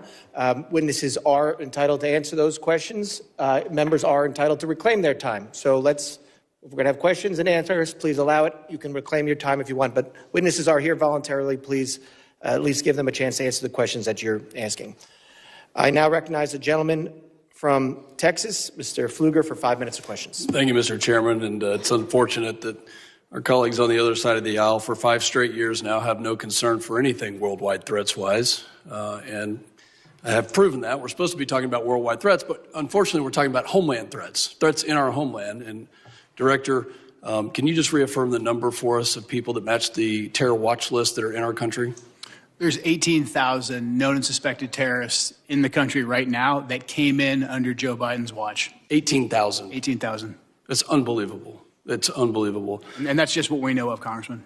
Secretary, despite even members on this committee that have called our law enforcement and ICE and DHS and Border Patrol and other agents names and slandered them, I support you, and I support what you're doing to secure the homeland. The Working Families Tax Act allocated $13.5 billion to the Department of Homeland Security and the Department of Justice to reimburse states for the cost of the Biden-Harris administration's open border policies. No state suffered more than Texas. Fentanyl, drug and human trafficking, violent crime, stress on local emergency response services caused substantial damage to my district, to our state, to my constituents, to people that live and work in Texas. And in response, our state launched Operation Lone Star to secure the border when the Biden administration abdicated their responsibility to do that. We built miles of border wall. We had other barriers. We deployed state troopers, National Guard to deter the invasion that we suffered during this time period, which cost our state over $11 billion. And so as part of this Working Families Tax Act, we allocated $13.5 billion to reimburse those states. Last month, along with our senators, I led the Republican Texas delegation in sending a letter to you and Attorney General Bondi highlighting this and requesting that the state of Texas be fully reimbursed. And I wanted to get a status on that reimbursement today. Yes, thank you. And we still to this day remain incredibly grateful to the state of Texas for their leadership during that time. That was challenging times, devastating times for what we saw happening down there. And Texas stepped up in a way that was absolutely incredible. So yes, those dollars are being formulated and allocated. If you remember, many states deployed their National Guard down there. I was governor of South Dakota at that time, and my National Guard was deployed down there as well. So reconciling the costs for every single state and looking at that allocation, we're making sure we're doing due diligence to make sure that it's appropriated correctly. And just to be clear, I want to make sure that that money does come in the form of the reimbursement to Texas. That's what we're working with the White House on doing, sir. Okay. Yeah. Standards can help ensure consistency, quality, and safety across your operations and in the delivery of your products and services. They help build trust with your customers and partners and can even be a requirement for doing business in certain industries. Moreover, standards often incorporate the latest innovations and insights, ensuring that your organisation stays competitive and up to date in its industry landscape.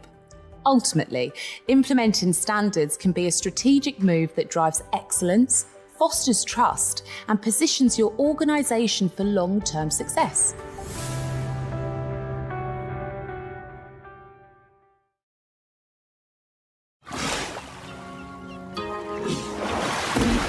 Used to think that love was just a fairy tale.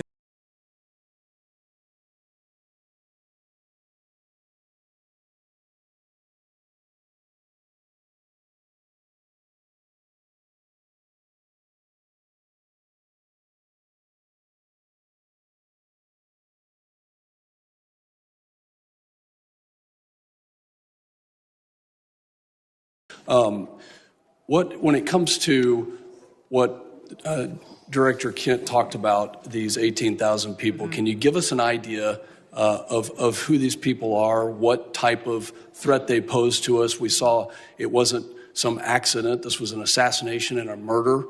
It was not an accident, despite my colleagues saying that it was an accident. It was a murder and an assassination of a National Guard hero. So what other types of threats are you tracking and preventing from happening?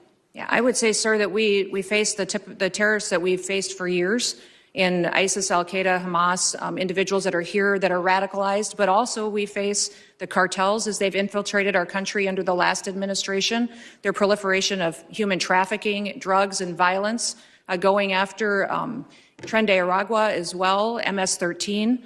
Those individuals are still a very real, clear danger every day on the streets, and we encounter them, arrest them, and deport them and bring them to justice each and every day. Beyond that, sir, you even have gangs in cities that are localized that are terrorist organizations. The Latin Kings in Chicago are absolutely terrorists to their communities, and we work every day to make sure that we're protecting those communities. So I could not prioritize one over another because they're all killers. They're all killers, and they all are destroying families each and every day. For both you and Director Kent, do terrorist organizations around the world, such as ISIS, Al-Qaeda, and others, still have an intent to attack America, to attack our homeland, to utilize every method? Absolutely. Our intelligence and our information that we deal with every single day is addressing those threats on our streets here in the United States. Director Kent, can you give us an idea of what those tactics, techniques, and procedures could be that we need to stay alert of?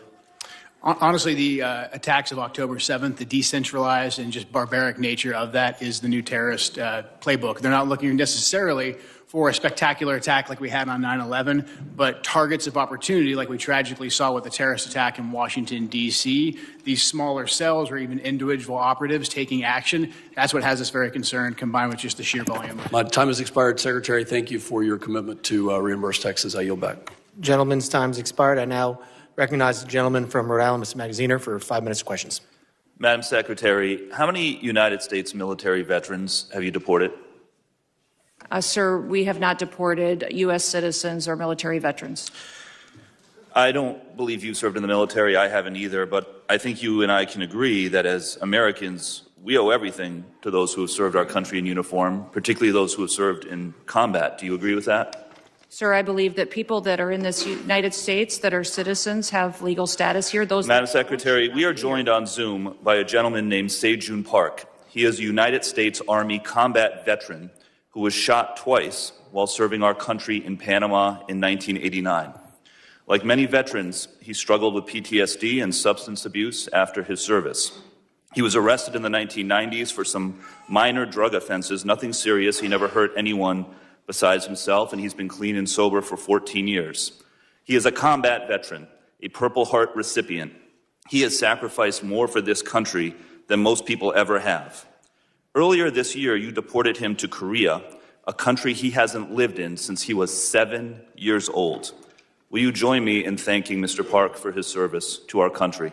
Sir, I'm grateful for every single person that has served our country and follows our laws. Can you please tell Mr. Park why you deported him? Every one of them needs to be enforced. But you understand that many veterans struggle with PTSD, many veterans struggle with substance abuse challenges.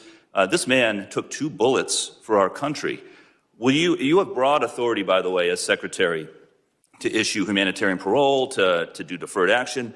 Will you commit to at least looking at Mr. Park's case to see if you can help him find a pathway back to this country that he sacrificed so much for? I will absolutely look at his case, but I want you to remember that Madam Secretary, the man behind you, please stand up, sir. His name is Jim Brown from Troy, Missouri. He is a Navy combat veteran who served our country in the Gulf War.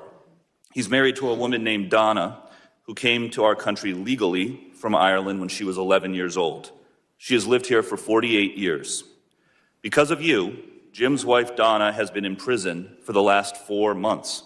She did not come here illegally, and she has never committed any crime other than writing 2 bad checks totaling $80 10 years ago. She is currently in prison and facing deportation. We have got to the point where literally anybody can build a fully working app without knowing how to code. This is Base 44. This is a first look at the current industry-leading AI app builder, and you wouldn't believe the kind of apps that people are creating. Smart nutrition apps, inventory trackers, onboarding tools, you name it. And if the only thing stopping me from making the app is the idea, then why not build an app that gives me endless app ideas? So let's make it. Pro tip, I draft the full app spec in ChatGPT, and then I drop the prompt directly into Base 44. It gives me super detailed structure. And here it is. Everything I laid out in detail as it goes. This is pretty awesome, but I want to make it playful. So I'm going to add a swipe left and swipe right interface. The same usability we all know. Now I'm going to add one more feature. So every idea that I favorite will turn into a kickoff prompt to start building the app itself. And that's it. Just come up with your idea, any idea, and Base 44 will do the rest. So go to Base 44 and create apps with your name on it.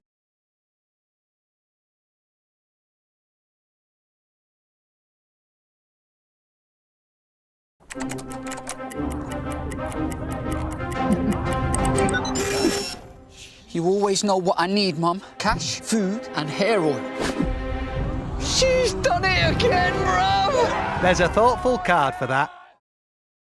Ms. Noem, will you thank Mr. Brown for his service to our country?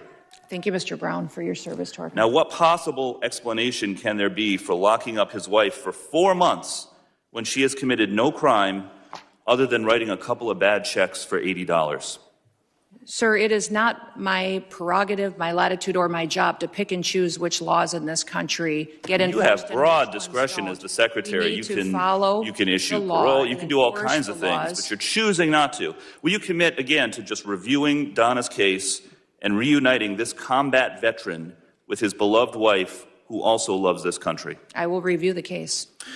Now, Madam Secretary, you've already heard the story of Lance Corporal Alejandro Barranco, the United States Marine veteran who is behind you, who also has 2 brothers who are United States Marines. Will you thank Lance Corporal Barranco for his service? Thank you for your service. His father, Narcisco Barranco, is a landscaper in California who has lived peacefully in our country for 30 years and has no criminal record. Last spring, while he was mowing the lawn at an IHOP, ICE agents tackled him in the street and imprisoned him for weeks. A peaceful, hard-working man who raised 3 sons to be United States Marines. We need men of that character in this country. Again, as Secretary, you have broad discretion. Will you consider Lance Corporal Barranco's father for parole in place to stay in our country, owing to the fact that he has contributed to our country by raising 3 United States Marines? This is an opportunity to remind everybody that every person that's in this country illegally has an opportunity to voluntarily go home and come back the right way. He raised 3 United States Marines. We will facilitate that. He has been living here peacefully, doing his job for 30 years. You have discretion. You are choosing not to use it. Madam Secretary, you promised America that you would go after the worst of the worst. But these people are not the worst of the worst. A Purple Heart recipient, a military spouse, the father of 3 Marines. And it's not just veterans and military families. You are locking up and deporting children with cancer, mothers with babies in the NICU, United States citizens. There are many problems with your leadership, but the biggest problem is this. You don't seem to know how to tell the difference between the good guys and the bad guys. Go after the bad guys. Go after the terrorists. Do not go after veterans, Marines, children, Gentleman's United time's States expired. citizens. I yield back. Time's expired. I now recognize the gentlelady from Georgia, Ms. Green, for 5 minutes of questions. Thank you. The previously Democrat-controlled administration allowed over 13 million border crossers from over 170 countries and territories to break our laws, invade our country, rape our women and children, and murder our own people. They set all-time records for the highest number of illegal aliens ever encountered in a single day at 14,500, in a single month at 370,000, and in a single year at 3 million, not including the known gotaways. Thanks to Secretary Noem and the hard work of Tom Homan and all the brave men and women at DHS, our new Republican-controlled admin has produced the safest and most secure border our country has ever seen. Thank you very much for that. For the 7th consecutive month, U.S. Border Patrol released 0 illegal aliens into the United States. Daily average apprehensions at the southern border are 95% lower than the daily average under the last administration. 10 months under Trump has seen less apprehensions than 1 month under Biden. Since January 21 through the end of November, there have been 117,105 total enforcement encounters along the southwest border, which is nearly 40% less than the monthly average during the Biden administration. Meanwhile, there has been an 8,000 increase in death threats against ICE law enforcement.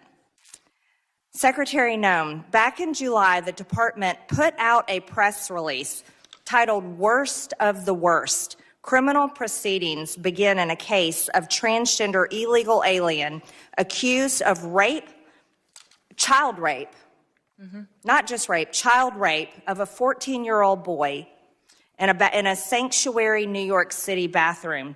I wanted to highlight this case because it encapsulates so many different violent policies of Democrats. This is an increase in trans violence with their embrace of gender ideology, an egregious catch and release policy implemented under the last 4 years, and sanctuary cities that harbor criminal, illegal alien monsters that have raped and murdered many Americans. Can you discuss further what you're facing in these sanctuary cities and the illegal alien monsters that have been released into American communities under the Biden administration? Yeah, unfortunately, Congresswoman, we arrest individuals like that every day because they're so prevalent on our streets, because of what happened under the Biden administration. Every day we're able to go out and encounter and bring to justice individuals who are raping our children, murdering our mothers, our grandmothers, our families are devastated by them. And I'm shocked at the Democrats' constant defense of these individual criminals over the American citizen that is out there just trying to live their lives, put food on the table, and live the American dream.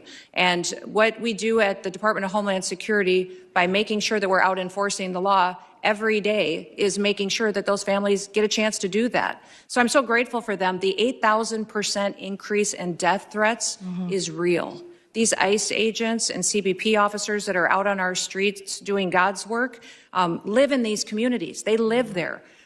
These are their families and their neighbors that they're protecting, and they get up every day and do that job because they believe in their mission. They take an oath, and they are honorable men and women who are serving with greatness during a challenging time when activists and radicals attack them and put their lives in danger. I think it's shameful to see the defense of individuals who break our laws. We are a nation of laws. If we are not a nation of laws, we're no nation at all.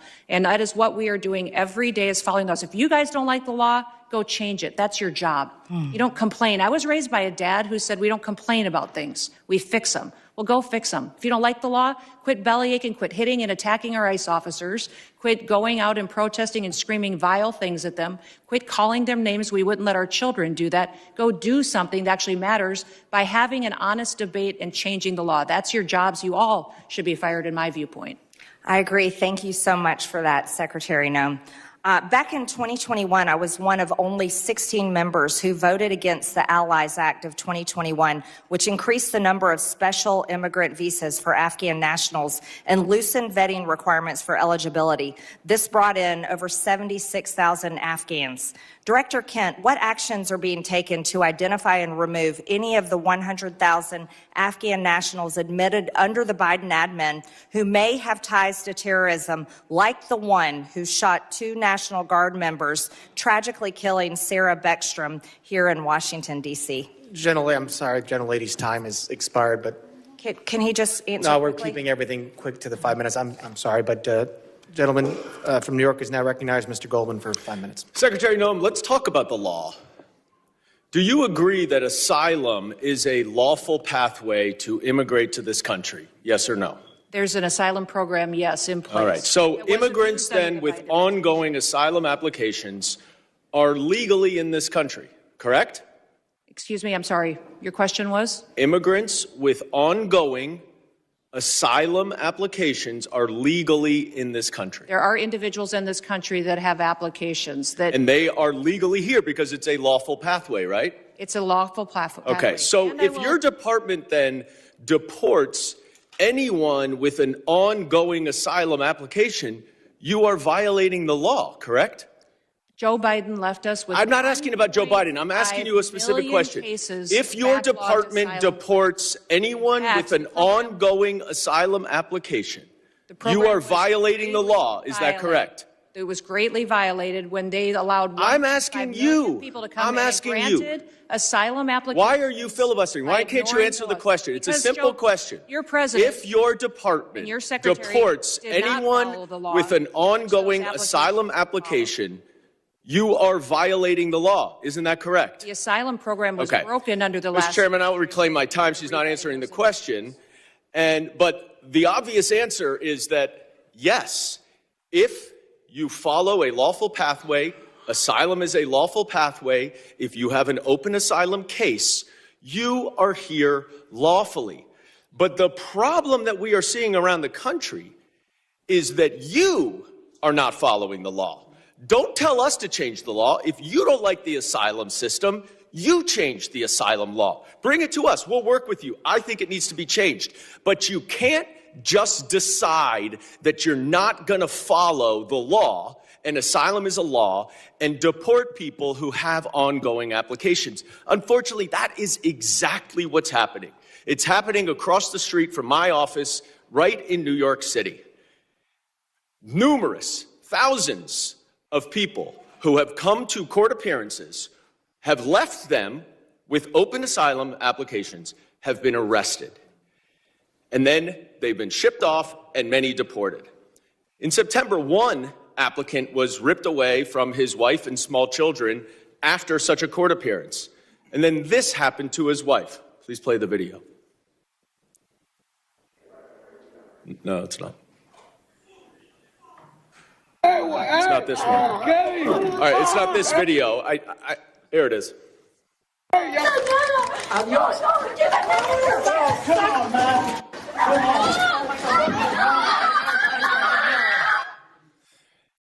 Working across teams is tough, but Asana helps you handle it. That's because Asana is where humans and AI coordinate work together. AI can spot roadblocks and assign work in a snap, so everything and everyone stays on track. That's how work gets handled. That's Asana. Visit us at asana.com. That's ASANA.com. Now, after this incident, your department issued a statement that said the officer's conduct in this video is unacceptable and beneath the men and women of ICE. Our ICE law enforcement are held to the highest professional standards, and this officer is being relieved of current duties as we conduct a full investigation. 3 days later, you reinstated that officer and you put him back on duty. I sent you a letter and asked you what investigation was done and why was he reinstated. You did not answer that letter. So I'm going to give you an opportunity right here to explain to me that if that officer's conduct was, quote, beneath the men and women of ICE, unquote, why did you reinstate him? Sir, that investigation was completed. I can give you that investigation and the information that you would like. This is I wrote you 2 months ago. Why haven't you given it to me yet? I'm actually surprised that you haven't gotten it. I'm going to ask my staff about that. Well, you shouldn't be surprised because generally speaking, you do not respond to us. Thousands of your letters. Now, the other problem that we are seeing all over the country is that your officers are wearing masks, are dressed in plain clothes, often going around without identification. All of our officers are identified. I'm not asking a question. I introduced the No Secret Police Act to stop this. And we now have 113 co-sponsors so that they will not be masked and that they will identify themselves. Now, you say all of them are identifying themselves. That is not the case because last month in New York City again, the NYPD officers were injured by your masked, plainclothes ICE officers after they were called from 911 as residents witnessed your officers pulling individuals out of their vehicles and chasing them down the street. I also asked you what happened there. How were the NYPD officers injured by your officers? And you didn't respond. What's the answer? Sir, our individual officers are identified. Time has expired. I yield back. I recognize the gentleman from Texas, Mr. Gonzalez. 5 minutes. Thank you, Chairman. Thank you, Secretary Noem. Thank you, Director Kent and Director Glasson, for your patriotism, your service to our country. Thank you to the families for allowing everyone to serve. We're grateful for that. Democrats like to show clip after clip. I represent a district that's half of the southern border. Our lives were turned upside down under Joe Biden, and now we have our lives back due to President Trump and due to the policies that y'all are executing. So thank you. I have one question, but I'm going to try to, if there's time. I think it'd be important for the American people to get an update on the role Coast Guard played in the Venezuela oil tanker seizure. But first, I'd like to once again, thank you for being here. And so I'd like to first thank you, CISA. Thank you for keeping our nation's critical infrastructure safe. You are our nation's cyber first responders. Thank you to the Coast Guard.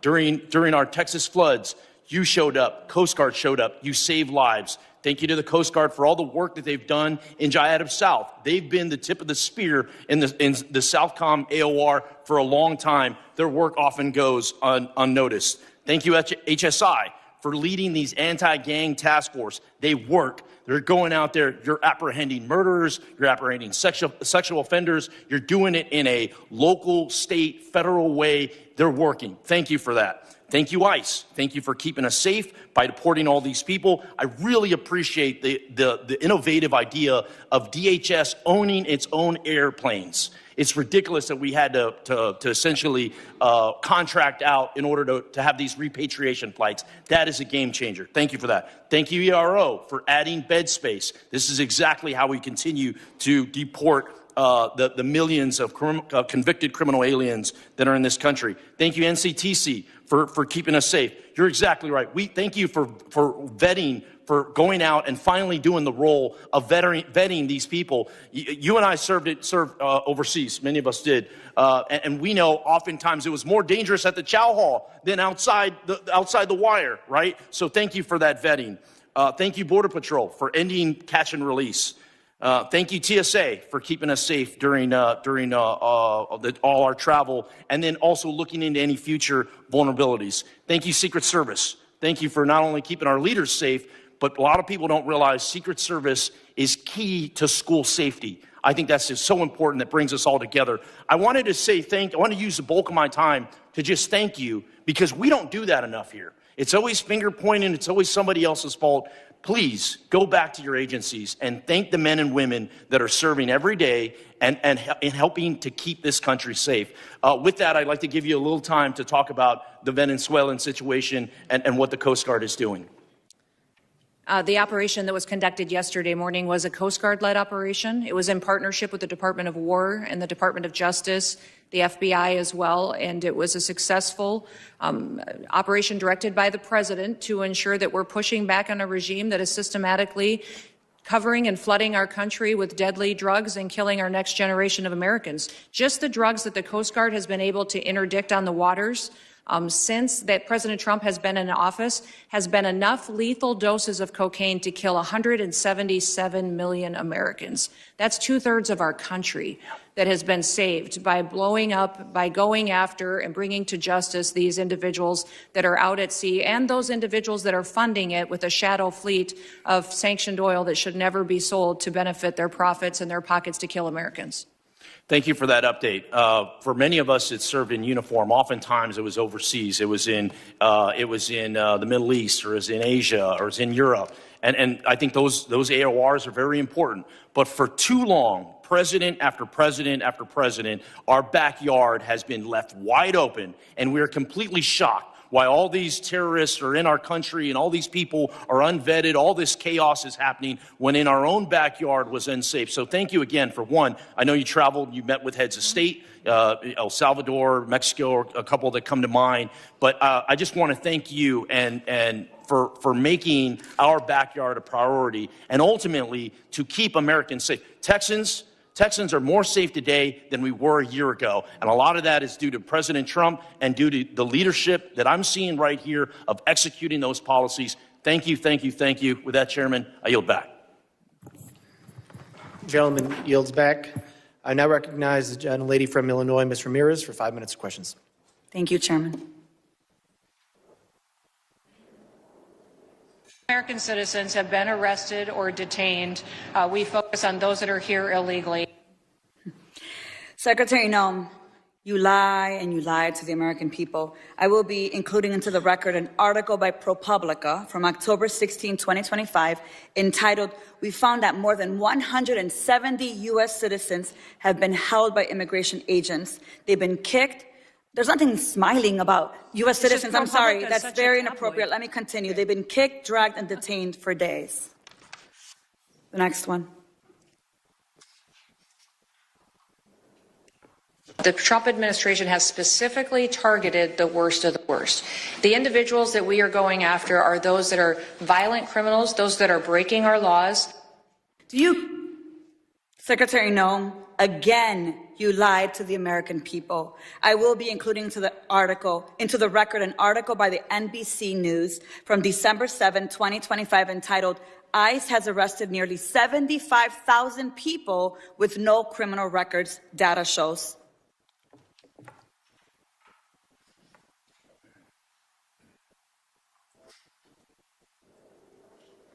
A co-equal branch of government, and it is your obligation as a member of the executive branch to honor decisions made by the highest court of the land. Yes or no, Secretary?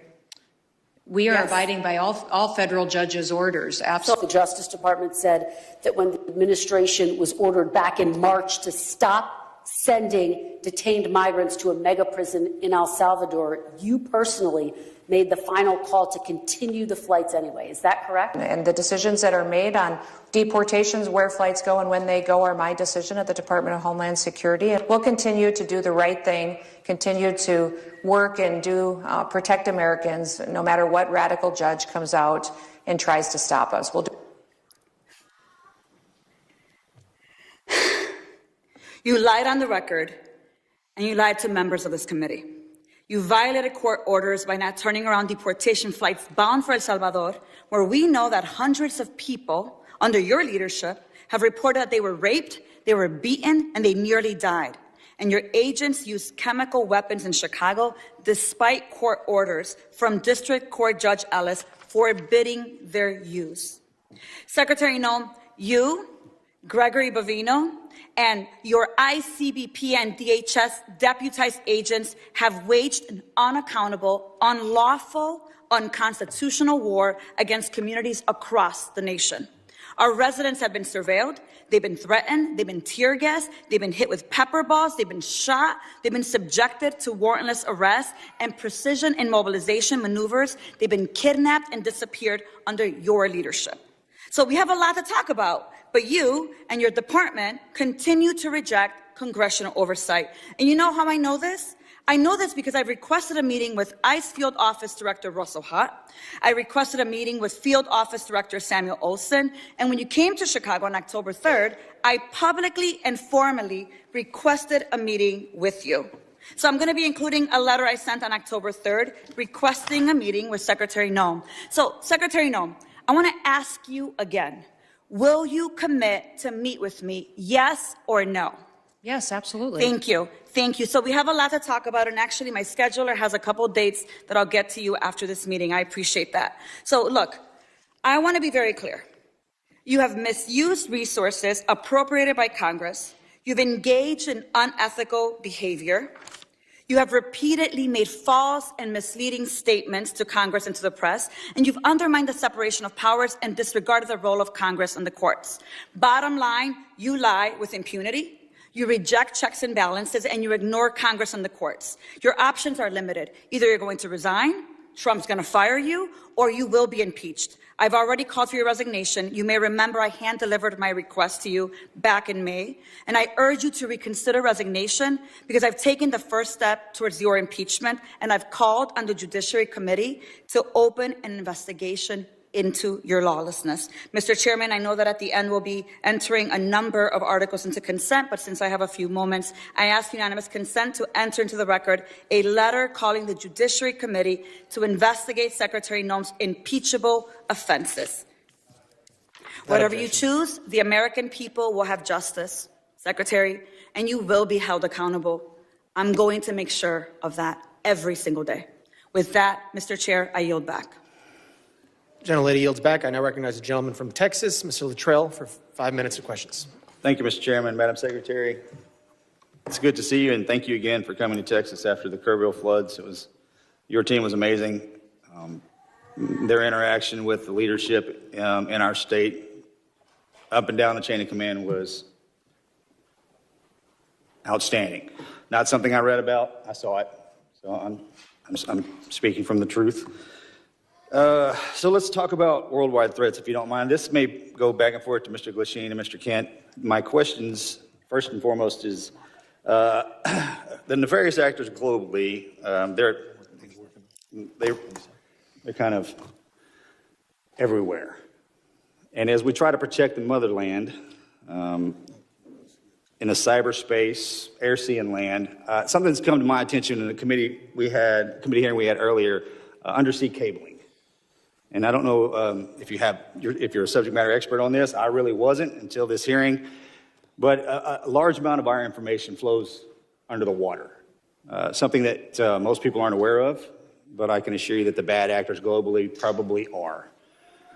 Now, it's multi-jurisdictional from what I understand. It's the Department of Justice, it's Department of War, and then it's Department of Homeland Security. And they kind of juggle these, kind of juggle the effort.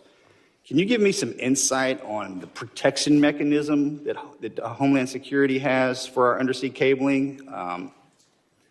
And I consider this a very viable threat specifically for information flow, considering everything that goes back and forth across the water.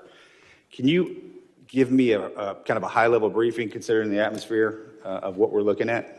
Yes, I can, and I'll try to leave some time for the other individuals too. But the Department of Homeland Security has 23 different components. Several of them have some responsibility for surveillance and monitoring of those cables and the information that flows through them. So CISA is our cybersecurity agency, which looks for bad actors, hunts down those bad actors, and then hardens our systems. So where we see a weakness or a vulnerability, they help us do that with the interactions we have with private companies, their communications, or other countries. But then we also have our Coast Guard out on the waters each and every day, which help us with surveillance activities to see if there's nefarious actors that would be out there jeopardizing those systems. We have INA, which is our intelligence and analysis. They are the ones that are helping us with our covert operations. They're the ones who are coordinating with our intelligence agencies on what we see as hacking attempts or enemies that would try to endanger those cables or cut them, damage them so that they couldn't be utilized to keep our critical infrastructure going. FEMA is the agency that's responsible for, on our worst day, if we needed something or someone to run the government, if there was an attack in this country, FEMA is the agency that would do that and maintains the resources to making sure that we have an operating government in an emergency disaster situation. I know there's redundancy on the cabling system, and there's from what I understand, there's over 1 million miles of cable underwater. I want to make sure that we have enough protection in place so the ripple effect is not catastrophic to the country. Mr. Kent, you got something to add? I was going to shift over to Mr. Glasheen. In terms of undersea cabling, no, I do not. Okay. Mr. Glasheen, I have a question for you. So as far as trafficking, human trafficking, drug trafficking, this always hurts me to say this, but Houston, Texas is in my district, and it is the worst city in the country for sex trafficking in the country. I just cannot believe that. What is the FBI doing amongst other agencies? You just happen to be sitting here in front of me. And Madam Secretary, you can probably jump in on this too. Enough's enough. I understand the complexities of the World Wide Web and how these bastards are doing this, and we can't seem to grab a hold of them. What's the answer? Our HSI investigators specialize in child trafficking and human trafficking. They get up every single day and hunt down those individuals that victimize our children and partner with nonprofits and other agencies with the FBI to do that. Yes, it's shocking to me that Houston is one of the hotbeds as well. We need to take a better look at this because we're losing. I mean, we're losing so bad, I don't even know how to define it. And this has been happening. I said this exact same thing to Mr. Mayorkas, and if I was here before that, I'd say the same thing again. It's just, we have not figured it out. Mr. Glasheen, you got anything for that? Yeah, I would tell you, it's been a priority with this director. And, you know, So far this year, compared to last year, we have 300 plus human traffickers arrested, up 15%. I'm sorry, sir. Mr. Chairman, I yield back. I appreciate that, and I'll catch you after class. If one of the following witnesses wants to give him some time to answer that very important question, they can do that. Gentleman yields back. I now recognize the gentleman from New York, Mr. Kennedy, for 5 minutes. Thank you, Mr. Chairman. Secretary Noem, with about a year as DHS Secretary under your belt, there's no shortage of criticisms for me to choose from today. You've deported American citizens, bringing a level of inhumanity to this nation's immigration laws that I haven't seen in my lifetime. You've terrorized communities, including my own in Buffalo, New York, vowing to go after the worst of the worst, but instead detaining women, children, and hardworking individuals in pursuit of the American dream. You've botched a response to one of the most devastating floods we've seen, an extreme weather event along the Guadalupe River that took more than 130 innocent lives, including more than 35 children. Central Texas waited days for your agency to respond because of the reckless policies you've implemented. Your FEMA lead was missing in action, completely unreachable, as were FEMA's call lines, with 84% of calls unanswered on July 7th. 3 days after the floods. FEMA personnel, despite your slashing of their ranks, who were ready and willing to help, waited days to spring into action because of your policies. Disasters do not wait for bureaucracy. Your abysmal performance goes beyond your woeful disaster response. You've also taken a sledgehammer to FEMA's recovery, preparedness, and mitigation missions. You canceled more than $4 billion in building resilient infrastructure in communities funds, a program that helps communities reduce their risk of natural disasters. You withheld millions in FEMA funds for emergency alerting infrastructure found to be in violation of the Impound Control Act. You, perhaps most critical to my state of New York, canceled more than 90% of New York State's Homeland Security Program funding, including $134 million in urban area security initiative funds for New York City's greater metropolitan areas. You have mismanaged these grants to the point where cities and states, including New York, are suing you to recover counterterrorism funding that's lawfully theirs and that Congress intended for them to receive. It's a tragedy that we're here today discussing these cuts to counterterrorism and security grant funds for a city that was the main site of the September 11th attacks, the entire reason your department was established in the first place. As the ranking member of the Subcommittee on Emergency Management, it's my responsibility to show the American public how you've systemically upended FEMA and emergency preparedness as we know it. So I have a couple of questions. Simple yes or no answer will suffice. Would you agree with the national security officials' assessment that the United States has been operating in a heightened threat environment for several years now? Yes. Yes or no? Would you say New York City is susceptible to these kinds of security threats? Yes, and that's why they should spend so with New York City being the number one terrorist target in the nation, the federal government gave them with New York City being the number one, I reclaim my time, with New York City being the number one security threat in this nation, it's unconscionable that you would cut $134 million in urban area security initiative funding for the city of New York. What compelled you to knowingly make our cities less safe with these funding cuts? What compels you, your mayor, and your governor to release thousands of criminals on the streets rather than to turn them over to ICE? You'd rather release a murderer out onto your street, you cut $134 million in funds to support the security of New York City and the state of New York, the number one threat in this nation. In your own words, your cuts are blatantly political, callous, and outright dangerous. It's clear you have no interest in countering real threats in the homeland.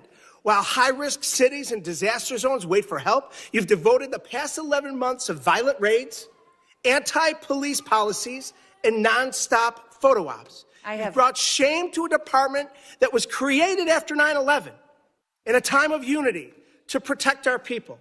Your failure to lead is a direct threat to the homeland security in our nation, and you should resign immediately. I yield back. Gentleman yields back. I now recognize the gentleman from Alabama, Mr. Strong, for 5 minutes of questions. Thank you, Mr. Chairman, ranking member, and members of this committee. I thank you, too, to our witnesses for being here today, for your work to protect the homeland in an increasingly complex threat environment. My question today focuses specifically on the evolving drone threat. Mr. Glasheen, the FBI's National Counter UAS Training Center at Redstone Arsenal is now the central hub for preparing federal, state, and local partners for drone threats at major events. What makes Redstone Arsenal such an effective location for this mission, and how does that setting support the scale of training required for World Cup, America 250, and the 2028 Olympics? Thank you for your question, Congressman. What makes Redstone a great partner for us is, one, the support that we have from Congress. Number two, the space we have there. The FBI has been in Huntsville for a long time. Huntsville also houses our Special Agent Bomb Technician Program, where we train bomb technicians, EOD professionals across the United States, and we model in the Counter UAS School off of that. So that proof of concept has been in place, and we're mirroring that process to train the counter-UAS operators. Thank you. I was there for the inaugural graduation. I'm telling you, it was most impressive. I can assure you there's no other location in the country that offers the same mix of controlled airspace, testing ranges, partnered agencies, and mission infrastructure that the FBI has at Redstone Arsenal. Counter-UAS has the ability in Huntsville to jam, block, drop, intercept, and do forensics. As demand for this specialized training grows, what investment should Congress prioritize to ensure long-term stability for this mission at Redstone? I'd say yesterday, or the legislation in front of, I think, the Senate right now for the NDA, for the authorities, that'd be the first step to give us the ability to lawfully use the counter-UAS authorities. I think additionally, is just like the computer technology, it evolves with the months. And so the counter-UAS technology is going to change, so have the appropriate funding and support to stay up with that technology so we can mitigate the threats that our nation faces. Thank you. Those graduates were from all over the country, and it was most impressive. Secretary Noem, this committee has failed to thank you for your faithful service to America. The southern border is closed. Human smugglers, drug traffickers, and illegal aliens that invaded this country from more than 160 different countries are being returned to the country of their origin. Fentanyl poisonings are down more than 35%. Secretary Noem, thank you for your efforts to keep these drugs out of our country in an effort to save a generation of Americans. It's not a Republican issue. It's not a Democratic issue. It's an American issue. And I thank you. Secretary Noem, many of the most advanced counter unmanned aerial systems technologies are being tested and evaluated in North Alabama. How is DHS ensuring that those capabilities transition quickly into field use, particularly ahead of these major events? And what more can Congress do to accelerate the pipeline? No, we appreciate the authorities that are necessary for us to operate, and standing up a drone program and counter drone program is one of the top 3 priorities of the department this next year to meet the threats that we face every day. Every day, our Secret Service, our Coast Guard, our Border Patrol are seeing drones used against them.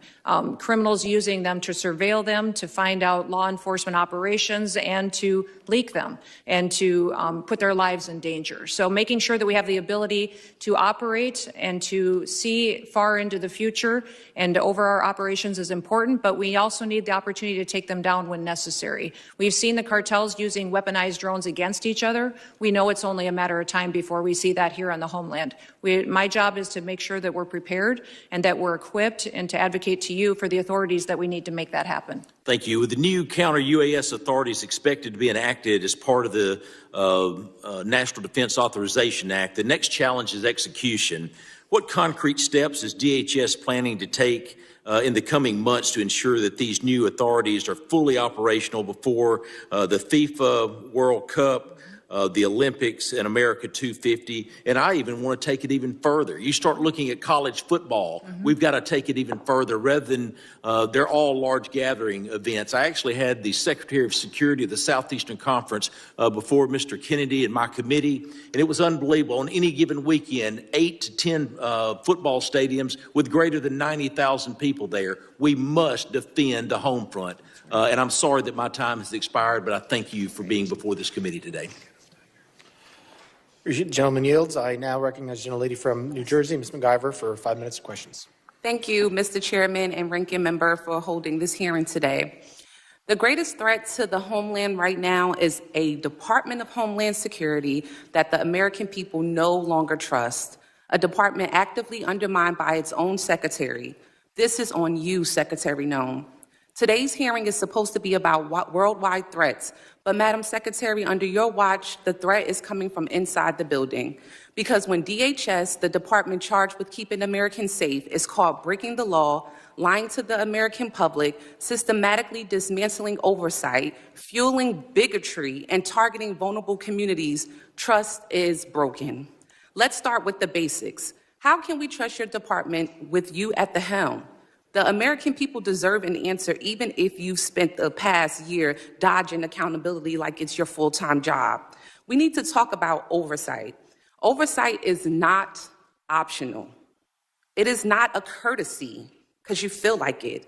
It is not something you entertain only when it's politically convenient to you.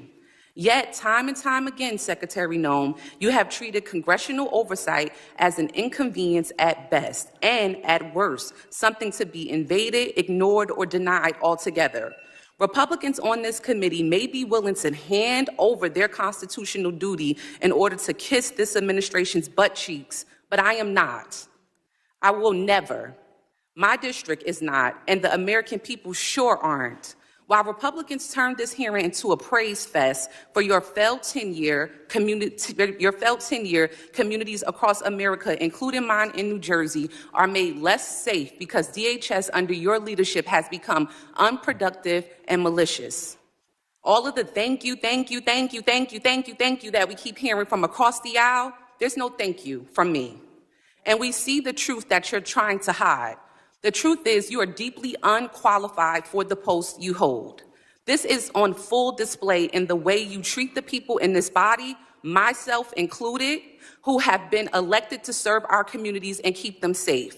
Representative Grajava, Senator Padilla, myself and others whose character, integrity, and bodies were attacked by your department without evidence and without apology. Far beyond being disrespectful, you have shown a complete disregard for the oversight authority granted to us by law. You have repeatedly shown that you will target whoever you want, whenever you want, without accountability. Members of Congress, members of our communities, and even American citizens, as many of my colleagues have continued to point out today. Secretary Noem, that's not leadership. That's not democracy. And that is not how this works. Again, this is not just about you. Don't want you to think this is just a pick on you day. This is about the Trump administration that has turned DHS into a political weapon. So I'll ask you this. Is Trump embarrassed by your tenure, or is this exactly the kind of god-awful leadership he wants at DHS? Yes or no?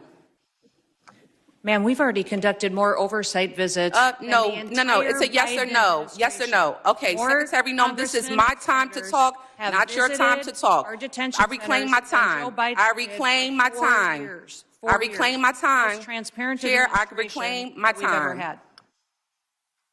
Secretary Noem, DHS is breaking the law, hiding information from Congress, and shutting out oversight.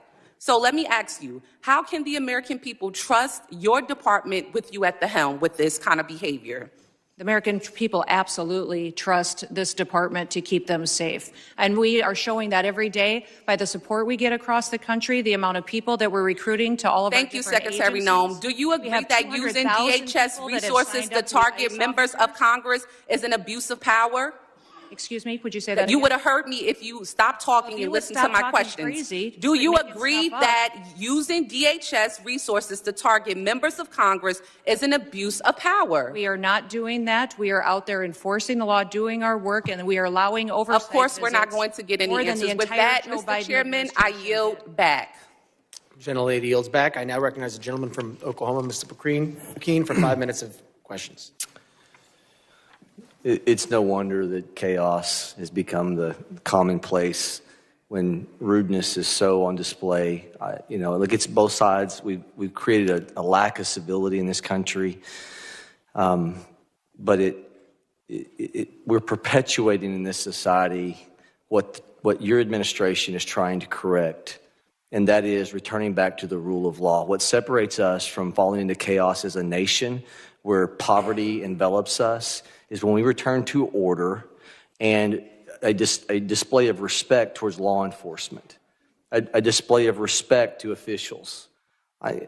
This custom, and you've been a member of Congress, of where we talk over people and we don't give secretaries a chance to respond, the height of self-importance that too many people try to employ in this building, not remembering we're all here as public servants to serve the people. We lift our hearts up far beyond our fellow countrymen. I'll tell you who says thank you. It's those whose families that were the victim of assaults and rapes and murders under the auto pen period the last 4 years. They say thank you. Those who see the madness of lawlessness, the lack of respect to law enforcement, the heightened element of law enforcement sitting in their vehicles and being targeted, say thank you.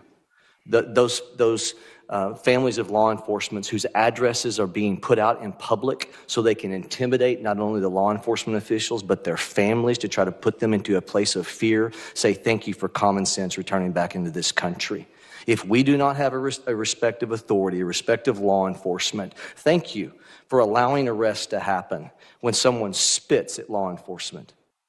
Thank you. FEMA, you were assaulted a minute ago verbally over what you're doing with FEMA. I will tell you, as somebody that comes from a state that has more tornadoes, Oklahoma, than probably any other state, thank you for looking at how we can save money through efficiencies.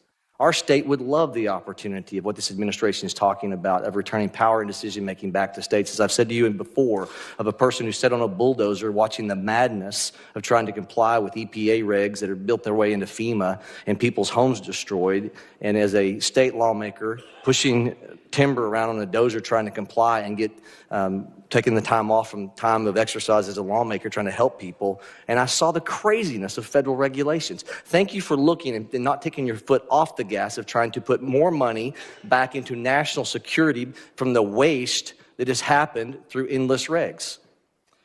All right, now I'm going to get to a question, Secretary. Can I say something about FEMA? Absolutely, you can. Thank you. The only grants that weren't funded, the individual ones that you were talking about, mitigation ahead, were ones that were weaponized to fund the Green New Deal and for climate change. And those were redirected to true mitigation efforts. FEMA today is deploying resources 2 times faster on average than in history, which means the dollars are going out twice as fast than they ever have before. And the president, as soon as these disasters are happening, is deploying those resources to Republican and Democrat states. New Mexico, Texas, Alaska, they're all getting dollars immediately, and we're responding immediately to our people. I have to actually leave this hearing early because the FEMA Review Council is giving their report today on suggestions for changes to FEMA. Thank you for not taking your foot off the gas on that. I have to co-chair it, but I will be leaving soon to have to go do that. But those suggestions are Republicans and Democrats coming forward with how FEMA should go forward in the future based on the president's vision for making sure that states get the chance to manage it and that local emergency managers get the chance to go and help their communities in a much more efficient way. Take those monies and let's move them to true national security through waste and inefficiencies. Right. Where we've deployed money for snow movement. Mm-hmm. We have deployed money previously to move snow that melts. Yeah. Okay, I want to just throw this open to you and Director Kent, whoever wants to take this. We have to find a balance between making sure the First Amendment is preserved at all costs, but also protecting law enforcement. Mm-hmm. The social media heightened of a hearing that the chairman held last week, great hearing, How do we preserve? What ideas can we continue with to where the online enticement threats causing people to want to embolden themselves to then go act upon those threats that we see on social media? They say the magic words. They know it's not going to get them because they don't do a direct threat, but it's an indirect threat. It's always trying to accomplish the same purpose. How do we preserve the First Amendment? This is a lawmaking exercise, and why we hold these hearings, not for show. How do we come up with a way to preserve the First Amendment and stop the insanity of these indirect threats that are going after your law enforcement officials? I apologize. The gentleman's time has expired. I know the Secretary has to leave, and I would now recognize a gentlelady from Texas, Ms. Johnson, for 5 minutes of questions. I'm just going to take the position that she was scared of my questions. Mr. Chairman, if we could stop the clock and Oh, yes, wait no, till after all absolutely. this. Clerk will suspend. If we could reset the time, Yes. that would be helpful. We'll reset the clock.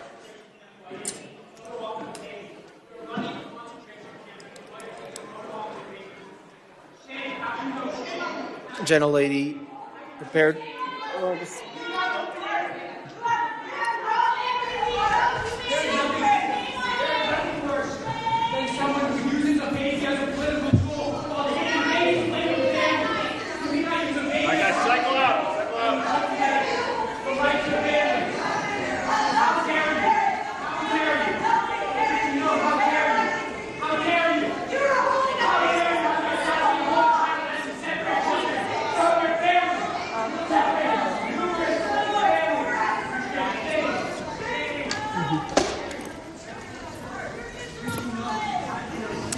Okay. Thank you. Gentlelady is recognized. Yeah, thank you, Mr. Chairman. I just want to respond to a lot of what Secretary Noem has just testified to. And gentlemen, I have some comments that I hope you'll take back to the Secretary and to the Department. If there's anything that is clear about what is going on in this country, is that the rhetoric and fear that is happening is at an all-time escalated high, and we're all describing different aspects of it. Fear of law enforcement, fear of citizens, fear of people who are legally in this country, because it's the rhetoric that is happening from the very top that is being decimated down level, and that is really, really dangerous. And one of the things that the Secretary said was she is restoring the rule of law. That is absolutely not true, because the rule of law is founded on two fundamental principles: that if you are going to be subject to a criminal arrest in this country, that there is probable cause to do so. You can't just snatch somebody walking into a coffee shop because of the color of their skin. There's no probable cause for that. And also that you will get due process. And that is not happening. And so what you're seeing is an overwhelming frustration of the American people in this country, that the lack of respect and regard for the rule of law by this administration, and in particular by this secretary, is at a level that we have never seen and violates all of the constitutional norms and all of the principles of legal fairness in this country. And you're seeing that manifest itself in threats to law enforcement and bubbling over, because people are frustrated. And they are channeling that frustration because the administration is not listening and is only doubling down on the rhetoric. You know, this notion that I think my colleagues highlighted, that we're only going to pursue serious threats. It's just not true. I visited an ICE facility outside of Dallas, and over 70% of them were classified as the lowest threat level, as never having a criminal record at all. But yet they were there because of the color of their skin. There was not a probable cause. They're not a threat to this country. They have no criminal history at all. I fully support, as does everyone on this committee, Homeland Security focusing on threats to our national security. We want cybersecurity. We want terroristic threats from abroad to be stopped. Absolutely. None of us want a recreation of 9/11, but we also do not want, under any level, the trampling of our constitutional rights and the legal system of due process. I have a poster here to highlight 3 American citizens that were arrested by ICE who had done nothing wrong. They presented themselves as American citizens, but yet were still trampled, assault. One had broken ribs, a brain injury, an older gentleman by being knocked down to the ground after he said, "I'm an American citizen." But yet they did not stop. And that is a huge problem. When somebody says, "I'm an American citizen," to ICE, and ICE does not stop and continues to assault them and physically berate them and then hold them for days and days on end without a due process hearing, that is a problem. And it is not stopping. We have brought these concerns to the Secretary and to agencies like yourself in these hearings time and time again through multiple letters. We've all written letters that have gone unresponded because this cannot happen in our country. And the reality of it is, in any law enforcement situation, and what we have happening out into the public, is there are ICE agents and there are Border Patrol agents that are doing their great job. They're doing what they're supposed to do.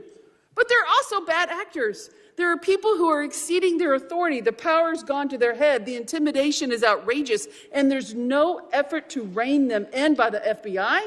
There's no effort to rein them in by the Homeland Security. There's no effort to overcorrect. Just like one of my colleagues highlighted, the reinstatement of one that was inappropriate. And these efforts are breaking down the trust of the American people. I hope you take these concerns back because they need to be addressed if we're going to address the violence in this country. I yield back. Gentlelady yields back. I now recognize the gentleman from Arizona, Mr. Creighton. Thank you, Mr. Chairman, for holding this committee hearing today. Thank you for the witnesses.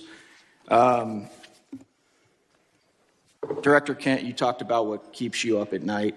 I believe you said, we don't know who came into the country in the last 4 years. And we've cited several times in this hearing that about 15 to 20 million people came into this country under the last administration. And something that you said actually shocked me. You said that 18,000 known and suspected terrorists entered into the country during the Biden administration. Is that correct? That's correct. That's deeply concerning, but I'm really not surprised. Many of us in this committee said that's exactly what was going to happen. I didn't know that those numbers would be as high as they are. One of the other things that really concerns me about what's going on in this country is we continue to let people into this country that do not want to assimilate to our culture and want to harm Americans. I want to go ahead and play a video.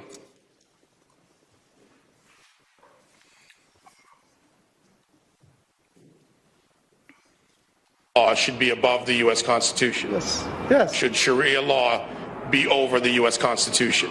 Yes. U.S. Constitution, which is made by people, and the Sharia law is made by Allah. So that is all the way above. That has to be definitely in the land, not for the America, for the whole world would be above. So that should be above the U.S. Constitution. Yes. Do you feel more comfortable living under American law, or do you feel more comfortable living under Sharia law? Sharia law. I'm a Muslim. I prefer Sharia law. Sharia law, yes. You prefer Sharia law over American law? Of course, yeah. They always can come with the same accusations. This speaker supports death penalty for homosexuals. This speaker supports death penalty for this crime or that. He is homophobic. These are general views that every Muslim actually has.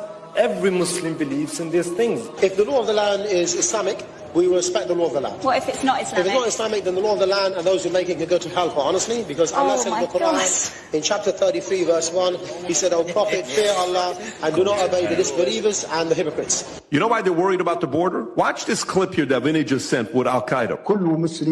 I call upon every Muslim and the infidel, criminal, and arrogant United States, does not matter if they're Arab, American, or other descent. I'm saying to all of them, revenge, revenge. Do not consult anyone by killing infidel Americans.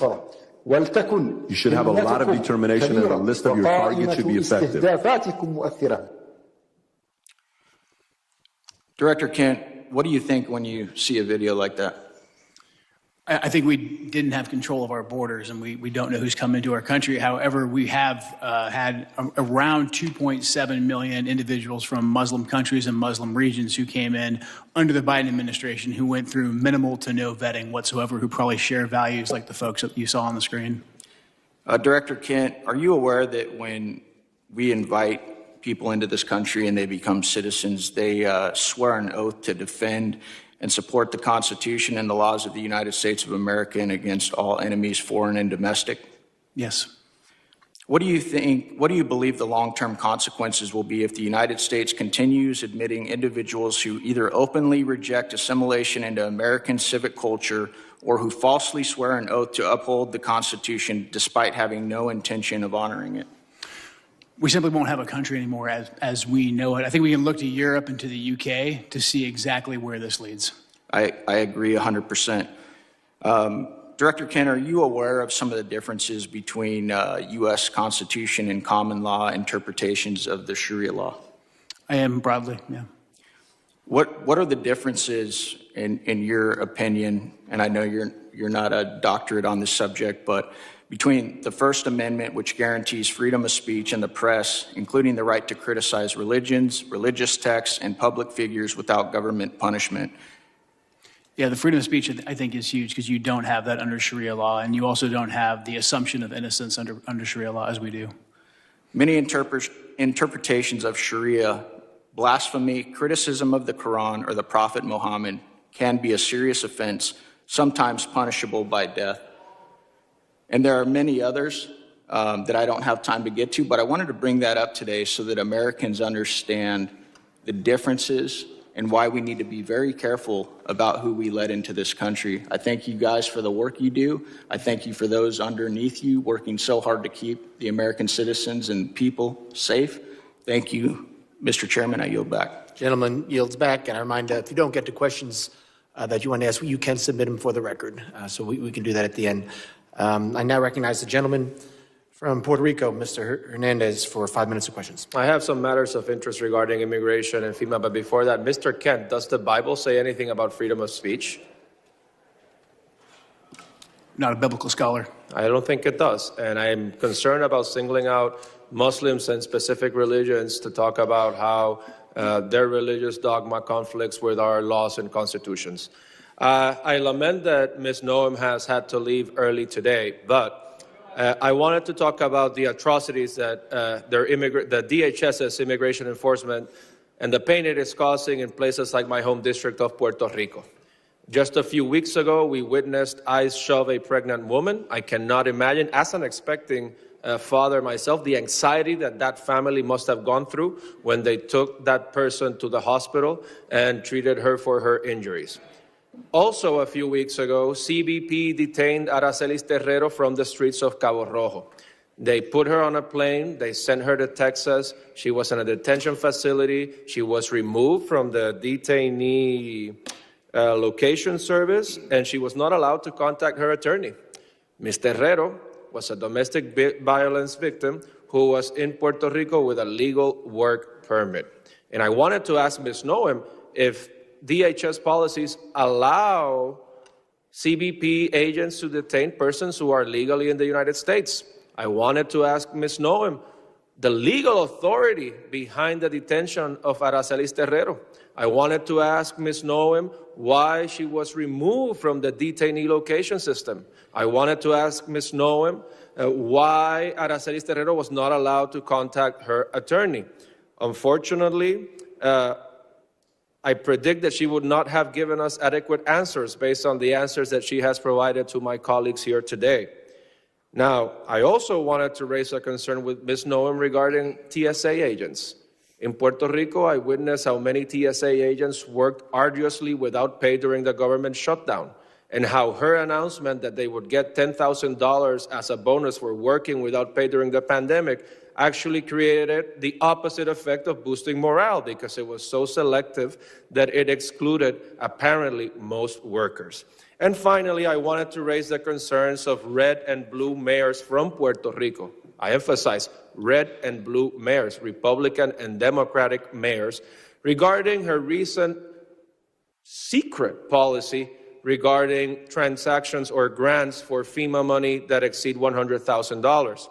So to their surprise, they found out that grants and funding assignments exceeding $100,000 would now need to be approved by Secretary Noem. But there was no transparency regarding that rule. And we have no information regarding the application and the enforcement of that rule.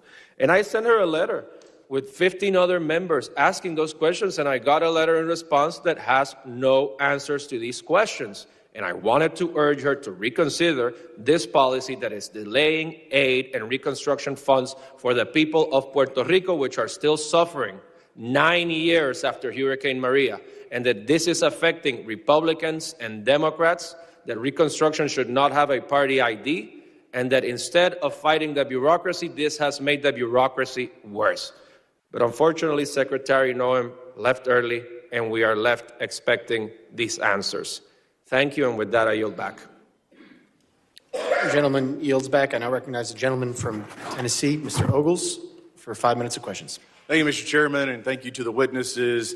Let's be clear. The United States of America is safer today because of President Trump. The United States of America is the dominant predator across all landscapes because of President Trump. We have restored our status as the global leader because of President Trump. Hard stop. Now, when we look at the topic of the hearings, the objectives, there were 6 bullet points. I'm going to hit the highlights, examine the full scope of evolving threats facing the United States of America, particularly on readiness at the federal, local, and state level. Highlight the significant, number 2, the significant national security gains achieved by President Donald Trump. 3, review the Trump administration's efforts to reverse the damage caused by the Biden border crisis. 4, analyze the scale and scope of cyber threats, which is my area as the chairman of the Cyber Subcommittee. 5, discuss the evolving terrorism landscape, including FTOs, HVEs, and DVEs. And 6, evaluate emerging unconventional threats. Unfortunately, my colleagues must not have read the memo, because that's not what they've talked about. They want to talk about ICE and immigration. So let's talk about that. You know, in 1965, we passed the Hart-Celler Act. Since that time, we've seen chain migration on a scale that, quite frankly, I'm not sure even the progressive liberal authors of that bill could have possibly imagined. In that amount of time, we've seen 60 million migrants come into this country, most of which, 90%, from third world countries. There are roughly 300,000 Afghans in America, 200,000 of which came under Biden. Approximately 45% of Afghans are on U.S. food stamps. Afghans under the Biden administration have an unemployment rate double that of Americans. 68% of Afghans are on Medicaid. Let's go overseas. And so if that sounds like political rhetoric, let's look at the facts. Paris, 48% of crimes committed by foreigners, most of which were Muslim. Overall crime has surged since the Islamic migrant influx. That is from the French Interior Ministry. London, 40% of sex crimes are committed by foreigners, most of which are Muslims. That's the Metropolitan Police Department. Rome, 83% of 2024 street robberies by non-EU citizens, almost all of which were Muslim. Sexual assaults, 69% Muslim, Italian police reports. Minneapolis, here in the homeland. Violent crime in Cedar Riverside, a Somali hub, rose 56%. 2010 to 2018. Dearborn, Michigan, crime 105% above the national average. Hamtramck, outside of Detroit, 92% of assaults by Muslim immigrants. Drug arrests, 85% Muslim immigrants. Now let's go to Nashville, Tennessee, where a Somali man, a migrant who came in 2015, raped to death a woman on the steps of a church. I've had enough. I've said it once, and I'll say it again. Deport them all. This is our country. We get to decide who comes in, and we get to decide who has to leave. And I say, deport them all. 90% that have come into this country are from third world countries, most of which are sucking resources from American citizens, burdening our cities. They do not belong here. Mr. Kent, I'm chairman of the Cyber Subcommittee. Let's go into the scope and scale of the cyber threats posed by the CCP. I give you the floor, sir.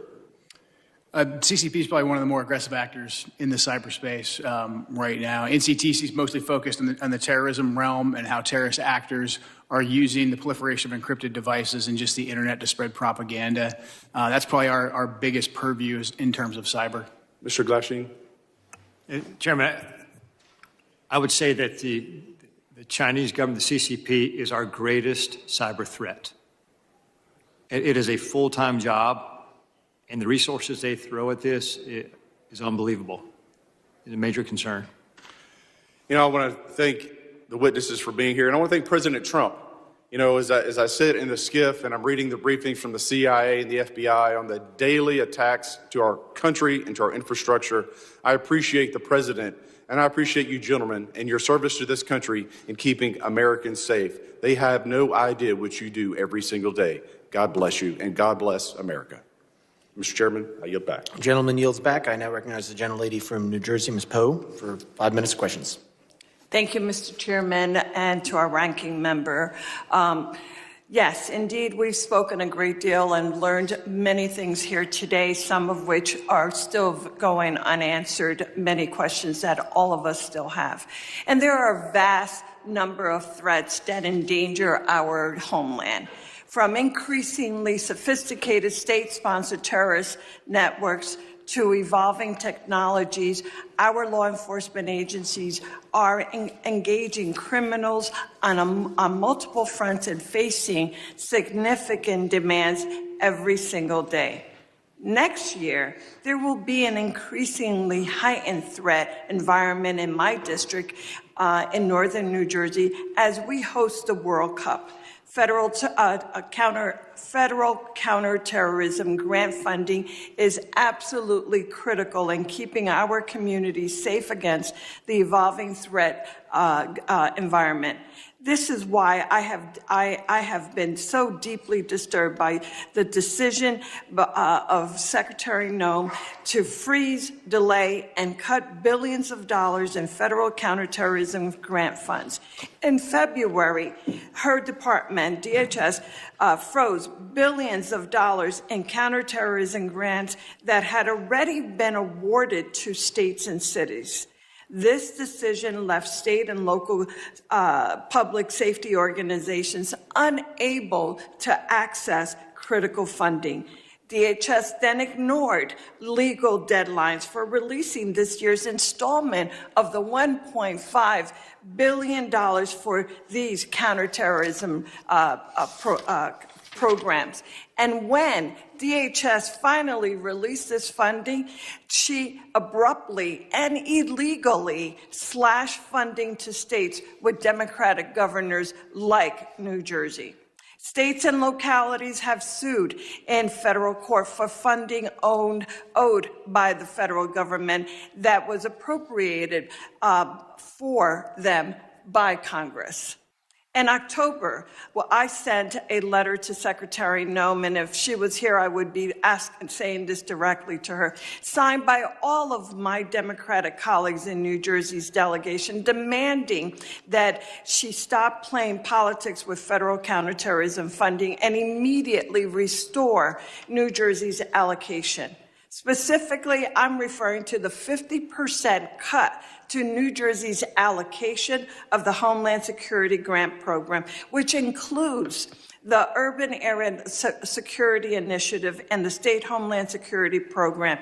This is the single largest preparation grant program in the Federal Emergency Management Agency. New Jersey has relied on these federal grants to respond and prepared against terrorist attack.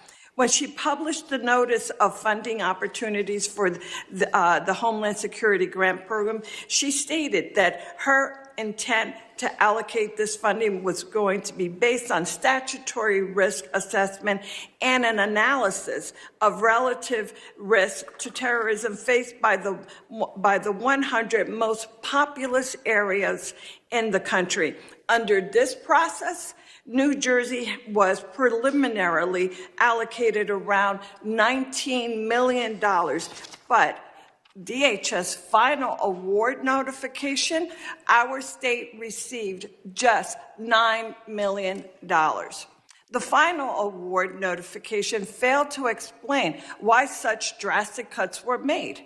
Instead, she simply stated that it was done, quote, per DHS directive.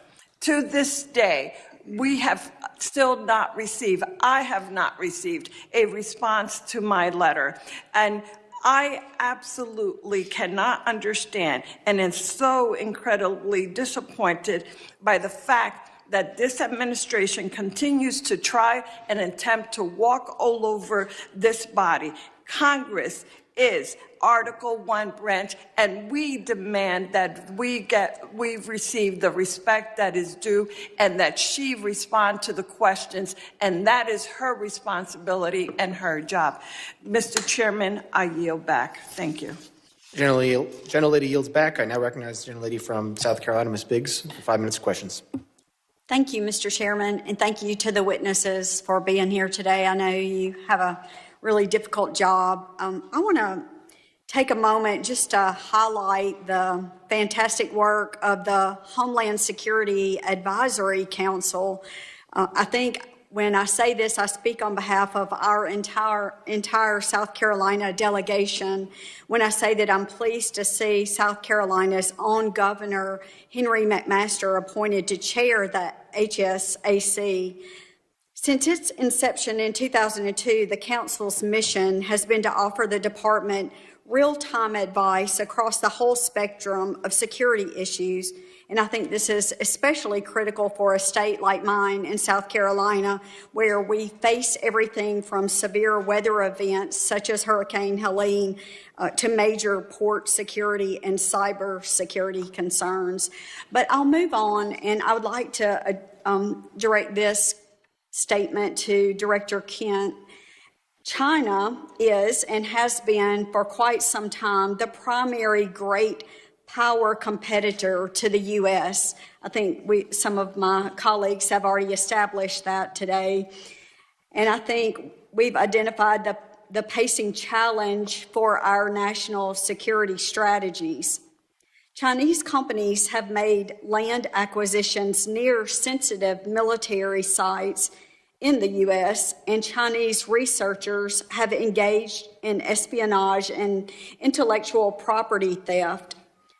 Chinese national encounters at our northern and southern borders surged in fiscal year 24, and China remains the primary supplier of precursor chemicals contributing to American overdose deaths. So you are a professional plumber, yes? But do you have a professional website? Not so much. Try Ionos. Its turbocharged AI power works super fast to bring your WordPress website to life and deliver top-of-the-drawer results every time. And its clever auto updates do all the hard work of maintaining your site, so you can get on with maintaining your business. How's that for nice? Try Ionos, your digital partner at ionos.co.uk. So my question, Director, is to what extent do you see a nexus between China's destabilizing activities and the terror threat landscape in the United States? Thank you for the question, and that's a very important topic, especially in terms of fentanyl and the precursors the Chinese Communist Party provides. Working directly with the cartels, we have agents of the Chinese Communist Party, some directly affiliated and some indirectly affiliated, that are working with the cartels to continue to change essentially the recipe of the fentanyl, because as we designate these different precursors and they kind of fall off the market or become more regulated, these advanced chemists will then come into play, and they're the ones that provide the new ingredients, the new ways to manufacture fentanyl that kills American citizens. So this is something that we're looking at, in particular the relationship between these Chinese actors and the Mexican drug cartels. Well, thank you so much. And, sir, if you have any additional information, I'd be happy to hear. Yes, ma'am. Thanks for the opportunity. I think to your question is, if our country is destabilized, it creates a lot of vulnerabilities for us. And whether it be the fentanyl is what you're talking about here, it could definitely affect our national security. Regarding the fentanyl, one thing Director Patel recently did is we've recognized the challenge that fentanyl faces in the United States. And instead of continuing to address the symptom, look at the root of the problem. He recently went over to China, met with his counterparts in MSP, and they agreed to put 13 precursor chemicals on an export control list. And if we can prevent the chemicals and the precursors coming to the United States or into the, Mexico or anyone that puts together the fentanyl that comes into the United States, that can have a greater effect to reduce that threat to the United States. Well, thank you so much, and I appreciate you being here and hope you realize how important your work is. And I know the district, my 3rd district of South Carolina, is counting on you to continue that hard work. I yield back, sir. Gentlelady yields back. I now recognize the gentleman from Virginia, Mr. Walkinshaw, for 5 minutes of questions.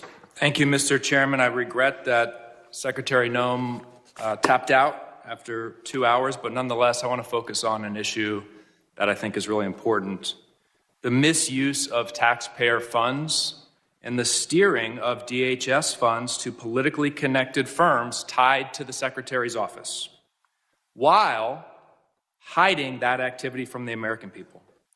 Secretary Noem has been criticized by members of her own party and by the Trump administration for being slow and ineffective when Americans actually need her help. Republican Senator Tom Tillis said she was, quote, slow off the mark in getting disaster aid out the door. A senior administration official recently told Politico that there was, quote, some fishy stuff going on with money at DHS. And the veto authority she handed to Corey Lewandowski over contracts and grants has delayed life-saving resources after disasters. So when it comes to helping disaster victims, she's been slow and ineffective. But when it came to spending money on her own image and then funneling that money to her friends and her political allies, she moved with remarkable speed. According to reporting by ProPublica, DHS obligated $220 million for an advertising campaign featuring her in staged, phony border imagery and featuring pictures of President Trump's private properties. That money, that taxpayer money, was routed through a newly created and secretive Delaware shell company. It was then secretly funneled from that shell company to a firm with direct political and personal ties to her office and her political operation. That firm is called the Strategy Group.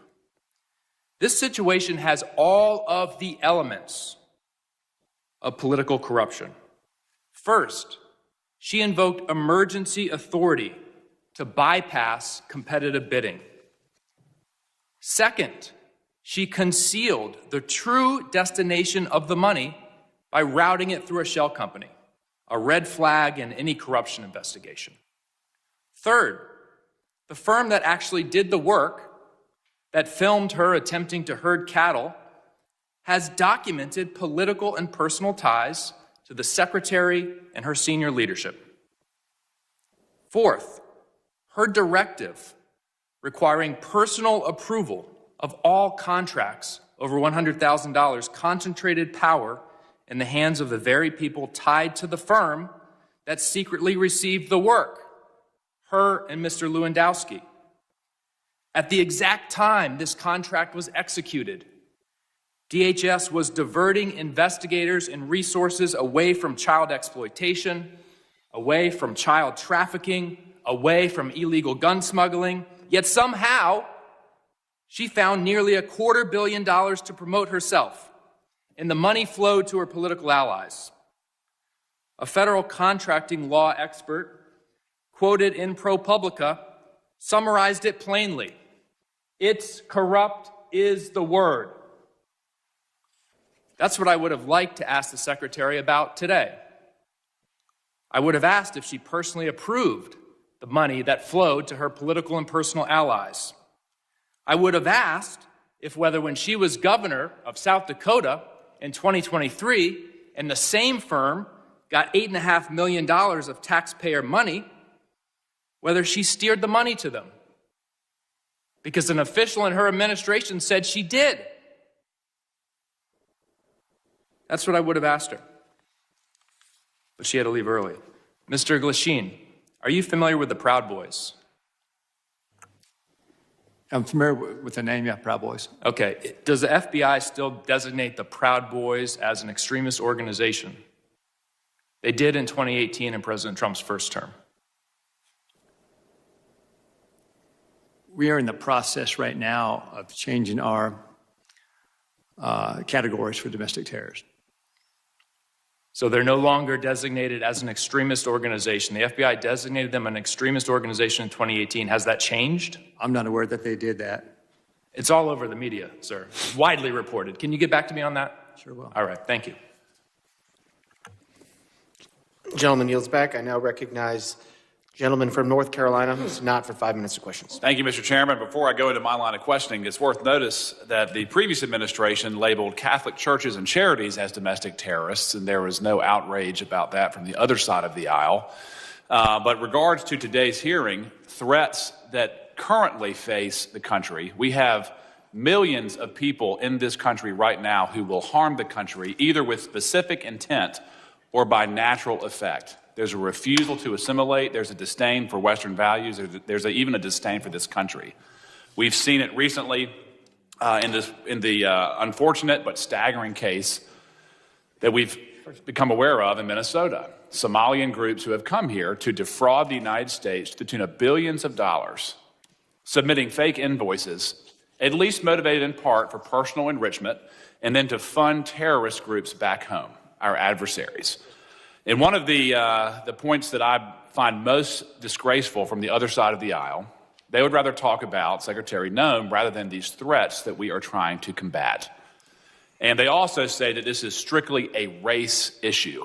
That's a disgusting accusation. From my experience in law enforcement, there were people from all over the world who exploited the open border policies or weak legal immigration policies to come here, whether they were from Eastern Europe, China, Russia, the Middle East, Northern Africa, Pacific Islands, and of course, South America. It's a full world problem that is operating inside of our borders. So, Mr. Kent, let me just start with you. How can we programmatically identify, again, these threats that arrive at the point of millions of people who are here specifically harming the country?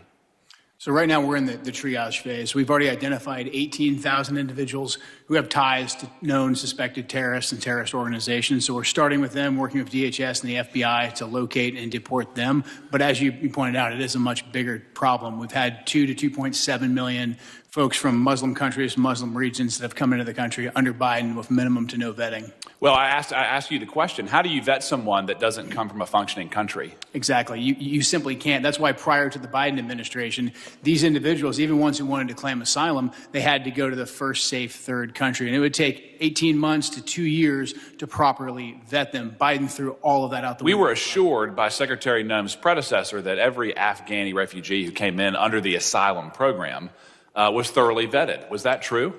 That was a lie. Any of those individuals who were vetted, such as the terrorists in D.C., they were vetted under a war zone standard to see if they could serve as a soldier or as a guard or a cook or something like that, to see if they posed a threat to us tactically in Afghanistan or Iraq, but not to be our neighbors. Two completely different systems of vetting. The Biden administration used the tactical vetting as a ruse to get millions of people into. And then once they were here, we have eyewitness testimony that they were deployed to military bases and then picked up by people who were already in the country, never to be seen again.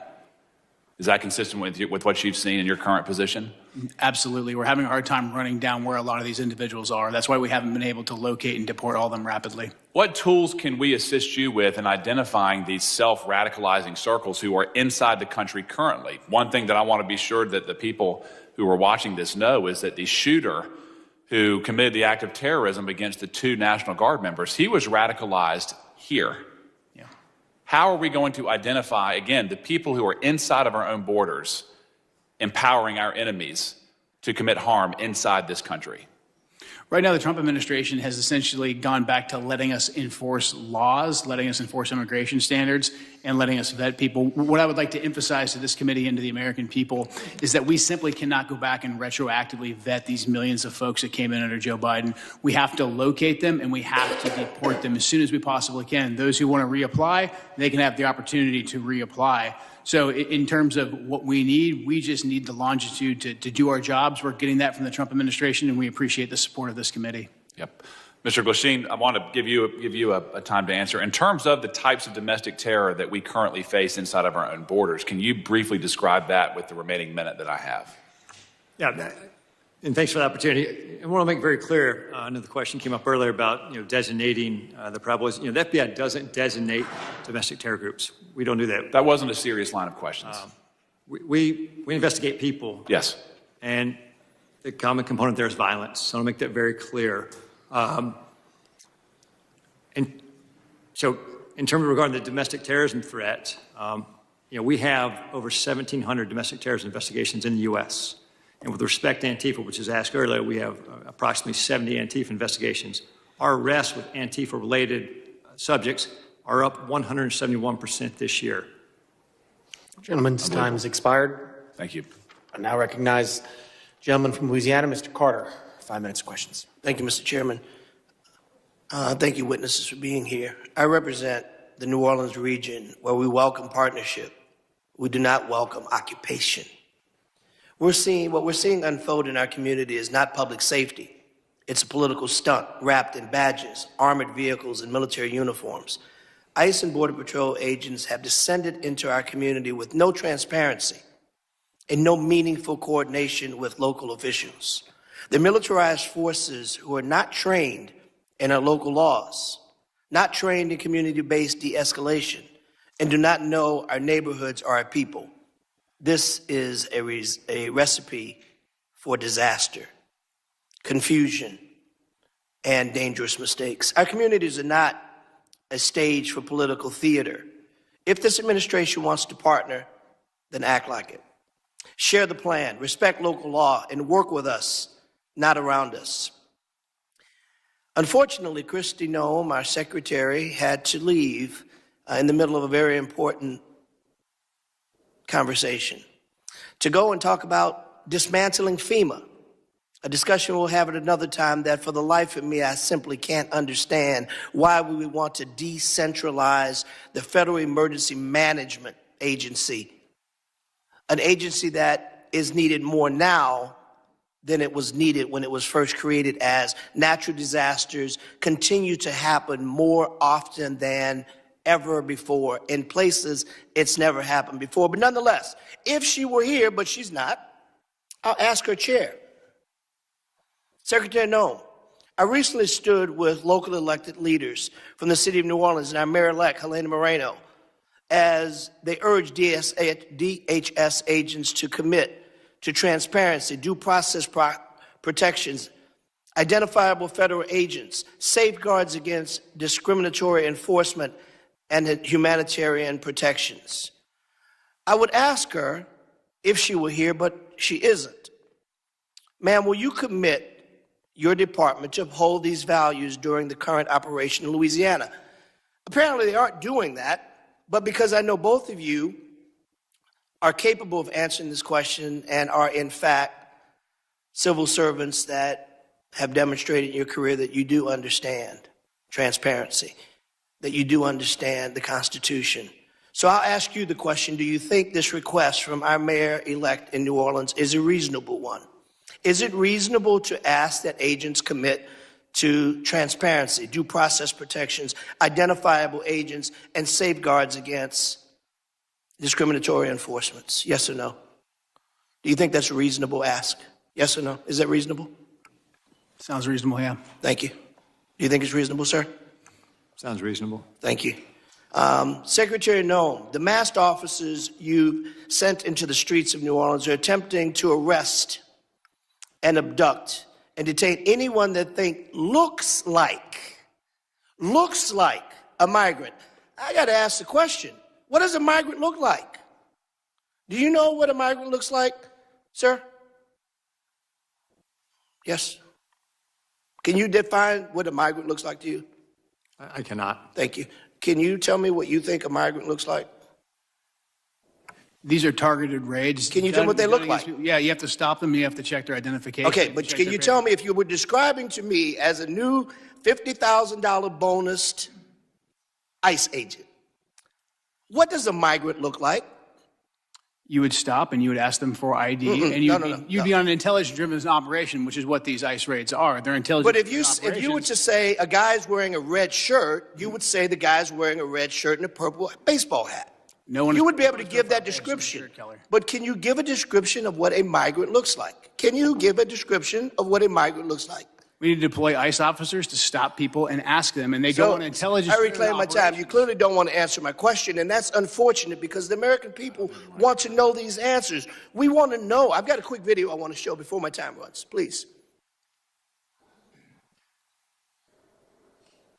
Look at this. This is a stunning video from Louisiana. You hear that woman cry out. She's a 23-year-old running down the street away from the masked agents who are chasing her, repeating that she is a U.S.-born citizen, saying, Stop.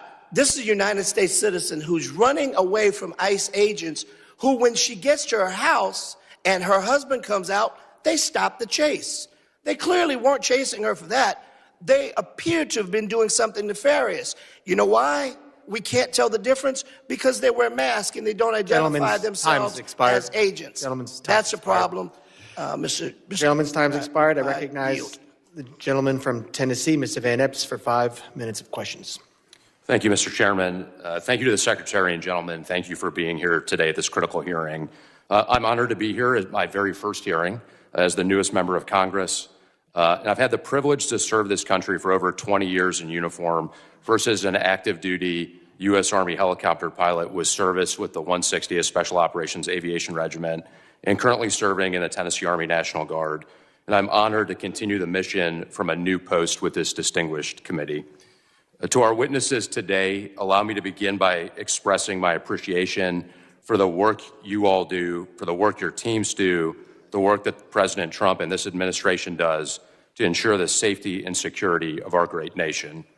I have just a couple of questions focused on emerging AI-enabled threats. Adversaries are already using AI to identify exploitable vulnerabilities within systems and networks and generate cyber intrusion plans far faster than traditional cyber tools. Mr. Glasheen, sir, foreign cyber actors are increasingly using AI to refine malware, automate phishing, and sift large volumes of stolen data.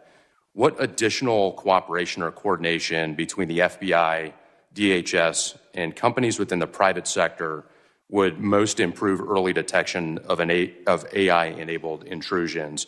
Or if you would just like to comment on this matter generally. No, I appreciate that opportunity. AI is a continued challenge right now. I think the relationships we have right now with government, private industry are strong right now with respect to any type of malware, ransomware. I think the CISA 2015 authorization that gives us the authorities, that's critical for the future success of that.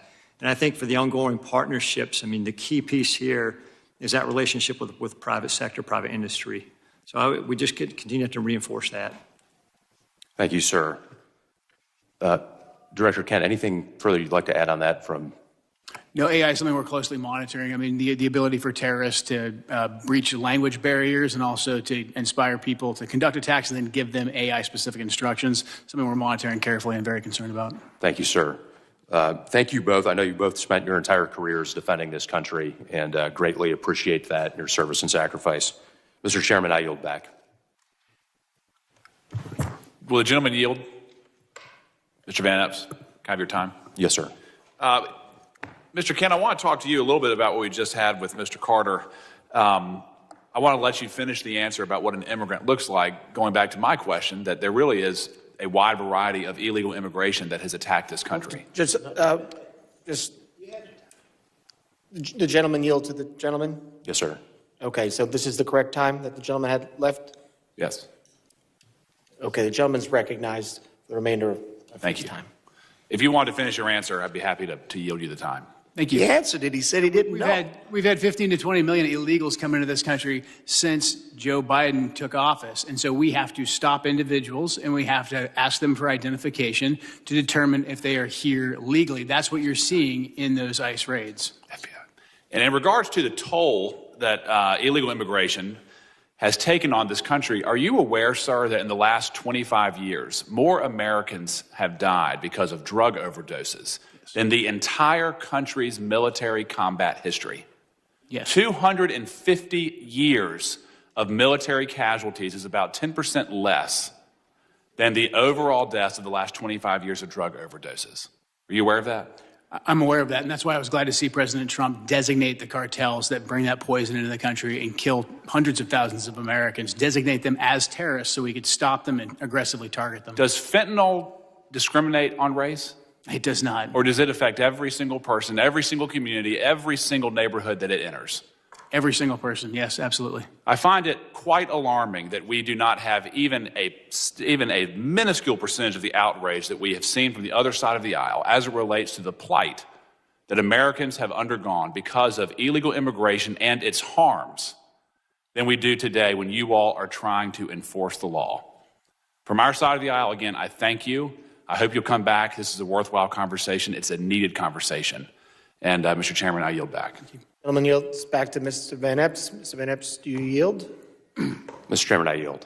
Gentleman yields. I now recognize gentleman from Colorado, Mr. Evans, for 5 minutes of questions. Thank you, Mr. Chairman. Thank you to the ranking member, of course, for this important conversation today. Thank you for the witnesses for taking your time to come and speak to us about these things. And first, I just want to commend everyone that's working in the Department of Homeland Security, in law enforcement and border security for all of the work that you've done to keep our country safe, keep our states safe, keep our communities safe. I spent 10 years as a police officer in the Denver metro area. I was in the U.S. Army and the Colorado Army National Guard for 12 years to include a combat deployment overseas to the Middle East as part of the global war on terror. And those experiences, coupled with what's happening in Colorado, have shown me how critically important this hearing is on global threats and things that are happening around the country and around the world, because we know the numbers. We know that every 15 days under the previous administration, more Americans lost their lives due to drugs, with most of that being fentanyl, than were killed in the entirety of the September 11th terrorist attacks. Somewhere around 400,000 Americans died under the previous administration as a result of the poison that's coming into our communities from these cartels, these organized criminals, these foreign terrorist organizations, and again, killing more people than Al-Qaeda could have ever dreamed of killing on American soil. And I saw it as a cop. I saw it as a soldier. And so I'm incredibly thankful for all of the work that's been done to secure our border and to crush these cartels, these criminals, these terrorist organizations. And somehow it sounds like, there's been a lot of conversations and a lot of posters about names of folks from my colleagues on the other side of the aisle. As cops, we all know this. We have what we call in cop slang the Book of the Dead. All of the bad things that you see as a cop. And so I don't have a poster up here because I don't want to traumatize the public with the things that I had to see and that my brothers and sisters had to see during my 10 years in law enforcement. But it's the names and faces of some of those 400,000 Americans who died as a result of this poison coming into our community, peddled by cartels and drug dealers and traffickers. And it's names. One of my constituents that was with me here on Capitol Hill earlier this year, Liz Hardy, lost a daughter, Brooke Hardy, to fentanyl. And so I'm going to say those names. And I'm going to remind folks that there are 400,000 other names out there of people who were killed by terrorists peddling this poison in our community. In Colorado, since 2020, Colorado has lost over 7,000 lives. At times, Colorado has had the second highest overdose rate of teenagers in the country. And so I am absolutely thrilled that we've been able to work together to secure the border and to go target these worst of the worst individuals here. And so to Director Kent, can you just talk about how cartels are adapting their drug and human trafficking methods in response to the new border security and the new focus and emphasis on getting these people out of our community? And what sort of resources do you need from Congress to continue disrupting? We all know action, reaction. We do something to keep Americans safe. The cartels react to that. What sort of things do you need from Congress so that we can continue to stay one step ahead and not have another 400,000 dead Americans? It's a great question. Because President Trump and Secretary Noem decisively secured the border, a lot of the fentanyl smuggling and drug smuggling is moving to the maritime environment on both coasts, whether that's in the Gulf of America, the Caribbean, or in the Pacific. So we're going to need a good deal more ISR, intelligence, surveillance, and reconnaissance platforms to cover that big and broad space so we can pick up these drug boats and take them off the battlefield. Thank you so much for that. So in addition to being a cop and a soldier for a combined 22 years, I am the only Latino from the Colorado delegation here in Washington, D.C. My district, 40% Hispanic. And so I am a little bit disappointed that the secretary left early because I wanted to make it clear that my Hispanic community also supports getting these drug dealers, these criminals out of our community because the Hispanic community suffers as well. But I also wanted to talk about, as we used to say in the military and law enforcement, you got to play the hand you're dealt, not the hand you wish you had. And the hand we're dealt right now is somewhere between 35 and 42% of the agriculture workforce in the United States are folks who are not here legally. And so as we're having this conversation around border security and deportations, I just wanted to have a little bit further exploration around how do we make sure that we protect our national security, because we know that national security starts with food security. If we can't eat, we can't do any of the other things that we're talking about here today. And so continuing that conversation around how we strike that appropriate balance to make sure that we are supporting our farmers and so many other industries with some of those numbers that I've mentioned. So I can see that my time has expired. Yield back to the chairman. Gentleman yields back, and I appreciate the members for being here. I now want to entertain any of those unanimous consents. The gentlelady is recognized. Thank you. I ask unanimous consent to include into the record an article by ProPublica from October 16, 2025, entitled, "We found that more than 170 U.S. citizens have been held by immigration agents. They've been kicked, dragged, and detained for days." I'd also like to add an article by NBC News from December 7, 2025, entitled, "ICE has arrested nearly 75,000 people with no criminal records, data shows," and the letter that I sent on October 3rd requesting a meeting with Secretary Noem. Without objection. Can I do one more? I'd also ask for unanimous consent to enter into the record an article from USA Today, December 2nd, titled, "Trump Pardons Cocaine Kingpin Who Ruled Honduras." Without objection. Thank you. And last one, I'd like unanimous consent to be entered into the record a letter dated today, December 11th, after the conversation with the Secretary, with dates of availability in order to be able to meet with Secretary Noem. Without objection. Thank you. Gentleman yields. Any other? Mr. Chairman, I ask unanimous consent into record. Gentleman's recognized.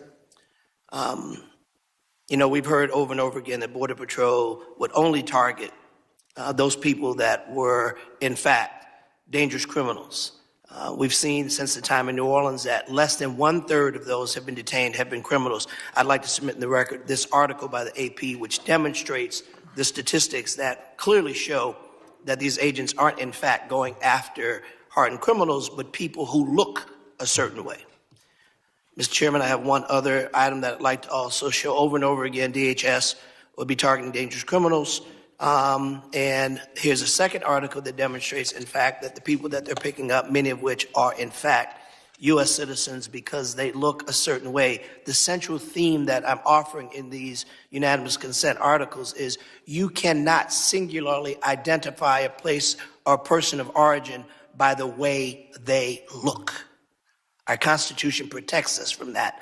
This is a gross miscarriage of justice. Without objection. Gentleman yields. Closing. Gentleman is recognized. Thank you, Mr. Chairman. Mr. Chairman, this secretary abandoned her duty to testify at this committee hearing, and refusing to answer our question is unprecedented. No other secretary, even those under threat of impeachment, have just gotten up and walked out of a hearing when nearly half the members haven't even asked questions.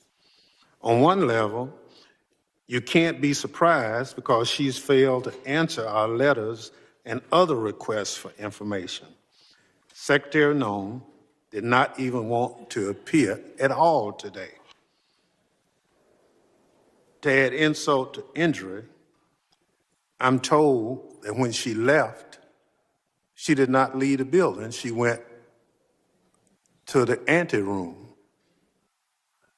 Furthermore, to ostensibly go to a FEMA council meeting for 1 o'clock. I understand on good information that the FEMA council meeting was canceled. So there was no need for her to go. She was a liar with no respect for congressional oversight. She joined FBI Director Kash Patel in telling the U.S. House Committee on Homeland Security to pound sand by getting up and walking out in the middle of the hearing. We were told that she'd be here until 1 o'clock, but she left significantly early. This is embarrassing display from someone who can't take the heat, is disrespectful to the committee and the Constitution, the separation of powers. But again, what else can we expect from an administration led by a man who sicked a mob on the Capitol on January 6th? Mr. Chairman, because the Secretary walked out of the hearing,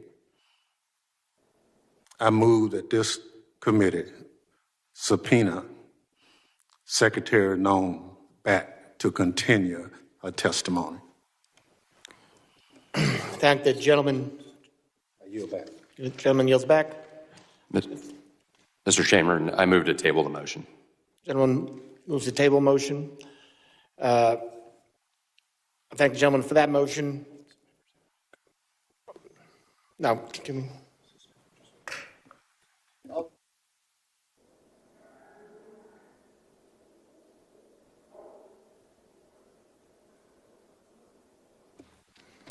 The hearing has ended. We will entertain the motion. I would like to excuse the witnesses and thank them so they don't have to wait around for the vote. First, also thank the Capitol Police for being here today and doing a great job, and thank the witnesses for being here today.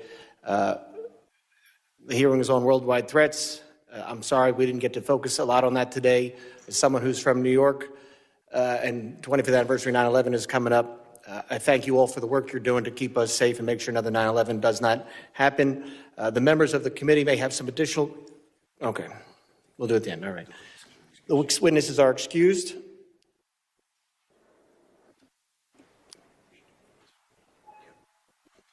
And on the motion to table, all those in favor say aye. Aye. Aye. All those opposed? Nay. The ayes have it. Mr. Chairman. Yes. I guess we're going to have to ask for a recorded vote on that. A recorded vote has been requested. The clerk will prepare the roll.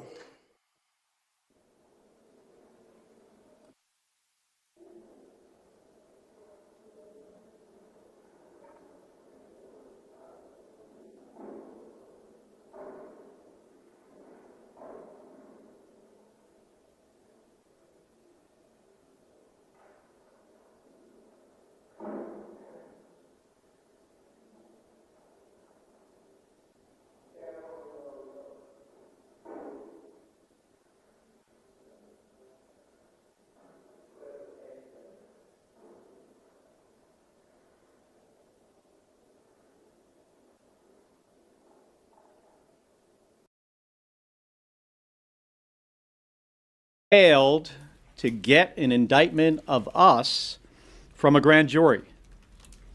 This is outrageous. I want to be clear about something.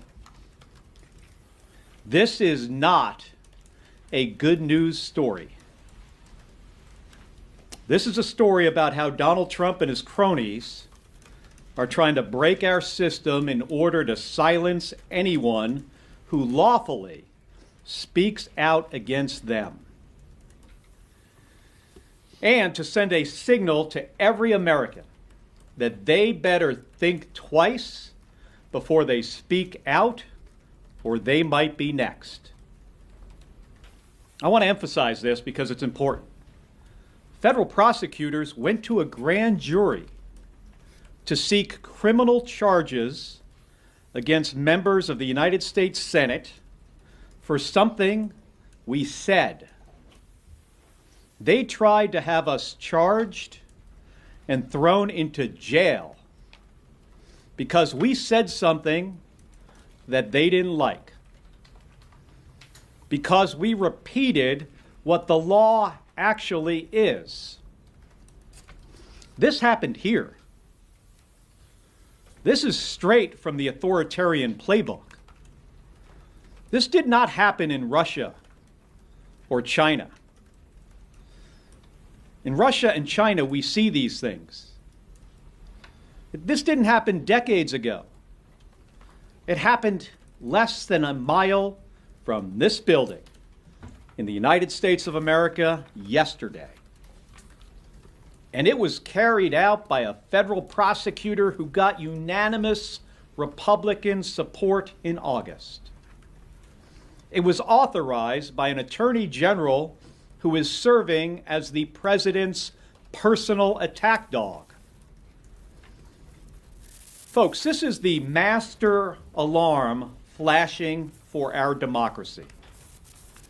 It is threatening the very foundation of our system, that we have a right to free speech, to lawfully speak out and protest our government without fear of retaliation.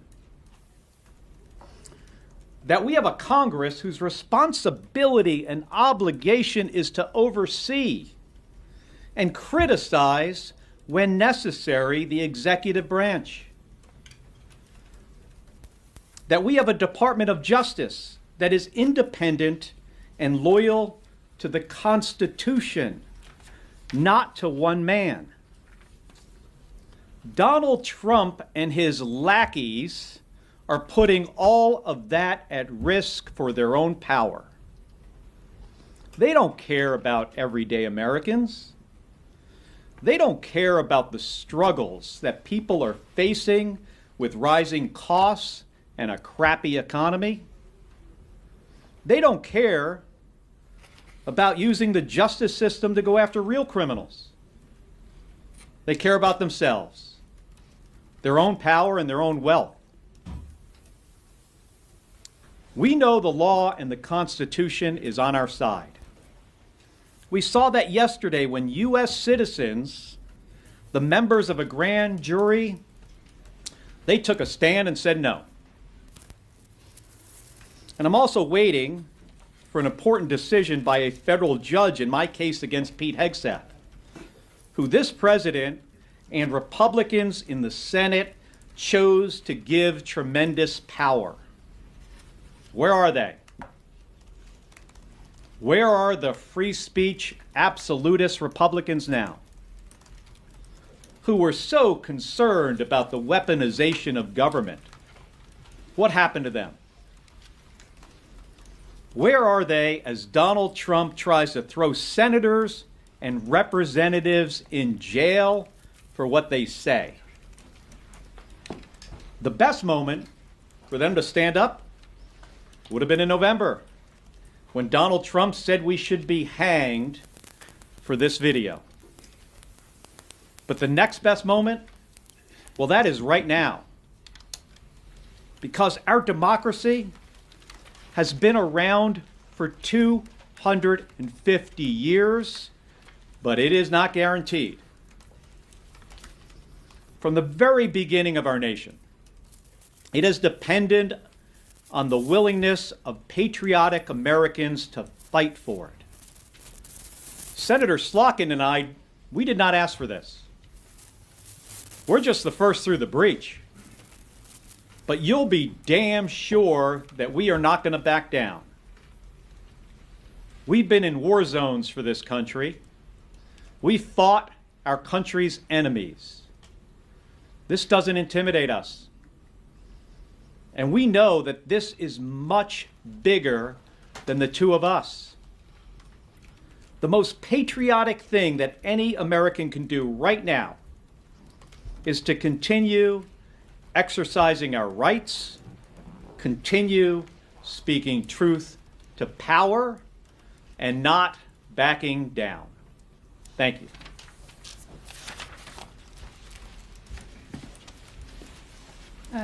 Good afternoon.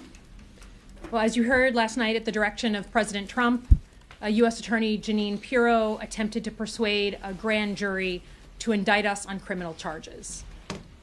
If things had gone a different way, we'd be preparing for arrest.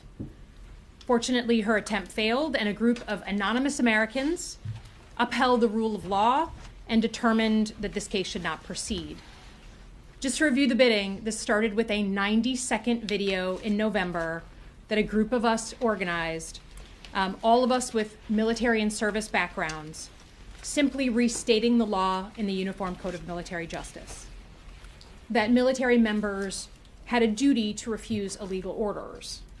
We said nothing more than everyone from Secretary Pete Hegseth and Attorney General Pam Bondi have said themselves out of their own mouths. For that, President Trump said that we should be investigated, arrested, and ultimately hanged. And that's exactly what he had Pirro and Bondi do yesterday.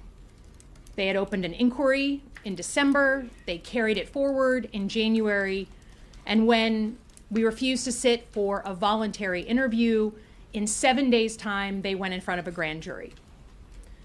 But to be clear, this is not about the content of this one video. Let's call it for what it is. The president is using our justice system to weaponize against his perceived enemies. I think that we've come to a really sad moment in America where the paradigm of leadership has come in completely reversed. In 2026, instead of looking to our elected leaders like the president as setting an example, it is now up to individual citizens in their private capacity to uphold the values of democracy, free speech, liberty, justice. As Mark said, this is an authoritarian playbook that many of us have watched play out abroad over and over and over again, except now we're seeing it in the United States. Yesterday, 20 anonymous Americans who we will never meet, who made up that grand jury, told us more about the values of America than Janine Pirro or Pam Bondi or certainly this president. Small business owners, a mailman, a teacher, we have no idea who they are, but just like people in Minneapolis, the people on the ground who understand the values of this country are the ones currently upholding it. So with those small acts of bravery, our country and our values hang in the balance. Now, this entire episode was really not about us. The president went high and right after our video, tweeted about us 12 times, kicked off both physical intimidation and then legal intimidation. The intimidation was the point, to get other people beyond us to think twice about speaking out. But the real question is, if the president can do this to us, two sitting senators, who else can he do it to? What can he do to a business leader, to a community leader, or to the mom on TikTok who goes viral because she's criticizing the president? We hope that the news today is the end of the investigation, but hope is not a strategy. The president could easily watch this press conference, go high and right again, kick off another cycle of physical intimidation and legal intimidation. So we need to stay on offense. And I think both Senator Kelly and I have kept all of our legal options open as we go forward. Some of you know that I recently lost my father a couple weeks ago. And my father taught me two things. He taught me right from wrong, and he taught me to love this country. Senator Kelly and I have both served our country. We have risked our lives for our country. This country has given me everything. So if we have to sit here and take physical intimidation and legal intimidation to uphold the country we love, we will happily do that. We know right from wrong. Whether you voted for President Trump or you voted for Kamala Harris, we know right from wrong. And weaponizing the legal system against people for basic freedom of speech goes against everything we were taught since third grade. And I'm more than happy to defend it. Questions? Yeah. You both declined to sit down for interviews with the Justice Department as they reached out to you. What would have been the harm in actually sitting down and talking to them, explaining your point of view, arguing why you think what you said was legal? Yeah, so, we wrote a letter yesterday. Number one, what we did was completely public. This doesn't need to be investigated. We did it in public and then talked about it to you and others in the media over and over and over again on public. So all the facts of the so-called case are public. Second of all, it was clearly, when our lawyers sat down with them, just about checking a box and doing what the president wanted them to do. Their heart wasn't even in it. So I'm not going to legitimize a voluntary inquiry when it was so clearly something that was made up to fulfill the goals of this president. So 7 days later, and you see that they responded by trying to get us charged criminally. That is an absolute confirmation that this is not about real law. It's about weaponizing the justice system against people you disagree with. Yeah, so Tom Tillis, one of your Republican colleagues, sits on the Judiciary Committee, voted to confirm most of the members of the DOJ. He did tweet that he thanks to the jury for doing what they did and that political lawfare is not normal and needs to stop. But tweets aren't really actions. Do you need to see Republican senators, House members, people who have real power here talk about actions and not just complaints or sort of tweeting solidarity? Well, we appreciate Senator Tillis's comments, for sure. There isn't a lot to point to out there from the other side of the aisle. I've received some, private communication from a couple of others, but not a lot publicly. So what you're talking about is the next step. Is it possible we could see something like that in the coming days? Yeah, I suppose. I'm not going to hold my breath here. We need to hear more from the leadership in the Republican Party, both here in the Senate, in the House. I mean, I think many of you saw what Mike Johnson, said the other day. He seems to be fully, on board with us being thrown into jail. Yeah, I'd like to see, more from the other side of the aisle, but we're going to have to see what happens in the coming days. Yeah. Senator, Leader Thune told my colleague here at the Punch Bowl this morning that that he said, quote, "That's the judicial system at work, I guess." Can you respond to that? Can you also say whether you consider this an impeachable offense? Well, this isn't the judicial system at work. I mean, it's not supposed to work like this. It's not supposed to be a president deciding, right out of the gate here that members of the United States Senate should be hanged, calling for our execution. And then I guess when he realized that was not a good idea, or somebody told him, that's ridiculous, then he went with prosecution for something that is in the First Amendment. Now, by the way, this isn't just obviously about us. This is you guys too. you're going to find yourself in the same situation that Don Lemon is in if this continues the way I think the president and the people who work directly for him would like it to continue.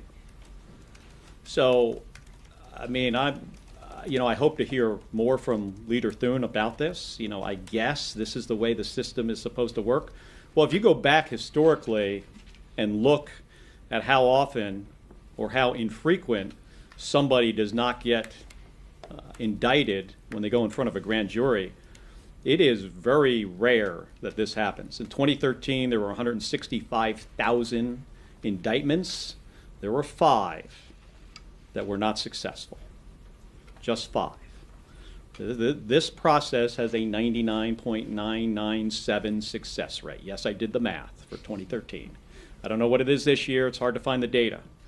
But he had every intention yesterday of being successful. I think he did, Pam Bondi did, U.S. Attorney did, of being successful and throwing the 2 of us in jail. Senator, do you know?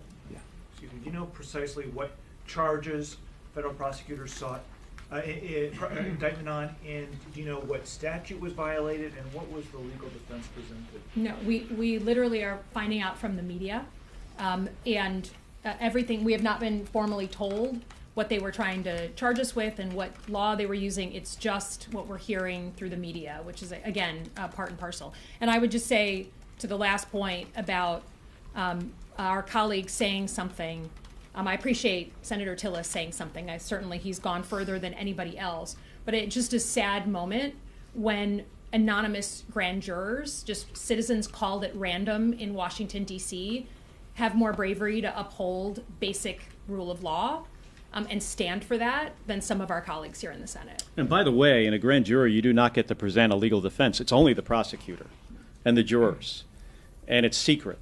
So we don't know what the answer to your question is. We don't ever expect to really find out. Yeah. Senator Salkin, last week you said you were considering suing Bondi. Have you made any further determination on what you plan to do? Yeah, so last week we just sent a letter in line with the law asking both Bondi and Pirro to retain all their records should I choose in the future to sue, under my constitutional rights.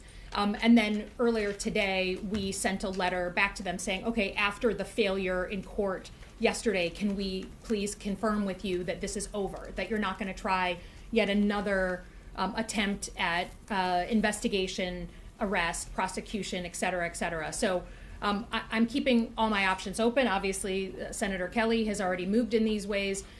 But I think I had a real epiphany in December when the first FBI inquiry paperwork came over. I had a lot of people tell me, just sit quiet, keep your head down, let Christmas happen, and this will hopefully all go away, right? And you go into Christmas break and you're not talking about politics during the holiday season. And I came back, and January 5th, here's another piece of paperwork now from the Department of Justice and Pirro saying, no, we're pursuing this. So sitting down and taking it and being quiet doesn't actually make you safer. Going on offense seems to be the only way to get their attention. So I certainly reserve that right of keeping all those options open. So you answered my question on what your legal options are going to be, but I have 2 questions. Do you anticipate this to be the end of the road for this, or do you anticipate them to continue to try to do something in this regard? And also, have you heard from any members of the military who have heeded your advice, the idea that they have ignored what they deem to be illegal orders? Well, the first part of your question, I don't put anything past them. Donald Trump has a pretty limited, capacity to move on from things, and he doesn't take bad news well, and he's got quite the ego that I think it makes it difficult for him to move on and see what the writing on the wall here is. He should know that the Constitution is on our side. Second part of your question about people reaching out to me, of course, many, including 3 and 4 stars, retired service members, who have told me that they have changed what they do and what they say publicly in their retirement because of what has happened to us. That's already happened. I hope in time that corrects itself. When they see that Senator Slotkin and I standing up to these bullies, to this administration that clearly does not care about the Constitution or the rule of law, that assuming we're successful in this over a period of time, that will correct itself, and members of the military will, former members, retired service members, and veterans, and all U.S. citizens can get back to a place where they feel free to exercise their First Amendment rights. I feel very firmly that the president has created a climate of fear, whether it's our universities, our media, CEOs, and the impact of his tariffs, that everyone is self-censoring themselves because they're scared of physical intimidation and legal intimidation, the spotlight being placed on them. And so I think we just made the clear decision that we're not going to go down like that, because it doesn't get better, it just gets worse. And if fear is contagious, hopefully so is courage. And I think right now, certainly I'm drawing inspiration from people like the grand jury, people like folks peacefully protesting in Minneapolis. Like, I think the common citizen right now is showing the country and the world how to stand up for the values you believe in. But many leaders around our country have gone quiet and put their head in the sand because they fear retribution from Donald Trump. I'm sorry, you mentioned retired service members, but have you heard from any current service members who Yes. have said, I feel Yes. worried about the idea that I might be Many times. going, okay. Yep. Just to follow up on what Frank was asking, have you heard from service members who have said that they have not followed orders that they believe were illegal in response to your video? I have spoken to people, current and former, who have dealt with this issue. Sure, I mean, you see them on TV, often, on cable news. They talk about often JAGs, who wound up, in this situation, or senior leadership, that have said, on occasion that they have, dealt with, this issue. But it's pretty black and white. I mean, it's on a plaque, at West Point. When the law and orders are in conflict, you follow the law. It's something we're all taught. I was taught about this in naval science class at the U.S. Merchant Marine Academy. Some people are reminded of this, depending on what kind of unit you are in. You're reminded of it frequently, but not everybody. It was a very simple message. But yeah, I mean, that is something that happens on occasion to people who serve, especially if they serve for a long period of time, and if they serve in roles where they are, directly involved in combat operations. What would you say to someone who's not a U.S. Senator and can't go on offense if they get into a situation like this? And my second question is, what type of toll emotionally has this taken on you guys, if anything? Well, I mean, I think part of the reason, certainly I'm doing it, and I think both of us, is because if the average citizen had the physical threats and then the legal threats that we've been facing, you understand why people just go to ground, right? Just the ability to hire a lawyer, right? And as a senator, I have the ability to stand up a legal defense fund and help pay for the lawyer that I need to defend myself. The average citizen can't do that, right? And the average citizen doesn't get Capitol Police when there's 24/7 threats against you and your house and your family and your parents. So I feel like I'm doing it because others cannot. Again, I think they're trying to send a signal to others to deter them from speaking by watching what we go through.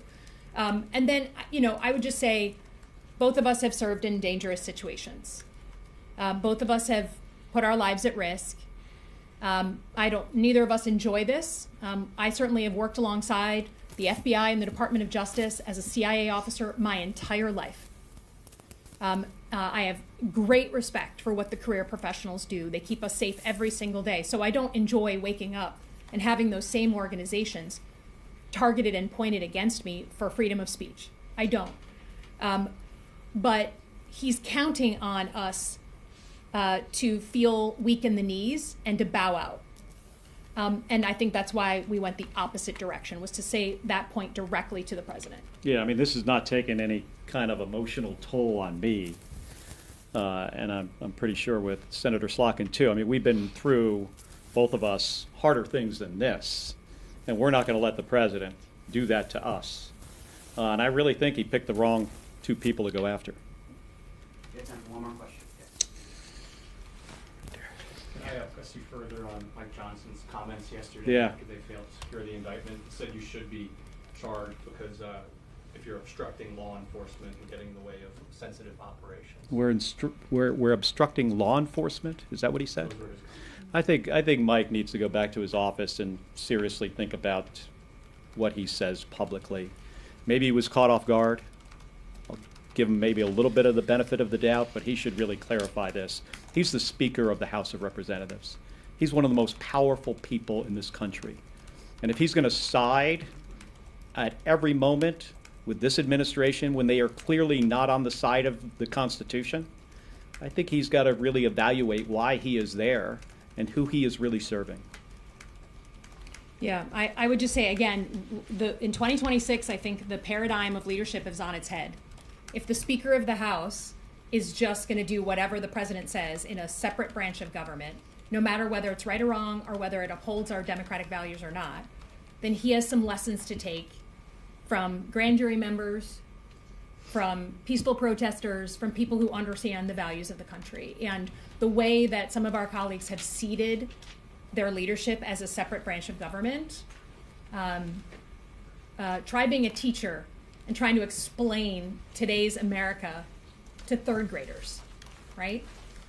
So I just think, again, I think Mark's point is right. The Speaker of the House should take a beat and remember why he's there, and that our founding fathers designed this as a separate branch of government to provide checks and balances on the president, not salute like a good boy and do what he says every single time. Good point to end on. Thank you. Thank you.